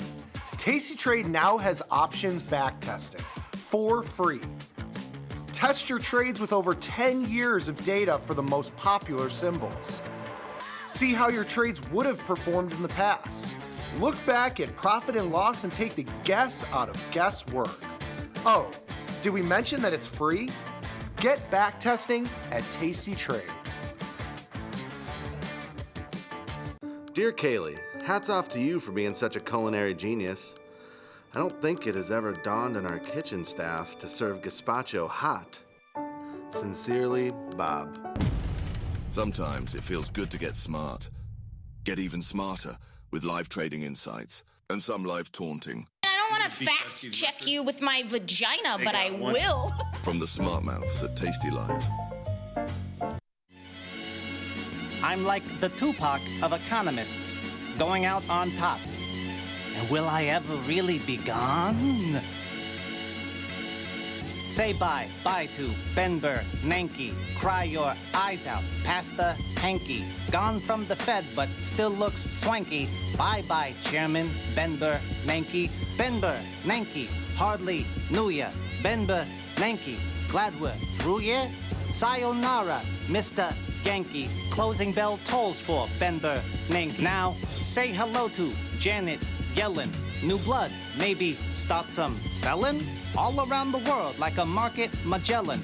Hello, Janet Yellen. Janet Yellen, Professor Shady. Janet Yellen, new chair lady. Welcome in the new Miss Yellen. Different from the old, there's no telling. And I'm out, like Tupac, in a peaceful transition.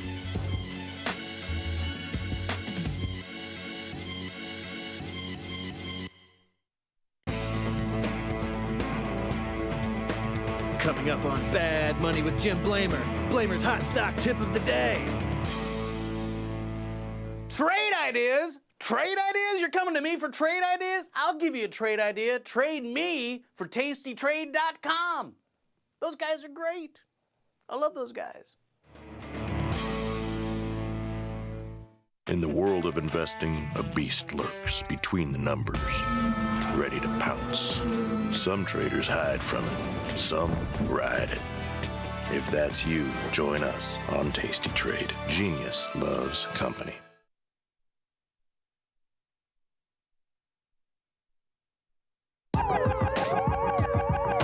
Ring the alarm, hey, ring the alarm, boys. Turn up the charm. Listen up, y'all. Get out the damn stall. It's the last call. Hey, the last call. The last call. The last call. Mikey, my friend, we are back with the closing bell, and as foretold, as has been the case for quite some time, the E-mini S&P 500 futures are up on the day. They are up 6 right now after selling off a little bit in the morning and into the open today in the overnight session. They got as low as 67.41. We've had about a 40-point intraday range today. We are sitting near the higher end of where we've been trading. We got up to 67.82. That was the high of the session. NASDAQ up 103, just about the high here, about 50, 60 handles off the high. The Dow up 85 and the Russell, the strongest of the group, up 13. You got oil futures down at the lows, 60.59 down $1.19, a big move lower from 65, 66-ish down to 60. Volatility futures actually upticking slightly, 1778 right now. We're actually at the high of the session with volatility here, despite it being kind of the high market high of the day as well, or of the morning session. Bonds up 10 ticks, 117 and change here. You've got gold giving it up a little bit, but it was down about 40 handles, 50 handles from yesterday's close. It got down to 38.42. now at 38.82. And silver as well has had some whippy action. It was up $1, down $1. It's been crazy in the metals today. Bitcoin back to basically all-time highs, or just under here at 121 on the futures, a spot at 120 and change here. Huge move in Bitcoin. It's been a crazy little run here this week. A lot of rotation, a lot of whippiness in the market, despite the grind higher in the E-minis and the indices as a whole. Yeah, it's been interesting. You've seen some single name stocks getting hammered. You've seen some sectors getting a big lift, but the net result is nothing in the S&P. So, 30-point expected move through tomorrow in SPX. I've been doing these 1 day into 0 day iron condors. And I'm routing one right now, 6,700, 6,750 short options with defined risk 5 points wide. 1 day SPX? 1 day SPX. So just leaning a little bit long into this Friday. You're doing tomorrow. 6,700, 6,750. So just a 50-point Okay. range skewed to the upside. I have it sitting at $2 in premium. So I'm going to $5 wide. So like $5 wide. kind of like an iron fly type, chicken iron condor type thing here with both spreads like right at the expected move. Yep, I've done this every day this week, and basically, if you get an inside move on the open, it's a 40 or 50 cent winner, and then if you hold it through the morning action, and if the morning action results in basically nothing happening, you quickly get another 50 cents or so. So I closed this one this morning for a $100 winner at like 9:30 or 10 a.m. So just doing these really small, but I like the idea of going a little bit inside, collecting $200 instead of like $1.30 for a traditional setup. That way, if you get a big blowout move overnight or a big move in the morning, you've collected basically 50% of your risk anyways. So just trying to collect closer to $200 on these and skewing them a little bit to the upside, at least tomorrow's. It's awesome that you pointed out the results here, because did you catch the market measure this morning? I did not. So we looked at winning streaks for iron flies, like $10 wide iron flies. If you manage them at 10% of the max profit, which is like 80 or 90 cents, because you're usually doing these for about 90% of the width. If you manage them, the average winning streak, or the mean winning streak for those trades managed at 10%, is 3 days. So you've basically proved in practice exactly what we talked about, because you've had, 3 day winning streak, managing these pretty aggressively. It's funny that played out like that. Yeah. And we've said this. I think there's specific times in the market where I think it makes a lot of sense to consider these, even if you don't do these regularly. And like right now, where volatility is super low, market is bouncing off of all-time highs, government's shut down, no numbers are coming out that could move the markets. It's just like kind of the perfect storm of a situation where we could just see a grind for the next couple of weeks. And I think that's why I'm doing these every day, but still doing them super small. My risk on any of these, I'm just doing one contract. My risk is $300 max risk. So nothing too crazy, but nice to take a little chunk out the last couple of days while the market basically stayed flat. That's awesome. That's awesome. No earnings really to report. Next week, we got a couple. I think like Delta Airlines is one of them. And you get into the banks the next week, but nothing crazy. I did have something fun to show. This Shark sent this in for us, and that's our Shark, not Daddy Shark, who is also involved in Tasty Nation. But it's a really interesting chart, because we get this question all the time about highs and how many times we see all-time highs, and is it a rare occurrence? It feels like it happens all the time. It really has happened a lot in the last couple of years, but there are periods of time where it doesn't. It's an interesting stat, but we looked at data from 1950 which is a long time ago. 1950 till 2025, the S&P 500 has set 1,611 all-time highs along its path to like where we're sitting right now. So it averages about 21 times per year, or about 8.5% of all trading days occur at all-time highs, which is, I guess, not a shock that we would have a lot of all-time highs because market goes up, but 8.5% is a pretty high number. It tells you that, highs become, the next day is there's a high probability that you get new highs when you're at highs. And so this chart here just gives you an idea of how many all-time high marks have been hit in each of these years. And you can see, from 2000 to 2012, 2013, you didn't get a whole lot of new all-time highs. So there are periods of time where it's not just every day buying the dip, but it does cluster in terms of those sort of events here. And you could see in the last couple of years, the last handful of years, 10 years or so, it's been a grind higher consistently.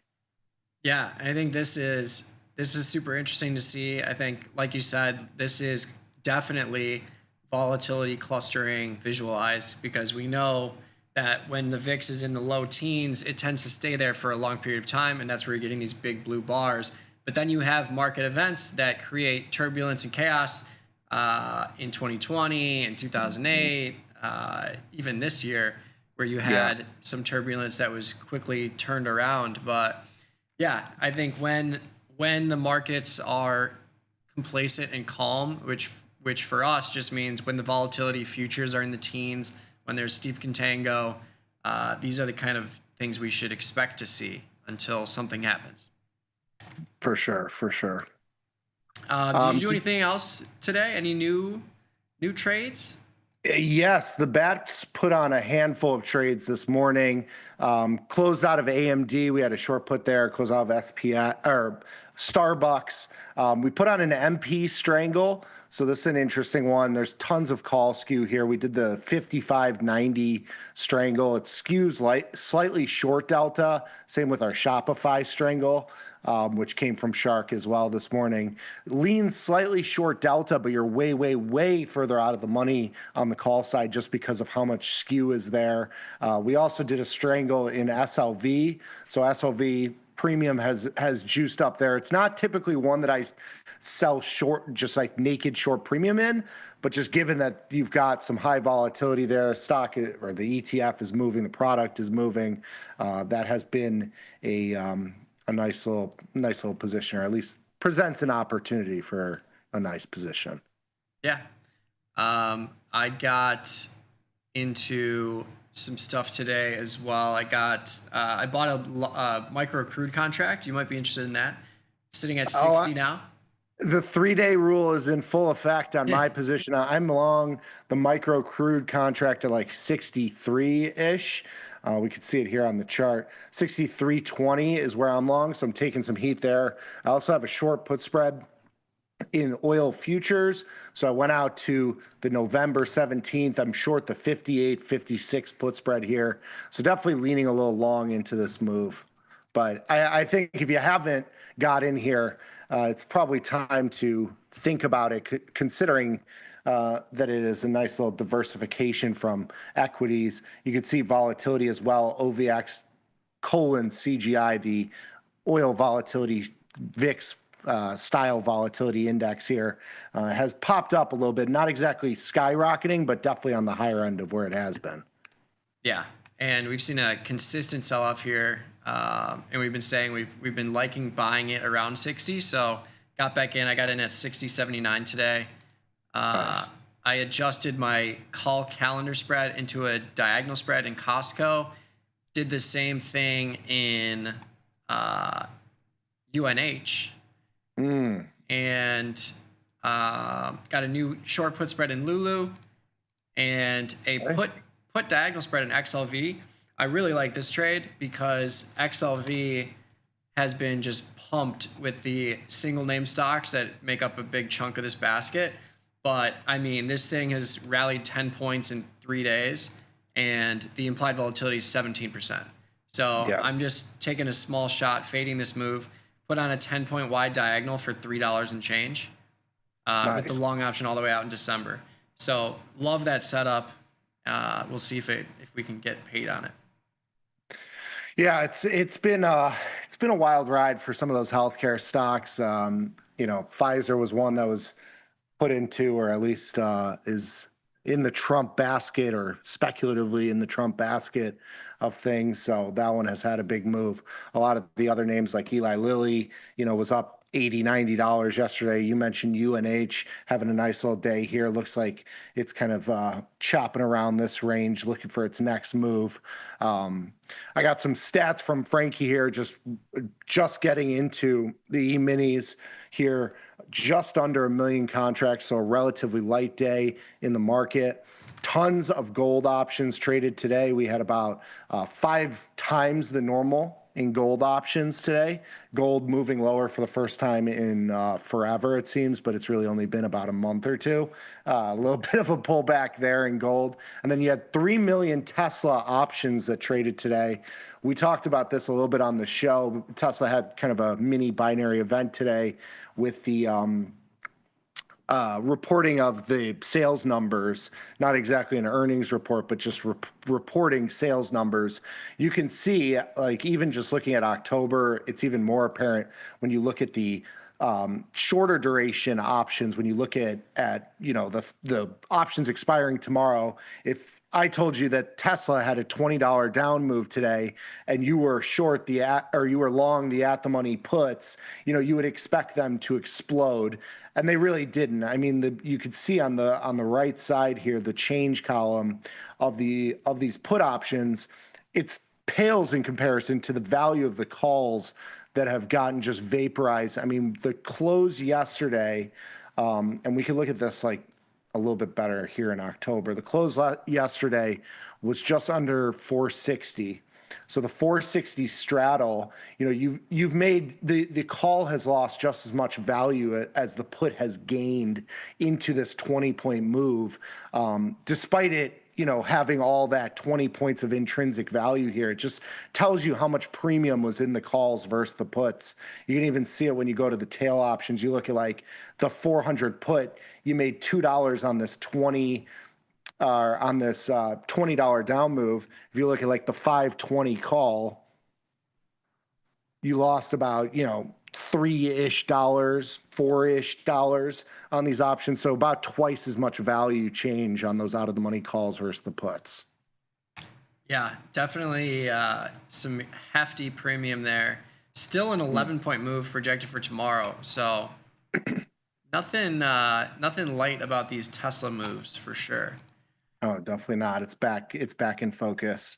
Yeah, we tried to place a trade today, but it's just so expensive. It's like I think I just have to wait till earnings and then do something there, like an Iron Condor or something like that. But I don't think I need a $2,000 calendar spread in this portfolio.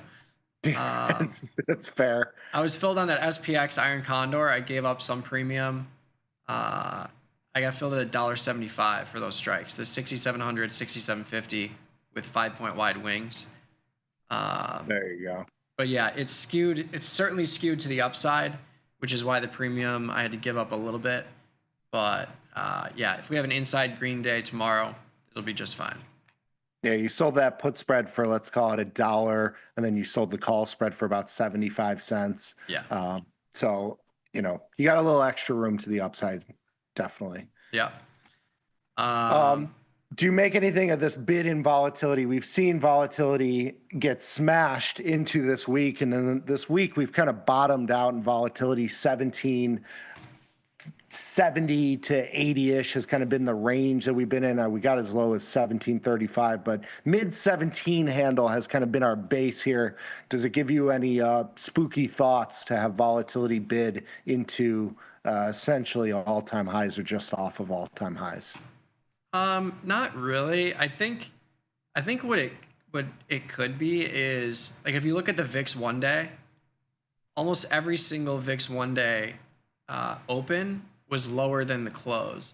So I feel like maybe they're just like, we have such low implied volatility right now. We're getting the intraday chop, and then they're pricing in maybe some overnight risk into the vol futures, and then they take it right out on the open. Like, it's just like clockwork, it feels like, every single day. But yeah, I mean, I'm not going to flinch until the VIX gets above 20 again, really.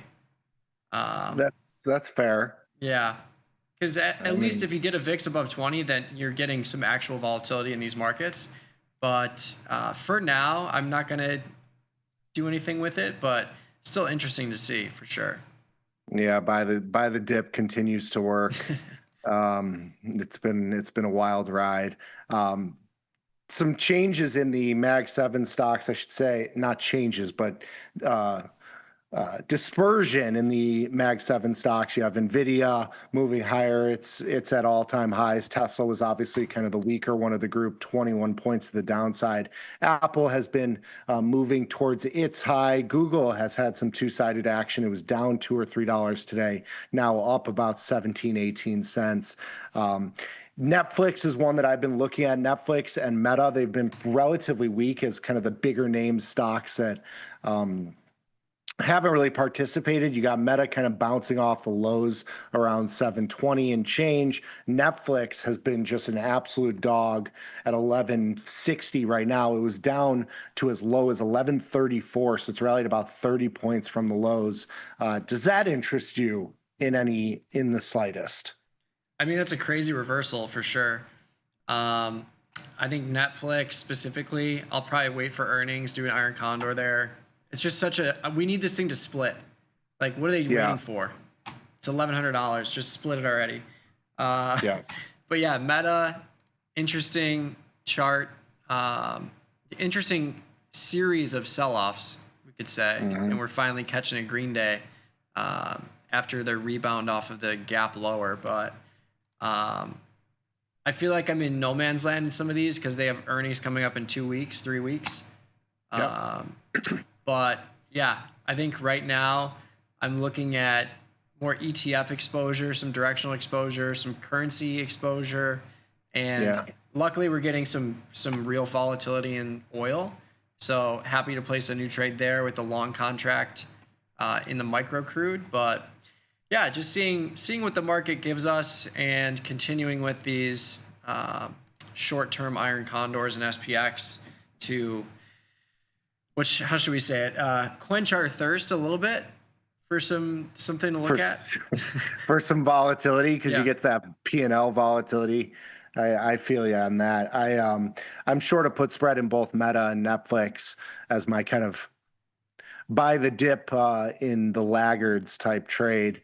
I'm glad you mentioned the currencies. I'm actually out of most of my currencies, my Tasty FX positions. I still have some Aussie dollar exposure in the Aussie futures, so I have an iron condor there in the Aussie futures. I closed out of my euro trade as well. I'm having a little issue here. Go to Aussie dollar.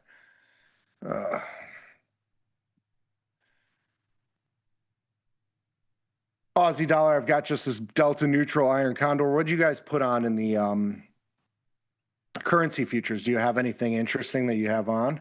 So I'm taking losses in a short USD CAD position. I had 5 micro lots, and then I added another 5 micro lots yesterday. But today I actually did close 2 positions. I closed the New Zealand dollar.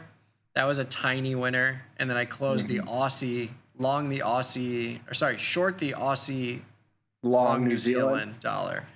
That was a good one. That was a nice one too. But yeah, just close those 2. And the only one I have left is that dollar CAD position that continues to rise against me. But it's a small position. Selling off here. Whoa. Only up a point. Whoa. Scary. Yeah, Bitcoin. NASDAQ only up 80. Bitcoin ripping, even MicroStrategy ripping. Yeah. How's your IBIT position looking? That's perfect. Did you roll out to November? Yeah, I did that 2 weeks ago.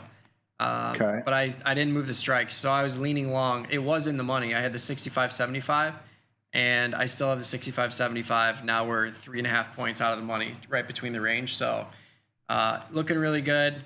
Not going to do anything with it. I think if we stay in this range and just chop, I've got one more roll to bring us to December, and then we'll have a beautiful anatomy of a trade.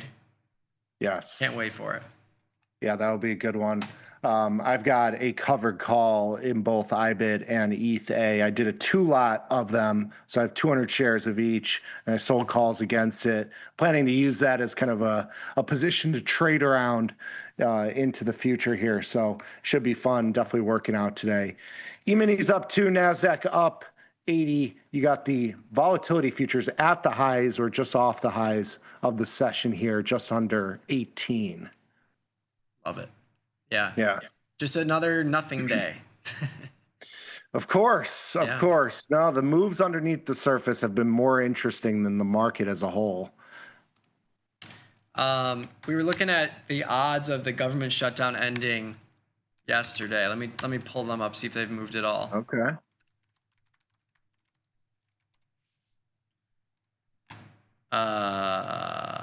Do they have like a date, like an end date, like ending by end of October, like something like that?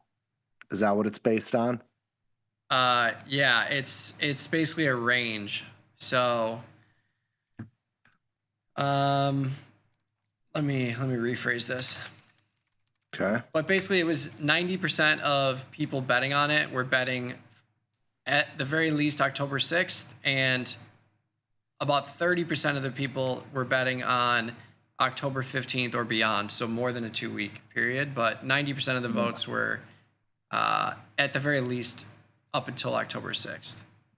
Okay. So coming soon, capitulation over the weekend or something like that. Indeed. That's what it feels like. E-minis up 4 currently. NASDAQ up 88. Been a chop fest here. Just looking at the S&P 100 list to the upside, you got, Intel in there up another $1 and change. AMD having a strong day. PayPal. You got John Deere. Adobe catching a little bit of a bid. Julia mentioned Adobe as a trade idea this morning for trades from the research team live.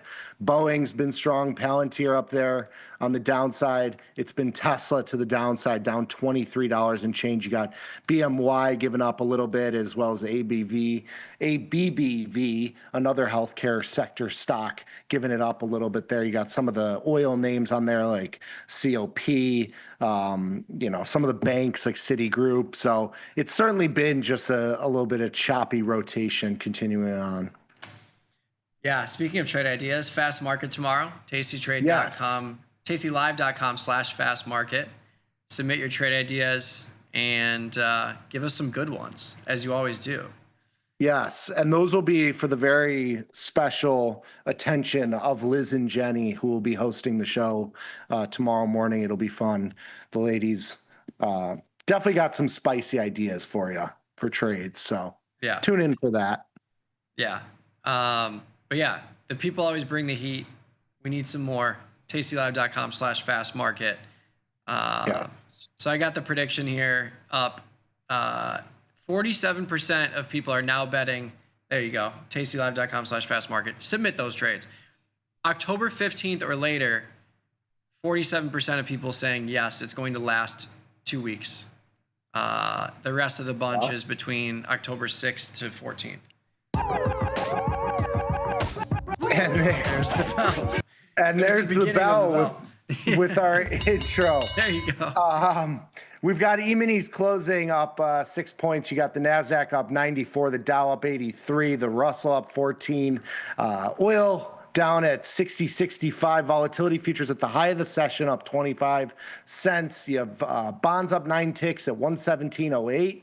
Gold and silver both weak today, but have bounced from the lows. Gold down 18, silver down 92 cents, and Bitcoin has remained strong, 121 on the futures, 120 on the spot. Great little day for us. Thank you for joining me, Mikey. We're going to take a quick little 90-second break and come back and do this all again tomorrow. Does that sound good to you? Sounds perfect. Sounds great. Thanks for joining me. We'll see you tomorrow. Peace.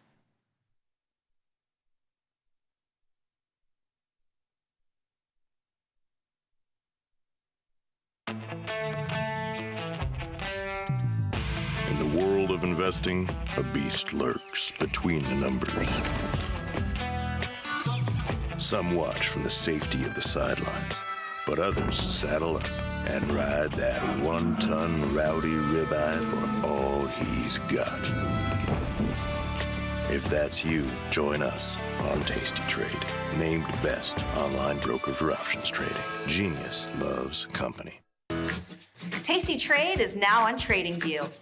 Trade stocks and futures directly on TradingView charts with Tasty Trade's low commissions. Try it out and leave us a review.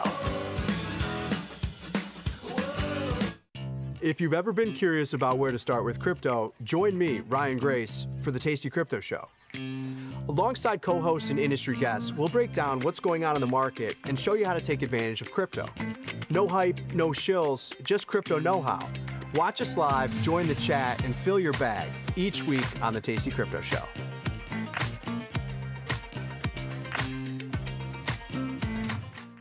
The future of trading is here. Join Mike and his whiteboard, plus the Tasty2 live crew for 90 minutes of probabilities, punchy portfolio mechanics, and trade tactics. It's totally free and unreasonably fun. Come early to enjoy a drink with the crew and stay for a Q&A after the show. Space is limited, so register today at tastylive.com/events.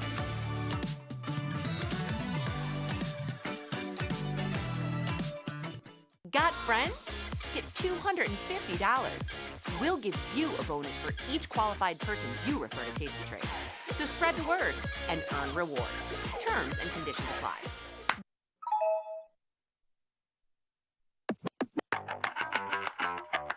When somebody says tape action, what do you think of? To me, tape action is a little bit of a historical term because that's how they used to relay the different information for all the different underlyings that you could trade. They would share like the price, the volume. So it'd be a way for people to kind of get a gauge for different markets. But now I just kind of think of it as that little line of information on your screen when you're watching your financial news outlets and seeing what all the different products are currently trading for. What's a Johnny trader? A Johnny trader is defined as Nick Batista and myself. We are smaller traders, smaller accounts, mid-sized accounts where we can't sling anything we want. We can't do multiple contracts of anything we want. We are really defined to specific parameters in trading in a small way. So a Johnny trader is just someone that might be doing one lots, one contract here and there, or trading smaller price products.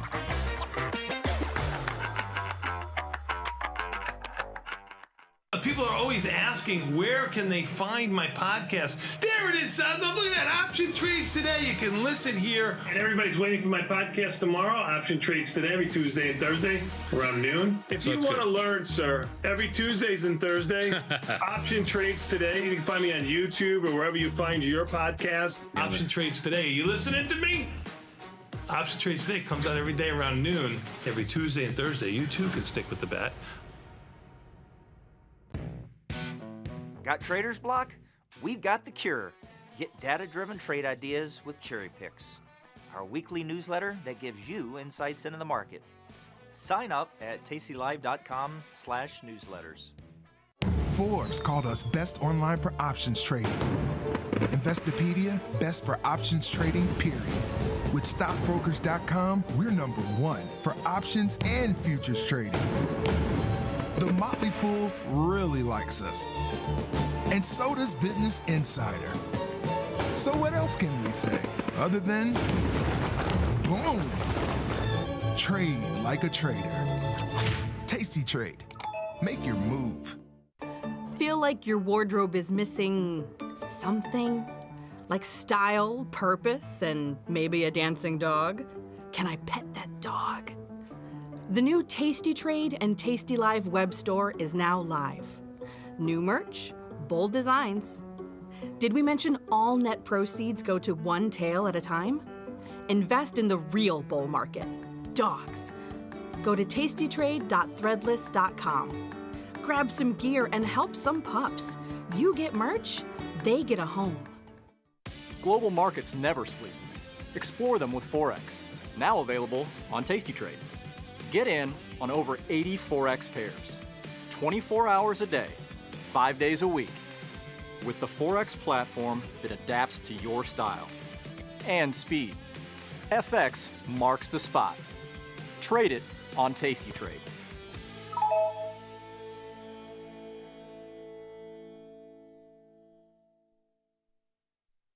Your crypto needs a wallet. And crypto is better when it's tasty. You can now do more with your digital currencies with the Tasty Crypto app. We're proud to offer a self-custody wallet for Bitcoin, Ethereum, and Polygon. Transfer your digital tokens directly in-app and access thousands of tokens available only on-chain. Your wallet is your key to decentralized finance. Download the Tasty Crypto app and get started today.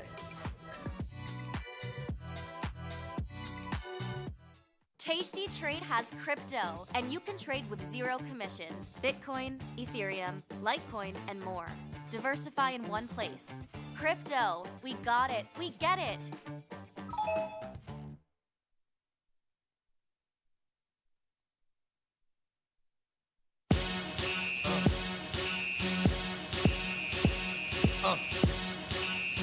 All right, we're back. Tasty Crypto Show, special edition. Surprise, surprise. It's me, Ryan Grace, here with Shelly Van. Shelly, what's going on? It's Thursday Happy Thursday. at 3 o'clock. Happy Thursday. Happy October. October, Thirsty Thursday for some of us out there. I wish that was the case for me today, but it's not, sadly. How you doing? I'm doing all right. Good. Yeah. Enjoying the unseasonably hot weather. Right. Beautiful out there in Chicago. Hopefully it's beautiful wherever you all are. If you're not streaming on YouTube, get over to the Tastylive YouTube channel, pop out the chat, type something in the chat, type some crazy shit in the chat. We're taking over. Ilya's out, Chris is out, Dylan's out. So you've got me and Shelly here today. It's Crypto Week though, so Yeah. we've been calling it I think we're going to call it like Crypto Month. It's October. Crypto month, yeah. It's been a couple of crypto years for us here today, but I think you just got referred to as Benedict Cumberbatch, which I don't see it really, but maybe the voice? Scramble everything. Okay. I'm gonna have to like Google this. This is like way over my Doctor head. Strange. Still way over my head. Oh. Okay. All right. What up, Donna? Is it because of my appearance and how just like generally messy I look? No, Okay. you don't look that messy. No, well, that's nice of you to say. You're a new dad. Yeah. You get a pass. I'm in the trenches. You are in the trenches. In more ways than one. Shelly, we've got a lot to talk about today. We'll also talk about anything else, anywhere else anyone wants to go. I've been, with the opportunity to just step away from a second, for a second from the day-to-day.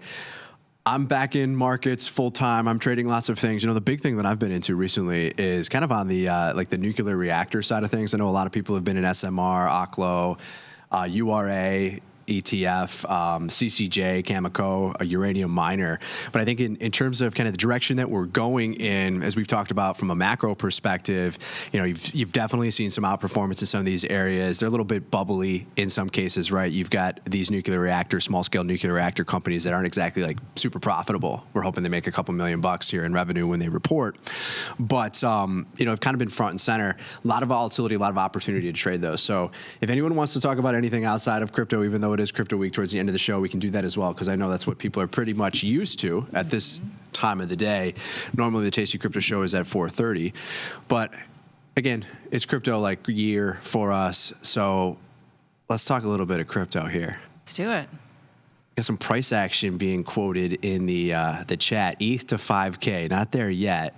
Chaz says 120K. I don't know if that's referring to Bitcoin or ETH. Bitcoin's at 120. Right. I'm thinking it's Bitcoin, but 120K ETH. We're not on the show anymore. There will be signs, right? Like, yeah, we're not here. You're right. Right. I have a question. Which crypto is better to invest in, Pepe or ETH? Oh, that's a funny. It's pretty good, right? One or the other. All right, let's answer it. I mean, if you have to choose between Pepe, a meme coin on Ethereum, or ETH, the native currency of Ethereum, where are you at? I guess the question is, how much money am I playing with? That's more of the question. Your life savings. Okay, ETH. I thought you were going to go a different direction with that. I'm not that degenerate. Okay. I love playing in the trenches, but not with my life savings. Yeah, both are available to trade through Zero Hash on the Tasty Trade platform. So take a look. We actually added some new tokens this week as well. Uniswap, Arbitrum, ARB, BAT, and BAT. We got Bonk. Alexander says Bonk. $2,000 into Bonk. Yeah, you might be able to double that pretty quickly the way that some of the stuff moves. But let's talk about a different way to invest, possibly, here today, Shelly. We're going to kick off the show talking about dollar cost averaging. We have a new feature that has launched in the Tasty Trade platform. It's on the web-based version of all the trading platforms, hoping to bring this to the mobile app and to the desktop platform in relatively short order. But on the Invest tab, you'll see the ability to set up recurring cryptocurrency purchases. Just got out of a meeting with the team, with the whole development team, all the product managers. They're working on this for just equities, just traditional investments as well. So started with crypto, going to stocks next. So you'll be able to set up recurring purchases. We want to talk about that, but maybe we talk a little bit about why that's interesting, or its approach that people want to take. Crypto can be pretty volatile. It's hard to time the market. It is hard to time the market, but I think after we cover dollar cost averaging, or maybe on a different show, maybe next week on Beans, we talk about how you read charts, because Could do that, yeah. that's been very useful to me. I'm a simple man. I just look at moving averages and go with the flow, I suppose. The trend is your friend sort of thing. You call yourself a simple man, but yet every time you explain this to me, I'm like, oh my God, it's not simple. Maybe I just overcomplicate it unnecessarily. I don't know. It's not that simple. Well, let's talk about something that is relatively straightforward, and that's dollar cost averaging. So we've got some slides that Dan put together. He's actually out in the process of getting married. Well, he will be getting married in a couple of days. So when he's back in another week or so, we'll have to offer him some congratulations. But Dan put these slides together. We got these I don't know, cute, beautiful little pudgy penguin characters here. Another token we've got to get on the platform. But what is dollar cost averaging, Shelly? It is. Am I going to read this? I'm not going to read this. Oh, just give us your little quick summary. It's automatic purchases. You set them up.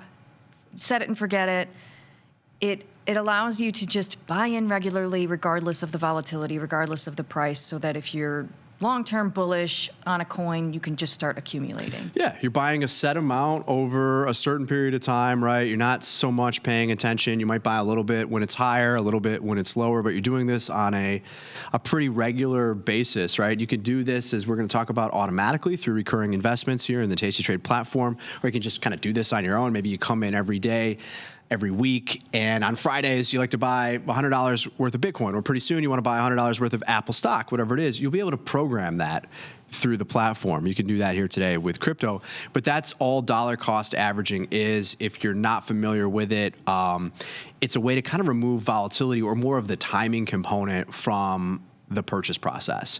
You're going in, again, on a regular basis, you're buying regardless of what the price is.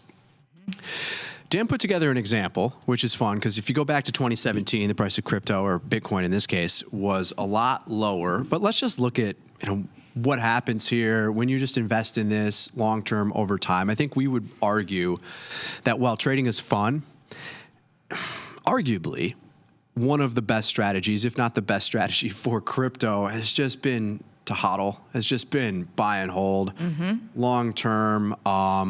There are points in time where you want to take profits or take some money off the table, buy back in on the big dips.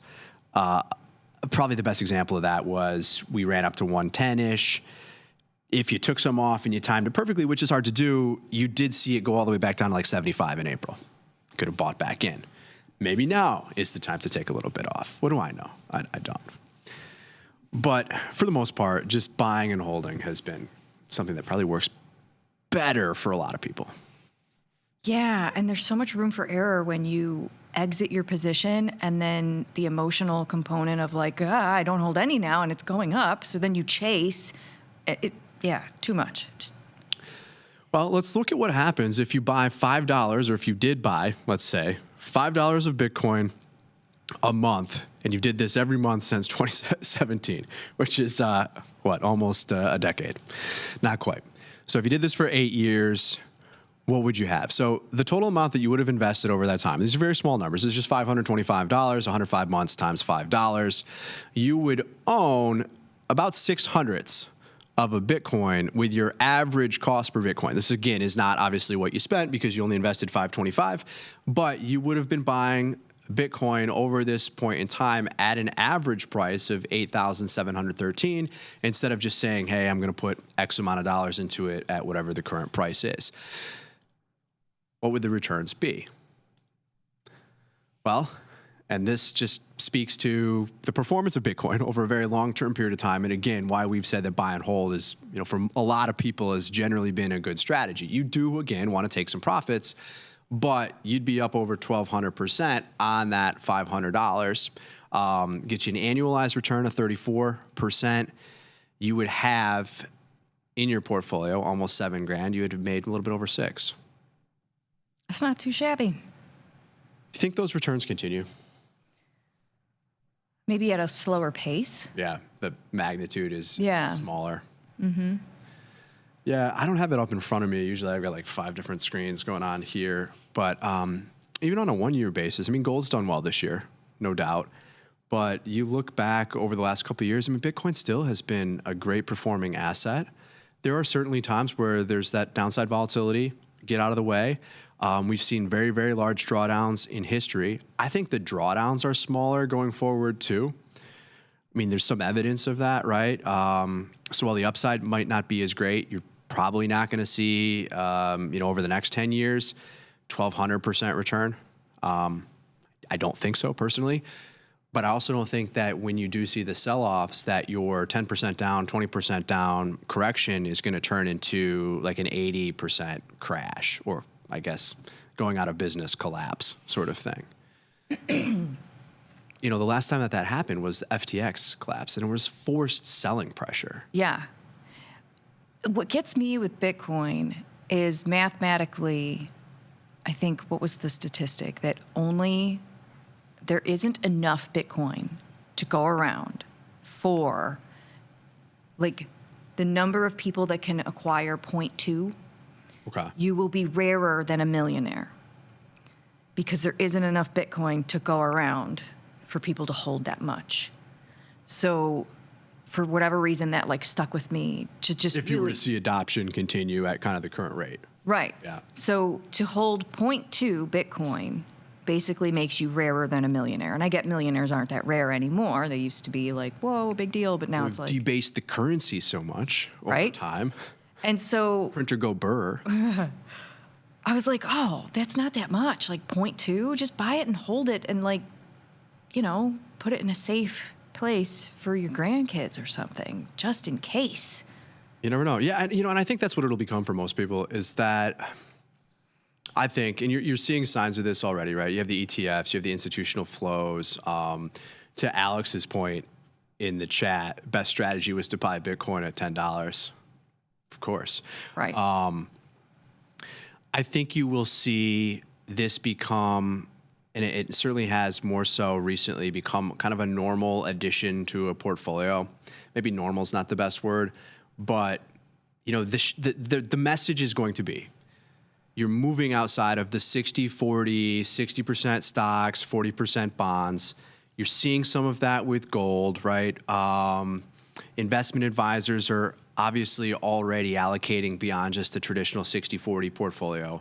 But I think that's going to become the norm, whereas historically it was 60-40. Okay, you got to have some stocks, you got to have some bonds, right? Because you don't want to take too much risk. I mean, for anybody that's generally younger in age, probably don't want any bonds at all.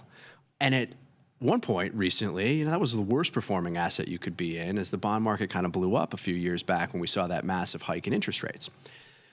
So I think that Bitcoin's going to become a normal piece of the portfolio for most people. And it's not going to be something where it's as volatile, certainly not. It's going to have higher volatility than stocks or bonds for sure, but is going to be something where you probably aren't looking at it, or we're not talking about it as often as we are, right? There will be periods of time, cycles where it outperforms and cycles where it underperforms, but it might not have maybe the novelty that it still does for a lot of people. Yeah. I don't know. Somebody on Facebook, I'm very rarely on Facebook, asked me, like, I just don't understand. It just doesn't make sense to me. You know, a very normie question, like, how does it hold any value? It's invisible. And I'm just curious, because I answered her in a way that she was like, oh, that makes sense to me. Thank you. But I'm curious to hear your response to that question. I mean, at the end of the day, it's only worth what people believe it to be worth, right? Like we put a lot of faith in assets. We put a lot of faith in, in paper currencies and fiat currency, right? And I guess you could make the argument that, okay, so with money, with this system, with the U.S. dollar, right? We use it. It's accepted. There's reasons to believe that it will forever be used, I suppose. It has been for some time, right? And then at the end of the day, you have the backing of the U.S. Army. That's, I think, the thing that probably like solidifies it more than anything. It's like, okay, it's a government, yes, but it's like, it's force, right? It's tanks, it's guns, it's missiles, it's bombs. That's what solidifies or backs the U.S. dollar in that sense, right? To some extent, it's oil. And so, yeah, I mean, it's only worth the paper it's printed on, but it's the belief system, and it's the system itself. And so, yeah, like intrinsically, what is this digital asset worth? Well, I can't hold it in my hand. Okay, well, the fact that you can physically hold $1 in your hand isn't exactly what makes it valuable either. It's that it's used within a system. It's adopted by that system, and has a stronghold over it.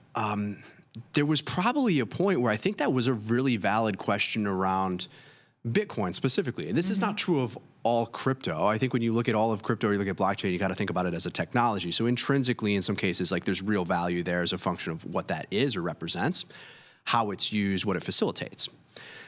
But you can't really quantify it very easily in that, like, oh, I can hold it in my hand as well, right? It's not tangible. Right. But when you look at Bitcoin, I think it has reached that escape velocity in terms of, if you want to use the word faith or adoption, belief in it as an asset class, as maybe a money, as a store of value, as a transfer of value. And I think that's probably the last piece that makes it, in a tangible sense, valuable, is the ability to use a cryptocurrency, Bitcoin, on the blockchain network, Bitcoin, big B, little b sort of thing here, to move that value digitally across the internet in a permissionless, decentralized way that removes intermediaries and ultimately removes censorship, removes government from that. Good or bad, right or wrong, right? I think there is something valuable about having the freedom outside of the existing financial system, which arguably can be manipulated and certainly constrained, restricted, censored at times, right? You can be debanked, not, an area that we go into or talk about here all that often. There's a political component to it, and, maybe certainly it's relevant to people more so outside the United States at times. But the ability to freely move value in a digital way, I think is intrinsically like worth something. Absolutely. And so then you set that up against a system where you don't have any control, or you and I or anybody else doesn't have any control over the decisions that the monetary authorities are going to make. But we do live and work in a system that uses dollars. But we don't really have control over those forces that, can have a negative impact in times on the price of the things that we are required to buy with those dollars to live, right? And so I know I'm kind of getting into this weird space, but like that's what makes it valuable, is that this is a hedge against all of that. It's the only thing that kind of sits outside of that system. Physical gold, you can hold that. Somebody can show up with weapons and take it from you for sure. And I think, to some extent, you could probably be forced to give up your seed phrase. But if you go all the way to that one end of the spectrum, which is not kind of what we talk about here, where it's like, hey, look, I am trying to make more dollars with this crypto. or Bitcoin or whatever the token is or the trade at the time in the short term. All right, that's kind of what I find valuable about it, is maybe it's more so the volatility. But if you go all the way to that one end of the spectrum where I can actually just keep my seed phrase in my head, and as long as we live in a world where the electricity is still turned on and the internet still exists, this thing is real in that sense, as long as, again, everybody else believes that it is as well. Mm-hmm. And I don't see any evidence that we're going in the opposite direction where less people believe in this. And now maybe that's just a function of the price going up in dollar terms. I don't know, right? Because like at the end of the day, what do we price it in? We still price it in this dollar. Right. But I don't see adoption waning. And it's certainly not something where if you go through the history of Bitcoin, there were a number of times where if this was going to die, Bitcoin is dead, crypto is dead, it should have been dead and buried, but it somehow has come back to life. And now it's been institutionalized. Right. And I think, it's kind of controlled more so in that sense. And yeah, I mean, you don't have to own it. No one is saying you must buy this thing. But if you're trying to understand, what makes it valuable, again, it's just like a hedge against this system. Or if you want to, it's a way to participate in the asset price inflation that seems to be pretty persistent. Mm-hmm. You could do that in other ways too. But this is like pretty easy to access anymore. And so I think that's valuable. That was a very long way to say. Sorry. No, I love it. And yeah, I think it's interesting to see what people are saying in chat. They all left to get this crazy guy off of the air. Well, no, can't use it when the power is off. I mean, if you don't have cash on you, you're not using traditional money either. Yeah, that's an interesting... I've been in Walmart when the power goes out, right, in Hawaii, actually, because I was on the Big Island. And it's still an active volcano, so the power goes out, and it's very real. And people were like, well, now what? And I guess you could use cash, but without the manual cash registers, what are you doing? Tallying things on paper. So it was if the power goes out, we have a whole different set of problems. Yeah. Oh, totally. I mean, I think objectively, right, that is true. Mm-hmm. If there is, what's the argument people like to use, electromagnetic pulse. So if all the circuitry is fried and there's no electricity, the internet doesn't exist, then you absolutely can't use Bitcoin. It's worthless. But you can't log into your brokerage account either. You can't use the ATM. Now we're into that territory where it's well, hopefully you have some seeds, a supply of food. You hopefully have a weapon. A horse. You aren't faced with people that do have weapons, right? Yeah, I mean, I get it, right? Yes, of course, you're not going to be able to use this if the power is out. But I don't know. I think people just look at this as an asset that's that you use as a store of value.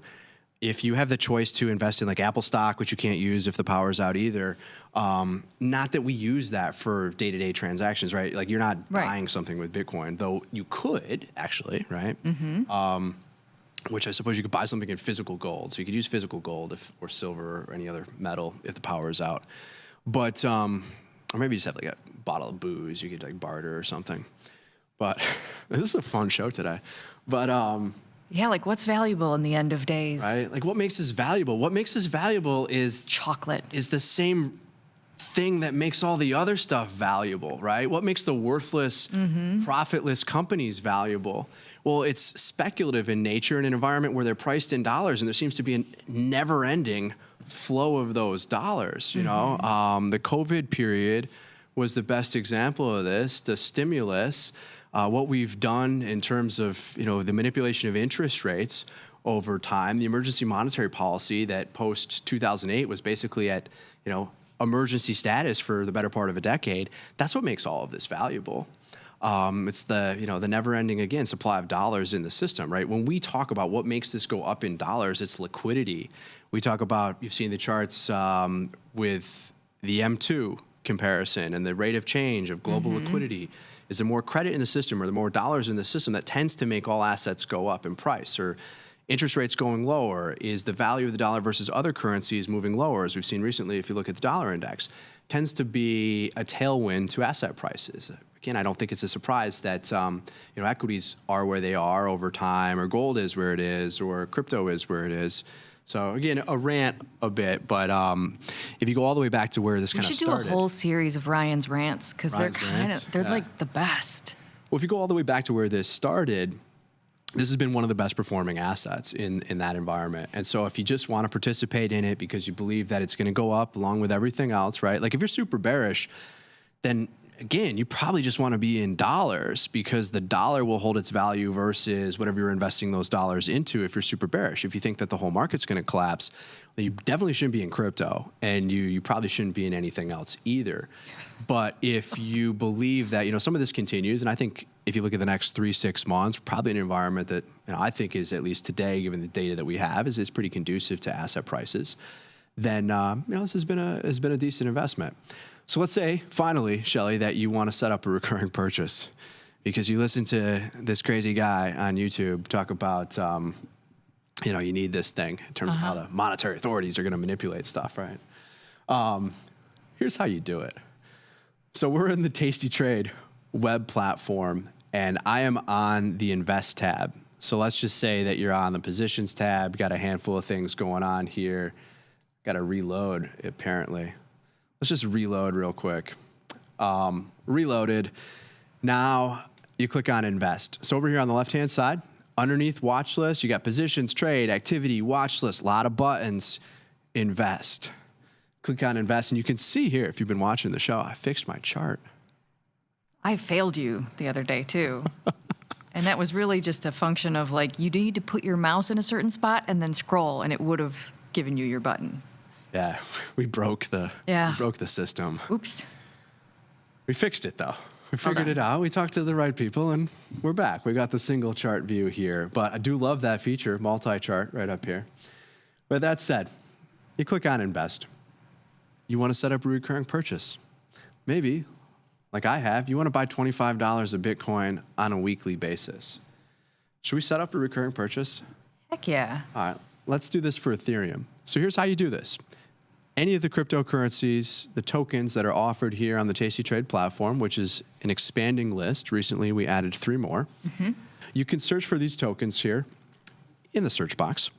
And if I type in ETH, I get Ethereum Classic. We're not going to buy that. We're going to buy some, regular Ethereum? What do you just ETH, right? Yeah, just ETH.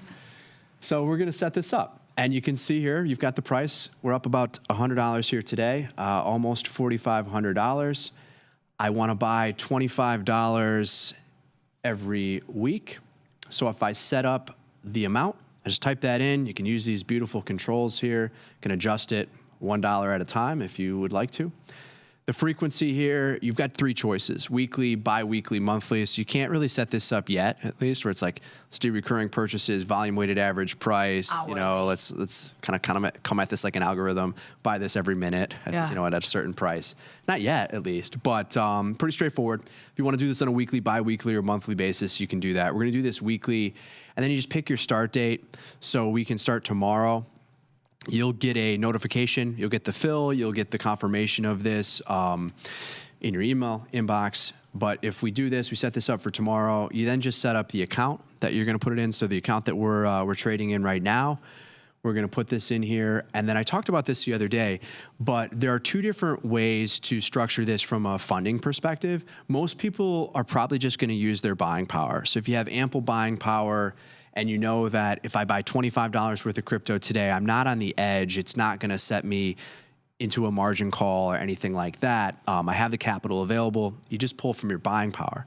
But if you want to ensure that no matter what you're doing with any other asset you're trading or any of your activity, you want to ensure that you are going to keep this recurring purchase going, then you would just click bank account. And when you do that, you'll see that there's a little disclaimer here, but basically this is going to make sure that it withdraws from your bank account. And then with that deposit with your connected bank account, it's going to go in and make that purchase free. So it never really turns off. So you can just, buy crypto forever. We're going to use our buying power for this one. And so if you got your kind of standard approach to routing an order, you click on review. This is our order ticket for the recurring purchase. If I click on submit recurring investment. That is the buy button that it will route the order. Now, it's not going to fill immediately, obviously, because we set it up for October 3rd. So it'll fill tomorrow. If I want to make any changes to this or go back, you just simply click the edit button.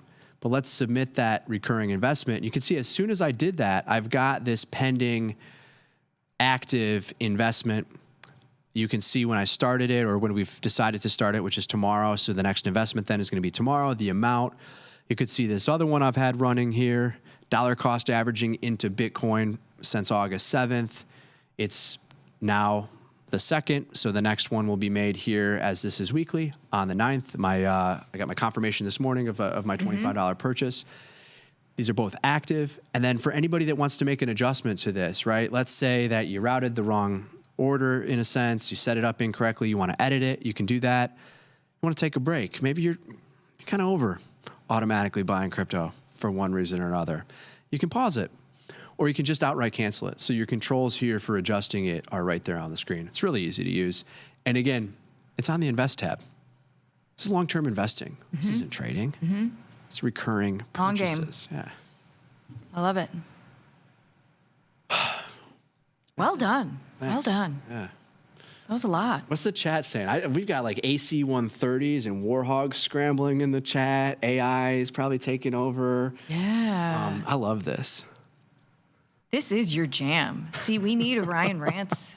I'm just scrolling through here. I appreciate everybody showing up here today and joining us in the chat. Wit Sevens, Texas, what up?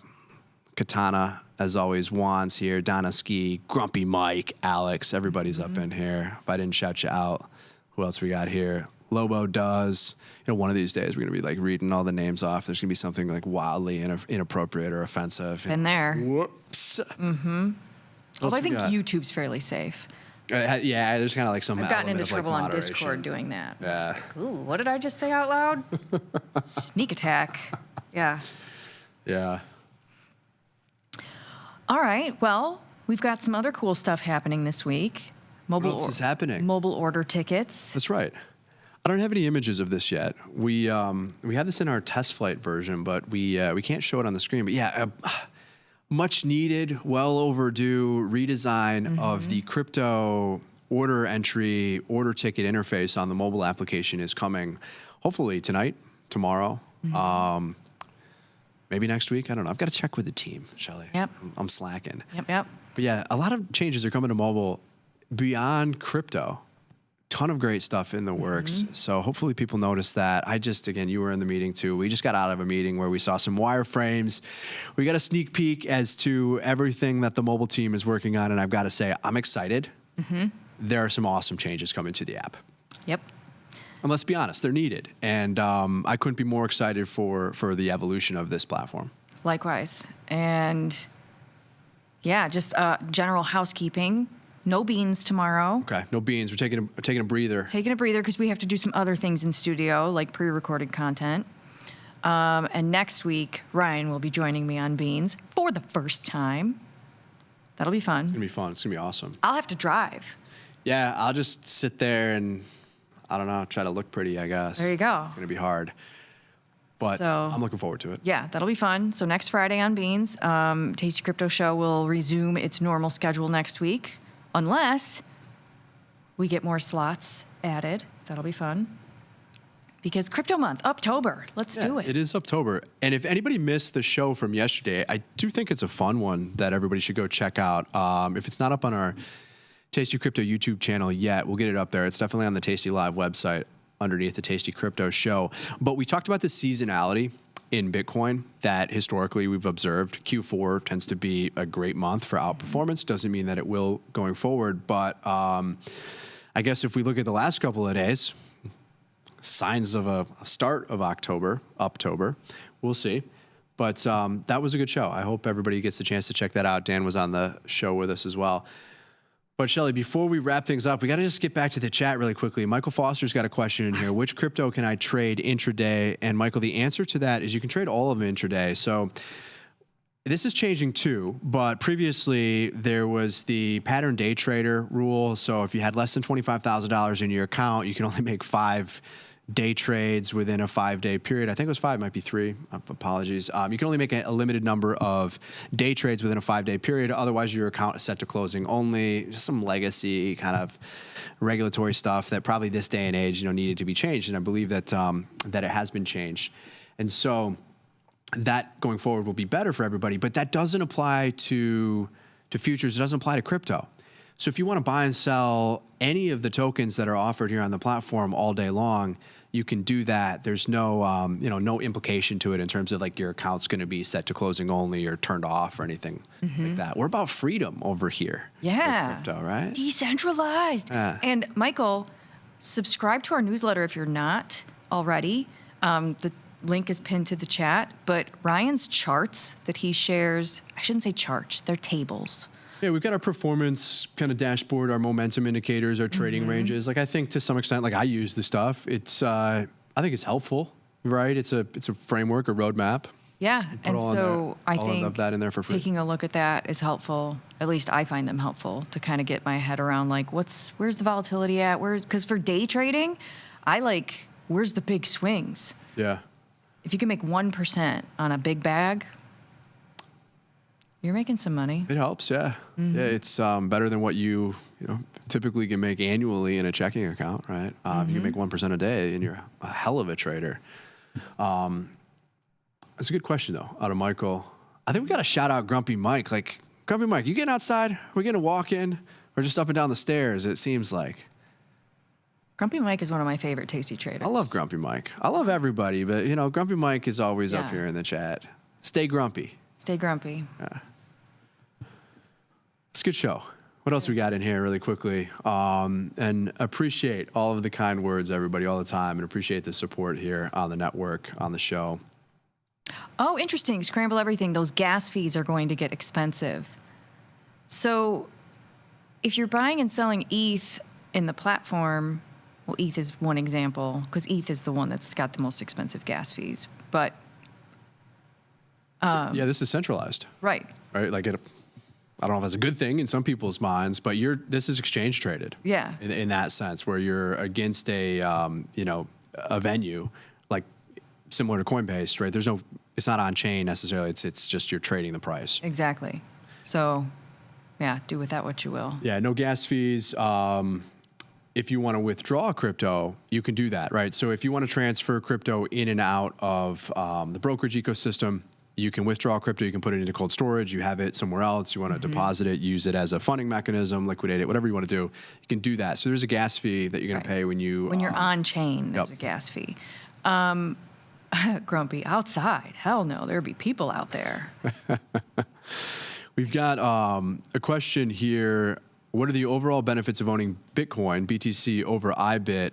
Like the idea of owning IBIT and selling calls or just putting on strangles. And I'm with you there. I think like when you look at the what's the benefit of owning Bitcoin, you kind of actually own it, right? Similar argument around gold, right? Like there's some people that will criticize the GLD ETF and say it's paper gold. If you're somebody that wants to own physical gold in some of the scenarios we talked about previously on the show, not going to be able to do that or redeem it through the GLD ETF. It's paper gold. If you actually hold it in self-custody, cold storage, you have your own wallet, you own the Bitcoin and you have the ability to transfer it, like complete control over it. As long as you have the seed phrase, nobody else does. There's no exchange hack. And I think that, that's less of a concern now. But you go back to the FTX days and some of the other hacks and things, the cybersecurity risks that we've seen, you have complete control over it. But if you're looking at this from like a trading perspective, back to, okay, how do I make as much money as possible? How do I generate yield? There is going to be an annual management fee, like there is with most ETFs associated with the IBIT ETF, but it also has extremely liquid options.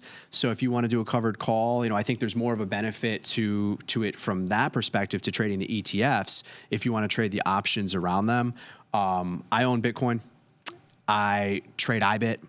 I do both. Trade futures, perpetuals at times. I think you're probably in the same boat as me where we're multi-product, even if it's the same asset class, depending on kind of the strategy that you want to use. So I don't think it's like one is better than the other or you should just do this or do that. It's like, look, I own some long-term Bitcoin. Maybe I'll never sell it because I'm crazy. But in the meantime, maybe I want to, when volatility hits a certain level, if it's cheap, I might want to buy a call spread, or I want to sell a strangle, or I just want to own some IBIT and sell calls against it. I'm doing that right now with ETH, the Ethereum ETF. Mm-hmm. Well, and I think that's the interesting part with these DATs, the digital asset treasuries, is your exposure, depending on sorry, I don't speak this language yet. So you're getting there. It's okay. No apologies. I'm a student. We all are. So your exposure to the underlying can be greater than actually owning the underlying. Like, what was it with IBIT? It's like 1.7 or something.